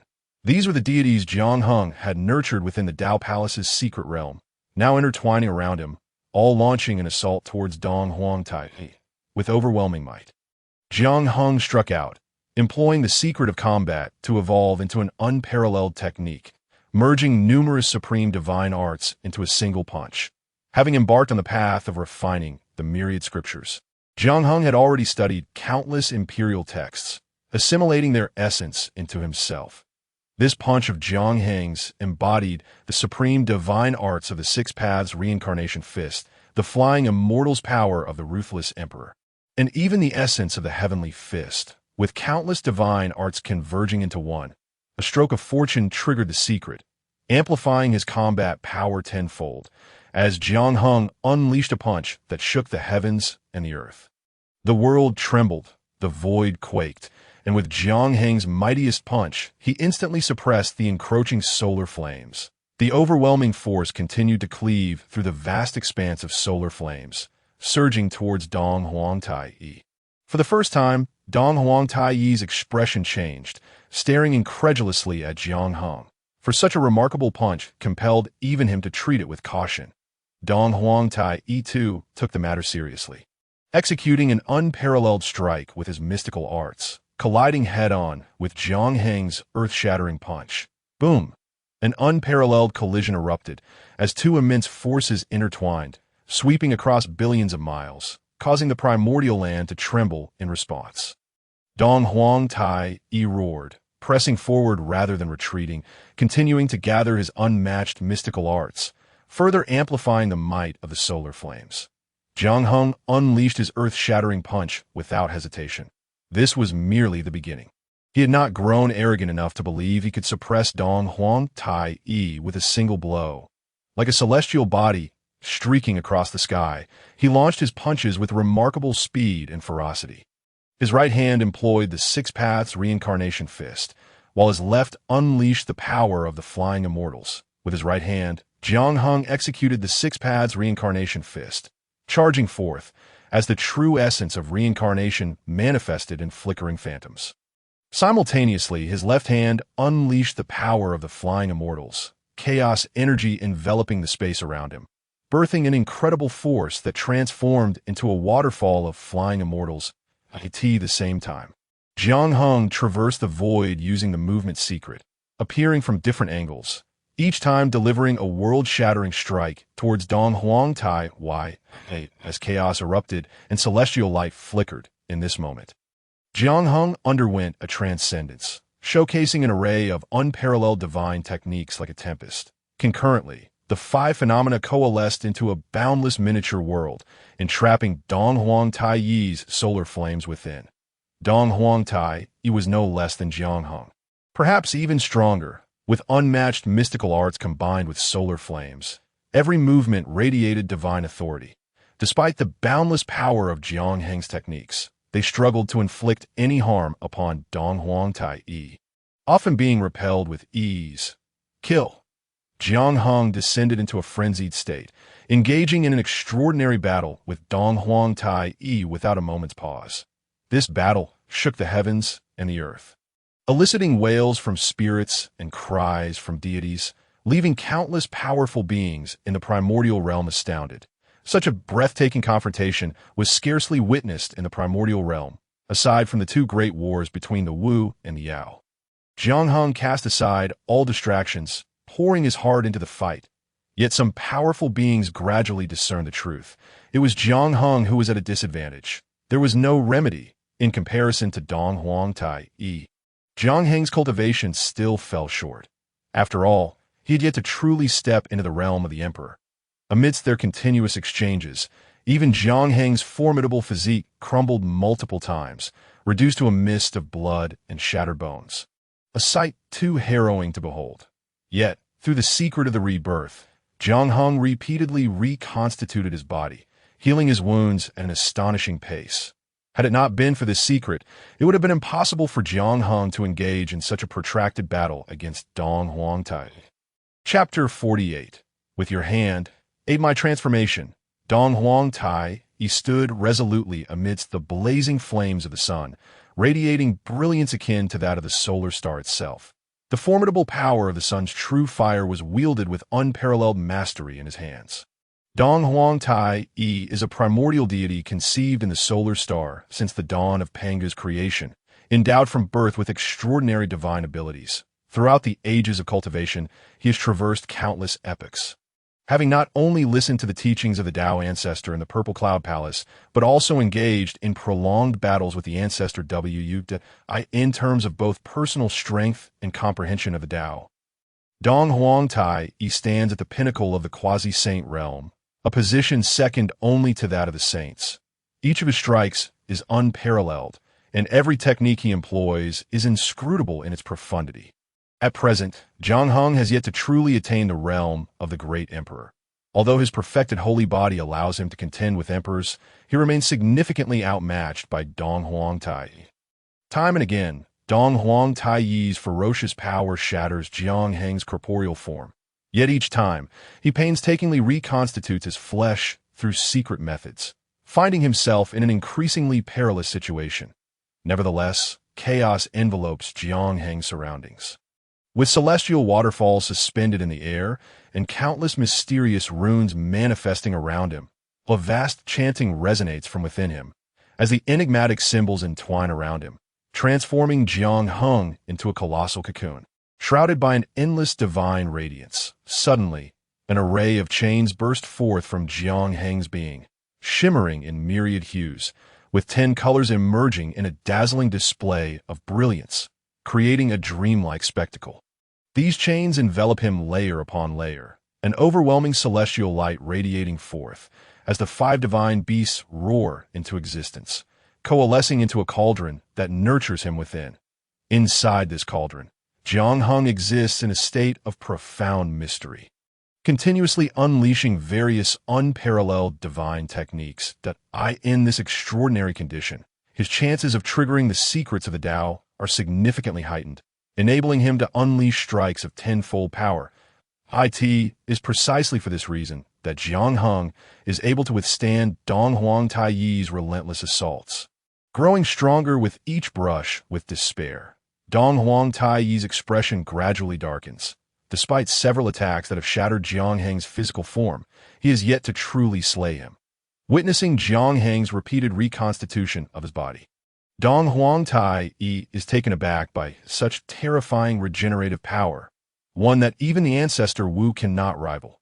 Conversely, during a moment of desperate counterattack, Jiang Hung dances through the heavens, unleashing a myriad of unparalleled divine techniques.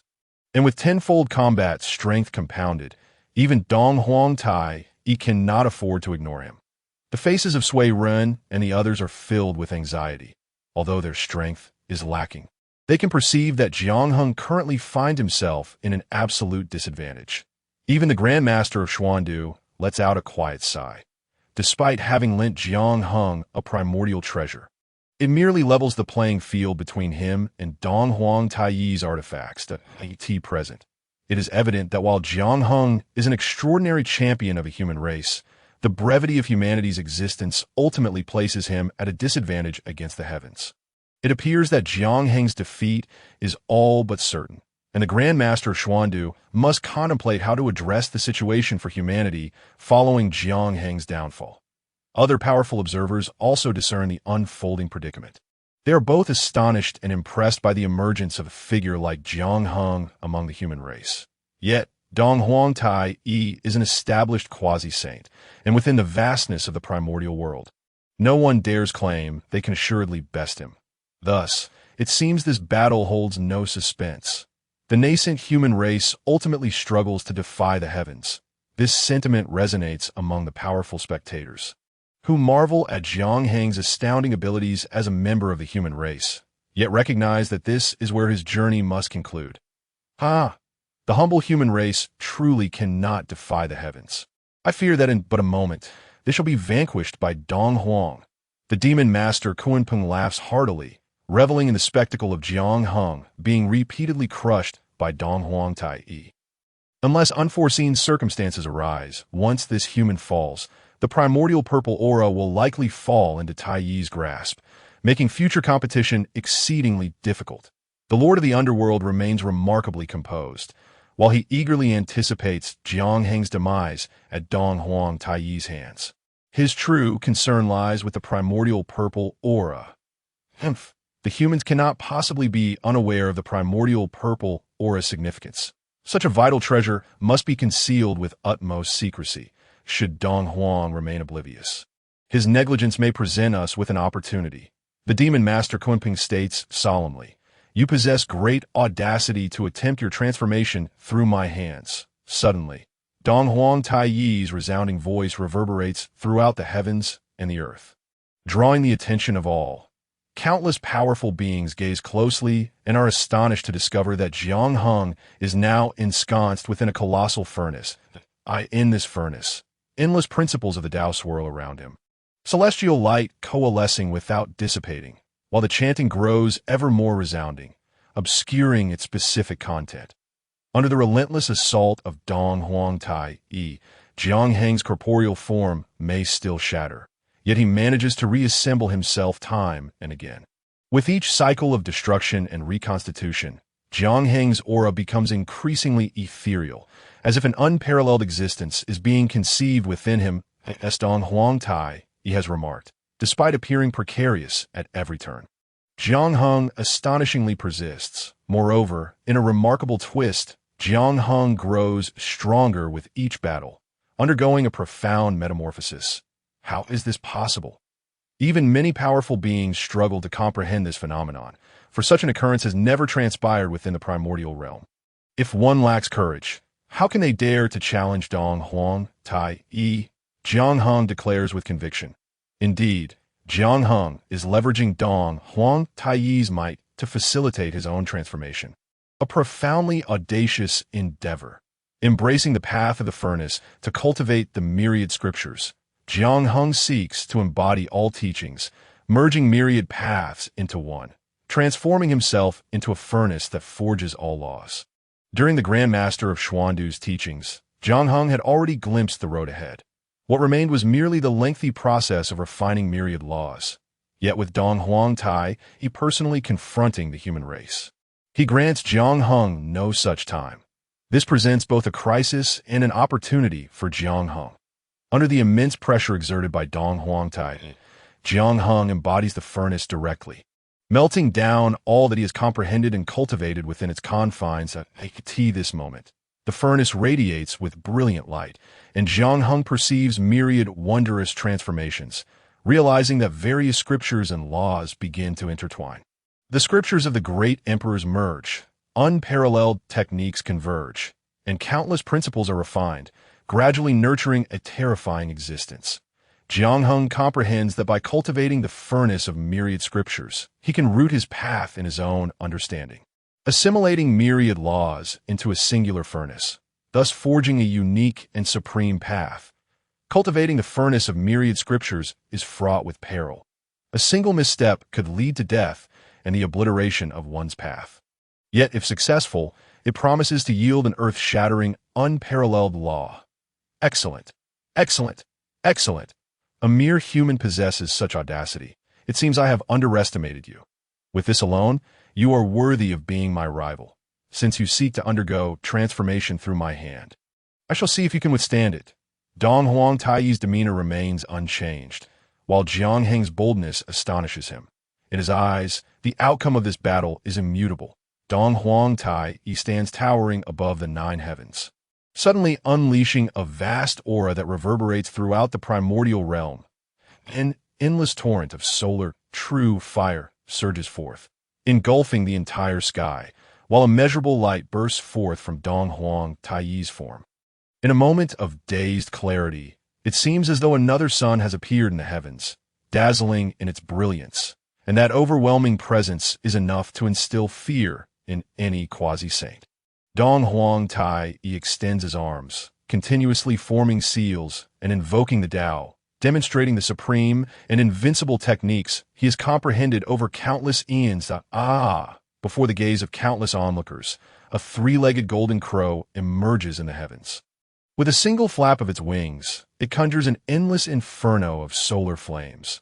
The divine light is blinding, and the auspicious radiance is astonishing as the 3-legged golden crow bathes in the solar fire, launching itself toward Jiang Hung with the intent to obliterate him completely. This is Dong Huang Taiyi's unparalleled Tao technique, long renowned throughout the primordial realm, and countless powerful beings have perished beneath its might. Jiang Hung, audaciously attempting transformation through Dong Huang Taiyi's hand, finds that the latter will not grant him the luxury of slowly evolving. With each shattering of his body, Jiang Hung struggles to reconstitute the 3-legged golden crow descended upon the celestial bell with a thunderous strike, its sound resonating magnificently throughout the vast primordial realm. Under the impact of the 3-legged golden crow, the celestial bell trembled violently, its boundless celestial light shattering, while the dawn-esque glow was tainted by the true fire of the sun. Emitting incessant, sizzling sounds, Jiang Heng's entire being quaked, the furnace swaying ceaselessly. Yet the celestial bell ultimately withstood the assault of the 3-legged golden crow, preventing it from encroaching upon Jiang Heng's corporeal form. Observing the celestial bell, one could discern a monumental transformation since the moment it was exchanged. It was now adorned with countless engravings of profound principles.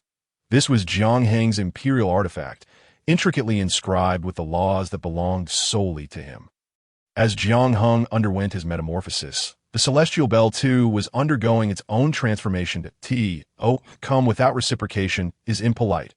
Eastern Emperor, receive my strike. Suddenly, an unparalleled aura manifested within Jiang Hung, and the celestial bell radiated brilliance. As if an extraordinary entity was on the verge of emergence, Jiang Hung unleashed a punch, a culmination of countless supreme divine techniques. marking a pivotal moment where his transformation took a significant leap forward.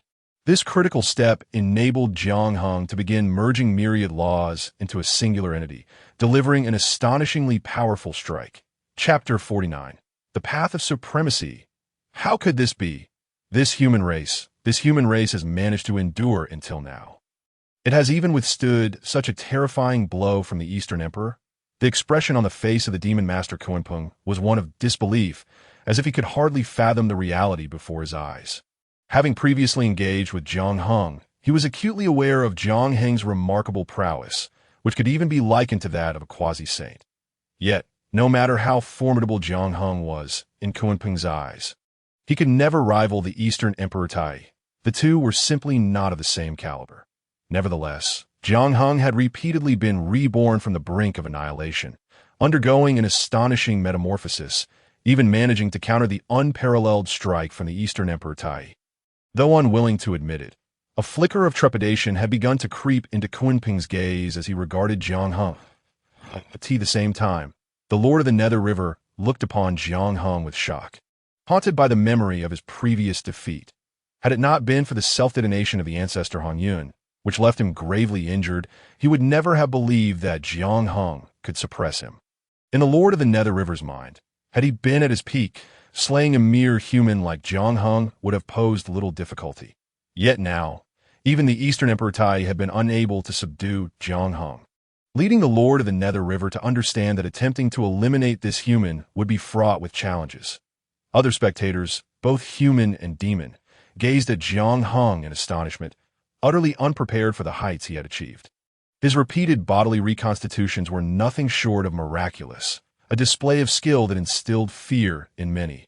Indeed, some powerful beings had begun to believe that as long as Jiang Hung did not perish in this battle, the primordial realm would soon witness the rise of another formidable entity.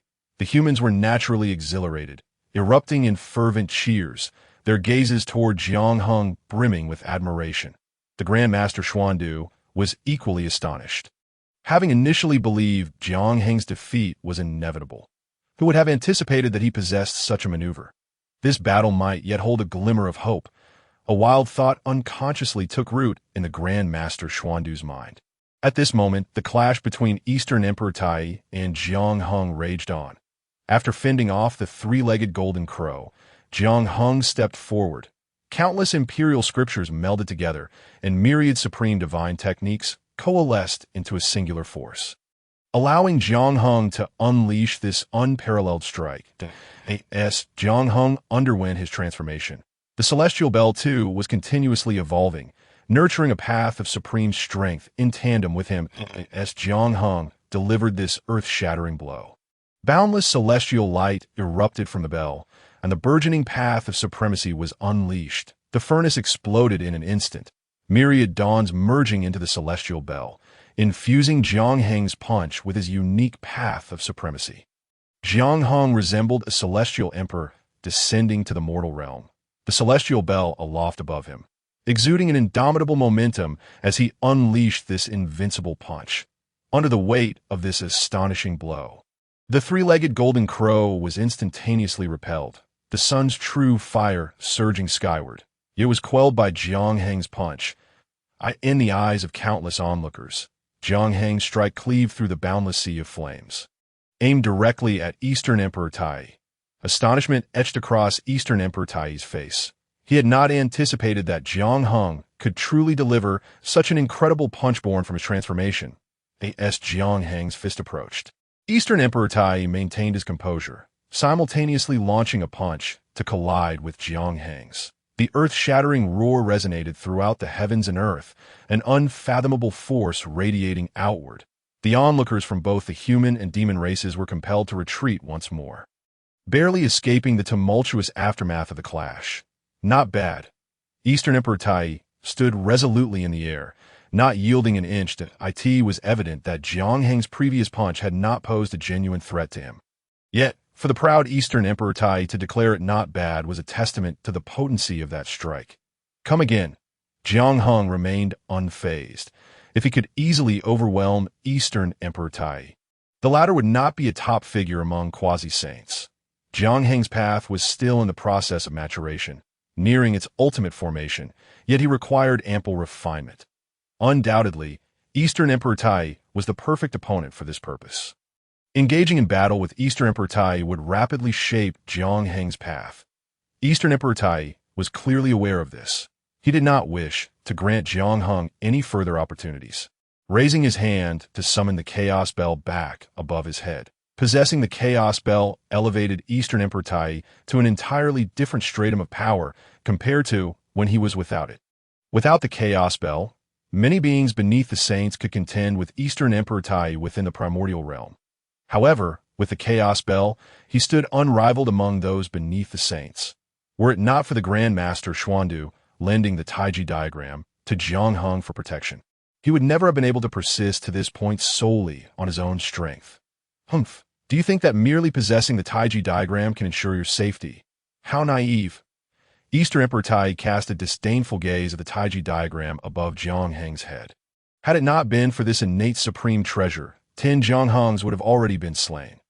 Even without the Taiji diagram, killing me is an impossibility, Jiang Heng retorted with unwavering confidence. When Jiang Heng had agreed to battle Eastern Emperor Tai, he had not anticipated that the Grand Master Xuandu would loan him the Taiji diagram for protection. Nevertheless, even so, Jiang Heng was determined to confront Eastern Emperor Tai. This was not mere arrogance, for he possessed his own hidden trump cards. However, with the Taiji diagram, he effectively neutralized the innate supreme treasure, the Chaos Bell, allowing him to strategize further. Utilizing Eastern Emperor Tai's hand to facilitate his own transformation was merely one aspect. Eastern Emperor Tai would forever remain oblivious to the extent of Jiang Heng's audacity. Ha! Pitiful human, let me show you just how ignorant you truly are. Eastern Emperor Tai's face was filled with fury. Having failed to slay a mere human for so long, he felt he had lost face. Now, this human dared to speak so arrogantly, a provocation that was simply intolerable. In his rage, Eastern Emperor Tai infused his power into the Chaos Bell, awakening an indescribable aura. Though the Chaos Bell was also an innate supreme treasure, it was his companion treasure, and only he could unleash its full power. The Taiji diagram, while also an innate supreme treasure, was merely borrowed. It did not belong to Jiang Heng. As Eastern Emperor Tai unleashed the power of the Chaos Bell, a resounding chime echoed through the air, disrupting the very fabric of time and space. Invisible forces radiated outward, causing the entire primordial realm to tremble. This was the might of innate supreme treasures, each possessing the ability to quell earth, fire, water, and wind. Eastern Emperor Tai understood that Jiang Heng, whether in cultivation or innate strength, was at a certain distance from him. Under normal circumstances, even without the Chaos Bell, slaying Jiang Heng would not present a significant challenge. Yet Jiang Heng was akin to an indomitable pest. Despite Eastern Emperor Tai's advantage and his repeated attempts to shatter Jiang Heng's form, he always managed to recover in the most astonishing ways. Moreover, Jiang Heng's capacity for transformation rendered him increasingly powerful, creating an illusion of breaking through his limits. Should Jiang Heng continue to evolve in this manner, Eastern Emperor Tai, though reluctant to acknowledge it, knew that once Jiang Heng completed his transformation, it would spell trouble. At that point, under the scrutiny of all primordial beings, the esteemed sovereign of the demon race would be unable to suppress even a mere human, leading to utter humiliation. Dong Huang Tai, he could no longer manage so much, which is why he fully unleashed the power of the Chaos Bell, preparing to slay Jiang Heng in one fell swoop. He truly could not believe that the Taiqing sage would oppose the demon clan for the sake of a mere human. The colossal chime of the Chaos Bell reverberated through the heavens and the earth, and the terrifying force surged towards Jiang Heng, a power capable of obliterating infinite dimensions at this very moment. Jiang Heng instead emptied himself of all fear, his heart untroubled, as the chanting within his body grew increasingly resounding. Embody 100 scriptures within oneself to encompass myriad paths in a single entity. In this critical juncture, countless divine arts and imperial scriptures flowed through Jiang Heng's mind. When all aspects of his being converged, the unique path of supreme strength exclusive to Jiang Heng was born. Infused into the immortal bell, radiance of immeasurable celestial light surged forth from the immortal bell, the supreme aura becoming ever more pronounced, erupting in an instant with terrifying power. This was Jiang Heng's all-out strike, a culmination of myriad paths within himself, and the manifestation of his ultimate path. The ground shook. When the two colossal forces collided, countless dimensions shattered, and the horrifying power rampaged, spreading into the infinite void. The two terrifying forces intertwined, initially evenly matched, but soon, Jiang Heng's strength began to falter. Even though it was the supreme path formed by the convergence of myriad paths, this unique path belonging solely to Jiang Heng had not yet reached its zenith. In terms of power, Jiang Heng remained inferior to Dong Huang Tai Yi, and the immortal bell was also significantly lesser than the innate supreme treasure, the Chaos Bell. Thus, it was only natural that Jiang Heng's power would be the first to collapse. A fact he himself found unsurprising. He continued to unleash punches, the celestial light atop the immortal bell becoming ever more resplendent, as Jiang Heng underwent continuous transformation. Yet, once the power of the Chaos Bell was unleashed, it was overwhelmingly vast. With his current strength, Jiang Heng could not hope to impede the Chaos Bell in the slightest. The innate supreme treasure, the Chaos Bell loomed before him. The next moment, its terrifying power would engulf Jiang Heng entirely. But this instant, Jiang Heng halted all movements, his gaze fixated on the Taiji diagram hovering above his head. What was the intent of the Tai Ching sage? Countless eyes were drawn to Jiang Heng, who they believed was now without recourse. After all, it was the innate supreme treasure, the Chaos Bell. Jiang Heng ceased his struggles, seemingly resigned to capture. Indeed, the human race found it difficult to defy the heavens. In the next moment, the Taiji diagram above Jiang Heng's head suddenly trembled gently, radiant light cascading, auspicious colors enveloping him. Tai Ching, Chapter 50. The ancestor witches come to aid. Both Dong Huang Tai Yi and Jiang Heng gazed in astonishment at the innate supreme treasure. The Taiji diagram, as it stirred to life amidst the auspicious colors, the bridge of white jade and gold materialized above Jiang Heng's head, with 9-colored auspicious clouds cascading down, an overwhelming might suffusing the entire wilderness. At this moment, the Taiji diagram awakened, its power immobilizing the Chaos Bell, preventing it from advancing even an inch. Jiang Heng's expression was inscrutable as he quietly dispersed the power he had gathered within his body, silently observing the divine might of the Taiji diagram.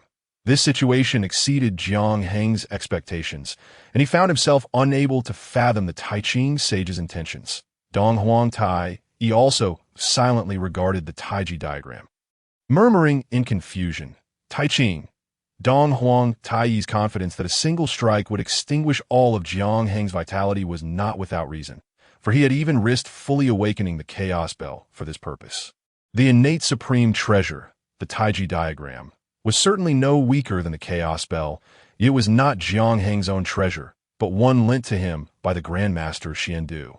While the Taiji diagram could defend Jiang Heng against the Chaos Bell's assault, it would not fully awaken, which is a fundamentally different concept, as long as the Taiji diagram did not fully awaken.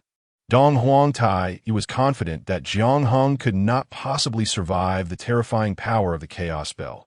Yet at this moment, the innate supreme treasure, the Taiji diagram, had indeed revived. And within that overwhelming force, Dong Huang Tai Yi sensed the aura of a sage. In other words, the Tai Ching sage had intervened, willing to offend Dong Huang Tai Yi, the supreme of the demon clan. To protect a single human, of course, as a sage, and the foremost among the 3 pure ones, offending the demon clan was not an act of great consequence. However, what bewildered Dong Huang Tai Yi was the reason behind the Tai Ching sage's intervention in this battle and why he sought to protect this human. With a fully awakened innate supreme treasure, the Taiji diagram, who in the vast wilderness could possibly slay Jiang Heng, aside from the Tao ancestor. This was also a point of confusion for Jiang Heng, as he was astonished that the Tai Ching sage had tacitly allowed the Grandmaster Xiandu to lend him the Taiji diagram for protection. The fact that the Chaos Bell had fully awakened and yet allowed the Taiji diagram to also awaken Aiding Jiang Hung in fending off a fatal strike was truly perplexing. Jiang Hung found himself increasingly unable to comprehend the Tai Ching sage. Indeed, the thoughts of a sage are as profound as the abyss, making them difficult to decipher.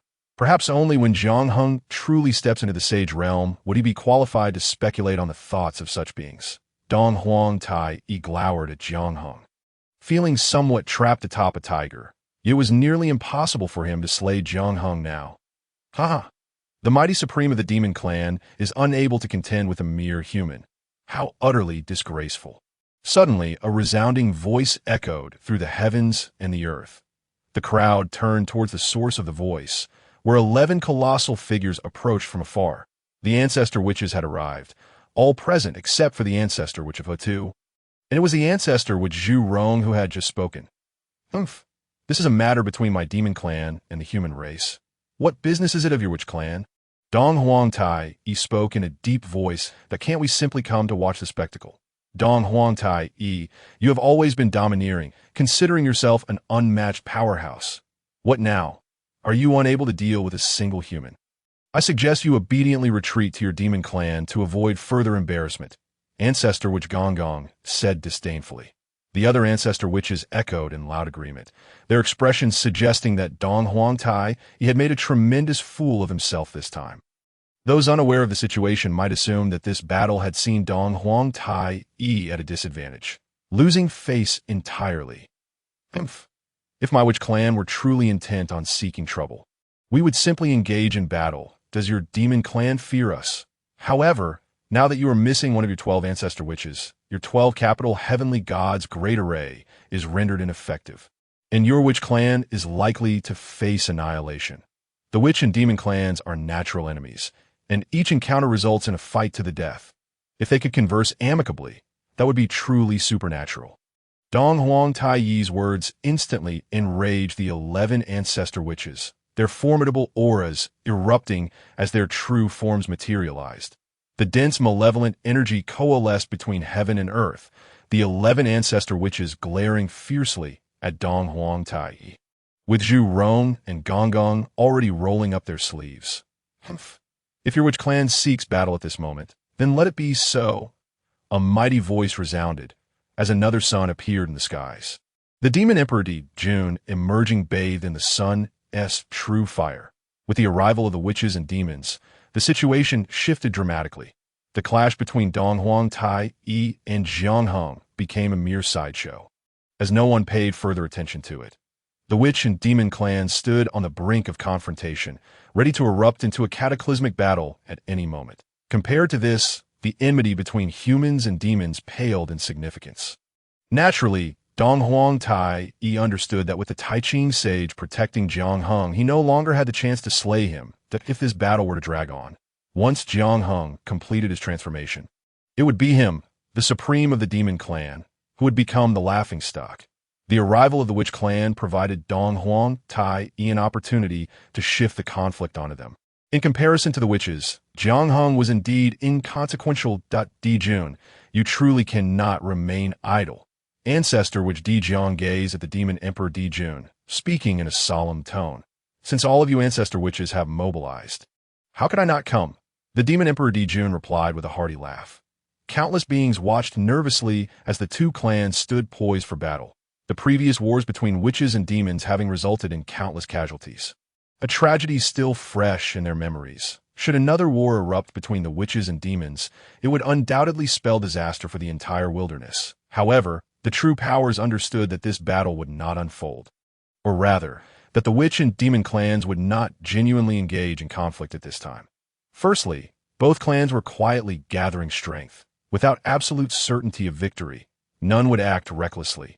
Secondly, the Tao ancestor had previously intervened to prevent the witch-demon war, establishing that the demon clan would govern the heavens while the witch clan governed the earth, clearly stating that the two clans could not conflict again within 100,000 years. As of now, the 100,000-year period had not yet elapsed, and the witch and demon clans naturally dared not defy the Tao ancestor's decree by instigating conflict. After exchanging harsh words, as many great powers had predicted, the witch and demon clans ultimately dispersed for the battle between Jiang Hung and Dong Huang Tai. It was no longer mentioned, and Jiang Heng would not insist on confronting Dong Huang Tai Yi at this moment. As he departed, Dong Huang Tai Yi cast one last glance at Jiang Heng, a gaze filled with murderous intent. It is evident that Dong Huang Tai Yi is not prepared to relent. With the protection of a supreme saint, Jiang Heng is naturally unable to be slain, yet the Tai Chi diagram cannot remain with him indefinitely. Time is on his side. He is merely one among the human race. And once the innate treasure, the Tai Chi diagram, is lost, he will be at their mercy. After the dissolution of the witch and demon clans, Jiang Heng approached the Grandmaster Xiandu and expressed his gratitude. I sincerely appreciate your assistance. Esteemed friend, that I kindly request the return of the treasure. The Grandmaster Xiandu, with a beaming smile, raised his hand and summoned the Tai Chi diagram, which immediately flew back from above Jiang Heng's head and merged into his own body. No matter. The Tai Chi diagram may at most shield you from the chaos spell. If your own strength is insufficient, you cannot hope to contend with Dong Huang Tai Yi for long. The Grandmaster of Xiandu, increasingly pleased with Jiang Heng, even contemplated recommending him to his own master, wishing for Jiang Heng to be initiated into the teachings of humanity. Without your assistance, our human race would undoubtedly have faced calamity. Now that the demon race has retreated, we must extend our gratitude for your aid. Jiang Heng's words were heartfelt, regardless of the Grandmaster's past. Lending the Tai Chi diagram for Jiang Heng's protection was indeed a commendable act. You must remain cautious, for although the demon race has temporarily withdrawn, I fear they will not simply rest on their laurels. Caution the Grandmaster of Xiandu in no matter. In the short term, the demon race is unlikely to invade the human race again. You may continue your teachings among us with ease, Jiang Heng replied. That is indeed commendable. The Grandmaster of Xiandu nodded in satisfaction. He had not forgotten his purpose for coming to the human race. Imparting teachings was of utmost importance to him. Under Jiang Heng's arrangements, the Grandmaster of Xiandu continued to spread his teachings among the human race, with countless talents diligently studying and evolving. During this time, Jiang Heng made a special visit to the witch clan, expressing his gratitude to the ancestral witches for their assistance and engaging in lengthy discussions before taking his leave. The willingness of the 11 ancestral witches to help was entirely due to their regard for Jiang Heng. Otherwise, the witch clan would hardly concern themselves with the fate of the human race. The third war between the witches and demons would prove to be a turning point in the vast wilderness, crucial for both the human race and Jiang Heng alike. The destinies of the witch and demon clans had already been sealed. Neither the heavenly Tao nor the Tao ancestor Hong Jun would allow such powerful clans to persist. Although Jiang Heng had laid his plans in advance, the ultimate outcome seemed difficult to alter, and he could only strive for the most favorable circumstances. The battle with Dong Huang Tai Yi, though somewhat unexpected in its course, had allowed Jiang Heng to plant the seeds of his greatest path.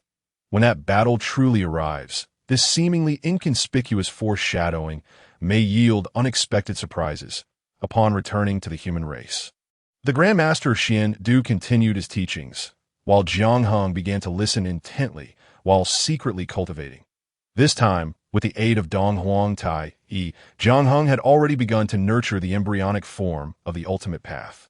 The subsequent tasks would become straightforward, by continuously absorbing myriad paths and refining countless methods. When his accumulation reaches its zenith, it shall mark the moment of the true maturation of the ultimate path.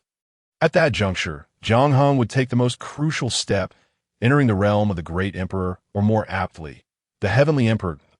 It was merely a matter of time, and the Grandmaster Xiandu would continue to impart teachings among the human race for a millennium. During this period, the demon race would likely remain dormant, as long as he could peacefully endure the millennium. It would be the time when Jiang Heng's wings would truly become robust. Should he face Dong Huang Tai Yi once more then, the outcome would surely be different. Time passed silently, as the entire human race engaged in quiet cultivation, the flow of time slipping away like water. Chapter 51. A millennium. After the battle between Jiang Heng and Dong Huang Tai Yi, the Grandmaster Xiandu continued his teachings, leading the entire human race into a period of tranquility. Although the confrontation with Dong Huang Tai Yi concluded without resolution. The formidable beings within the vast wilderness could not possibly forget Jiang Heng's existence. In such a short span since the birth of the human race, the emergence of a power of Jiang Heng's caliber could not escape the attention of the mighty beings inhabiting the wilderness. The demon master Kunpeng and the lord of the underworld, upon witnessing the outcome of this battle, were filled with both resentment and a hint of relief. Their relief stemmed from the fact that Jiang Heng had not perished at the hands of Dong Huang Tai Yi. As long as the primordial purple energy remained concealed, they would still have the opportunity to seize it. Their resentment arose from the disbelief that Jiang Heng could have survived. How could this detestable human race possess such formidable strength and yet evade death? Kunpeng remarked darkly. Though this human possesses formidable strength, he cannot possibly rival Dong Huang Tai. The crux lies with that innate treasure, the Tai Chi diagram. Were it not for the intervention of the Supreme Saint, this human would have perished long ago, even if he had 10 lives. The Lord of the Underworld stated solemnly. But why would the Supreme Saint intervene to protect this human? Does the Supreme Saint hold the human race in such high regard? Kunpeng pondered hesitantly. The Supreme Saint has established the teachings of humanity among the human race, and as the leader of those teachings, it is only fitting that he lends his assistance. The Lord of the Underworld replied. The Supreme Saint may shield this human once, but he cannot offer perpetual protection.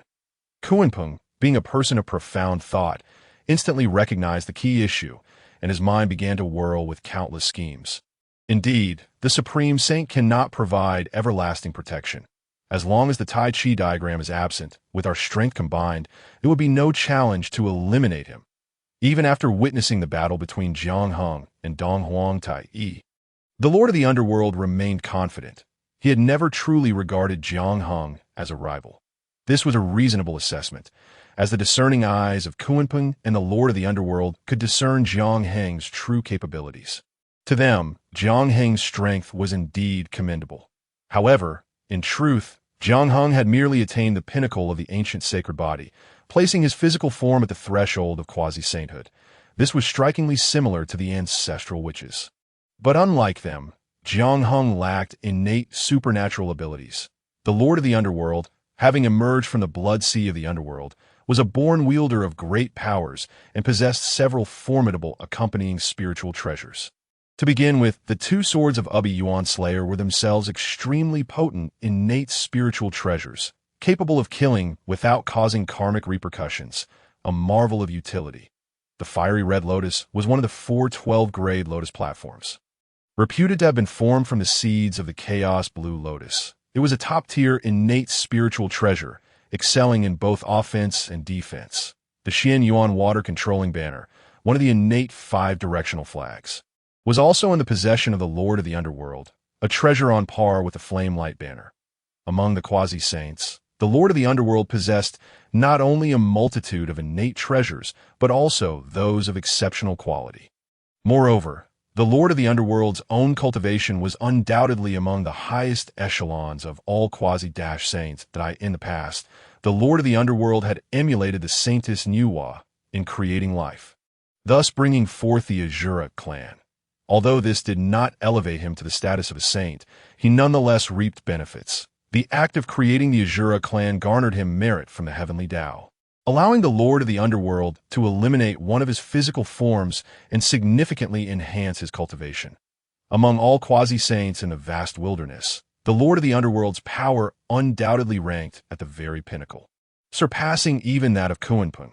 This was the source of the Lord of the Underworld's confidence. As long as the Supreme Saint did not intervene, he believed Jiang Heng could not possibly be his rival. Very well. We shall wait until the Grand Master Xian Du departs from the human race. Surely, he cannot preach for several thousand years, can he?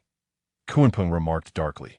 Subsequently, Kunpeng and the Lord of the Underworld meticulously deliberated for a considerable time, formulating various schemes, preparing to act against Jiang Heng once the Grand Master Xian Du vacated the human race. Jiang Heng, of course, remained blissfully unaware, but he could surmise that many were undoubtedly interested in the human race within the vast wilderness. Following his confrontation with Dong Huang Tai Yi, Jiang Heng had inevitably exposed his own strength. It would be difficult to avoid drawing the attention of certain individuals, However, in the face of calamity threatening the human race, Jiang Hung had no alternative. Should he avoid battle with Dong Huang Tai, the human race would immediately face annihilation in the original historical trajectory due to the demon race's intent to forge the sword of slaughtering witches. Countless human lives were lost at their hands. Nearly 90% of the human race perished, with only a small remnant managing to escape, gradually recovering over the course of many years to witness the resurgence of the human race. Since his arrival in the vast wilderness, Jiang Hung had tirelessly endeavored to develop the human race, achieving the current situation with great difficulty. Would he allow the human race to encounter calamity? Would he permit countless human lives to be extinguished? If that were indeed the case, what had Jiang Hung expended so much effort for? It would be far more prudent to retreat to a secluded place for cultivation or seek refuge under a saint. Waiting until the human race flourished before re-emerging, was that not a far safer course of action? Although the current situation is not ideal, the demon race will undoubtedly not relent so easily. However, for the entirety of the human race, this is the most favorable outcome. The Grand Master Xuandu will continue to impart teachings to the human race for a millennium, marking a period of rapid development for humanity and serving as the final accumulation for the entire race. By the end of this millennium, even if the demon race were to invade once more, the human race would certainly not remain as passive as they are now, that I must strive to break through to the realm of the great emperor as soon as possible. Jiang Hung thought to himself. With the pressure bestowed by Dong Huang Tai, Jiang Hung has begun to cultivate numerous scriptures within himself, integrating myriad paths into one, and the path of supreme strength is taking shape. Once his unique path of supreme strength matures, it will herald Jiang Hung's transformation and his entry into the realm of the great emperor.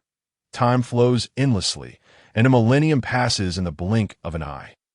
During this millennium, the human race has enjoyed tranquility and harmony, and the primordial world has mirrored this serenity. Yet, such calmness feels somewhat eerie, as both the witch and demon races have seemingly restrained their kin. Striving to avoid friction between the two factions in the past, despite the existence of prohibitions from the Tao ancestor, conflicts between the witch and demon races persisted. However, now not even a notable battle has occurred, and many understand that this is merely the calm before the storm. Some powerful beings have already surmised that the witch and demon races are gathering their strength, and a cataclysmic war is likely on the horizon. After all, the Tao ancestor had only set a deadline of 100,000 years, and now, that deadline is fast approaching.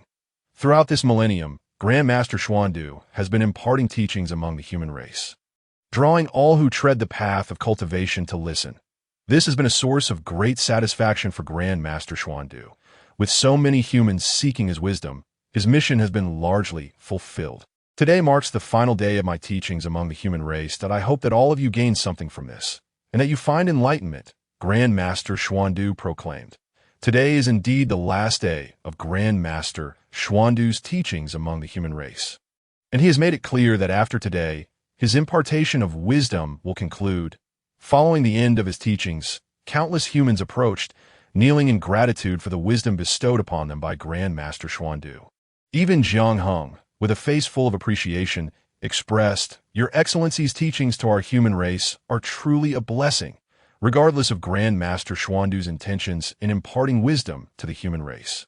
During this millennium of teachings, countless humans have reaped immense benefits. Perhaps many will not convert to the methods taught by Grand Master Xuandu, but the principles he expounded have indeed been of great assistance to humanity. There is no need for such formalities. I'm also one of the human race. If humanity can continue to develop and grow, it is my heartfelt desire. Grand Master Xuandu replied. Countless humans expressed their gratitude once more. Not only has Grand Master Xuandu contributed to the enlightenment of the human race, but he has also shielded them in times of demonic threats. Rest assured, our race will undoubtedly grow stronger. Jiang Hung asserted with conviction. With a leader like you among us, the future of humanity is indeed promising. Well, I have stayed among the human race for a millennium, and it is time for me to return. Please exercise caution. The demon race will certainly not relent and must be approached with care, Grand Master Xuandu advised. Rest assured, Jiang Hung nodded in agreement. The fact that Grandmaster Xuandu still considers the well-being of humanity is quite rare, leading Jiang Heng to reassess his view of him. After bidding farewell to Jiang Heng and others, Grandmaster Xuandu soared towards the realm beyond the 33 heavens, a domain established by the Saint of Taiji. With Grandmaster Xuandu's departure, it is likely that some will no longer remain at ease. Jiang Heng murmured to himself, as long as Grandmaster Xuandu remains among the human race, it signifies that the innate treasure, the Taiji diagram, is also within their midst. With the innate treasure, Jiang Heng becomes a being that even Dong Huang Tai cannot vanquish, leading those with ulterior motives to momentarily retreat. However, now that Grandmaster Xuandu has left, without the innate treasure, Jiang Heng is at most a formidable being comparable to the ancestral witches. At the very moment Grandmaster Xuandu departed from the human race, the long-silent lord of the underworld, after a millennium of stillness, stepped forth from the blood sea. Simultaneously, the demon master Kunpeng stealthily approached the human race from within the demon clan. The two formidable beings were soon to meet near the human realm. Today marks the doom of the human race. The Lord of the Underworld declared solemnly, "We must proceed with caution. We are not the only ones watching the humans." The demon master Kunpeng responded, "You are right. Let us infiltrate the human race stealthily and seek an opportunity for a decisive strike." The Lord of the Underworld stated with a grave tone. Kunpeng nodded in agreement, and the two powerful beings concealed all traces of their presence as they slowly approached the human race. Chapter 52. The Uncertain Demon Master Kunpeng and the Lord of the Underworld. The Demon Master Kunpeng and the old ancestor of the Nether River have naturally come for the primordial purple energy, having awaited this day for far too long. Since a millennium ago, their gaze has been fixed upon the human race, silently observing its movements at last, with the departure of the Grand Master Xuandu from the human realm. Both the Nether River's leader and the Demon Master Kunpeng wasted no time in making their way into the heart of humanity. Both figures, Kunpeng and the Nether River's master, proceeded with utmost caution, striving to conceal their own auras. Many eyes were upon the humans, far more than just their own, and who could tell if any hidden watchers awaited their moment to strike. As they stealthily approached the core of humanity, they were taken aback by the current state of the human race. 1,000 years ago, when faced with the formidable demon clan, the strength exhibited by the humans, while still inferior, had been commendable. Over the past millennium, the Grand Master Xuandu had been imparting teachings among the humans, granting them a century of stable development. Such a span of time had allowed the human race to elevate their power to a new echelon, prompting even titans like the Nether River's master and the Demon Master Kunpeng to marvel as they traversed further. The two noticed that the number of humans residing in the celestial realm had reached an astonishing level. Moreover, it was not uncommon for individuals among them to attain the profound celestial realm, a far cry from the human strength of a millennium prior, though such power could not yet rival the witch and demon clans. It had undeniably become a force to be reckoned with in the primordial world. Little did Kunpeng and the Nether River's master realize, the suitability of the Heavenly Emperor's method for the human race lay precisely in their cultivation speed. While the method's higher realms posed greater challenges, it often enabled individuals to reach the secret realm of the celestial platform in merely a millennium. Should one fail to break through within that time, it would merely indicate a lack of potential. Continued efforts would yield little hope for advancement. In this regard, Jiang Heng had compensated through various immortal herbs, enhancing the chances of human breakthroughs as much as possible. For instance, the Bodhi ancient tree, which could inspire enlightenment, and the Wudao ancient tea tree, also possessing similar effects, along with the Pantao immortal herb. However, both the Bodhi tree and the Wudao tea tree were scarce, available only for a select few human geniuses to cultivate. During the millennium of teachings by the Grand Master Xuandu, through relentless effort, the likes of Swerin had finally succeeded in cultivating offshoots of the Pantao immortal herb. After 1,000 years of careful nurturing, there were now thousands of such offshoots among the human populace. As Jiang Heng had anticipated, the effects of the offshoots were considerably weaker than the true Pantao immortal herb, yet still sufficient for human use. Furthermore, The current abundance of primordial energy in the world had significantly reduced the difficulty of cultivating these offshoots. Each offshoot of the Pan Tao immortal herb took a century to mature, yielding several hundred fruits. This meant that every century, humanity could reap tens of thousands of fruits from the offshoots. The fruits of the Pan Tao immortal herb offshoots had a tremendous effect on the humans beneath the celestial realm, greatly shortening their time to ascend. Hence, during this millennium, many humans managed to enter the celestial realm. This was merely the beginning. As time progressed, humanity would cultivate even more offshoots of the Pan Tao immortal herb. Alas, the cultivation of these offshoots had its limits. Jiang Hung estimated that surpassing 10,000 would be quite challenging. As Kunpeng and the Nether River's masters stealthily advanced, they soon reached the core of the human race.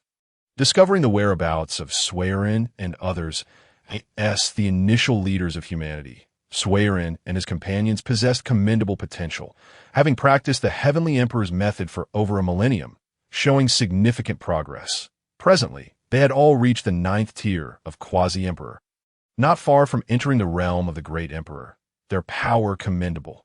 Among all the great Luo golden immortals in the primordial realm, the strength of Suiren and his companions surely stood at the pinnacle, not inferior to others.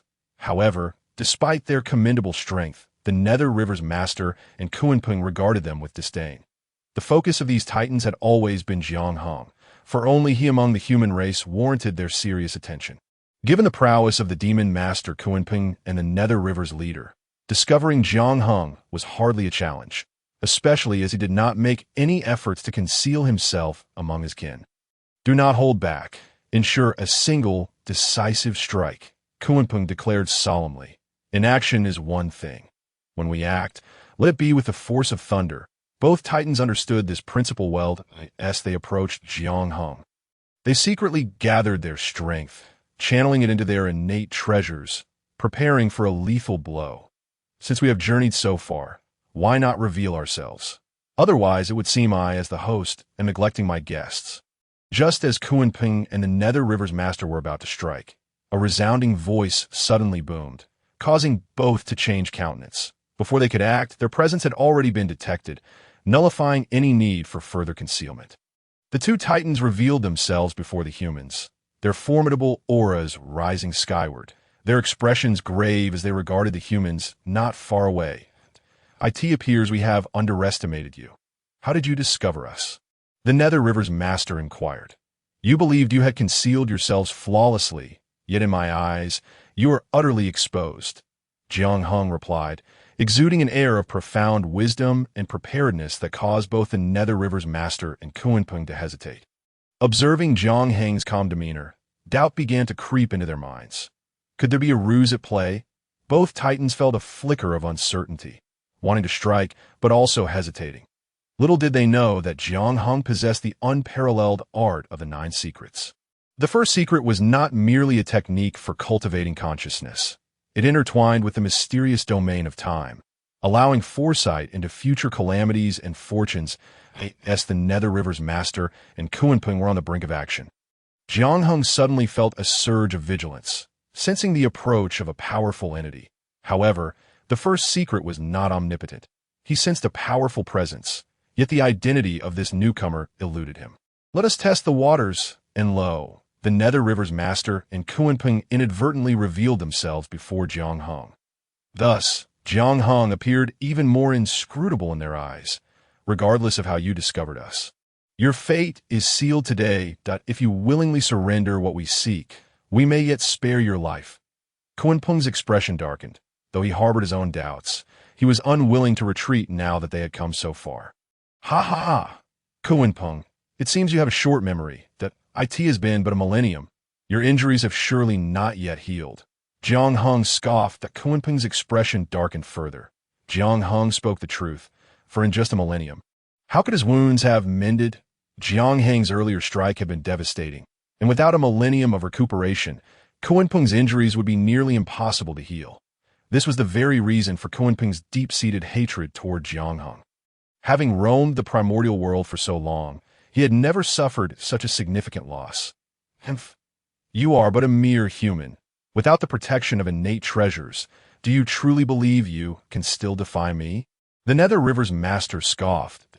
As he spoke, the two swords of Abhij manifested in his hands, these treasures of innate origin radiating with overwhelming murderous intent. The 12-petal Karma Fire Lotus appeared beneath him, its flames blazing fiercely, making the Nether River's master resemble a god of slaughter. Being a top-tier powerhouse of the primordial world, he was not inferior to Dong Wang Tai, far from being a match for Kunpeng.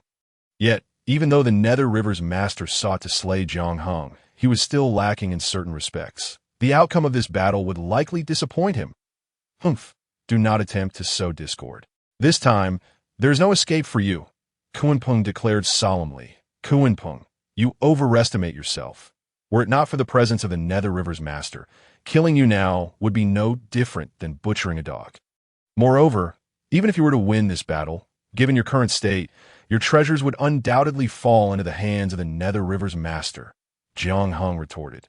Jiang Hung spoke disdainfully, the demon master Kunpeng, fully aware that Jiang Hung was attempting to sow discord, nonetheless felt an involuntary stir of unease within his heart. Jiang Heng's words rang true. His strength had never matched that of the Lord of the Underworld River. And now, with his injuries yet to heal, how could he possibly stand as a rival to the Lord?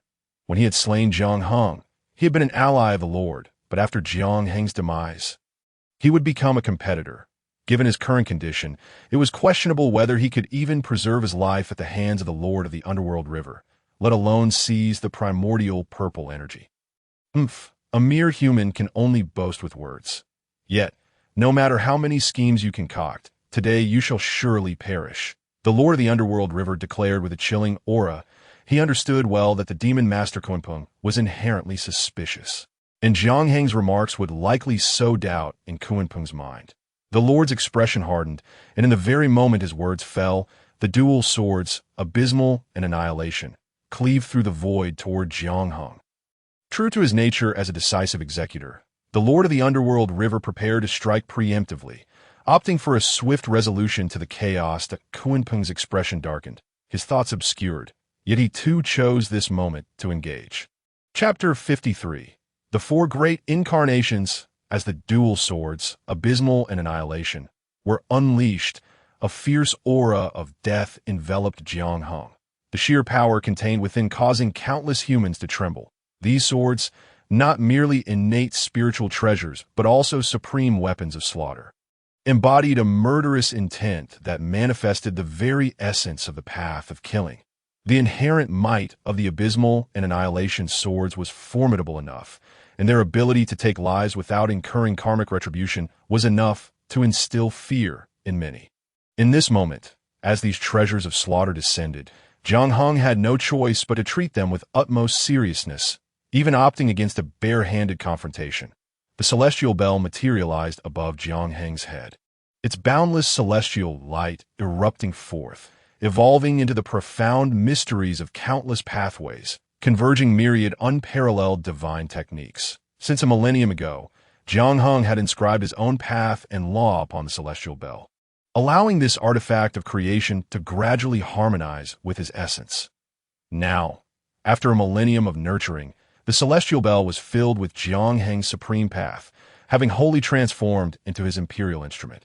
At this moment, the power of the celestial bell was unleashed, akin to the resurrection of an ultimate imperial weapon, a formidable presence instantly permeating the cosmos. Boundless celestial light surged into the heavens, colliding with the descending abysmal and annihilation swords, resulting in a deafening roar that echoed through the realms. Boom! The entirety of the human race trembled, celestial light continually dissipating, while the swords of abysmal and annihilation found themselves hindered by the power of the celestial bell. Unable to advance an inch further, Kunpeng, seizing this opportunity, produced his own innate spiritual treasure, pressing down upon Jiang Hung while he contended with the dual swords.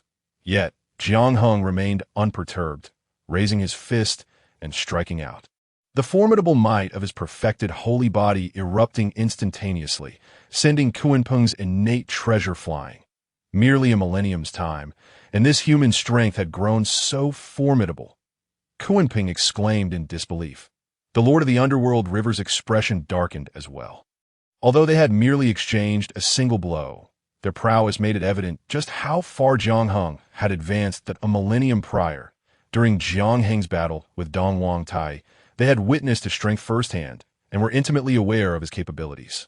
Yet now it was clear that within the span of a mere millennium, Jiang Heng had evidently progressed significantly, his power having increased to an astonishing degree for ancient titans like the Lord of the Underworld River and Kunpeng. The rapid advancement of Jiang Heng's strength was nothing short of extraordinary. Both had cultivated over countless epochs to attain their current might. For them, a millennium was but a fleeting moment, hardly worth mentioning, as they had undergone seclusions that far exceeded such a duration, particularly for Kunpeng, who had not made any significant strides since achieving the quasi-saint realm. Witnessing Jiang Heng's swift ascent evoked both envy and trepidation, a desire to obliterate him at once.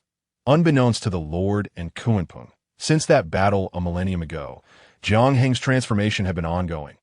Once the embryonic form of the Supreme Path had been nurtured, Jiang Heng merely needed to assimilate the myriad teachings into himself, encompassing all paths within a single entity, to continue growing stronger. After millennium, Jiang Heng's Supreme Path had fully matured. He was merely a step away from transcending.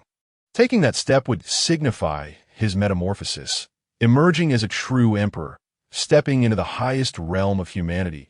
In truth, if one were to consider it earnestly, Jiang Heng could indeed take that step at this moment. It was merely that the timing was not yet right.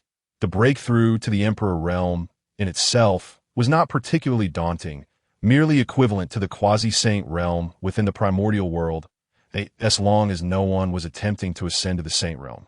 Whether it be the heavenly Tao or the Tao ancestor Hongjun, they would likely not pay him much heed. What caused Jiang Heng hesitation was the certainty of a heavenly tribulation upon his breakthrough, making it difficult to avoid attracting attention. In previous breakthroughs, although he had faced heavenly tribulations, his relatively low cultivation had rendered them negligible. In the primordial realms, heavenly tribulations were inherent. Once a cultivator broke through their realm, they would confront the trials of the heavens. However, Jiang Heng's circumstances were somewhat unique. Attaining the holy body was already exceedingly arduous, and should he become an emperor, the heavenly tribulation would undoubtedly be monumental. At that juncture, not only would other formidable beings in the primordial realms take notice, but even the six saints and Tao ancestor Hongjun would likely turn their gaze upon Jiang Heng. Yet, there was no need for prolonged waiting. The moment Jiang Heng awaited would soon arrive, when countless powerful beings would likely be preoccupied with their own affairs. After a single exchange, while the Lord of the Underworld River and Kunpeng were astonished by Jiang Heng's prowess, they could not possibly relent. The Lord of the Underworld River pointed a finger, and boundless murderous intent erupted from the dual swords, shaking the very heavens. Subsequently, two figures emerged from within the Lord's form, strikingly similar to him. These two figures exuded an immensely powerful aura, each possessing quasi-saint cultivation. They leapt into the air, each grasping an abysmal and annihilation sword. These were the Lord of the Underworld River's good and evil corpses, manifestations of his Tao fruit, their strength slightly inferior to the Lord himself. The Lord of the Underworld River's cultivation placed him among the elite of the quasi-saints in the primordial realms. And now, with the emergence of the good and evil corpses, it seemed he was determined to slay Jiang Heng without fail. The good and evil corpses, each wielding a sword of abysmal and annihilation, descended like harbingers of death, striking down as though to annihilate all sentient beings. Jiang Heng's expression grew increasingly grave. Compared to Kunpeng, the Lord of the Underworld River was undoubtedly far more formidable. He was a being who had forged his path through slaughter, and with treasures like the abysmal and annihilation swords, he indeed inspired considerable dread. Though Kunpeng's strength was not on par with the Lord, and his injuries were not yet fully healed, he too was a quasi-saint. Jiang Heng found himself under immense pressure, needing to contend with the Lord while also keeping an eye on Kunpeng. Suiren and the others watched anxiously from the sidelines. Yet such a battle was beyond their capacity to intervene. In their helplessness, they could only relocate the surrounding humans, ensuring they were not swept up in the chaos of this confrontation with the Lord of the Underworld River. The good and evil corpses and Kunpeng, Jiang Hung found himself facing four opponents, rendering his position somewhat disadvantageous. Seeking to overwhelm the few with the many, you still lack the means. Jiang Hung roared in defiance. As two great incarnations emerged from within him, their forms strikingly similar to his own, yet shrouded in mist, obscuring their features. These were Jiang Heng's Tao self and past self, representing the past and the future. Unified with him in a triadic existence, bearing notable similarities to the two corpses. You have actually summoned corpses? No, this isn't the good and evil corpses. These are incarnations. The one Qi transforming into three pure ones. Upon witnessing Jiang Heng's Tao self and past self, the Lord of the Underworld River's expression changed dramatically, nearly convinced that Jiang Heng had ascended to the quasi-saint realm and had summoned corpses. However, the Lord, with his profound cultivation, quickly comprehended that Jiang Heng's Tao self and past self were entirely different entities from his good and evil corpses. Yet, sensing the formidable aura emanating from the Tao self and past self, both the Lord and Kunpeng swiftly discerned that the strength of these two incarnations was on par with Jiang Heng himself in the primordial realms, only the unparalleled Tao of the Supreme Pure One. The one Qi transforming into three pure ones could empower incarnations to such a degree. One Qi transforming into three pure ones. You underestimate me greatly. Jiang Heng's face was adorned with an inexplicable smile as he spoke. In the midst of his words, two avatars emerged from within him, each exuding a formidable aura, comparable to Jiang Heng's original form, with his essence, the aspect of death and the aspect of a Tao. Combined with the two avatars, Jiang Heng effectively manifested five entities at this moment. He was in a position of numerical superiority, wielding 5 against 4. How could this be possible? The demon master Kunpeng's expression shifted dramatically. His eyes filled with incredulity. The technique of transforming one into 3 pure beings was already a peerless Taoist art within the primordial realm, one that could only be executed by the grand pure sage. Yet, Jiang Heng astonishingly divided himself into 5, with his 4 avatars alongside his original form. Was this not an instantaneous quintuple amplification of his power? A smile graced Jiang Heng's face as he reflected on the years of cultivation that had deepened his understanding of the 9 secrets beyond what it had once been. Within the 9 secrets, mastering the numerical secret to its utmost could yield 9 distinct avatars, each possessing complete combat prowess. Although Jiang Heng had not yet perfected the numerical secret, he had succeeded in manifesting 4 avatars. Nevertheless, he had never considered the numerical secret to surpass the technique of transforming one into 3 pure beings, which was a creation of the grand pure sage. The sage could manifest myriad forms with a mere thought. Transforming one into 3 pure beings was merely a colloquial expression, and this technique was far from superficial. The aspects of death and the Tao stood firm against the 2 corpses of good and evil from the Mingyi sect leader, while the other 2 avatars launched a fierce assault against the demon master Kunpeng. Jiang Heng's original form continued to engage in a duel of magic against the Mingyi sect leader, the battle intensifying as they exchanged true fire. Observing the battlefield, Jiang Heng's aspects were positioned at a distinct disadvantage, having been slain multiple times by the Mingyi sect leader's dual corpses. Yet, each time, they were vanquished. The aspects of the Tao and death rapidly reconstituted, standing resolutely once more before the Mingyi sect leader's corpses. As for Jiang Heng's original form, it was currently locked in a stalemate with the Mingyi sect leader's original self. Jiang Heng found himself unable to contend with the Mingyi sect leader, who wielded the ominous fire lotus of karma, while the Mingyi sect leader also struggled to eliminate Jiang Heng, who possessed the secret of characters. The most wretched of all was undoubtedly the demon master Kunpeng, whose situation had become perilous under the relentless assault of Jiang Heng's 2 avatars.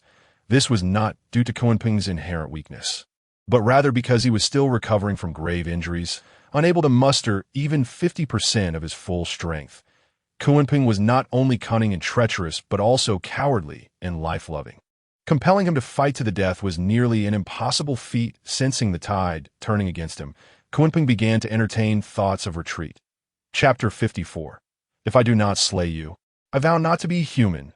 The Mingyi sect leader understood Kunpeng exceedingly well. Otherwise, he would not have chosen to collaborate with him in the pursuit of the primordial purple energy. As the situation grew dire, he surmised Kunpeng's intentions, his expression darkening further as a surge of anger welled up within the Mingi sect leader. In his eyes, the strength of this human was definitely inferior to his own, whether in terms of treasures or personal cultivation. He could easily overpower this human, yet this individual had proven to be full of unexpected tactics. Now, he began to comprehend the sentiment of the Eastern Emperor Tai, despite holding the upper hand. This human seemed as indomitable as a cockroach that could not be crushed. The terrifying regenerative ability, the succession of unparalleled divine techniques, and the occasional earth-shattering strike compelled him to treat the matter with utmost caution. Under such circumstances, even if he could defeat this human, the hope of completely slaying Jiang Hung was nearly non-existent. This could not continue. He must seek alternative methods. The Mingi sect leader mused inwardly. Noticing Kunpeng's subtle inclinations to retreat, the Mingi sect leader realized that if Kunpeng were to withdraw, the task of slaying Jiang Hung would become significantly more challenging. Suddenly, a nefarious scheme took shape in the Mingi sect leader's mind, prompting him to call out to Kunpeng. There is no need to continue entangling with this human. We cannot suppress him here. Are there not other humans we can deal with? Upon hearing the Mingi sect leader's words, Kunpeng's heart soared with joy, abandoning any lingering thoughts of retreat. The Mingi sect leader was correct. While he could not contend with Jiang Hung, the other humans were insignificant in his eyes. Moreover, Kunpeng had recently discovered that devouring the souls of humans could expedite his recovery from injuries. Despite his current condition, if he were to consume millions of humans, he would quickly regain a substantial portion of his power, rendering him unafraid of the human before him. With this thought in mind, Kunpeng wasted no time entangling with Jiang Hang's avatars and swiftly utilized his innate speed to evade them. "You are courting death," Jiang Hang's voice echoed across the heavens, and in that moment, he was truly enraged, never before having desired to kill as fervently as he did now. The Mingi sect leader and the demon master Kunpeng, realizing the precariousness of their situation, devised such a malicious scheme to target the human race. With their combined strength, should they resolutely pursue the slaughter of humanity, countless lives would be at stake. Undoubtedly, the human race was Jiang Hang's Achilles heel. If even one human were to perish in this battle, no amount of water from the three rivers would quench his wrath. The Mingi sect leader had keenly recognized this, devising such a vile stratagem to provoke Jiang Hung into a state of turmoil. Should Jiang Hung become flustered, it would present the Mingi sect leader and Kunpeng with the perfect opportunity to slay him. Witnessing the unfolding catastrophe, Suiren and the others immediately sprang into action, preparing to intercept Kunpeng. However, Kunpeng's speed was simply too great. Though severely injured, he was still a quasi-saint level powerhouse, making it nearly impossible for Suiren and the others to hinder him at this moment. Jiang Hung could no longer afford to concern himself with the Mingi sect leader. Withstanding a powerful blow from the Mingi sect leader, he seized the opportunity to condense the secret of characters. In an instant, blood erupted from Jiang Hang's mouth, his body nearly collapsing, forcing him to quickly gather the secret of words to stabilize his injuries. Subsequently, his avatars positioned themselves at all costs before the Mingi sect leader. While Jiang Hung surged forth in pursuit of the demon master Kunpeng's speed was astonishing. With his cultivation, locating millions of humans was hardly a challenge. Transforming into a colossal bird, his wings spread wide, casting a shadow over the entire sky. The lowly human race. Today, the cunning and astute Yao Shi Kunpeng instantly discerned the intentions of the Lord of the Underworld, and a surge of fury welled up within him. The Lord of the Underworld appeared to be employing a strategy of surrounding Wei to rescue Zhao. If Jiang Hung wished to survive, he would inevitably have to block this strike, thereby granting Yao Shi Kunpeng the opportunity to escape. Yet, observing Jiang Hang's furious demeanor, it was evident that all his focus was directed towards him, leaving no room for concern for the Lord of the Underworld, as anticipated by Yao Shi Kunpeng. Jiang Hung disregarded the Lord of the Underworld completely, striking with unwavering resolve. "You dare to use me as bait? Our fates are irreconcilable," Yao Shi Kunpeng exclaimed, brimming with wrath. The Lord of the Underworld was acutely aware that Jiang Hung harbored an intense hatred for Yao Shikunping, vowing to slay him without relent. Thus, the Lord of the Underworld intended to use Yao Shikunping as bait. While Jiang Hung was fully engaged with Yao Shikunping, he would seize the moment to deliver a fatal blow. In that eventuality, while Yao Shikunping might face certain death, Jiang Hung would also pay a grievous price. Even if he were to escape death, he would undoubtedly be gravely injured at that point. With the strength of the Lord of the Underworld, it would be nearly assured that he could slay Jiang Hung. As for the fate of Yao Shikunping, the Lord of the Underworld would hardly care. As long as he could eliminate Jiang Hung and seize the primordial purple chi, Yao Shikunping's demise would be inconsequential. The relationship between the Lord of the Underworld and Yao Shikunping was one of mutual exploitation. Should Yao Shikunping fall, the Lord of the Underworld would simply have one less rival to contend with. Despite the fury raging within him, Yao Shikunping could not afford to concern himself with anything else in the face of death. He had no choice but to muster every ounce of his strength to withstand Jiang Hung's strike. Thunderous roars echoed as Jiang Hung unleashed a punch imbued with his utmost power. Its force cataclysmic, instantly engulfing Yao Shikunping's form in that moment. Yao Shikunping's colossal body shattered, countless laws of the universe transforming into celestial light that enveloped him, slowly extinguishing his life force. I shall remember this enmity. There will come a day of reckoning. Yao Shikunping's voice was laden with resentment, and in the next instant, a mysterious light surged from his being. Yao Shikunping, being ruthless in nature, chose to abandon his physical form in a desperate bid to escape with his primordial spirit. That very light represented his primordial spirit, for beings at the quasi-saint level. As long as the primordial spirit endures, they have not truly perished. However, even for a quasi-saint, losing one's physical body is an unbearable burden, akin to the obliteration of countless years of arduous cultivation. Escaping as a primordial spirit may afford Yao Shikunping a chance to rise again, but that would undoubtedly be a matter for countless eons in the future. Yet, when weighed against death, such a cost, though heavy, was a necessity for Yao Shikunping. Jiang Hung, consumed by a desire to rend Yao Shikunping into 1,000 pieces, could not allow this opportunity for escape to pass unchallenged. However, just as Jiang Hung prepared to strike, the Lord of the Underworld's dual swords of annihilation arrived, their lethal intent freezing the very fabric of time and space around Jiang Hung. That moment, Jiang Hung not only lost the chance to pursue Yao Shikunping, but also the opportunity to fend off the Lord of the Underworld's fatal strike. With no time for contemplation, he hastily gathered the full might of his perfected holy body while exerting every effort to invoke the character secret. The Lord of the Underworld, wielding death as his doctrine, unleashed a strike of terrifying proportions, which shattered Jiang Hung's perfected holy body in an instant in the eyes of countless astonished humans. Jiang Hung's formidable form was transformed into a torrential rain of blood, falling amidst his kin. Ha ha! No matter your formidable techniques, you ultimately fell into my grasp. The Lord of the Underworld's face was alight with triumph. Jiang Hung had proven to be an exceptionally challenging adversary, yet had ultimately perished at his hands.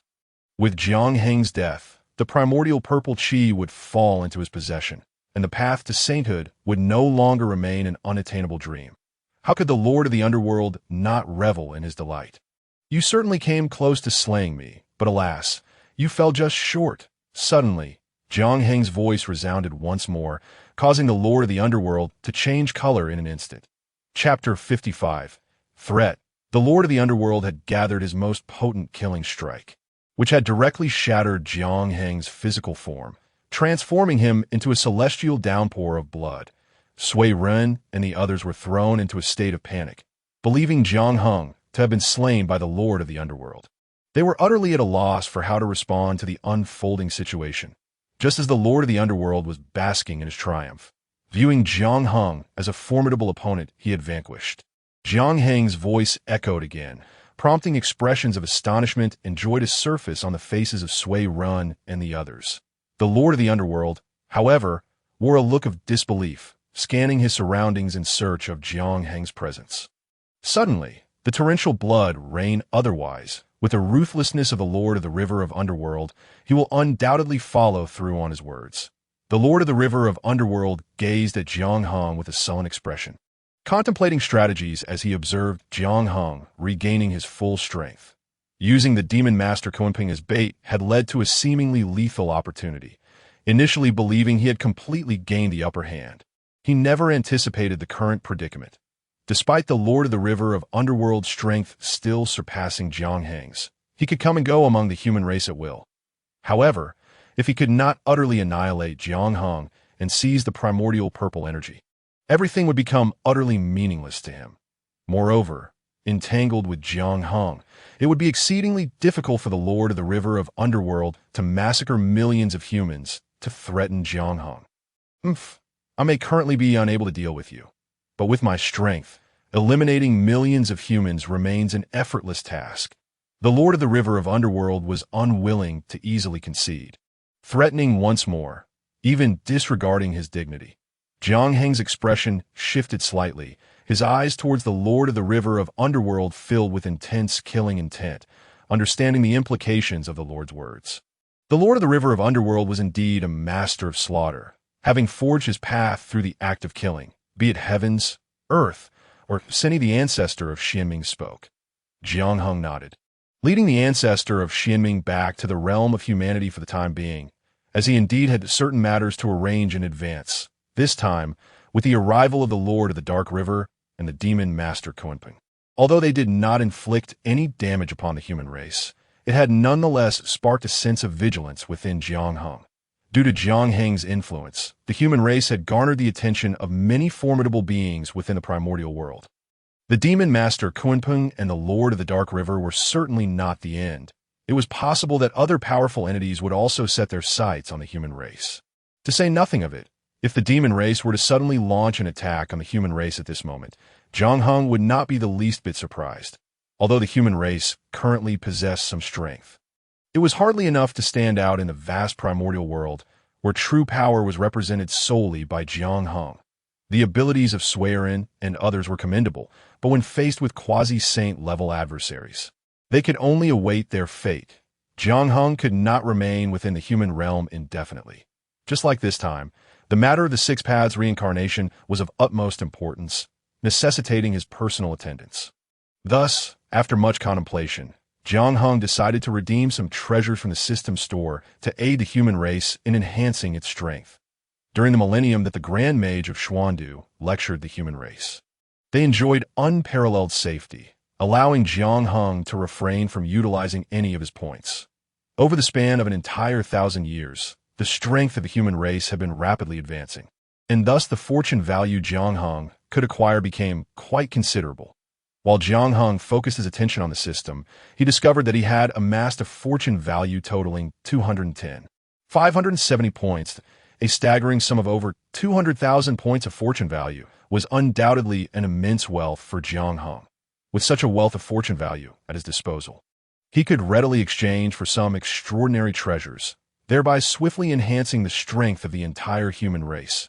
After meticulously surveying the system store, Jiang Heng's gaze gradually settled upon several treasures. Treasure name: Heavenly Immortal Tree Fruit. Grade: Supreme. Required fortune value for exchange: 80,000 points. Overview: the fruit of the heavenly immortal tree from the perfect world. Consuming it grants one the status of true immortal. After system modification, it aids in breaking through to the quasi-saint realm. The heavenly immortal tree fruit is a miraculous treasure. In the perfect world, it is a means to attain the true immortal realm.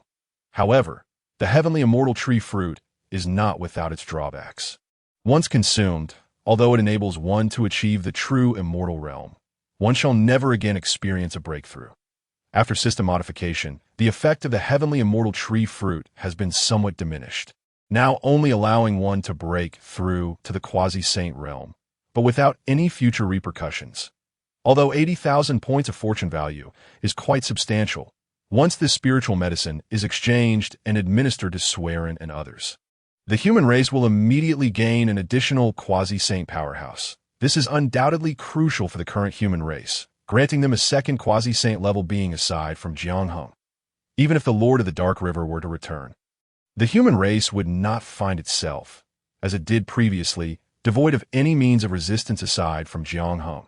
Without any hesitation, Jiang Hung directly spent 80,000 points of fortune value in the system store to redeem the heavenly immortal tree fruit. Subsequently, after searching the system store for a while longer, he finally located another treasure. Treasure name: Peach Tree Fruit, Grade, Supreme, required fortune value for exchange, 80,000 points. Overview: the fruit born of the peach tree in the perfect world. Containing fragments of the great Tao, consuming it directly achieves the status of true immortal. After system modification, it aids in breaking through to the quasi-saint realm. This peach tree fruit can be said to be the same spiritual medicine as the peach of immortality Jiang Hung had previously exchanged, yet also entirely different. In the perfect world, the peach tree is an unparalleled divine medicine. Its fruit can elevate one to the true immortal status, a power that cannot be underestimated. Indeed, even within the perfect world, the mighty celestial King Pan Wang was transformed from the cultivation of the peach tree. However, upon arriving in the realm of the heavens, due to the alteration of the cosmic rules, the peach tree became the peach of immortality, with its effects significantly diminished. Similar to the heavenly immortal tree fruit, the peach tree fruit, after system modification, can also assist one in breaking through to the quasi-saint realm. Without much hesitation, Jiang Hung similarly spent 80,000 points to redeem the peach tree fruit. With these two miraculous divine medicines in hand, the human race would immediately gain two quasi-saint level powerhouses should the Lord of the Dark River remain undeterred and return to the human race. Even in Jiang Heng's absence, the human race would not be without the means to resist. However, this was still insufficient for Jiang Hung, who continued to search the system store for a while longer, ultimately redeeming two more treasures. Treasure name: Hengyu Furnace, Grade, Superior, required fortune value for exchange, 10,000 points. Overview: a supreme weapon crafted by the Emperor Hengyu in the Primordial era, utilizing the terrain of the Fallen Sun Ridge to forge the Phoenix Blood Red Gold Hammer. Comparable to innate treasures of the primordial world. Treasure name: Void Mirror, Grade, Superior, required fortune value for exchange, 10,000 points. Overview: an ultimate weapon forged by the Emperor of the Void from Void Divine Gold. Possessing the power to traverse the heavens, confine the void, and obliterate all, comparable to innate treasures of the primordial world. These two ultimate imperial weapons were the final treasures Jiang Hung redeemed, intended for Suiren and Yu Chao. Within the human race, Suiren and Yu Chao were the first to attain the status of Great Luo Golden Immortal, and after cultivating the Emperor's Law of the Heavens, they were also the first to step into the quasi-emperor realm. Therefore, Jiang Hung intended to entrust the heavenly immortal tree fruit and the peach tree fruit to Suiren and Yu Chao for consumption. Once they consumed these two divine medicines, Suiren and Yu Chao would swiftly ascend to the quasi-saint realm. Although the ultimate imperial weapons were merely comparable to innate treasures in the primordial world, they were critical for beings at the emperor level. Ultimate imperial weapons serve as extensions of an emperor's own Tao. Possessing them is essential to maximizing one's combat potential. Generally speaking, ultimate imperial weapons need to be forged by oneself to better accommodate one's own Tao, but the situation for Suiren and Yu Chao was quite unique. Since no one in the primordial world had practiced the Emperor's Law of the Heavens, Yu Chao and Suiren could be considered pioneers. The Hengyu Sutra practiced by Suiren was inherently compatible with the Hengyu Furnace, requiring only a simple forging to completely transform the Hengyu Furnace into his ultimate imperial weapon. The same applied to Yu Chao as he practiced the Void Mirror, making it perfectly suitable as his ultimate imperial weapon. Chapter 57: Two Great Quasi-Saints. After redeeming the treasures, Jiang Hung summoned Suiren and Yu Chao, first handing them the two divine medicines. These two are extraordinary divine medicines. Consuming them will aid you in breaking through to the quasi-saint realm. Jiang Hung proclaimed. Suiren and Yu Chao were momentarily stunned. They had never even heard of divine medicines capable of enabling one to reach the quasi-saint realm. Yet, due to their long-standing trust in Jiang Hung, they could not help but believe that these divine medicines could indeed facilitate their breakthrough to the quasi-saint realm. Before they could fully comprehend, Jiang Hung produced the two ultimate imperial weapons. Handing one to each of them, yes, Suiren and Yu Chao grasped the ultimate imperial weapons. An immediate sense of familiarity washed over them, as their own Tao began to resonate with the weapons. What? What is this? Suiren and Yu Chao were once again astonished, gazing at Jiang Heng in disbelief. As practitioners of the Emperor's Law of the Heavens, they were naturally aware of the existence of ultimate imperial weapons. Yet they had never forged any themselves. This was primarily because both possessed treasures of virtue that were already in perfect harmony with their own Tao. Thus, ultimate imperial weapons were not deemed essential for them. Moreover, forging ultimate imperial weapons required various rare divine materials, and the human race, at present, was virtually destitute, lacking these resources.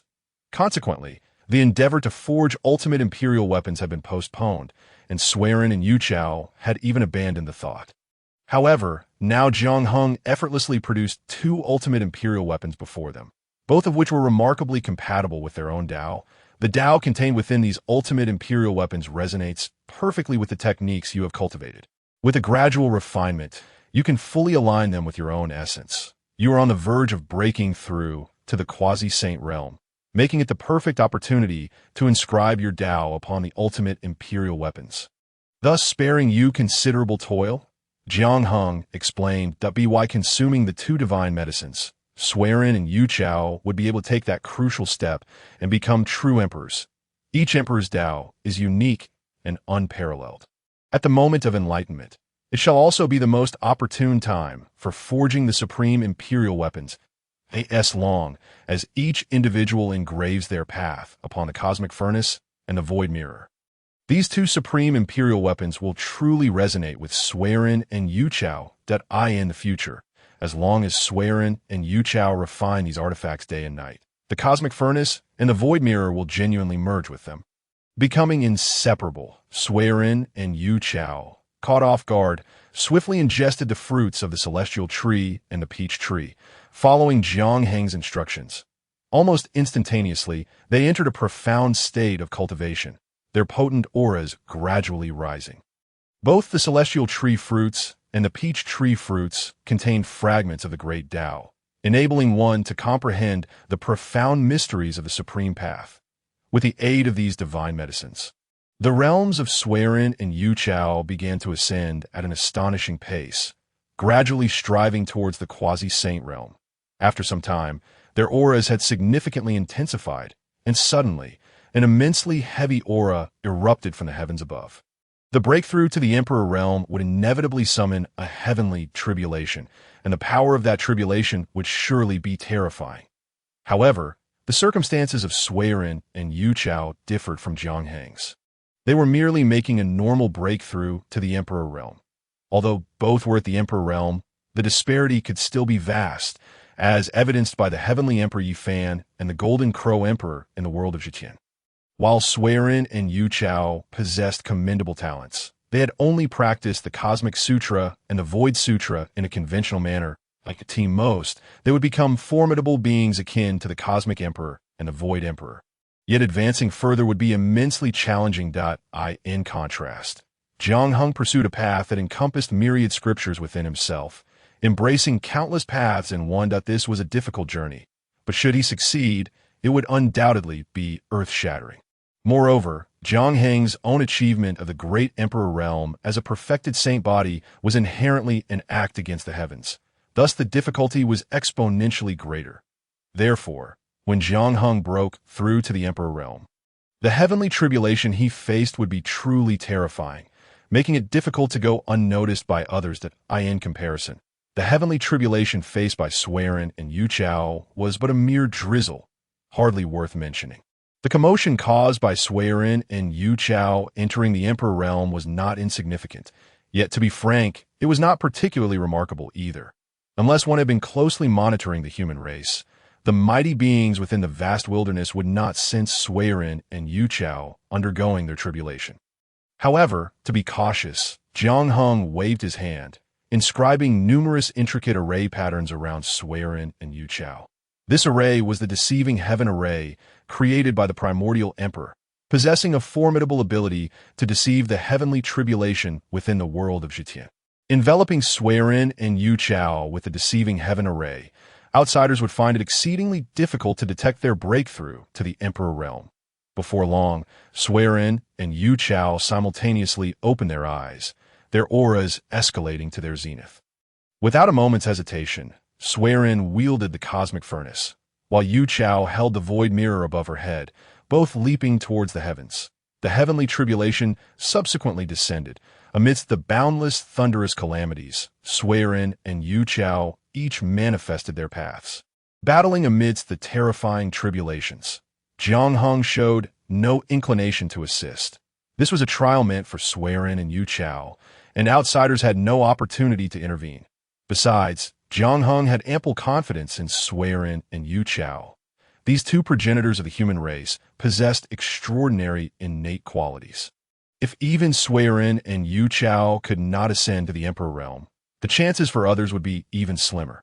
Everything unfolded as Jiang Heng had anticipated. Amidst the terrifying heavenly tribulation, the auras of Swearin and Yu Chao remained steady. Finally, after a period, the heavenly tribulation gradually subsided, and the auras of Swearin and Yu Chao soared once more, reaching an astonishing level. The Emperor. This was the formidable aura exclusive to the Emperor realm. Swearin and Yu Chao did not disappoint Jiang Heng. They had both completed their breakthrough. From this day forth in the human race, besides Jiang Heng, there would be two more quasi-saint level powerhouses. With 3 quasi-saint level powerhouses stationed, the strength of the human race could finally be deemed respectable within the vast wilderness. Now, even if the human race's overall strength did not surpass that of the witch and demon clans, they could at least speak boldly before them. After Swearin and Yu Chao ascended to the Emperor realm, they began refining the cosmic furnace and the void mirror anew, spending some time engraving their paths into the supreme imperial weapons. We express our profound gratitude for the enlightenment bestowed by the cosmic emperor. Swearin and Yu Chao stepped down from the heavens and approached Jiang Heng, bowing deeply in gratitude to I in the past, while Swearin and Yu Chao were among the first human beings created by the Saint Enhua. After Laozi's teachings, they were merely at the level of Tai Xianxian. This cultivation level was considered the strongest among the early human race, yet it held little weight in the grand scheme of the vast wilderness. It was Jiang Heng's guidance that allowed them to comprehend the profound mysteries of the heavenly path, thus leading to the bestowal of boundless merits from the heavens, enabling them to step into the realm of Deluo Jinxian. Furthermore, it was Jiang Heng who grasped unparalleled methods and selflessly imparted them to them, granting them the possibility of further advancement. However, the road to the quasi-saint realm had always been arduous, despite their diligent cultivation. Swearin and Yu Chao remained far from reaching that pinnacle. Yet at this moment, it was still Jiang Heng who provided them with extraordinary divine medicines, enabling them to astonishingly break through to the quasi-saint realm. The quasi-saint realm, in the entire vast wilderness, aside from the exalted 6 saints and the Tao ancestor, quasi-saint stood at the pinnacle of power. The grace of enlightenment is greater than the heavens. Without Jiang Heng, it is difficult for Swearin and Yu Chao to imagine whether they would ever have the opportunity to attain the quasi-saint realm in this lifetime. Thus, the gratitude they felt towards Jiang Heng was beyond words. One thing is certain. From this moment forward, Swearin and Yu Chao would unwaveringly follow Jiang Heng, harboring no doubts about any of his decisions. All is for the sake of the human race. Your ascension to the quasi-saint realm grants us the foundation to stand firm in the wilderness that I hope that you both will diligently protect the human race, allowing us to stand proudly in the vast wilderness soon.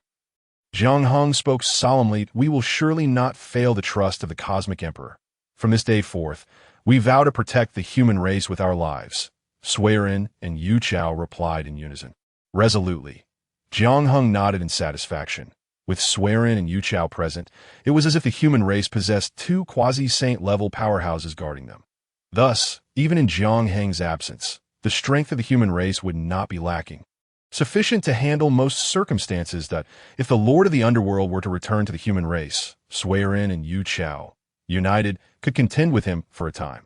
Moreover, Jiang Heng's departure from the human race was to venture into the 6 paths of reincarnation, which lay deep within the blood sea of the underworld, If the Lord of the Underworld were to learn that Jiang Hung was headed to the blood sea of the Underworld, he would surely be consumed by anxiety.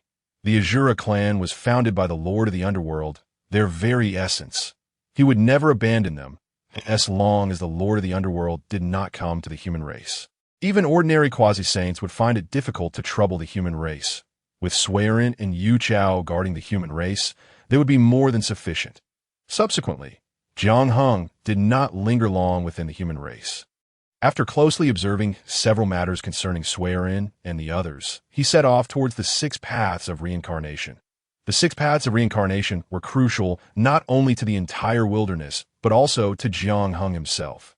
The 6 paths of reincarnation were originally formed from the essence of the ancestor which Hoodoo, whose divine still nurtured within the depths of the 6 paths moreover.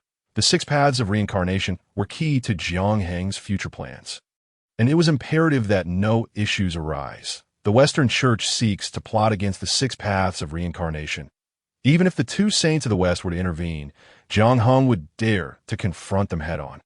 Chapter 58, The Underworld. As Jiang Hung journeyed towards the cycle of reincarnation, he gleaned further insights regarding the 6 paths of reincarnation from the lips of the primordial ancestor Wu, Xianming. Due to Jiang Heng's influence, the Wu clan has become exceedingly vigilant towards the 6 paths of reincarnation, with numerous adept warriors from the clan having taken residence within its confines.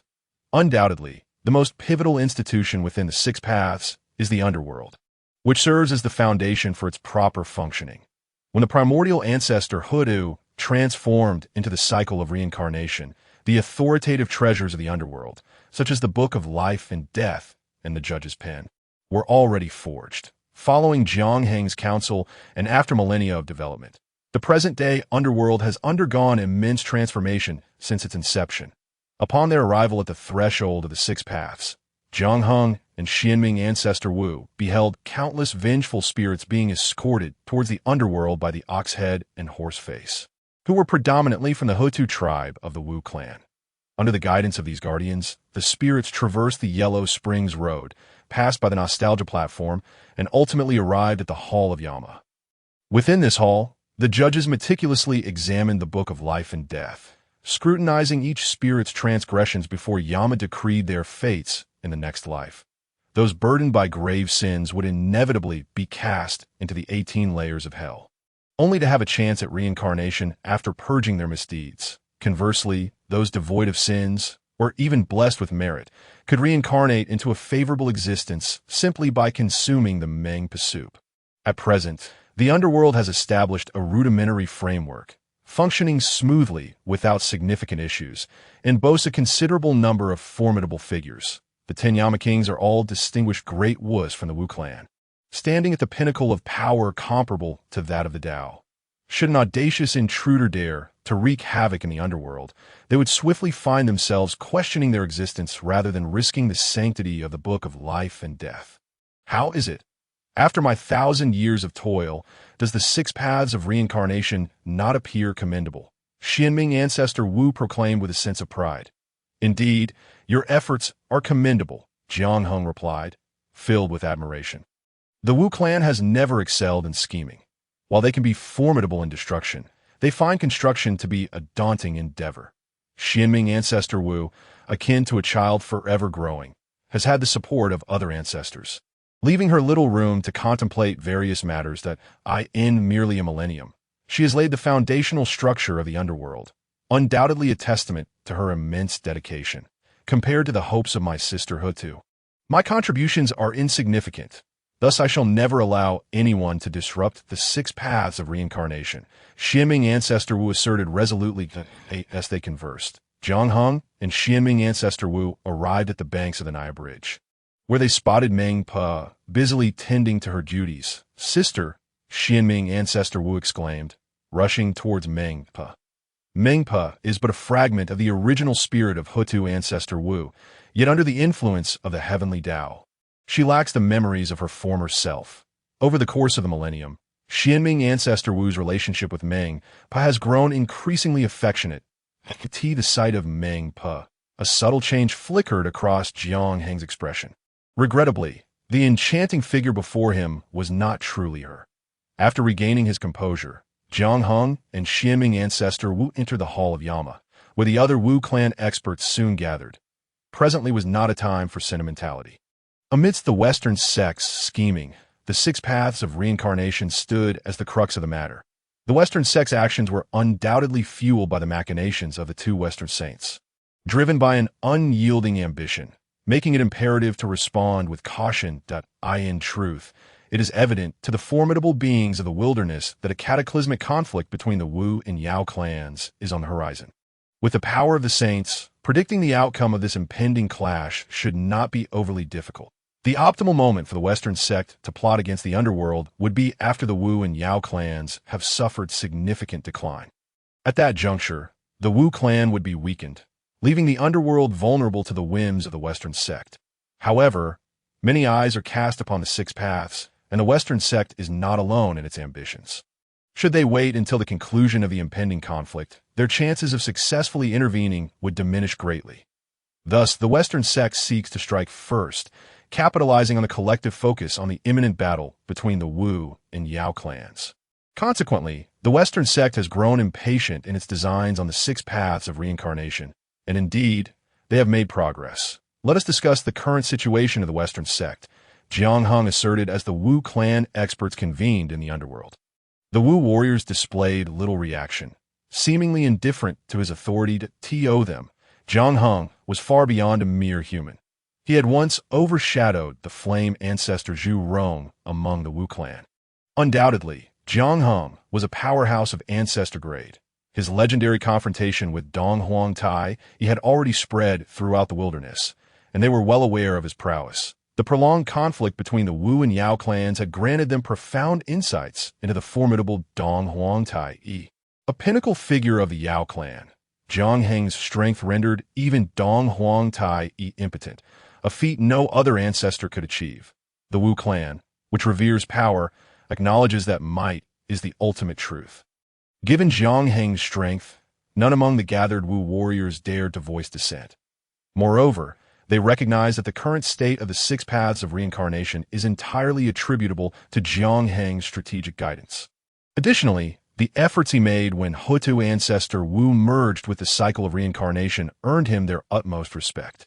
All these factors culminated in the present situation, where the Wu clan within the underworld held Jiang Heng in esteem, rivaling that of their ancestors. Recently, a number of disciples from the Western sect appeared near the six paths of reincarnation, initially making no notable movements, which we overlooked.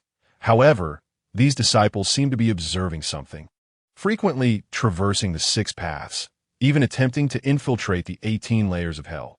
After much deliberation, we surmised that the Western sect was harboring intentions towards the six paths, yet we were at a loss as to how to respond.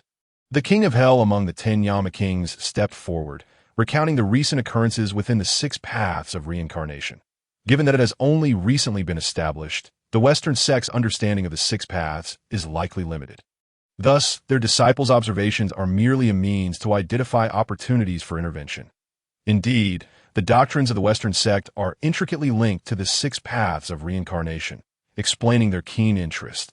After a period of observation, it is likely that the Western sect will soon discern the true nature of the six paths, enabling them to formulate a response. From now on, should any disciples of the Western sect dare to enter the six paths again, they are to be repelled without hesitation.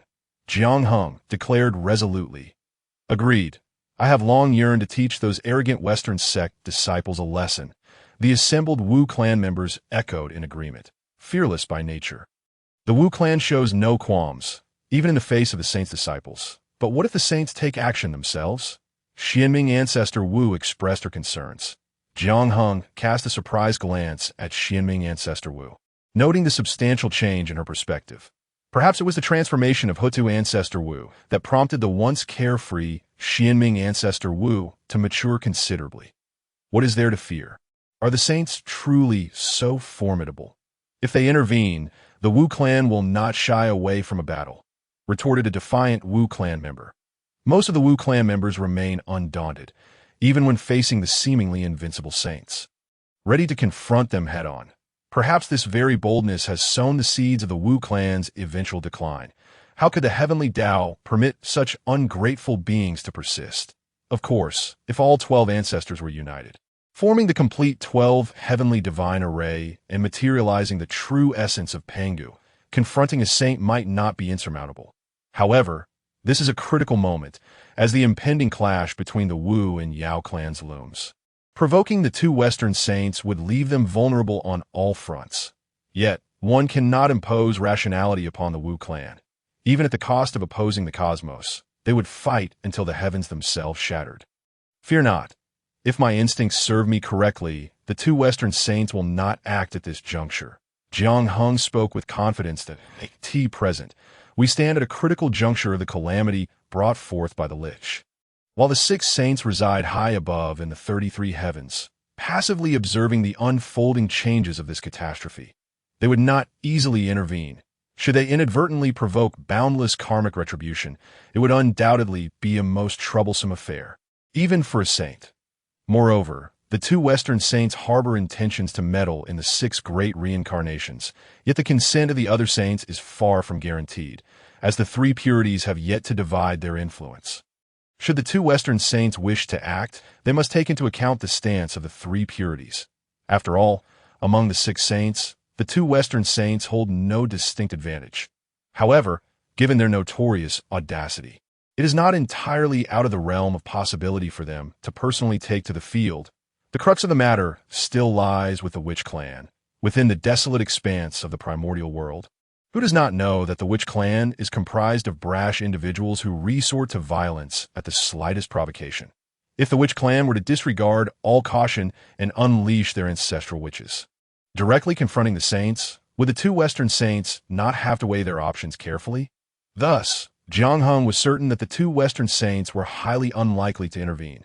Otherwise, the 6 paths of reincarnation would not be besieged solely by a handful of Western disciples at this moment. With this understanding, as long as the two Western saints remained passive, merely a few disciples from the Western teachings posed no threat to Jiang Hung. In fact, he was quite eager to observe whether there were any competent disciples among the Western teachings who might prove to be worthy adversaries in a contest of strength. The current 6 paths of reincarnation are of utmost importance, and any misstep could jeopardize Jiang Hung's future plans. Chapter 59. A disregard for martial ethics. At this moment, near the 6 paths of reincarnation, a group of disciples from the Western teachings silently observed the proceedings. At the forefront stood a rather handsome youth, his face bearing a semblance of sorrow, truly embodying a visage of compassion. Brother Dizong, we have been observing the 6 paths of reincarnation for quite some time. Now, do you have any specific thoughts on the matter? Spoke one disciple, who, though quite handsome, inadvertently revealed a tinge of ferocity in his tone. Jin Chanzi, our master has entrusted me with full responsibility for the 6 paths of reincarnation. You need not inquire further. Simply follow my directives. Dizong cast a meaningful glance at Jin Chanzi. Harmony was not a virtue among the disciples of the Western teachings. Internal strife had always been prevalent. This time, with 2 saints entrusting him with the planning of the 6 paths of reincarnation, some disciples might not voice their dissent, but surely entertain their own ulterior motives. After all, the significance of the 6 paths of reincarnation cannot be overstated. A successful scheme would undoubtedly earn him immense credit in the eyes of the 2 Western saints. Furthermore, the disciples of the Western teachings were acutely aware that should they successfully orchestrate the 6 paths of reincarnation, the benefits to themselves would be unimaginable. To preside over the realm of reincarnation, accruing boundless merit, and potentially attaining the supreme enlightenment of Buddhahood is not merely a flight of fancy. Yet, now, this monumental opportunity had fallen into Dizong's lap. And surely some disciples of the Western teachings would harbor feelings of discontent. Dizong was well aware of the undercurrents among the disciples, mere schemes and plots that he need not take too seriously. For Dizong, the paramount concern remained the 6 paths of reincarnation.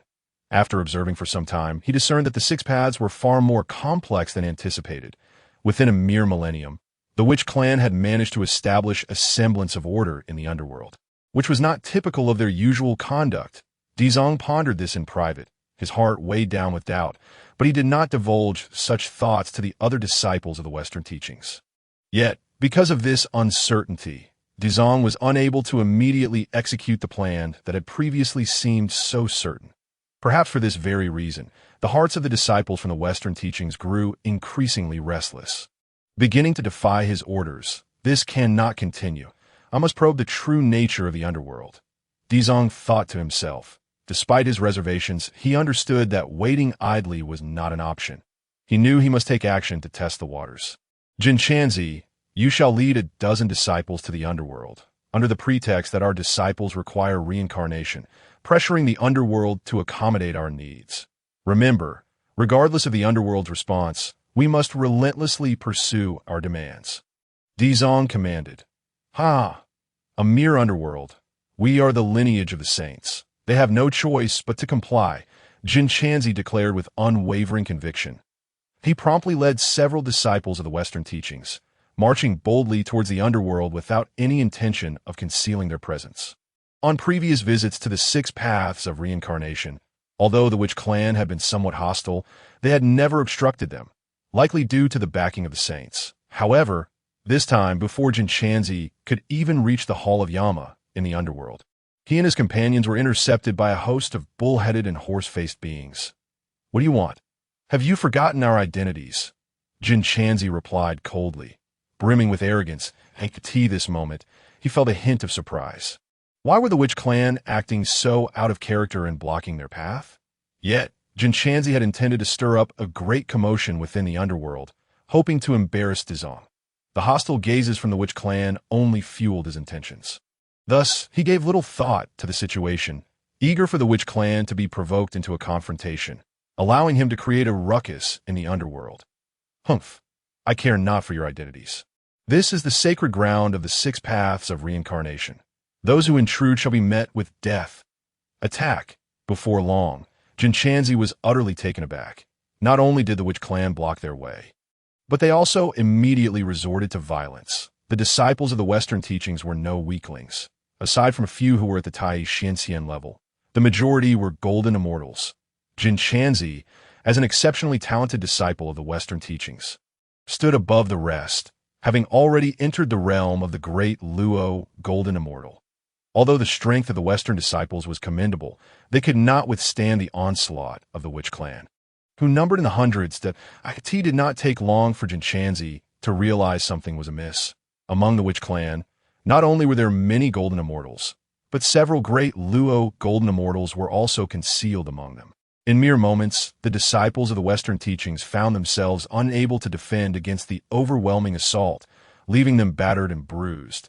The 6-winged golden cicada is indeed an intriguing fellow at a distance. Jiang Heng and the experts of the witch clan quietly observed this one-sided battle. Upon spotting Jinchanzi, Jiang Heng felt a flicker of interest, and an involuntary smile graced his lips. With Jiang Heng's cultivation, it was evident that Jinchanzi's true form was none other than the renowned 6-winged golden cicada among the primordial ferocious beasts. The 6-winged golden cicada ranks first among the ancient 6 great insects, resembling a 6-winged flying dagger with a long and sharp body. Legend has it that the 6-winged golden cicada is avaricious, surviving by devouring living beings, yet it possesses unparalleled wisdom, making it a seed of cultivation. In the past, when the Taoist of guidance journeyed to Kunlun Mountain, he encountered the 6-winged celestial silkworm, which had concealed itself nearby. After enlightening it, he took it as his disciple, a disciple of a saint and an ancient ferocious beast. Jinchanzi's strength is naturally formidable, placing him among the stronger figures among the great Luo golden immortals. However, Jiang Heng's curiosity lay not in Jinchanzi's current prowess, but rather in his future identity. Jinchanzi would eventually reincarnate and become the illustrious Tang Sung. Tang Sung is a pivotal figure in the Western journey to obtain the scriptures, as well as a cornerstone for the flourishing of the Western teachings, thus piquing Jiang Heng's interest. If he were to slay Jinchanzi now, would the event of the journey to the west never come to pass? Jiang Heng contemplated, feeling somewhat tempted. Yet he quickly dismissed this impractical notion. For, in truth, Jinchanzi held little significance. The journey to the west is a narrative ordained by the heavenly Tao, one that even the saints struggle to obstruct. Killing a single Jinchanzi would yield no fruitful results. Even without Jinshanzi, the Western teachings could easily present another figure in his stead. After all, he was merely a seeker of scriptures. However, should Jiang Hung act rashly and be detected by the heavenly Tao, he would fall under its scrutiny, resulting in consequences that would far outweigh the benefits. While the disciples of the Western teachings were indeed competent, could he truly eliminate them all? The ancestor of Xianming inquired. Naturally, the one referred to was Jinshanzi, and among the disciples of the Western sect, only Jinshanzi remained with any capacity for resistance. Fortunately, to ensure absolute certainty this time, Jiang Hung specifically summoned a formidable shaman to take action. Jinshanzi's defeat was merely a matter of time that a thorough lesson would be imparted, followed by their expulsion into the 6 paths of reincarnation. These disciples of the Western sect were merely pawns. Utterly inconsequential, Jiang Hung declared. The current leader of the Western sect was Dizong. Yet it was Jinshanzi who had arrived. If there were no underlying issues, Jiang Hung would be the first to disbelieve. Since Dizong had sent over some expendable pawns to probe the realities of the underworld, Jiang Hung resolved to return these disciples of the Western sect. If this could draw Dizong out, it would be all the better.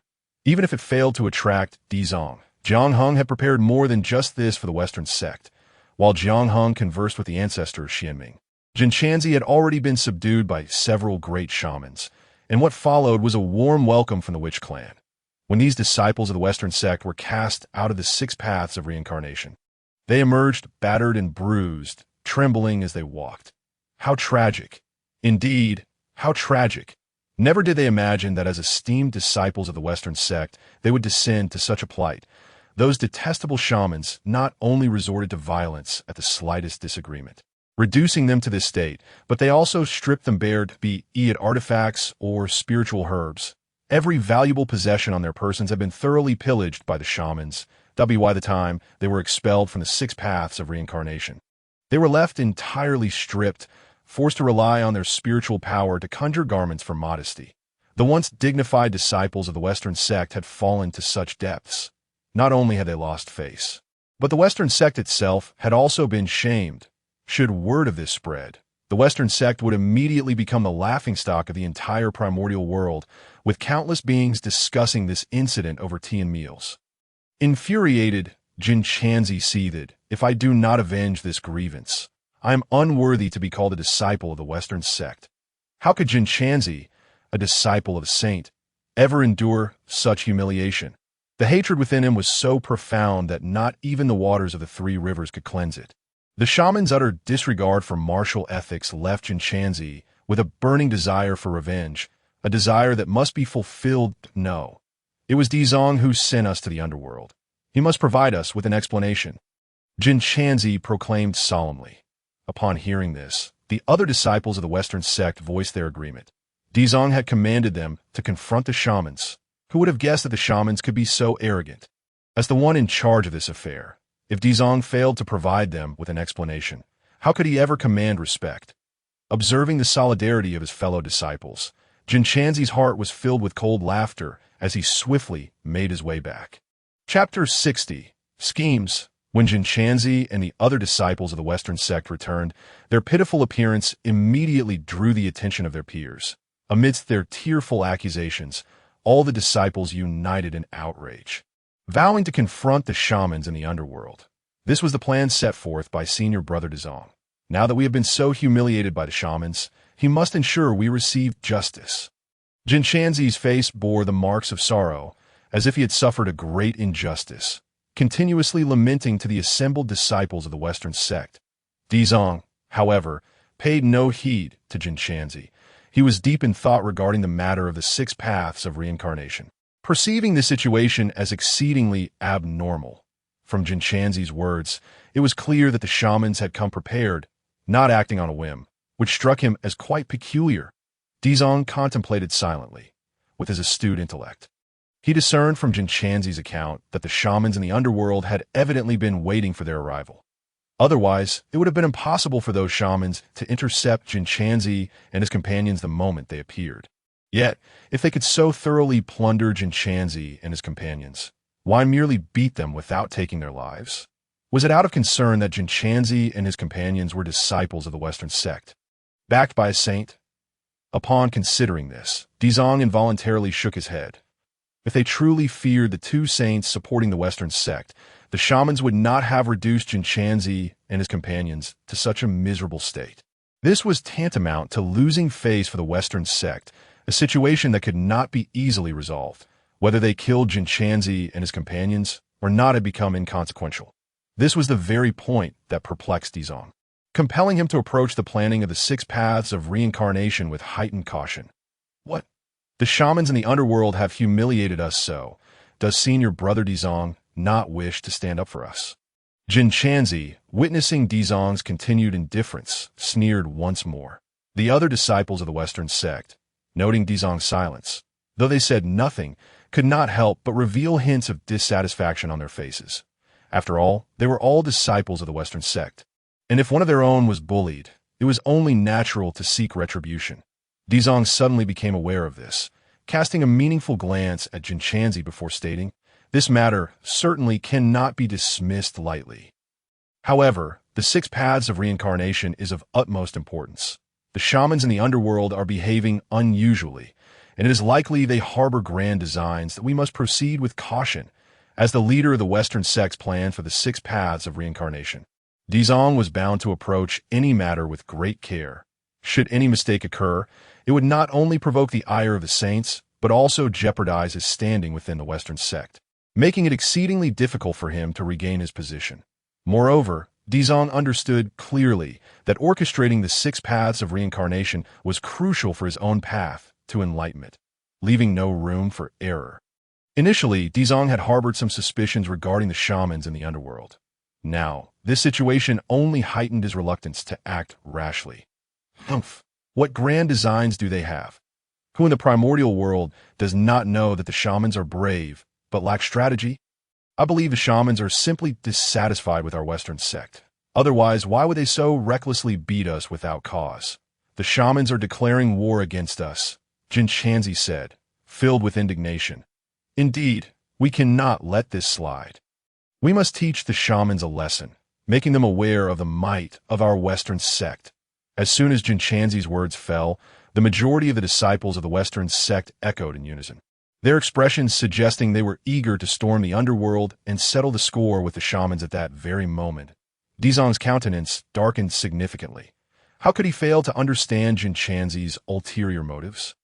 Jinshanzi was merely seeking to reclaim his dignity after suffering a loss in the underworld. Otherwise, he would forever be the laughingstock among the disciples of the Western sect. Just this alone would prevent Jinshanzi from ever raising his head again within the Western sect, effectively ruining his future. Jinshanzi, being astute, was unwilling to accept such a fate. This drove him to rally the disciples of the Western sect to the underworld, hoping to reclaim his honor in one decisive blow. If he could subdue the shamans in the underworld, not only would he absolve himself of blame, but he could also earn merit, perhaps even substantial rewards for the unusual behavior of the shamans in the underworld. Dizong suspected that Jinshanzi was well aware, but feigned ignorance. Just as Dizong had thought earlier, Jinshanzi was already in a position where retreat was impossible. He was determined to reclaim his standing. Furthermore, if the shamans truly harbored sinister intentions and the disciples of the Western sect fell victim, it would not be solely Jinshanzi's problem. They were all in this together. More critically, if all the disciples of the Western sect were to perish, Dizong, as the one in charge of this scheme, would be unable to escape blame. Both Dizong and Jinshanzi were acutely aware that their master would not abandon the plan for the 6 paths of reincarnation. Should Dizong fail, a new leader would undoubtedly be appointed, leaving Dizong with no opportunities, while Jinshanzi might still vie for a chance at redemption. It wasn't just Jinshanzi who was clever. Many among the disciples of the Western sect were perceptive enough to see through this. It was under the influence of this group of self-serving individuals that the disciples of the Western sect became increasingly agitated, putting Dizong on the hot seat. Dizong was compelled to face a difficult choice. Should he forcibly suppress this matter, the disciples of the Western sect might harbor discontent, leading to a fracture within their ranks. Conversely, should they charge into the underworld now, the disciples would be united in purpose. But it was likely the shamans were already anticipating their arrival. Caught in this dilemma, the typically astute and decisive Dizong found himself at a loss for how to proceed. Who could have orchestrated such a scheme? This individual seemed to have pierced through the fa of the Western sect, setting such a complex trap. Who could it be? The shamans? No. It is absolutely impossible for it to be the Witch Clan. There must undoubtedly be other entities behind them. The solemn expression on Dizong's face reflected his thoughts. Upon witnessing Dizong's silence, Jinshanzi couldn't help but smirk coldly, stepping forward resolutely towards the realm of reincarnation. As a disciple of the sage, I cannot allow the Western sect to lose face. I shall confront the Witch Clan and bring this matter to a conclusion, should I perish within the cycle of reincarnation. I implore my fellow brothers and disciples to inform our master that I have not tarnished the dignity of the sage, Jinshanzi declared with unwavering determination. The winds howled, and the waters of the Ishui River grew cold. Jinshanzi's display of feigned emotion stirred genuine feelings among some uninformed disciples of the Western sect. Brother Jinshanzi, wait, we will accompany you to demand an explanation from the Witch Clan. Most of the disciples of the Western sect exclaimed loudly, stepping forward in unison to follow Jinshanzi towards the realm of reincarnation. Very well. When did I ever state that I would not seek justice from the Witch Clan? I merely wish to strategize before acting. Why the rashness? If that is the case, I shall personally journey to the realm of reincarnation today and ensure the Witch Clan provides us with an explanation. Dizong spoke in a grave tone. Upon hearing this, the multitude of disciples from the Western sect finally came to a halt. However, at that moment, many disciples directed looks of discontent towards Dizong, but a pang of realization struck Dizong's heart. He understood that his prolonged hesitation had led to growing dissatisfaction among the majority of the disciples. At this juncture, he could no longer afford to ponder whether the Witch Clan harbored any sinister plots. He must proceed to the realm of reincarnation, regardless. So be it. Let me meet the Witch Clan in the netherworld and discern the true entity that lurks behind them. Dizong thought helplessly. He harbored intense resentment towards the unseen forces manipulating the Witch Clan, leaving him in such a precarious position, and he truly yearned to witness it firsthand. Ever since Dizong took the initiative to lead the disciples of the Western sect towards the realm of reincarnation, Jinshanzi had fallen silent, no longer uttering a word. The movements of the Western sect's disciples could not escape the notice of Jiang Hung in the netherworld. He was immediately aware of their actions. This Jinshanzi is far more intriguing than I had anticipated, Jiang Hung remarked with an enigmatic smile. What is so intriguing? The disciples of the Western sect approach the realm of reincarnation. Surely they seek to settle scores with us. The Xianming ancestor witch stated. Although Jiang Hung was unaware of the specific happenings among the disciples of the Western sect, he could surmise much from their current trajectory. This outcome was indeed more favorable than Jiang Hung had foreseen, rendering many of his schemes now obsolete. They come at a fortuitous time. I fear they would not come. Have the Grand Witches prepared? Jiang Hung inquired, since the disciples of the Western sect had taken the initiative to approach. Jiang Hung felt compelled to extend them a proper reception. To do otherwise would be a disservice to their cooperation. As per your instructions, everything has been ready in advance. I am at a loss as to your true intentions. The Xianming ancestor witch replied.